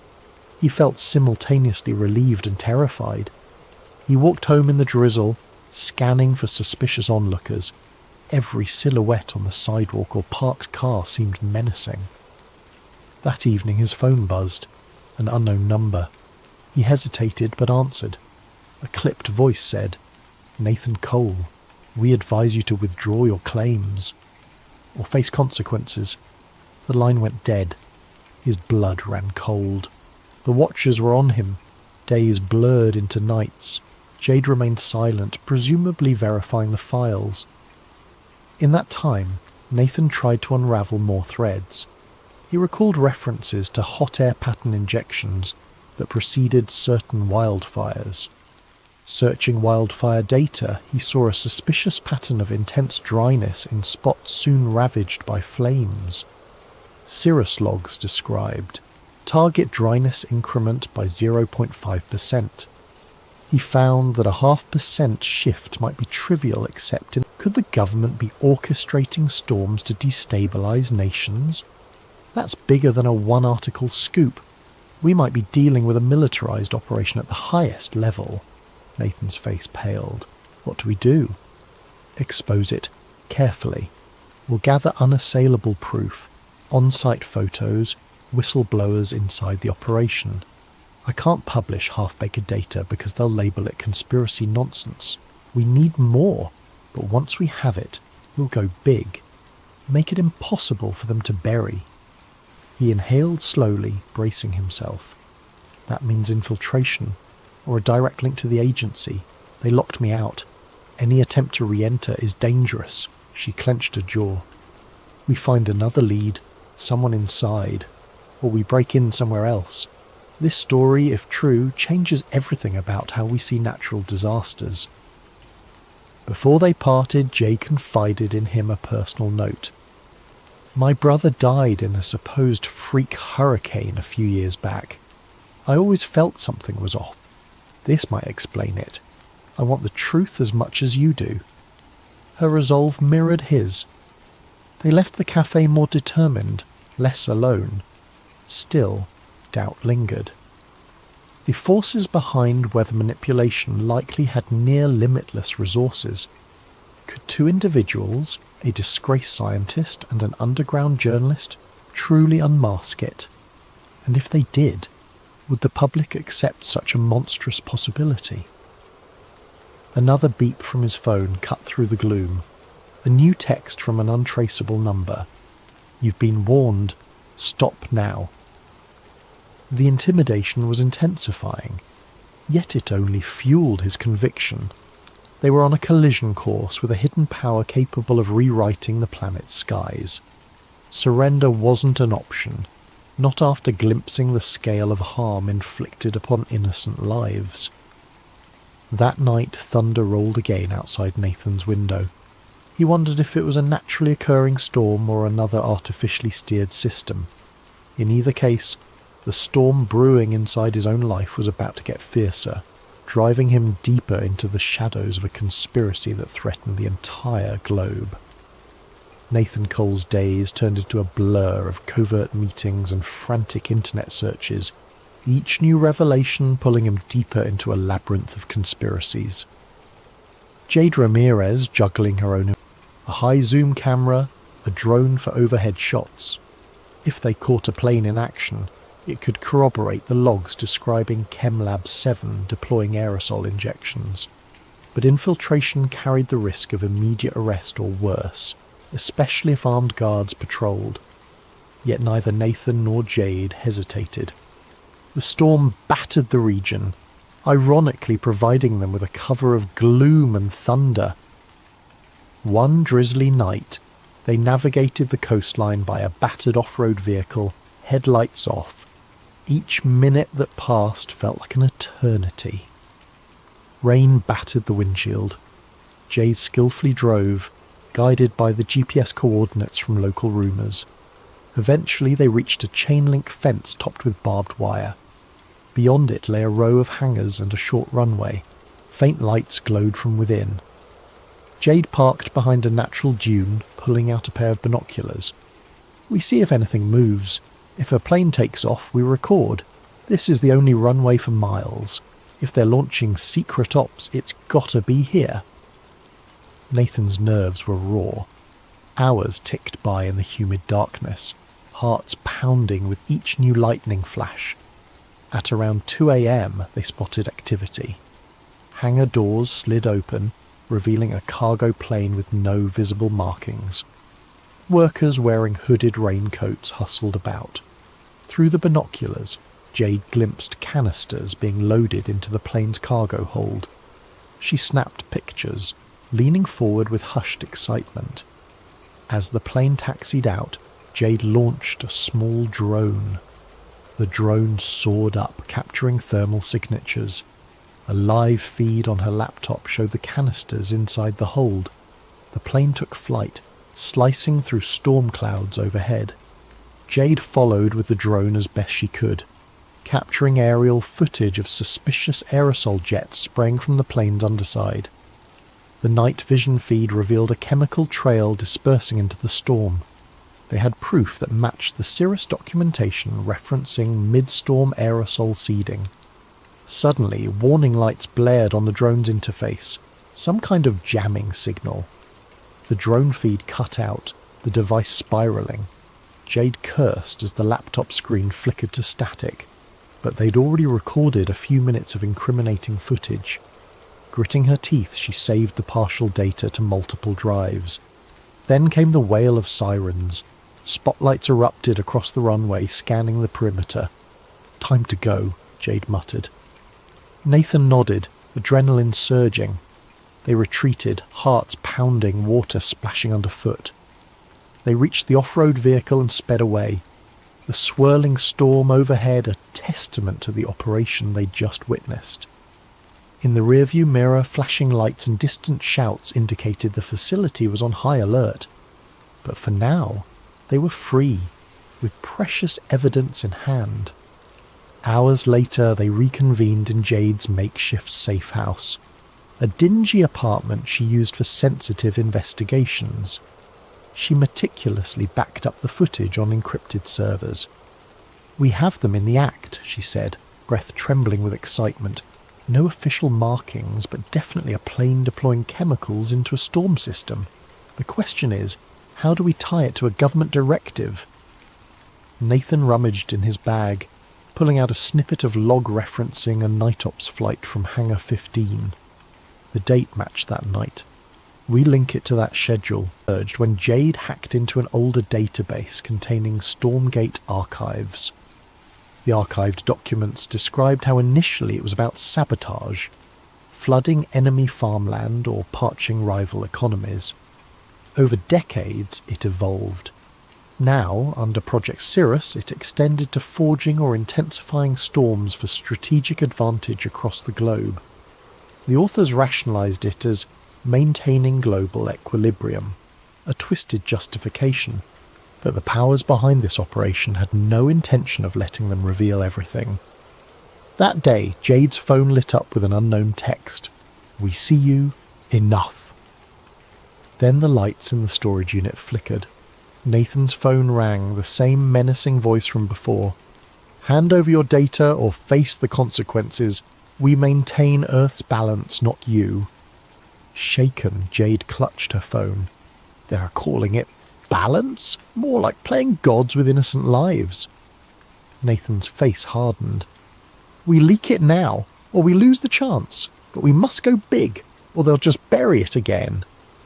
Yet they also sensed that a direct leak might provoke a catastrophic distraction.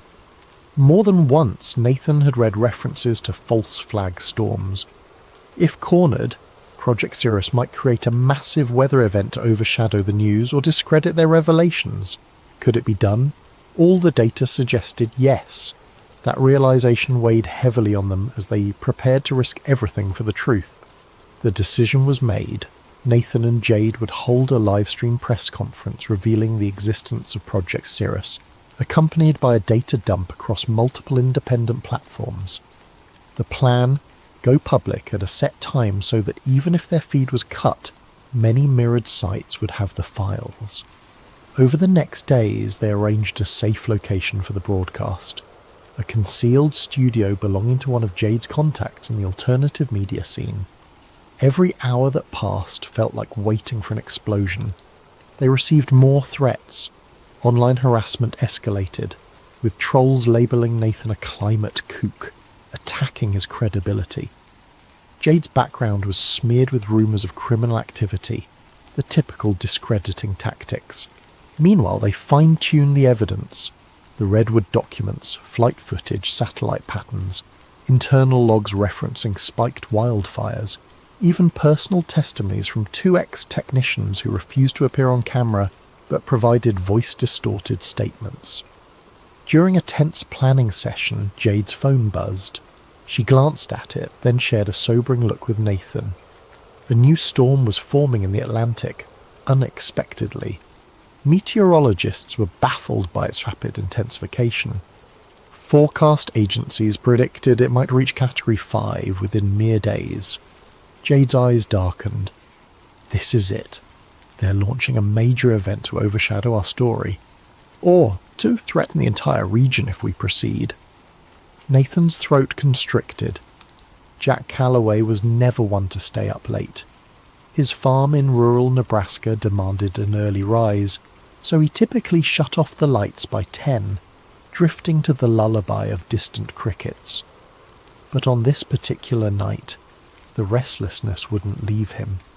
A strange heaviness pressed against the humid summer air, as if the land itself was holding its breath. Shortly after midnight, Jack found himself on the back porch, sipping lukewarm coffee and staring at the star-studded sky. Clouds drifted over the moon, turning the farmland into a patchwork of shifting shadows.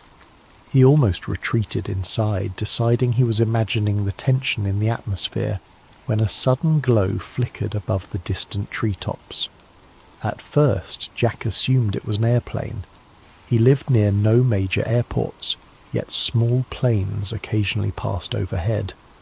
But the glow brightened too quickly, blossoming into a searing white flash that tore across the sky. Within seconds the light streaked overhead, trailing wisps of fire, lurid reds and oranges crackling with sparks. A shockwave rattled the windows strong enough to make the porch rails tremble. Jack's heart pounded. That can't be normal. Grabbing his phone, he sprinted off the porch and into the cornfields. Fear coursed through him. Fear of what might be falling from the heaven, but his voice shook so badly the words jumbled. Then, from within the shattered metal, a sliver of movement caught his eye. He inched closer, phone at arm's length. Steam hissed. An acrid smell like scorched wires choked the air. Something was definitely inside. A shape contorting behind the half-melted panels. Jack's heart hammered so loud he thought his chest might explode. Still, he crept forward, bracing himself for any sign of life. A sudden jolt of electricity arced across the debris, snapping him to a halt. He didn't want to risk stepping into a live current.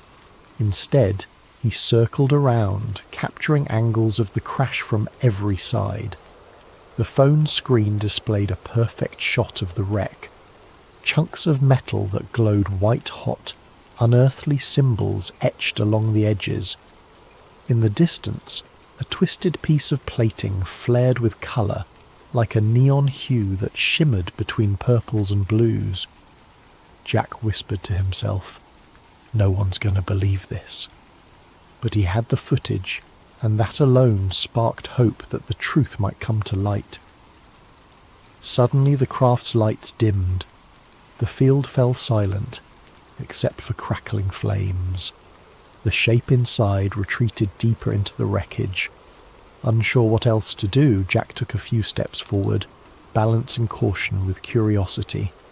Then an unexpected surge of static flared from his phone, the screen going haywire. He cursed, stepping back as the phone beeped in protest. He managed to steady the device just as the screen returned to normal. Thank God, he thought.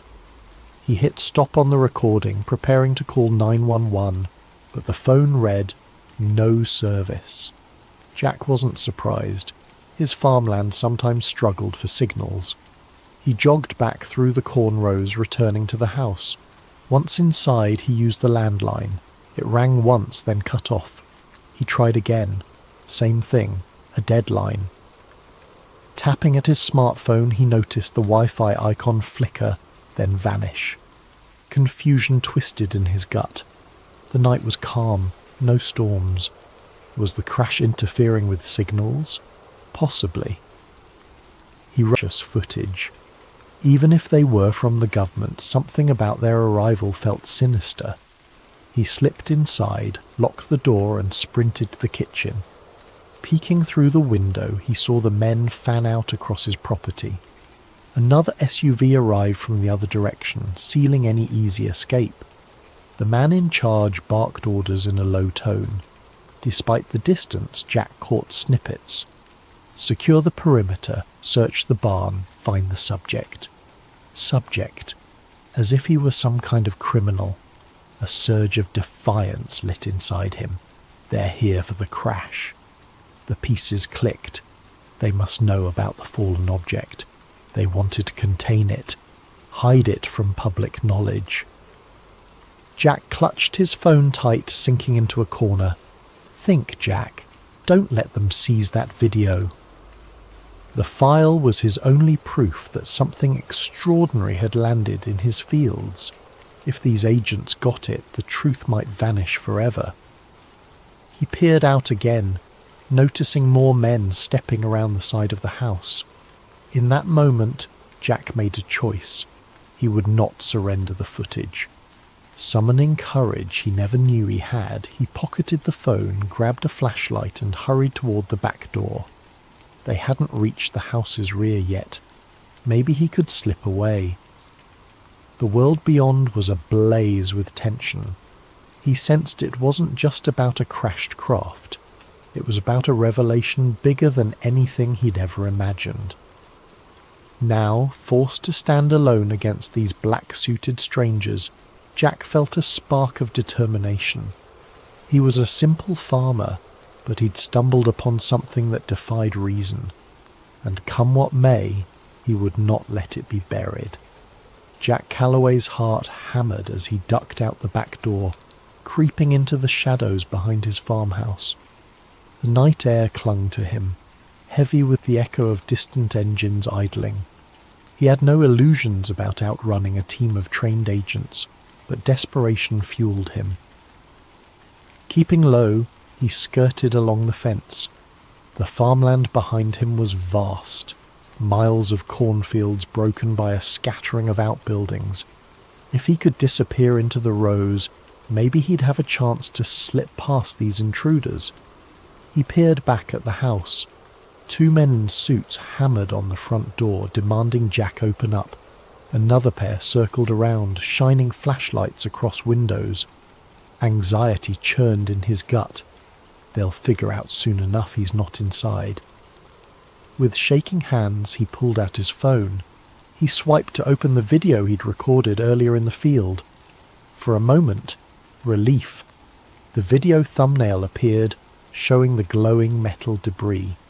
He tapped play. The screen flickered, a swirl of static. Then an error message. File corrupted. No, Jack muttered, panic rising. He tried again, but the same glitch repeated. Next, he attempted to upload it to a social media site, forgetting that his signal was gone. The upload bar stuck at 0. Offline. He closed his eyes, fighting the wave of helplessness. The only thing that gave him hope in this impossible situation was the video, now apparently worthless, but maybe the file could still be salvaged. He retreated deeper into the farmland, aiming for the rickety old barn he used for storing equipment. Inside the barn, dust motes drifted in the faint glow of his flashlight. Jack rummaged for an old laptop he sometimes used for tractor diagnostics. It was battered, but it had a functioning USB port. If he could move the footage off his phone, maybe he could fix it. The laptop booted up with a grinding whir, making Jack cringe at how loud it seemed. Every second counted. In the barn's gloom, the beams overhead creaked, and outside he caught the faint silhouettes of flashlights sweeping across the property. The agents were close. At last the laptop loaded. He plugged the phone in, frantically clicking to access the video file. The software recognized the phone, but the video thumbnail displayed a warning icon. Corrupt file. Even the laptop spat out an error. Jack cursed. Trying a half-dozen times, the footage refused to open. He sat back, trembling. So that's why they're so confident. Something about the crash or the craft's energy had garbled the data. For all he knew, it might be salvageable, but he didn't have the technical know-how. I need an expert. Remembering the commotion outside, Jack eased a peek through a gap in the barn wall. The black SUVs sat near the farmhouse and picked him up. Another responded. He can't be far. Spread out. Jack waited for a break in their pattern, then bolted into the cornfield. The tall stalks enveloped him, rustling as he stumbled between rows. He cursed each time his shoes snapped a twig or crunched dried leaves. Any sound could give him away. The overhead clouds parted, letting a faint moonlight highlight his path. Behind him, the agents' voices grew more distant. They were branching out, but the field was vast, and Jack knew its layout intimately. He used that knowledge to navigate a diagonal path, eventually emerging by a narrow dirt road at the far edge of his property. Breathing in ragged gasps, he paused behind a tree. The phone in his pocket remained lifeless. No signal. The laptop in his bag, the government forever, but he'd at least put up a fight. The truck rattled along the back roads, dust kicking up behind. He spotted no immediate pursuit, which unsettled him more than comforted him. The entire fiasco felt unreal. Aliens in his field, men in black SUVs.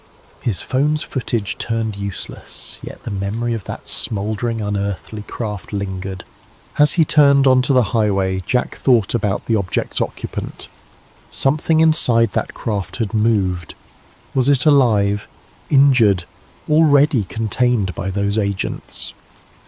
The questions multiplied in his mind. He clenched the steering wheel, jaw set.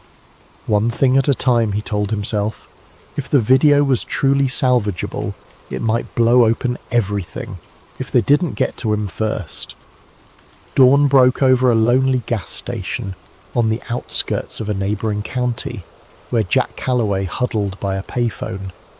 The overhead fluorescent lights buzzed, half of them flickering.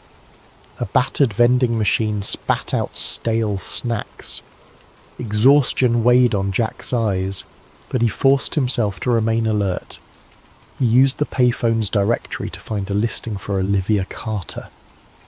The number rang endlessly until a groggy voice answered. "Who is this?" it demanded. Clearing his throat, Jack identified himself, explaining that he got her name through local rumour, that he needed urgent help with a corrupted video. A pause followed, then the voice turned suspicious. "You got the wrong line, buddy," it said, starting to hang up. Jack insisted.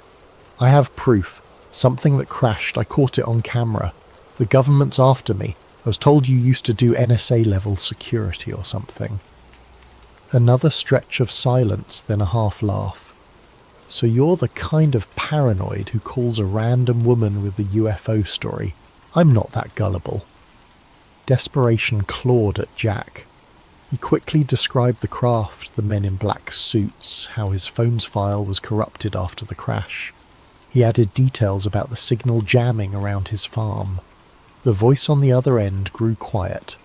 Finally it said, "Meet me at the old train depot outside Rockville, near mile marker 114. Be there in 2 hours, alone." Then it clicked off. Jack exhaled relief, though a kernel of doubt lingered. What if this is a trap? But with no other leads, he had no choice. He drove an hour on dusty roads until he found the abandoned train depot, a dilapidated brick building lost among weeds and rusted tracks. The place felt deserted, except for a single battered motorcycle leaning against the wall. He parked the truck and stepped out, scanning the area. A figure emerged from the depot's shadow. A woman in her 30s, lean and sharp-eyed, wearing a hoodie and clutching a backpack. "You're Jack?" she asked warily. "Yes. You live Carter?" She gave a tight nod. "We don't have much time. Show me the phone." Jack handed it over, anxiously summarising the night's events. Crash in the cornfield, black SUVs, corrupted footage. She offered no immediate reaction beyond a raised eyebrow. Settling on a crumbling bench, she booted up a compact laptop from her backpack, hooking Jack's phone to it via cable. "Your data's scrambled," she muttered, eyes flicking across lines of code. "Could be electromagnetic damage or some advanced jamming tech." Jack paced, scanning for signs of watchers. The old train tracks vanished into the horizon, no other vehicles in sight. Liv typed furiously, occasionally murmuring about header corruption or audio anomalies. After a tense half-hour, she said, "I can see partial frames, indistinct shapes, bright lights. This is definitely not a normal glitch." A flicker of hope ignited in Jack. "Can you fix it?" Liv sighed. "I might restore enough to see something, but I can't promise clarity. The real kicker is these weird signals embedded in the data, like some kind of layered frequency. I've never encountered anything like this in normal phone footage." Jack's stomach tightened. Something about the crash evidently messed with the electronics. Before he could respond, the roar of engines drew their attention. Down the deserted highway, a convoy of black SUVs approached, just like the ones at his farm. Liv snapped her laptop shut, eyes widening. "Who the hell are they?"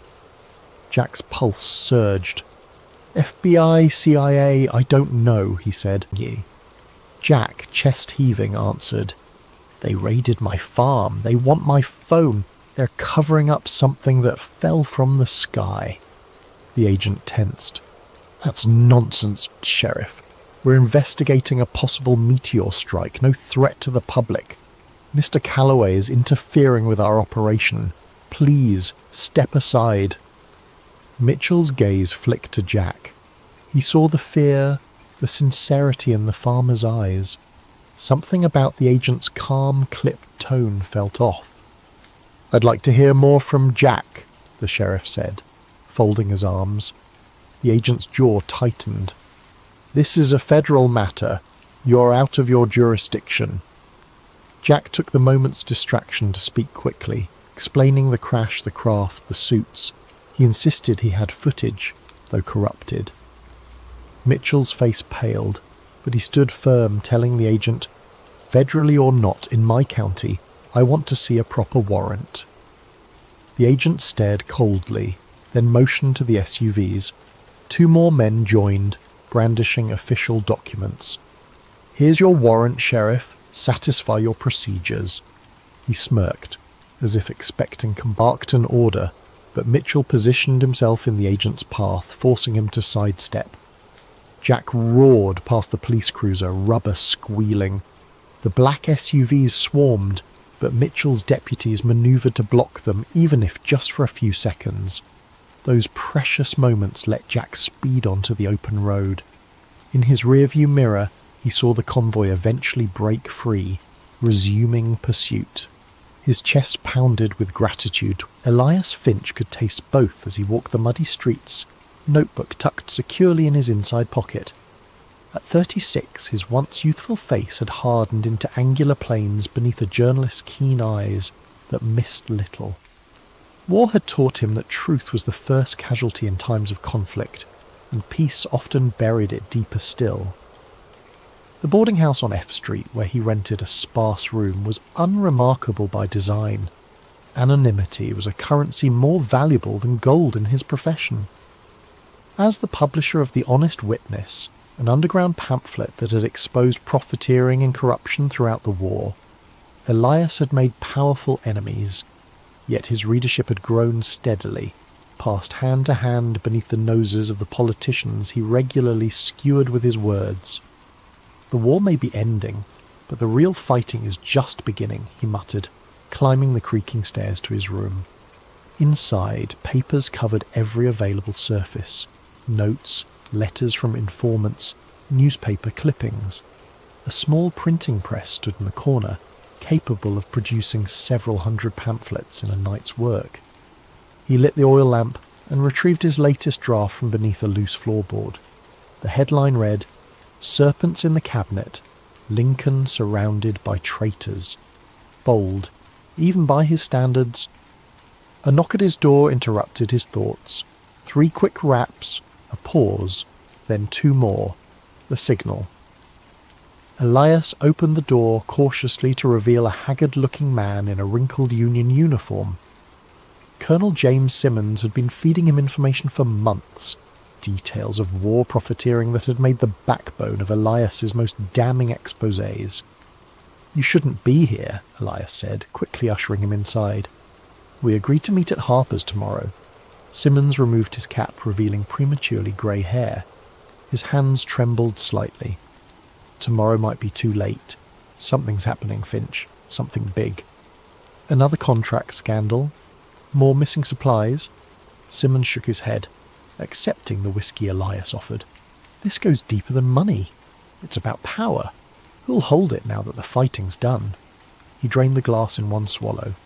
"Lincoln's making enemies faster than he can count them." "Not exactly news," Elias replied. Near Lafayette Square, a convoy of unmarked carriages caught his attention. Black lacquered with no insignia, windows covered with thick curtains. They moved with military precision toward the executive mansion. As they passed a street lamp, Elias glimpsed something on the door of the lead carriage, a small emblem of what appeared to be a bird with outstretched wings. Following at a distance, he watched the carriages disappear through a side entrance of the White House grounds. A figure emerged briefly to greet them, tall, bearded, with the unmistakable profile of Secretary Stanton. Elias made a note of the time, 11:17 p.m. The following day brought news that General Lee had formally surrendered at Appomattox Courthouse. Washington erupted in celebration. Impromptu parades formed on Pennsylvania Avenue. Bottles of champagne appeared from nowhere. Soldiers embraced in the streets. The long nightmare of war was officially over.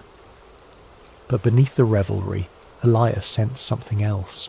A current of uncertainty, of plans being whispered behind closed doors. That evening, as promised, he positioned himself near the Treasury building, hat pulled low, collar turned up against the spring. He needed to be at Ford's Theatre tomorrow night. April 14th dawned bright and clear, a Good Friday that seemed to herald the nation's rebirth after its long crucible of war. Flags hung from every building on Pennsylvania Avenue. Church bells rang throughout the day, not in mourning as they had for 4 years, but in celebration. Elias spent the morning visiting contacts, trading information in the back rooms of taverns and print shops. The name, Order of the Phoenix, drew blank stares, or nervous glances. No one would speak of it directly, but their silence told him enough. The name carried weight, inspired fear. By mid-afternoon, he had secured a ticket to Ford's Theatre. Our American cousin was not his idea of quality entertainment, but the president's attendance made it the centre of Washington that night. If his suspicions had any merit, he needed to be there. As dusk settled, Elias dressed with unusual care. His customary rumpled journalist attire was replaced by a respectable suit and cravat, nondescript enough to blend with the theatre crowd, but fine enough not to attract unwanted attention. He slipped his notebook into an inner pocket, along with a small revolver, a precaution he'd never needed before, but tonight felt different. Ford's Theatre blazed with light as he approached. The 3-story brick building on 10th Street had become the centre of Washington society since its renovation 2 years earlier.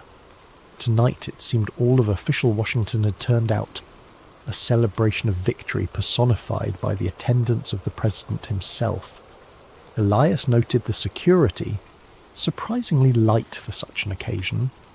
A few metropolitan police officers milled about, but there was none of the military presence one might expect given the recent end of hostilities. He studied the faces of those entering. Politicians, military officers, social climbers of every variety. All seemed caught up in the festive atmosphere, yet Elias couldn't shake the feeling of performances within performances. In the crowded lobby he spotted a face he recognised. John Parker, a notoriously unreliable presidential bodyguard known more for his drinking than his vigilance. Parker seemed distracted, already glancing toward the bar across the street. Elias made a mental note, taking his seat in the dress circle, one level below the presidential box. Elias had a clear view of both the stage and the entrance to Lincoln's box. The theatre hummed with anticipation.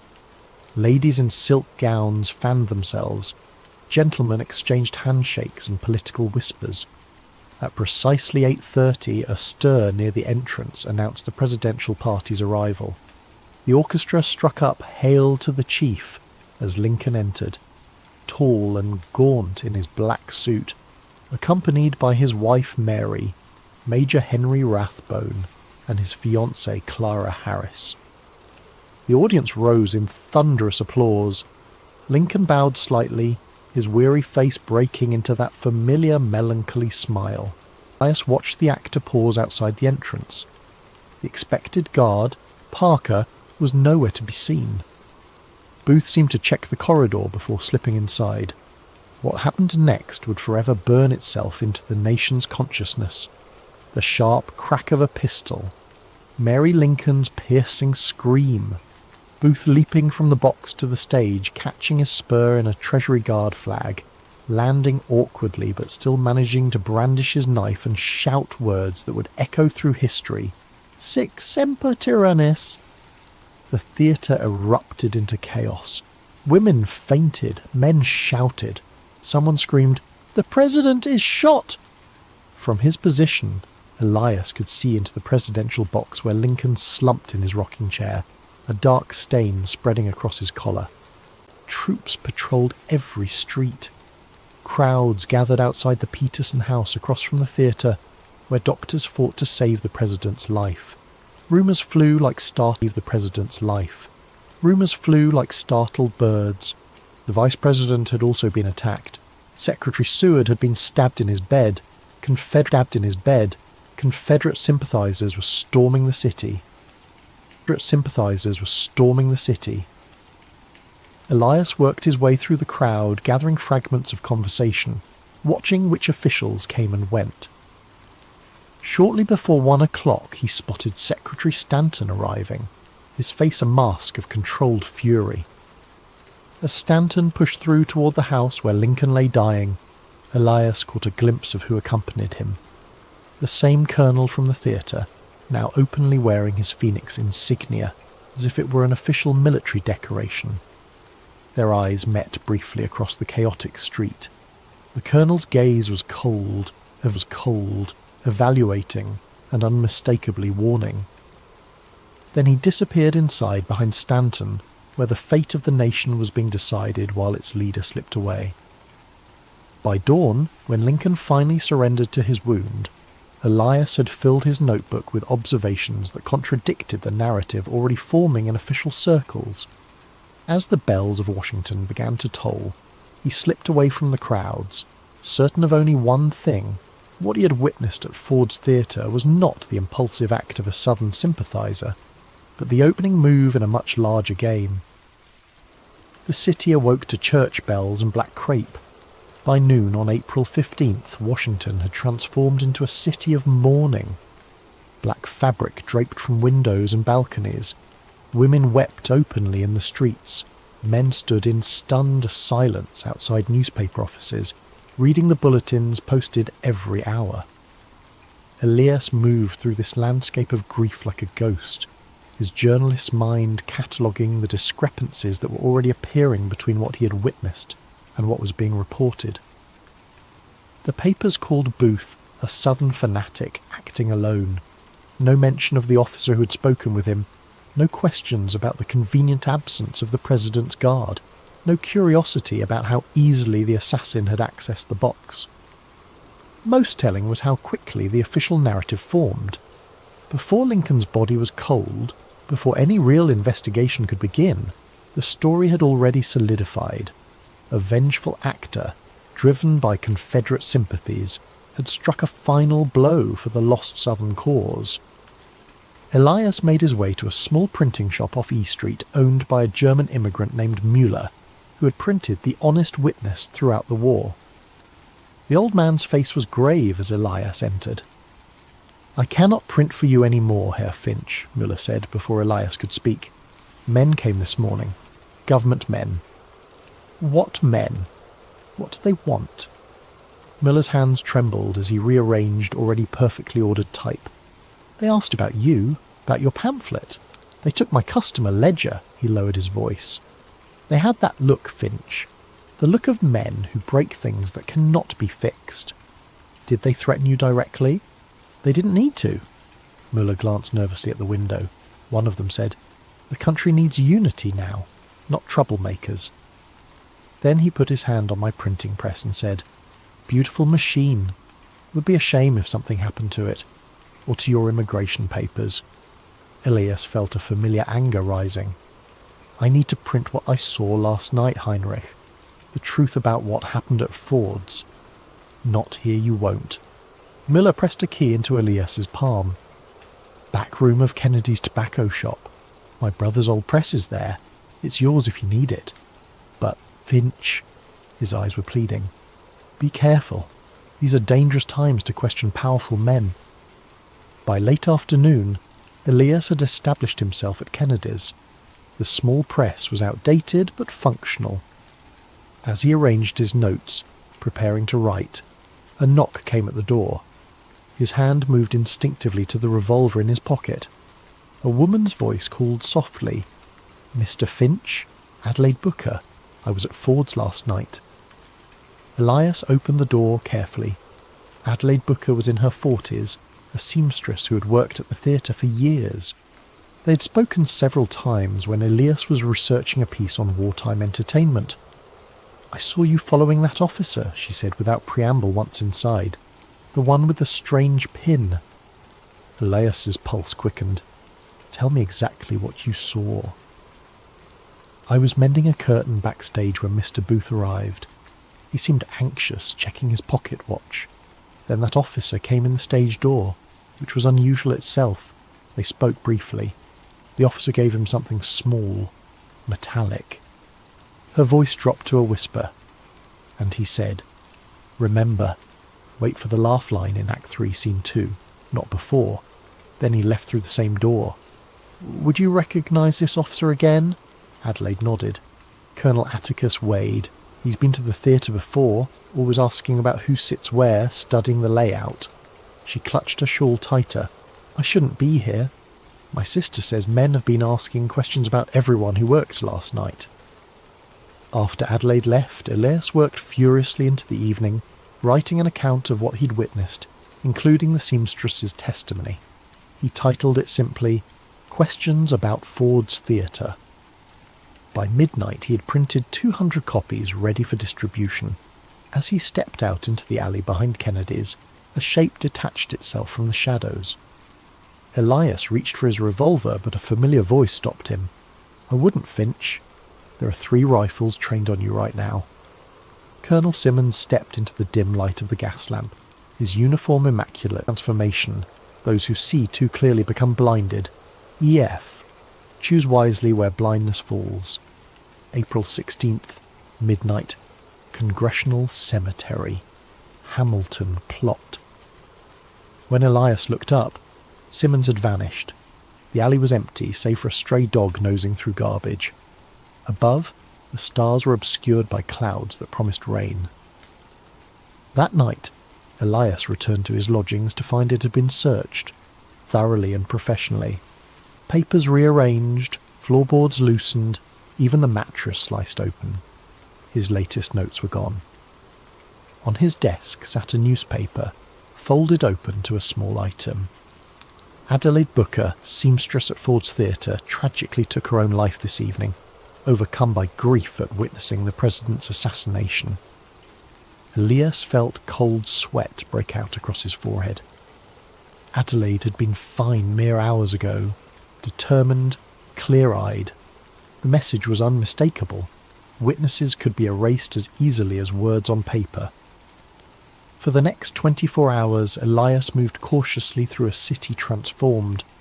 Military checkpoints had sprung up overnight. Men in plain clothes, but with the unmistakable bearing of detectives, watched from street corners. Newspapers printed identical accounts of the assassination, as if working from the same script. Booth was now the most hunted man in America. But Elias noticed the search seemed strangely performative. Lots of visible activity, little actual progress. On the evening of April 16th, as the first drops of rain began to fall, Elias made his way to Congressional Cemetery. The Hamilton plot was easy to find, a grand marble obelisk marking the resting place of a forgotten congressman. As midnight approached, Elias waited in the shadows of a nearby mausoleum, revolver ready. At precisely midnight a carriage arrived. A solitary figure emerged carrying a lantern. Tall, distinguished, instantly recognisable despite the darkness and rain. Secretary of War Edwin Stanton himself, the second most powerful man in the government, now effectively ruling the nation while Vice President Johnson floundered in his new role. Mr. Finch, Stanton called, his voice carrying clearly despite the rain. I know you're here. Let's dispense with theatrics. If I wanted you dead, you would be. Elias stepped cautiously from his hiding place. Like Adelaide Booker? Stanton's expression didn't change. Regrettable, but necessary.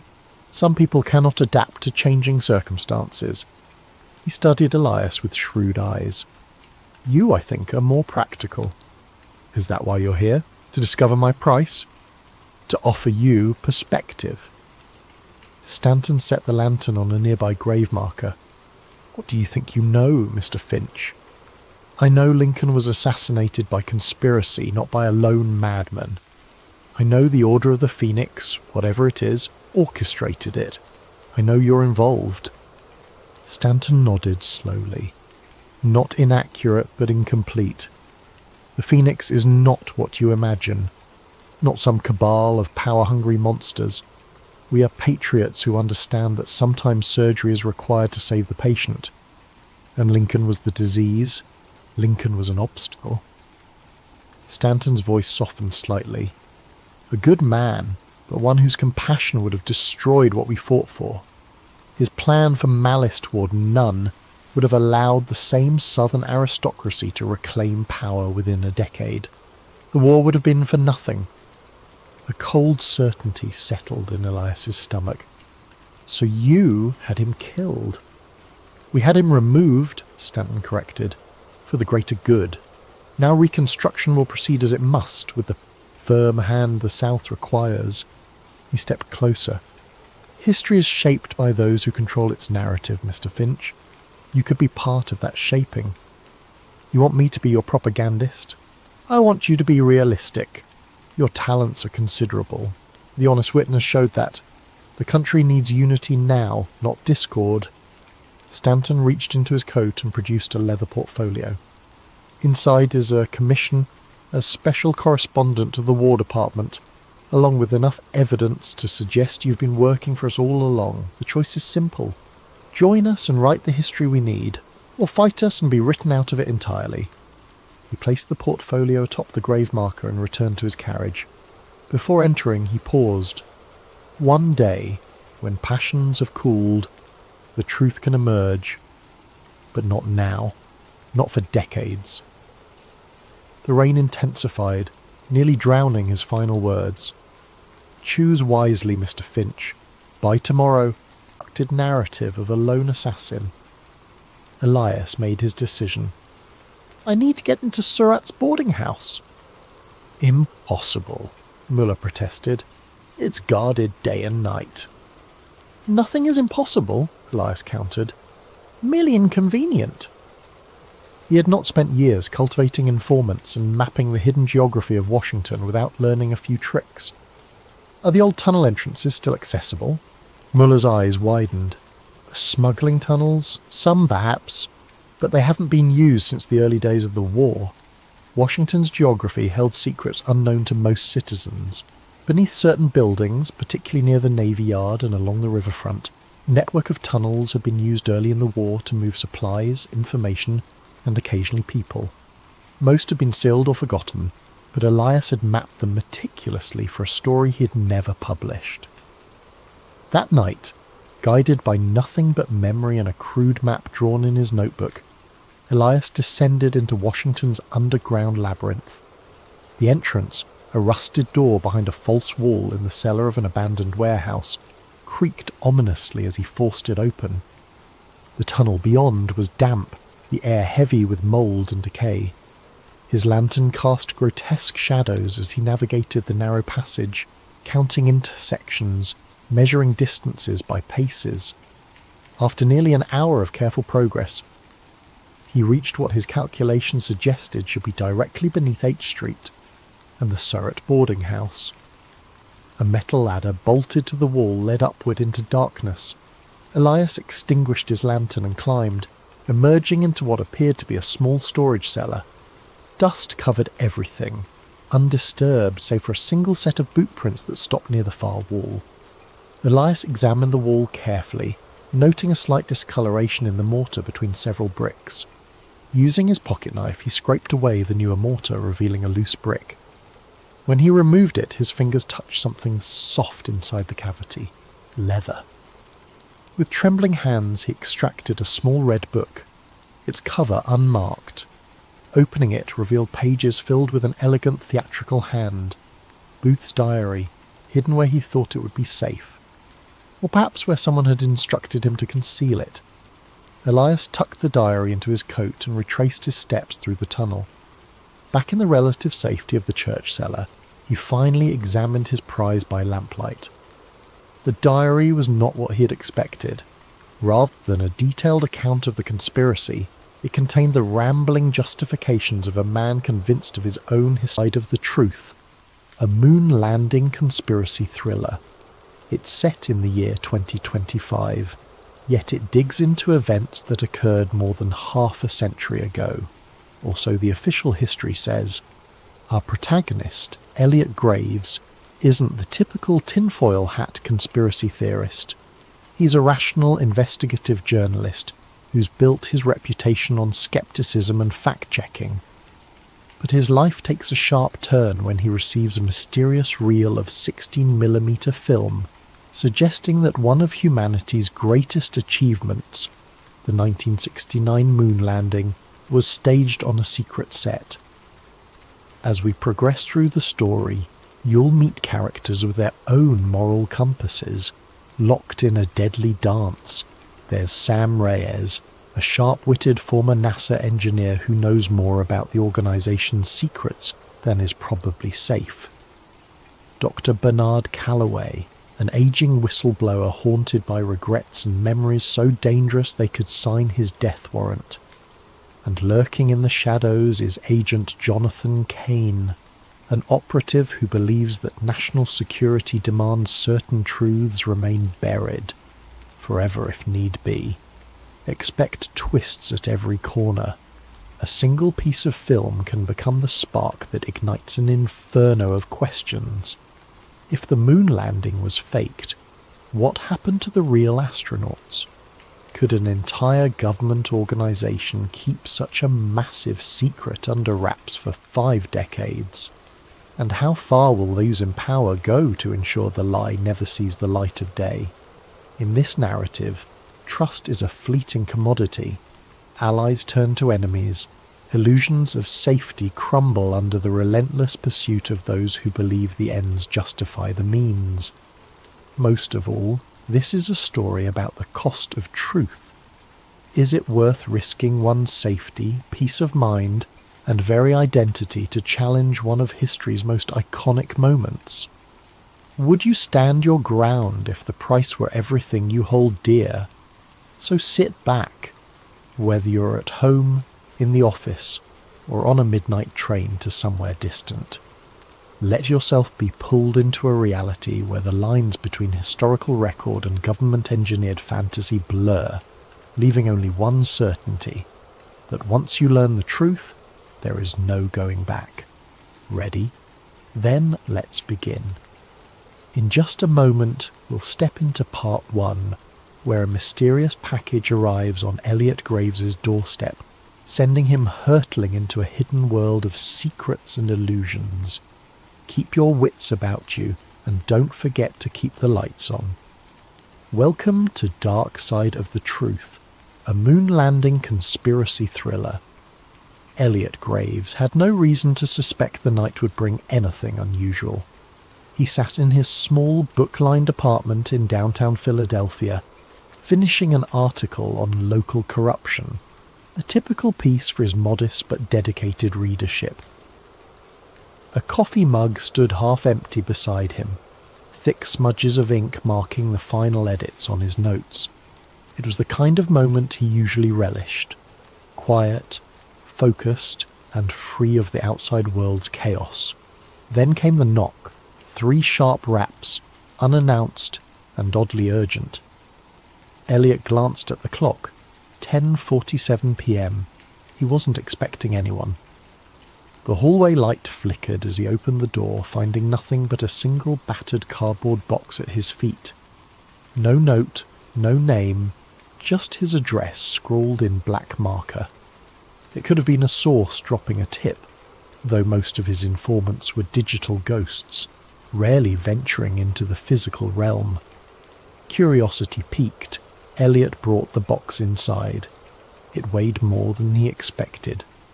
Taped across the top, a plain sheet of paper read, "Watch immediately." The handwriting was jagged, as if penned in a hurry or under duress. Carefully he cut the tape, half expecting a bomb or a rig device. Instead, inside lay a vintage 16mm film reel in a metal canister, the label partially peeled off. He gently tilted it back and forth, hearing the soft shift of film spooled inside. Elliot felt a jolt of excitement. He'd handled old film reels before, but never one that found him in the dead of night. An archaic machine in his study closet passed down by his grandfather might be the only way to view it. He rarely used the projector, but he was determined to see what was on this reel, if only to figure out who had gone to so much trouble to send it. Setting up the projector took nearly half an hour. Dust motes swirled in the beam of a single lamp as he threaded the film carefully. As the flickering images began, Elliot's anticipation turned to pure disbelief. The footage was in black and white, shaky in places, but unmistakably capturing a large, elaborate set. A moon-like surface crafted on what looked to be a soundstage. Stage lights hung overhead, cables snaking across the floor. He squinted, recognizing the shape of a NASA lunar module prop, like something out of a historical documentary. But it wasn't a documentary. He saw men wearing astronaut suits, one of them bearing an uncanny resemblance to Neil Armstrong. Off to the side, a group of technicians hovered, adjusting cameras that weren't from 1969. They looked older, yes, but not quite from the era. A man stepped into view, clapping a film slate. On it was scribbled, "Apollo 11, Take 3. The adrenaline spiked through Elliot's veins. This reel showed the moon landing being filmed on a set. His rational mind scrambled for explanations. Could this be a Hollywood recreation or some kind of promotional footage? But the detail was too raw, too disorganized for a typical behind-the-scenes doc. There were sections where the astronauts removed their helmets, revealing sweaty faces. The lander and flag props looked hastily put together. One of the men off-screen shouted, "Watch the reflection, we can't show the lights," as if aware of how a real moon environment should look, no visible reflections of rigging in an astronaut's visor. By the time the reel ended, Elliot's hands trembled. He remembered hearing about the moon landing conspiracy theories, wild claims of stage sets and Kubrick involvement, but he'd always dismissed them. He prided himself on debunking such nonsense. Yet here was tangible evidence, or the best fake he'd ever seen. A single question throbbed in his mind. Who would send this to me, and why now? He reached for his phone, intending to call a trusted colleague, only to find the screen black. No power. He was sure it was charged. Strange.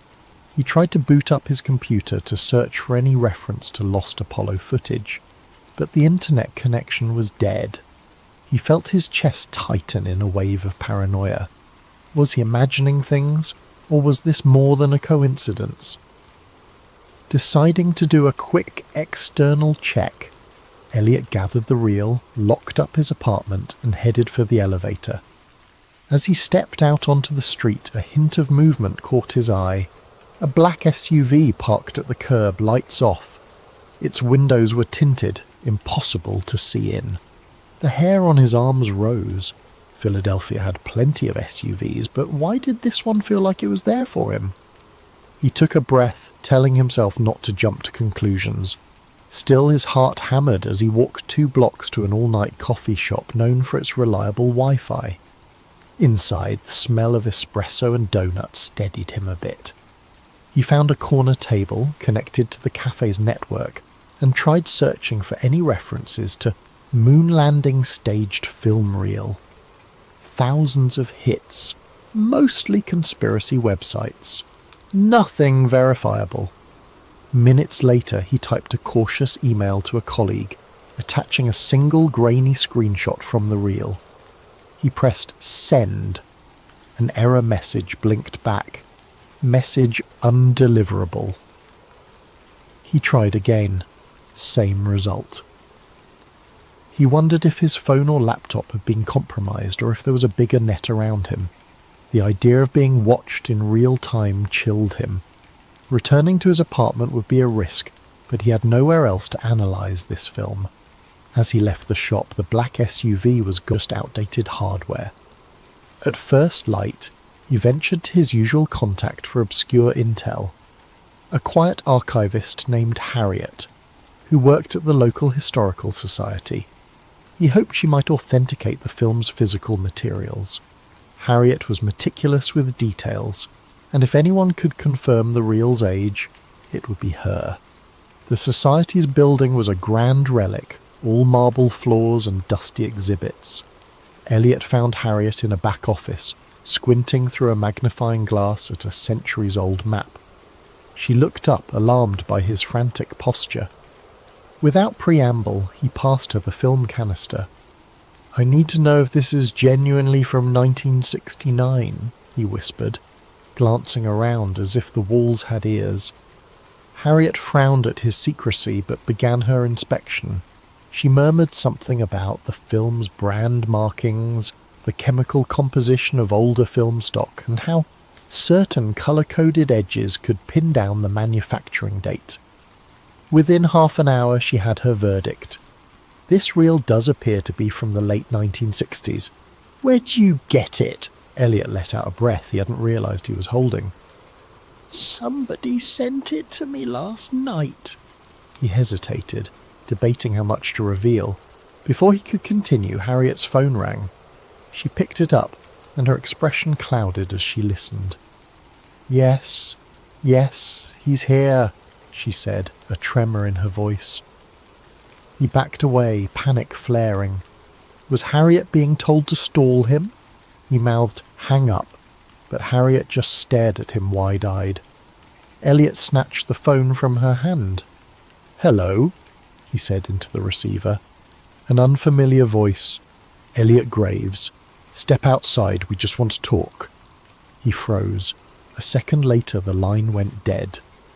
"Who was that?" Harriet whispered, her complexion pale. Elliot shook his head, realizing he'd dragged her into danger. "I have to go." He grabbed the film, thanked her in a rush, and bolted out a side entrance. Immediately he spotted two men in dark suits stepping out of a black sedan. They scanned the area, eyes sharp and purposeful. Elliot ducked behind a parked delivery truck. He rummaged for his phone. It still wouldn't connect to a network. He couldn't call for help. Glancing around, he saw a narrow alley. He sprinted for it, ignoring startled pedestrians. The men noticed and gave chase.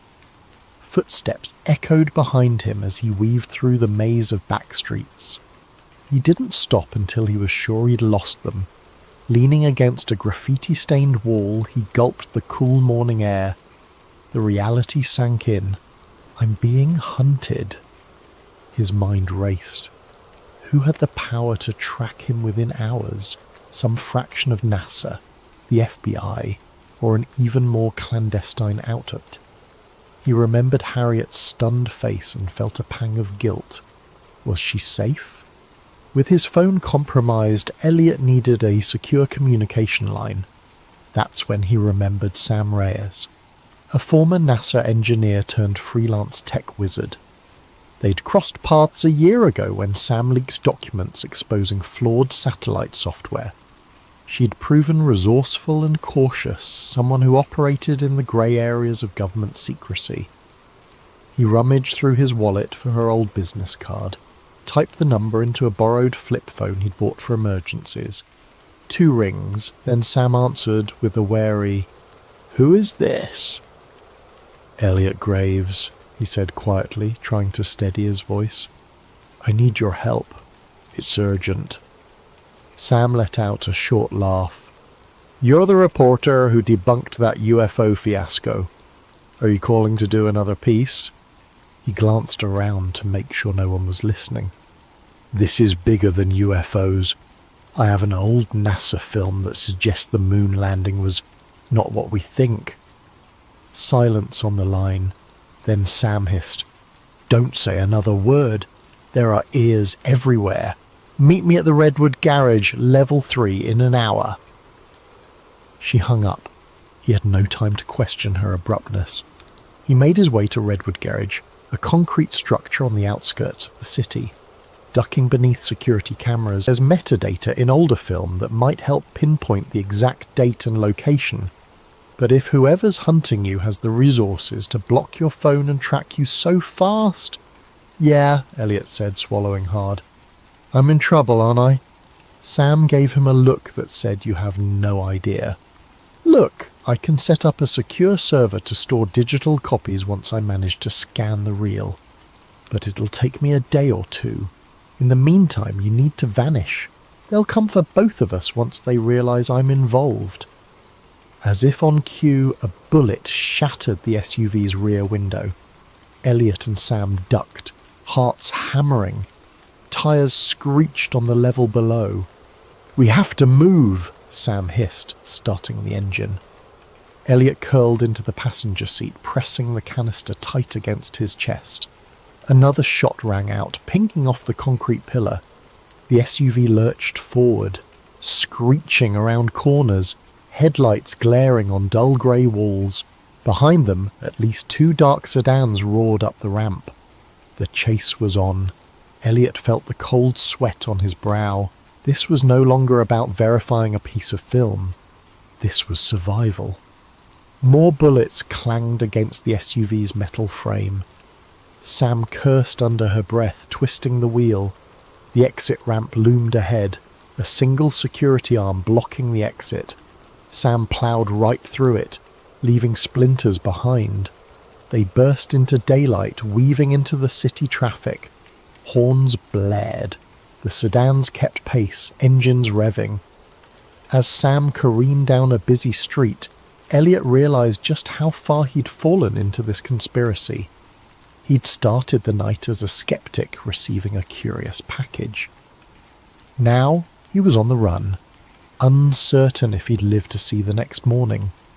The real question: was the truth worth this cost? He clenched the film canister as if it were his lifeline. Maybe it was. Once they lost their pursuers, thanks to Sam's clever shortcuts and the chaotic labyrinth of city streets, Elliot and Sam took refuge in a deserted warehouse by the river. It was a space Sam sometimes used as a safe house, its electricity powered by a makeshift generator. Old crates littered the corners. The air smelled of dust and stagnant water. They parked the SUV inside, headlights slicing through the gloom. Elliot exhaled shakily, stepping out and checking his jacket for bullet holes. Miraculously, neither of them was injured. Sam followed, film canister in hand. "We have to lie low," she said. "I'll do what I can with the real. But first we need to figure out who can confirm or deny the authenticity. Some old NASA folks might still be around, or people from the Apollo era." That jogged a memory for Elliot. "I know someone, Dr. Bernard Calloway. He was part of the Apollo program. Wrote a few obscure papers on lunar orbit complexities.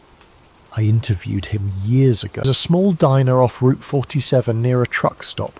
Tomorrow noon. If I don't show up, assume I got spooked." Elliot thanked him and hung up, anxiety coiling in his stomach. The man's reaction was more dread than disbelief. That alone spoke volumes. He returned to Sam's makeshift workstation, where the reel was half-fed through a specialized scanner. The process was laborious, each frame captured in high resolution. "How's it looking, Elliot?" Elliot asked. Sam frowned, studying the images on her laptop screen. Grains consistent with 1960s film stock. Some coding on the edges indicates a manufacturing batch from around 68. Also, I've spotted certain NASA emblems in the background that weren't publicly revealed until the mission ended. And see that console there? She zoomed in on a screen. By noon, they'd driven 2 hours south to a truck stop just off Route 47. The diner looked vintage, a chrome exterior, peeling neon sign and a handful of big rigs parked nearby.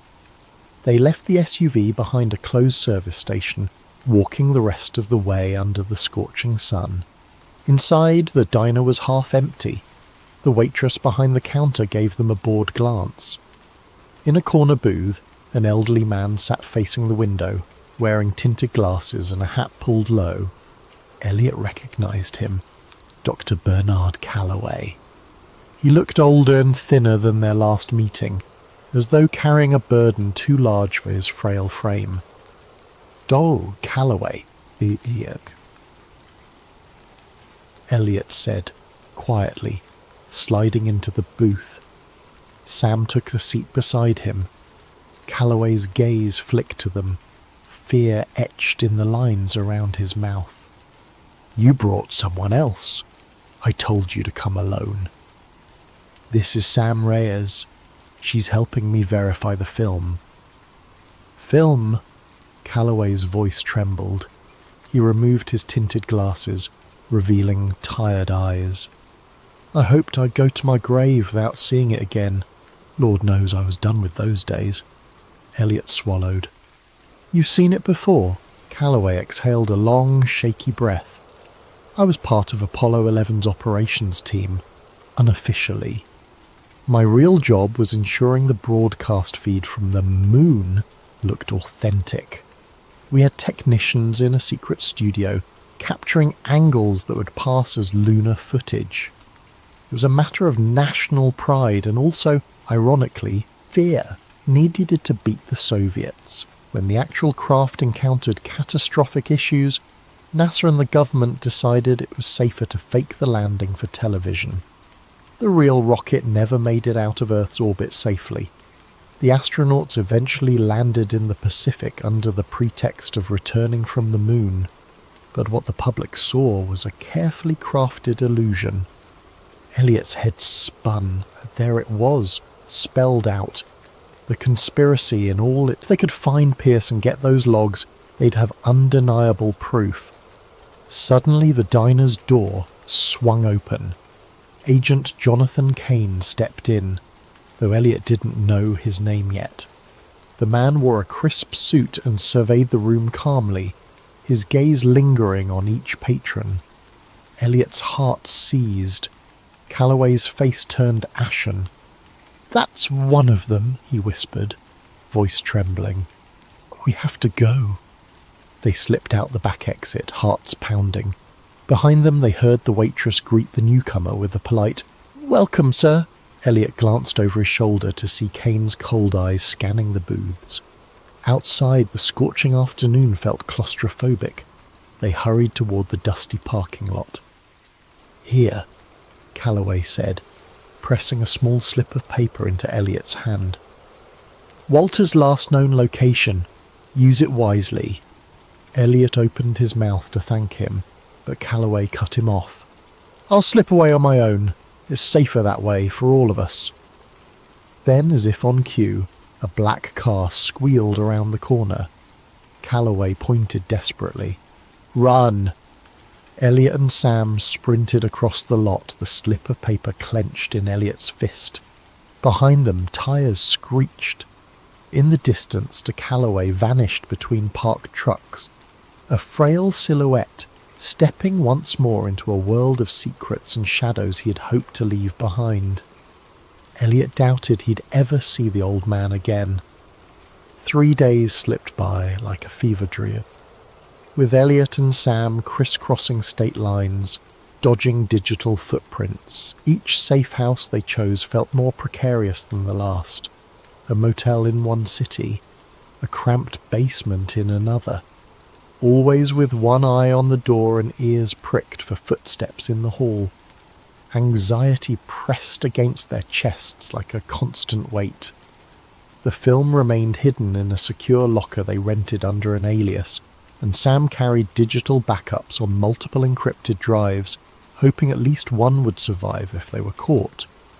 Meanwhile, they tried to locate Walter Pierce. Hello, listeners of Sleep Theories. Before we begin tonight's story, I hope you're all having a wonderful day, or evening, depending on where you are in the world.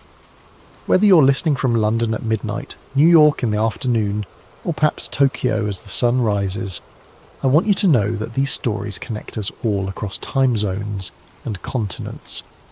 If you're new here, please consider subscribing to Sleep Theories for more tales that blur the line between history and mystery.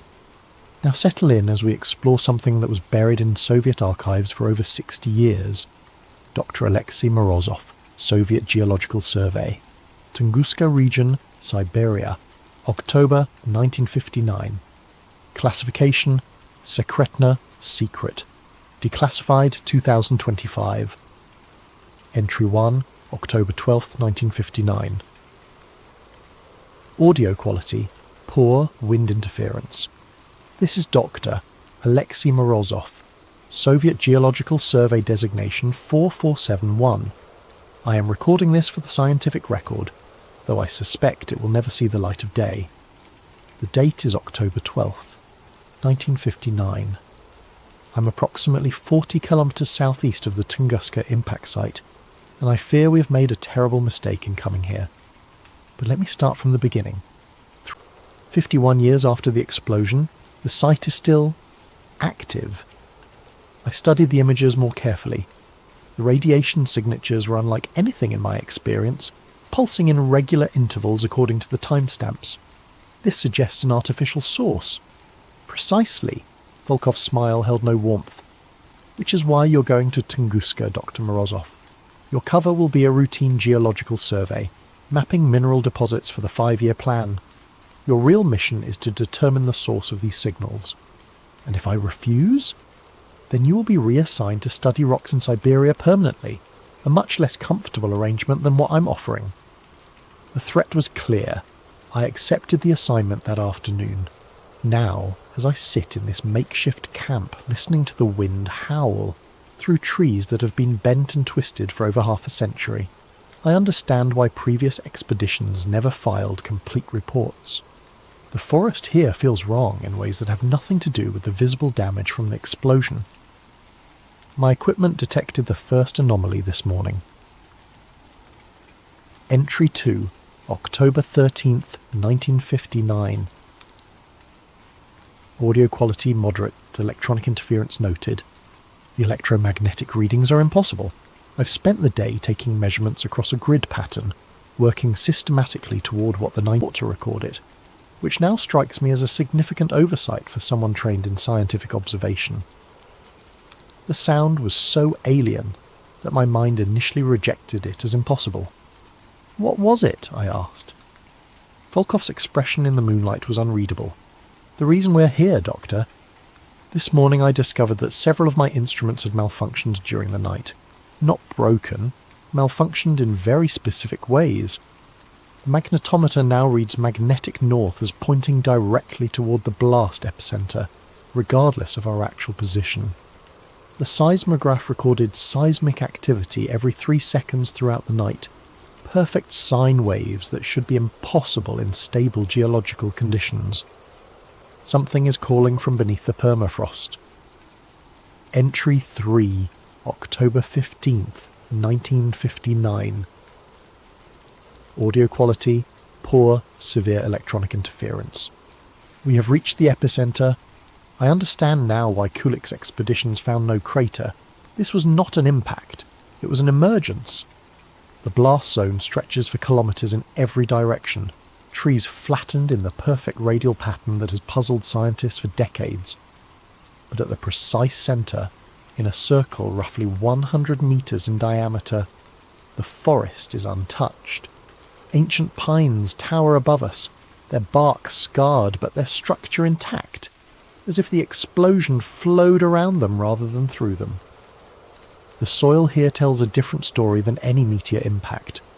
My equipment detects metallic fragments, but when I analyse their composition, the results are disturbing. The isotopic ratios are wrong. Not just unusual, impossible. These metals contain isotopes that shouldn't exist in nature, arranged in configurations that suggest artificial manipulation. While taking samples this morning, my spade struck something hard beneath the permafrost. After an hour of careful excavation, I uncovered readings from the area where I'd found the fragment. The results make no sense according to any geological model I know. The metallic object appears to be part of a much larger structure buried beneath us. Ground-penetrating radar reveals a vast geometric form extending deep into the earth. Not randomly distributed metal deposits, but organised architecture. Hexagonal chambers connected by corridors, stretching down beyond the range of my equipment. Whatever lies beneath the Tunguska site is not natural. It's not human. And according to my radiocarbon dating of the surrounding soil samples, it's been here far longer than the 1908 explosion. The explosion didn't bring something to this place. It revealed something that was already here. Entry 4, October 17th, 1959. Audio quality, moderate, background humming noted. I have accessed Colonel Volkov's classified files. I know this was a breach of protocol that could cost me my life, but scientific curiosity has always been my weakness. While Volkov was conducting his evening radio check, I managed to photograph several documents from his secure case.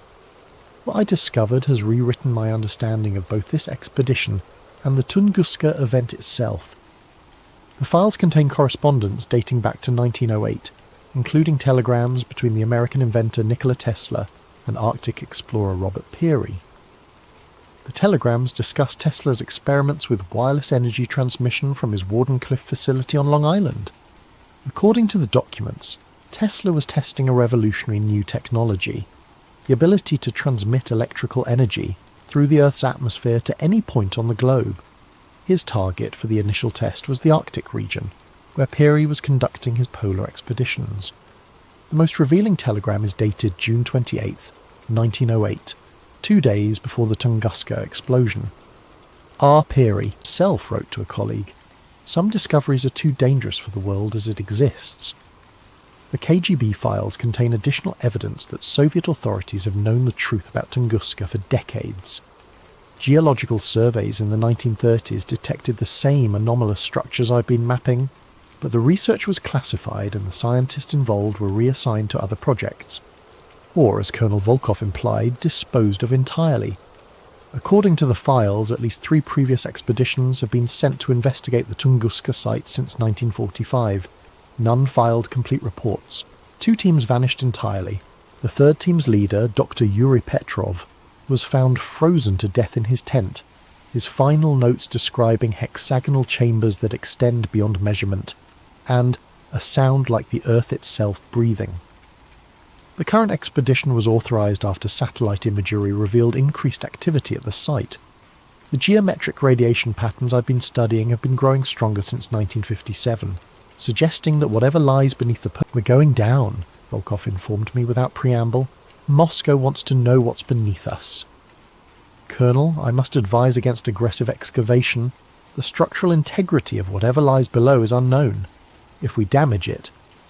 Dr. Morozov, you are here to provide scientific observation, not strategic planning. The decision has been made at the highest levels. The drilling began at 0800 hours. We penetrated the permafrost easily, but at a depth of 5 meters, the drill bit encountered something that sent vibrations through the entire operation. Not rock, not metal, but something that rang like a bell when struck. By midday, we had exposed the upper surface of a structure that defies geological explanation. The surface is composed of hexagonal plates, each roughly 2 meters across, fitted together with seamless precision. The material is unlike anything in my experience. Harder than steel, but with a crystalline structure that suggests organic growth rather than mechanical manufacture. The most disturbing discovery came when we cleared debris from one of the hexagonal plates. Beneath the ice and soil, the surface is not damaged or corroded despite its apparent age. Instead, it gleams as if newly made, with patterns of light that pulse through the material in the same 3-second intervals I've been recording. The structure is active. Alive, perhaps, though I hesitate to use that term for something clearly artificial. As we work to expose more of the surface, I noticed that my instruments were registering new types of activity.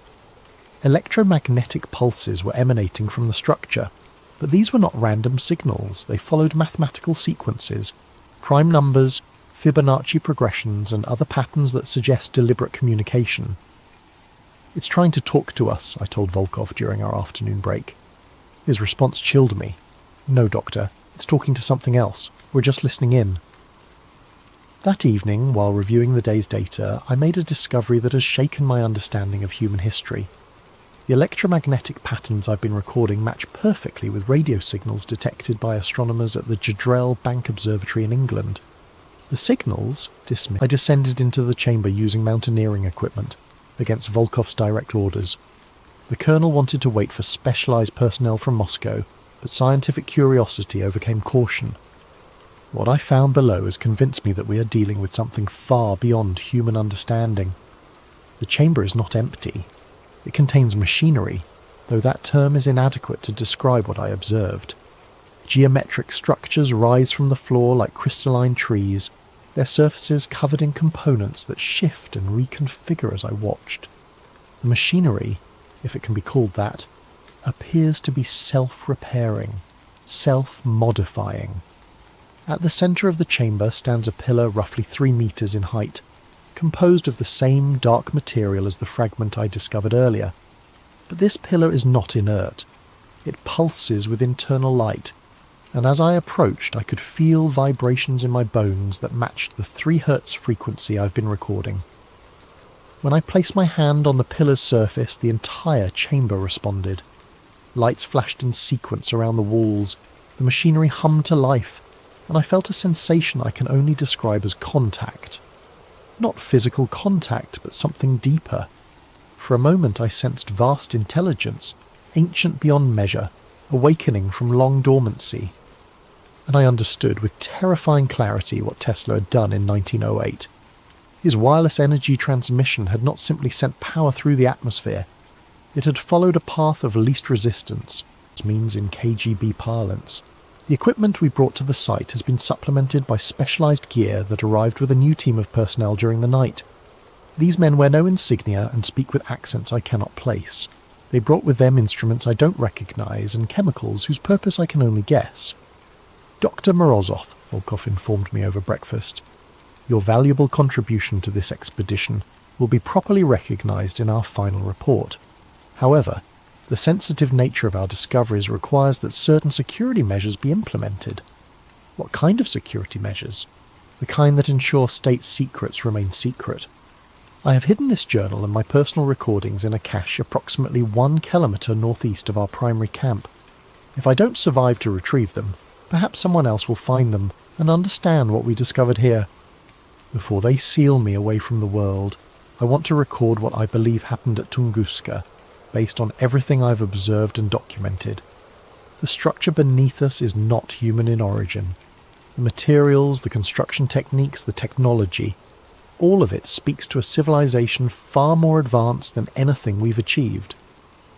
Based on geological analysis of the surrounding rock, I estimate the installation has been here for at least 10,000 years, possibly much longer. The machinery I observed in the chamber appears to be some kind of communication array, designed to send and receive signals across vast distances. The regular electromagnetic pulses I've been recording are not random transmissions. They're a beacon, announcing the location of Earth to whoever might be listening in the depths of space. Tesla's 1908 experiment accidentally activated this beacon after millennia of dormancy. The massive energy discharge that created the Tunguska explosion was at the highest levels and placed under permanent monitoring. Your role is finished. And if I refuse to remain silent about what we found, then you will join the other scientists who asked inconvenient questions. The threat was delivered with casual finality. I understood that my choice was between compliance and death, but I refused to let this discovery be buried along with me. Entry 8, October 24th, 1959. Final entry. Audio quality, whisper, recorded in secret. They think I'm asleep. The debriefing began this afternoon with injections they claimed were vaccinations against Arctic diseases. I recognised the symptoms immediately. Memory suppression drugs, designed to fog recollection and make coherent testimony impossible. But my time in Antarctica taught me certain tricks for maintaining mental clarity under adverse conditions. I forced myself to vomit up the medication before it could take full effect, though I had to maintain the appearance of compliance. While the others believe I'm unconscious, I've managed to recover my hidden cache and record this final entry. In a few hours they will transport me back to Moscow for extended debriefing. I know I will not survive that process, but before they take me, I want to record my final observations about what lies beneath Tunguska. The installation is not just a communication array, it's part of a network. During my last descent into the chamber, I discovered additional passages leading deeper into the structure. Following these corridors as far as my equipment would allow, I found evidence of similar installations at vast distances, electromagnetic signatures that suggest a global network of ancient technology, all connected by underground transmission lines that follow the Earth's magnetic field. Whatever civilization built these installations was not indigenous to Earth. The mathematical principles governing their construction are based on physical constants that suggest an origin in a different stellar environment. They came here, established this network, and then vanished. But they left their machinery behind, dormant but functional, waiting for the right signal to reactivate it. Tesla provided that signal in 1908, not through malice but through ignorance. His wireless energy transmission found the path of least resistance through the Earth's magnetic field and struck the Tunguska installation with precisely the frequency needed to bring it online. Now the beacon is active, sending its signal into space, and something has heard it. The lights I observed in the sky are not natural phenomena. They are reconnaissance, preparation for something much larger. The electromagnetic conversations I've been recording are not random communication. They're coordinates, timetables, invasion plans. We have awakened something that was meant to remain sleeping, and we lack the knowledge or technology. The above documents were discovered in a cache of declassified Soviet files, released following the collapse of certain government archives. Authentication is ongoing, but preliminary analysis suggests genuineness. Dr. Morozov's journal was not destroyed as claimed in official records. It was hidden, preserved in the permafrost, waiting to be found. Satellite imagery from 2024 shows renewed activity at the Tunguska site. Electromagnetic anomalies detected by multiple international monitoring stations. Construction of unknown purpose observed at the coordinates Morozov identified. The lights have returned to the Siberian sky. Whatever Tesla awakened in 1908 was only the beginning. The door is not just unlocking, and it's opening.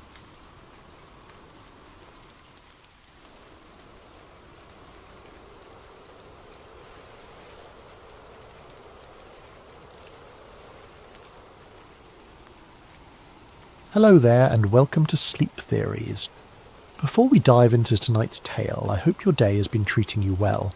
Whether it's early morning where you are, late evening, or somewhere in between, whatever time zone you're calling home, I'm grateful you've chosen to spend this time with us.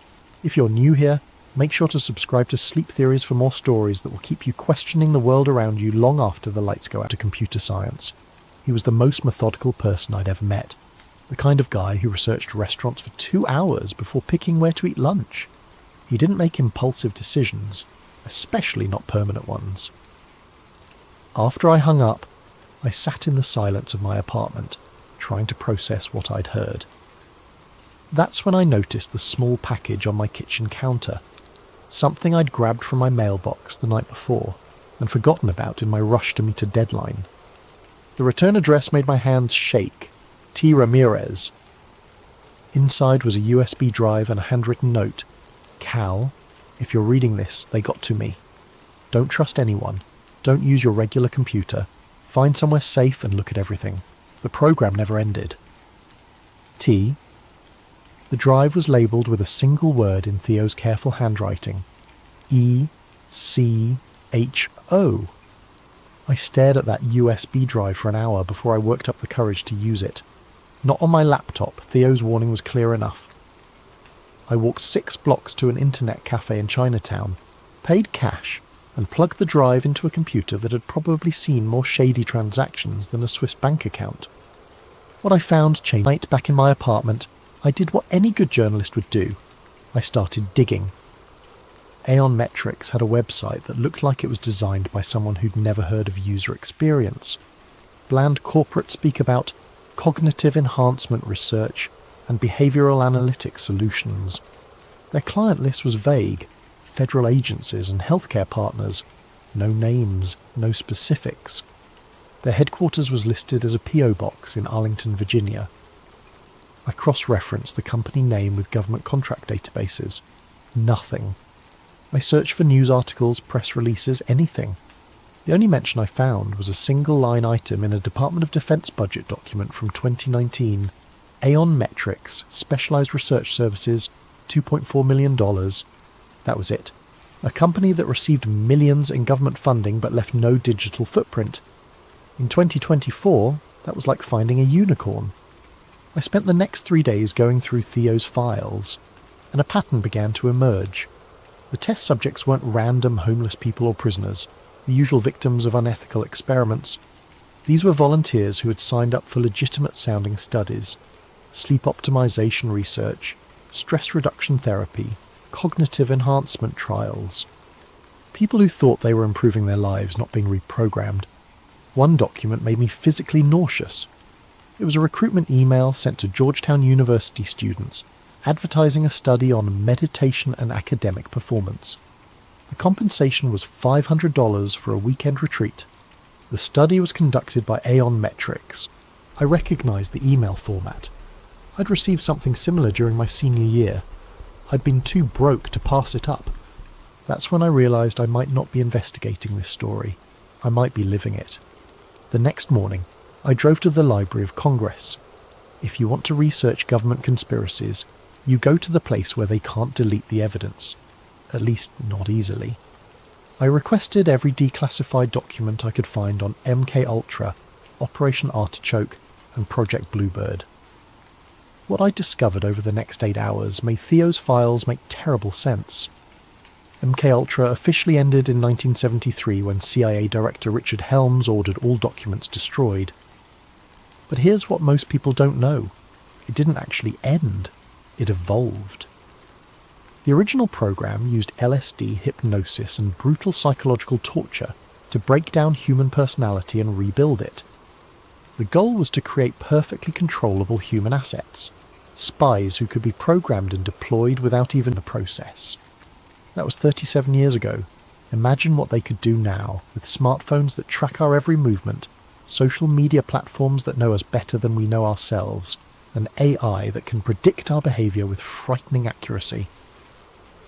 Theo's files suddenly made perfect sense. Echo Protocol wasn't a resurrection of MKUltra, it was its natural evolution. The recruitment process was genius in its simplicity. Instead of kidnapping people, they advertised legitimate-sounding studies through universities, healthcare providers, and wellness apps. The kind of studies college students and cash-strapped adults would jump at. Improve your sleep quality while earning $200. Help advance meditation research, free sessions included. Participate in groundbreaking stress reduction therapy. The subjects thought they were helping science and improving their lives. They signed consent forms and waivers, making everything perfectly legal.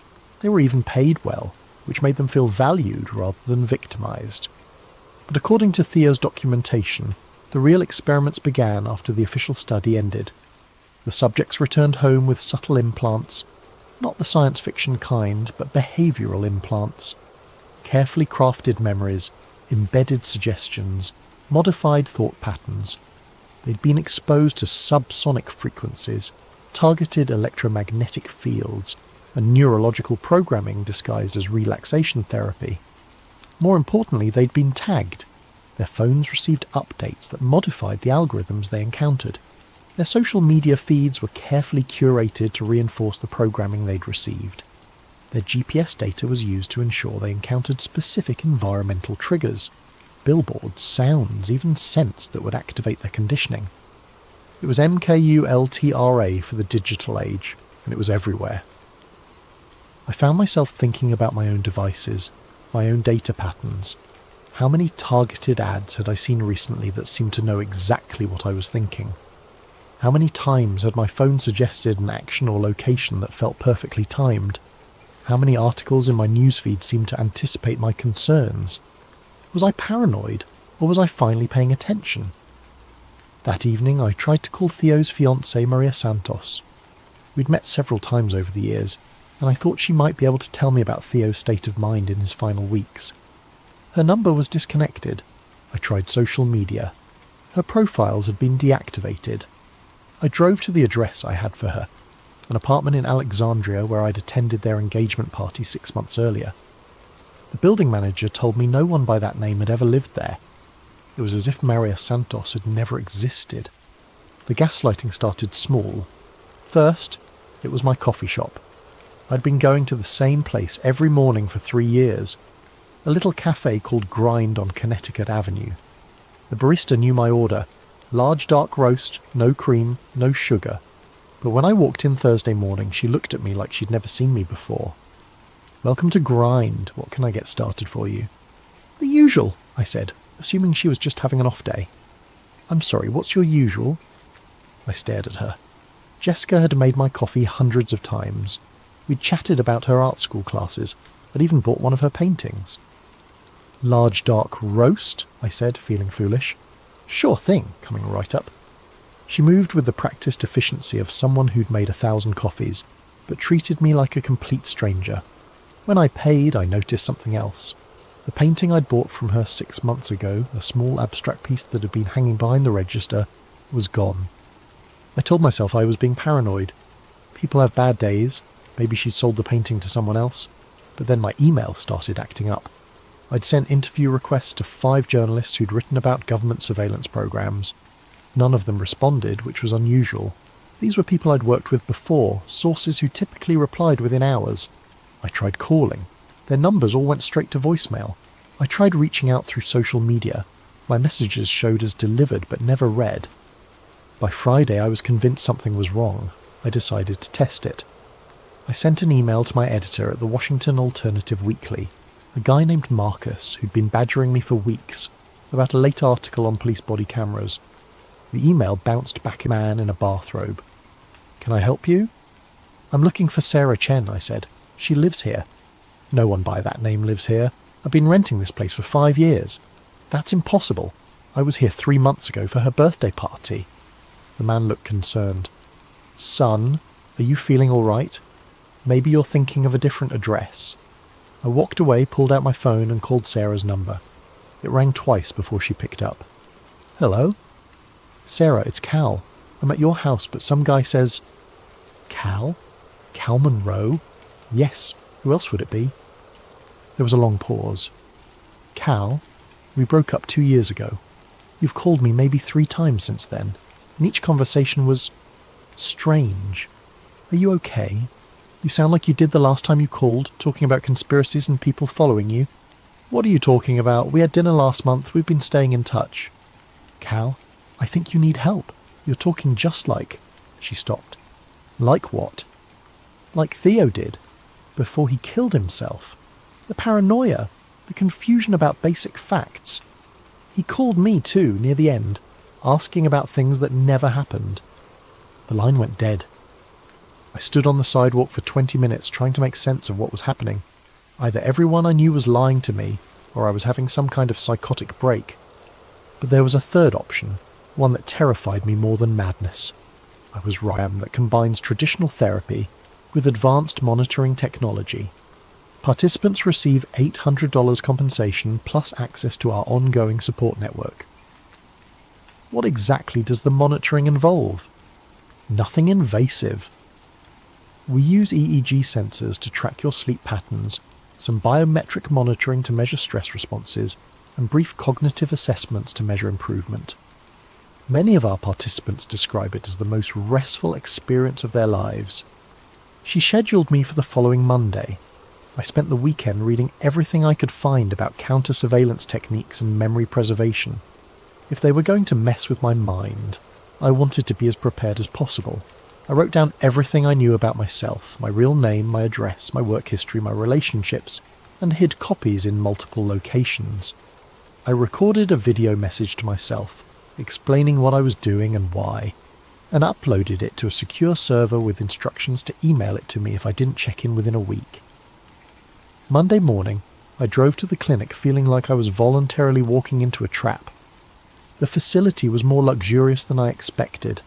The waiting room looked like an upscale spa with soft lighting, comfortable furniture, and the kind of new age music that's supposed to be calming, but always makes me nervous.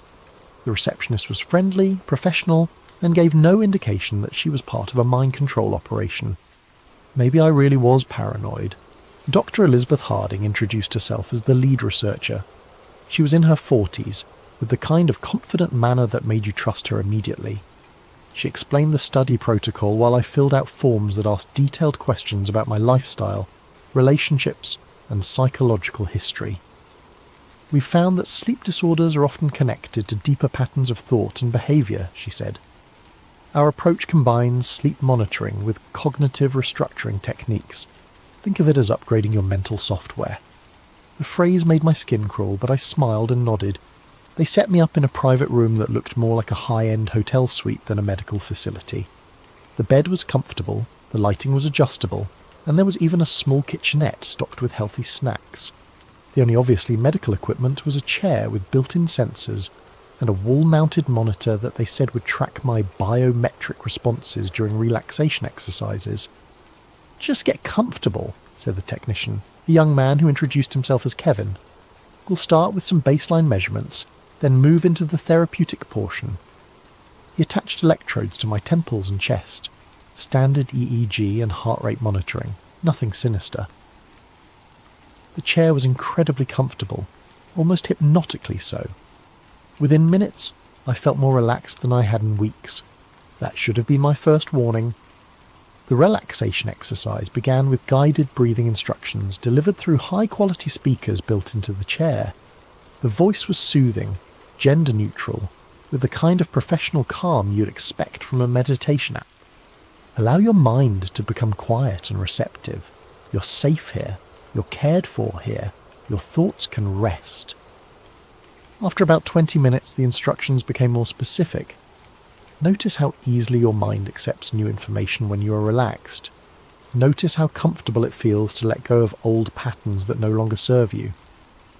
The room's lighting shifted to a deep blue, and I realised they were almost subliminal yourself.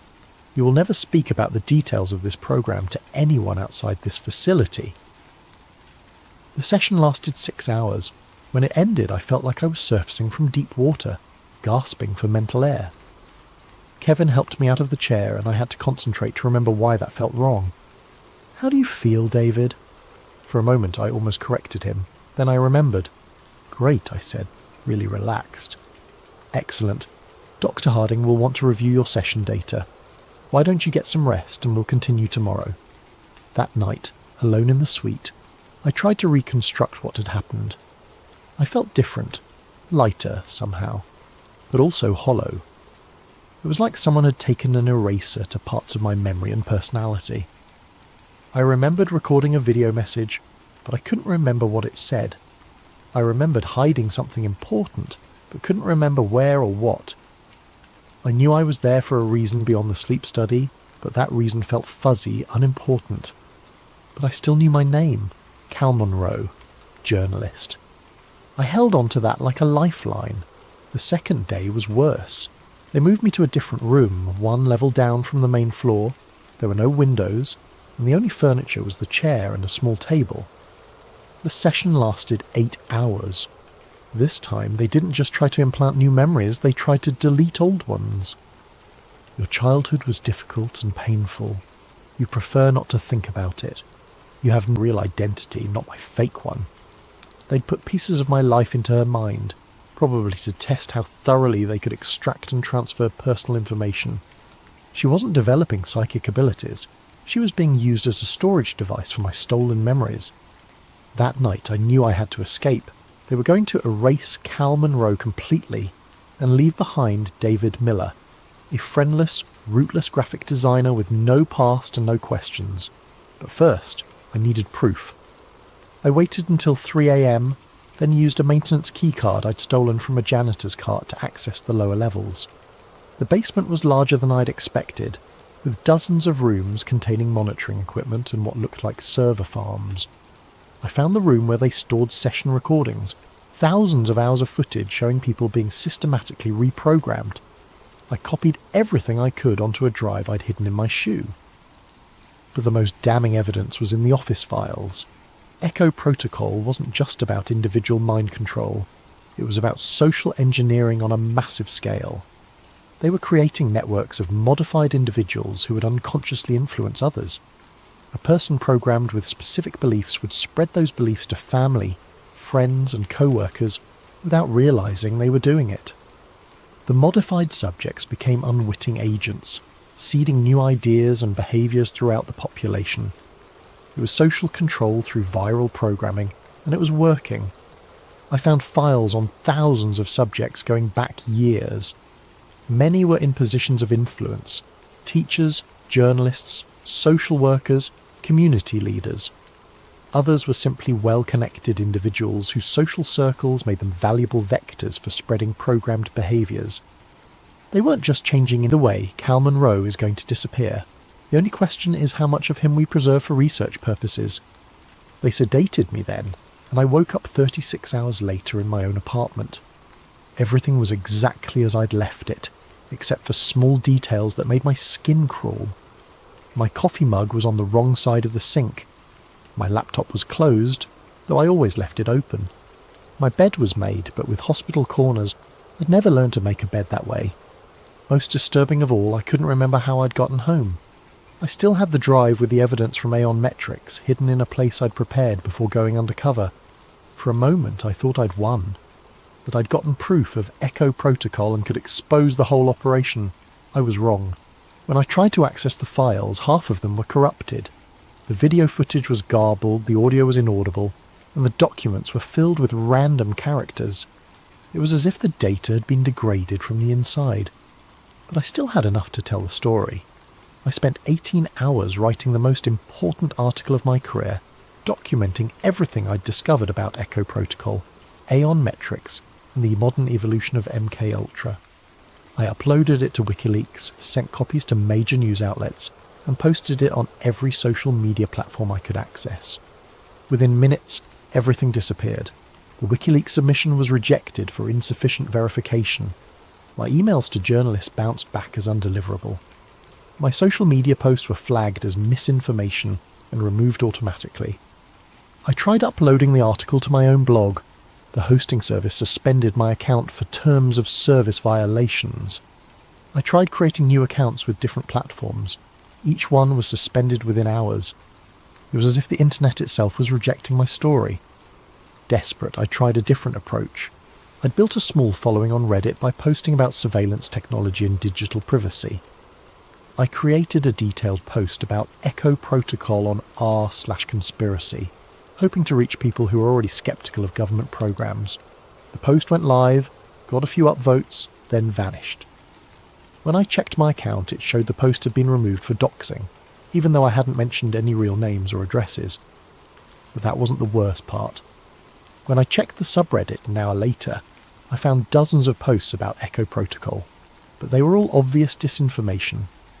Poorly written stories claiming Echo was actually a secret program to give people telepathic powers. Memes suggesting the whole thing was a hoax created by foreign agents. AI-generated posts that mixed real details from my research with absurd science fiction elements. They hadn't just suppressed my story, they'd buried it under an avalanche of ridiculous fake versions. Anyone who tried to research ECHO protocol would find so much contradictory nonsense that the truth would be impossible to distinguish. It was the perfect modern cover-up, not censorship, but noise. I tried calling reporters I'd worked with, but got the same response I'd received when I first started investigating. Numbers disconnected, emails bouncing back, people who Kleiner in Arlington, nursing a cup of coffee and trying to figure out my next move. The TV was playing the local news and I was only half listening until the commercial break. A pharmaceutical ad started playing, something for anxiety medication. The voiceover was professional, forgettable, the kind of generic copy you hear a dozen times a day, except it wasn't generic. The voice said, word for word, exactly what I'd been thinking for the past 10 minutes. You feel like you're losing your mind. You're questioning everything you thought you knew. You're wondering if this is what insanity feels like. You need help, but you don't know who to trust. It continued. The thoughts in your head might not be your own. The memories you rely on might not be real. The person you think you are might be someone else's creation. I stared at the screen, my coffee growing cold in my hands. The ad went on for 30 seconds, describing my exact mental state with disturbing precision, then concluded with the standard pharmaceutical disclaimer about side effects and drug interactions. No one else in the diner seemed to notice anything unusual. The waitress continued refilling coffee. The cook kept working the grill. Other customers chatted or read their phones. But I knew what I'd seen. They weren't just monitoring my thoughts, they were broadcasting them back to me through targeted advertising. The technology existed. I'd written about it years ago. Emotion detection software that analysed facial expressions through security cameras, predictive algorithms that could determine psychological states from browsing patterns, neural interfaces that could read brainwave patterns from a distance. They knew exactly what I was thinking, and they wanted me to know they knew. It was the final stage of the psychological operation. Not just control, but the absolute certainty that control was impossible to escape.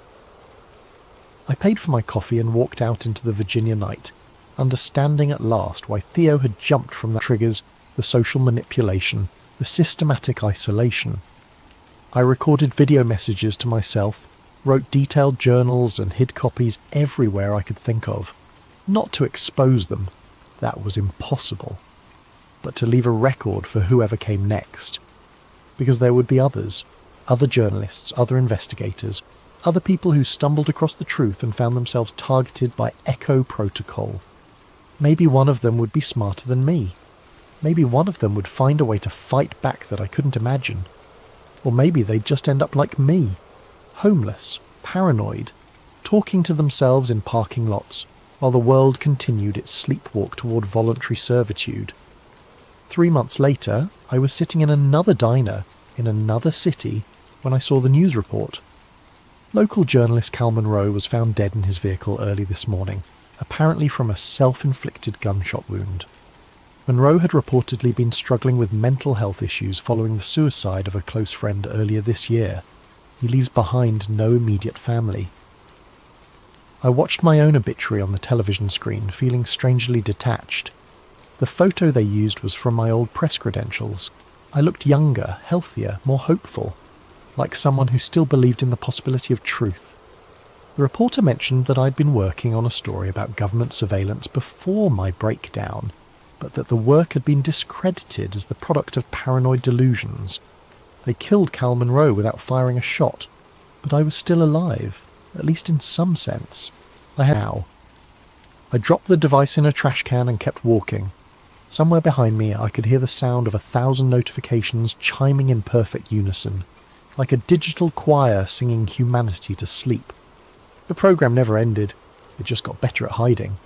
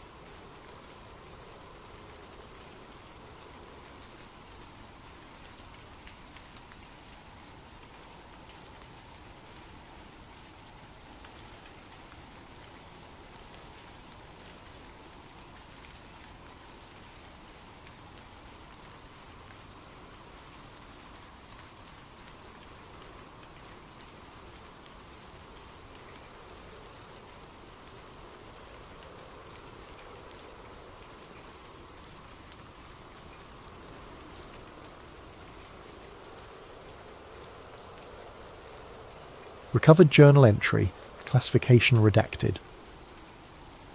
Subject, Eli Granger, independent journalist.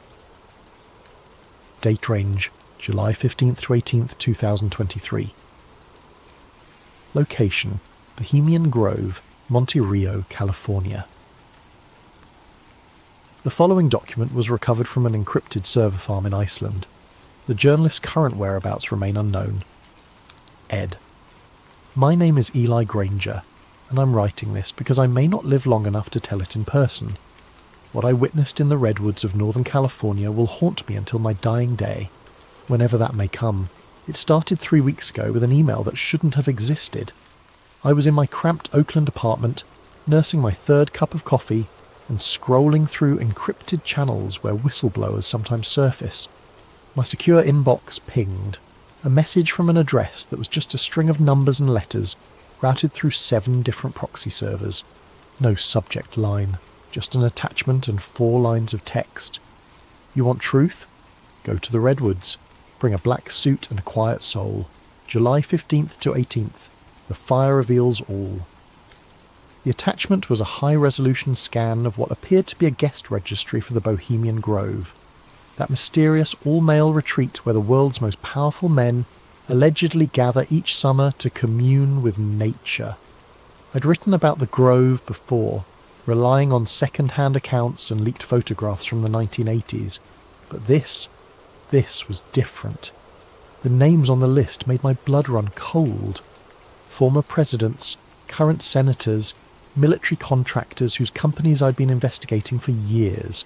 CEOs of tech giants, pharmaceutical corporations, defense contractors, media moguls who controlled the narrative of entire nations, all scheduled to attend something called the Midsummer Encampment. At the bottom of the scan was a forged access pass with my photograph, a professional headshot I'd never sent to anyone, digitally altered to show me in a black suit and tie. The name read Edmund Gray, Logistics Consultant, Prometheus Industries. Someone with serious resources wanted me inside that grove. The question was why? I should have walked away. Should have deleted the email and gone back to writing about municipal corruption and corporate tax avoidance. Safe stories. Stories that didn't get journalists killed.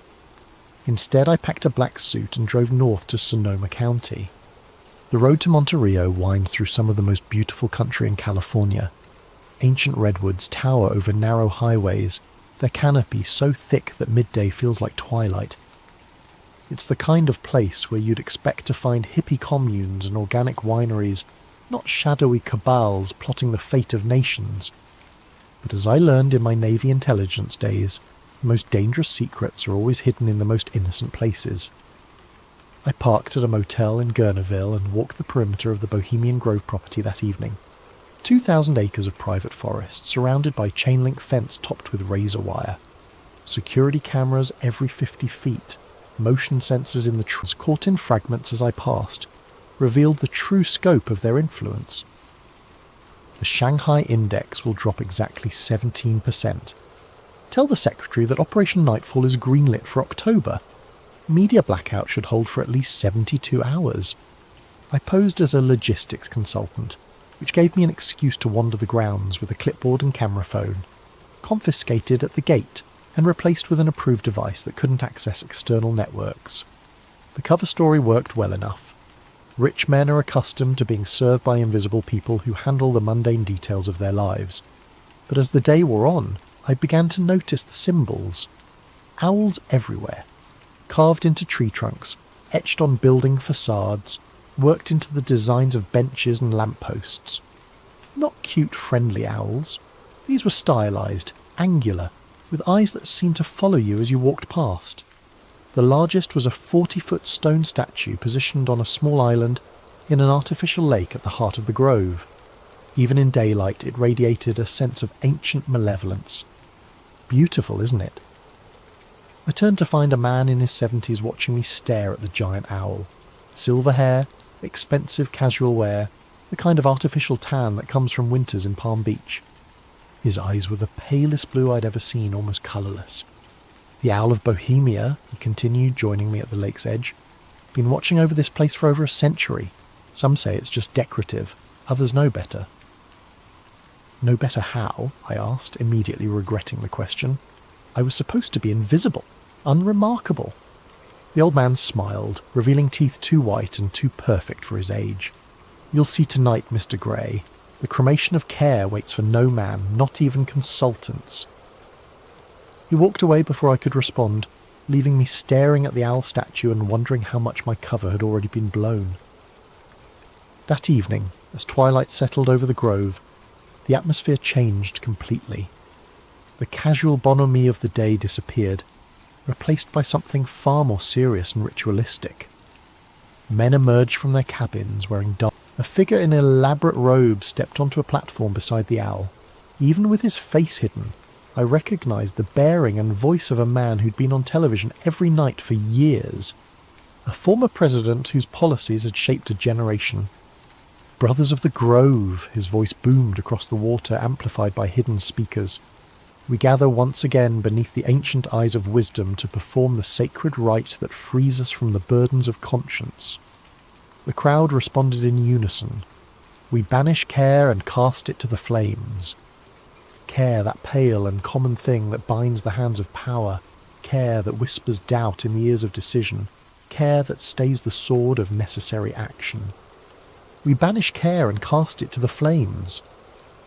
The ritualized call and response continued for nearly an hour. Invocations to ancient deities whose names I recognized from my study of Middle Eastern mythology. Moloch, the Carthaginian god of child sacrifice. Enlil, the Mesopotamian lord of wind and authority. Names that shouldn't have been spoken by American leaders in the 21st century. But the most disturbing element wasn't the pagan imagery, or even the suggestions of child sacrifice. It was the casual way these men, titans of industry, shapers of policy, guardians of democracy, participated in rituals that explicitly celebrated the abandonment of human compassion. The ceremony reached its climax when the boat carrying the effigy was pushed out onto the lake. Flames erupted from the water around it, hidden gas jets, I realised, creating the illusion of supernatural fire. The figure in the boat burned quickly, the white cloth falling away to reveal... I still can't be certain what I saw.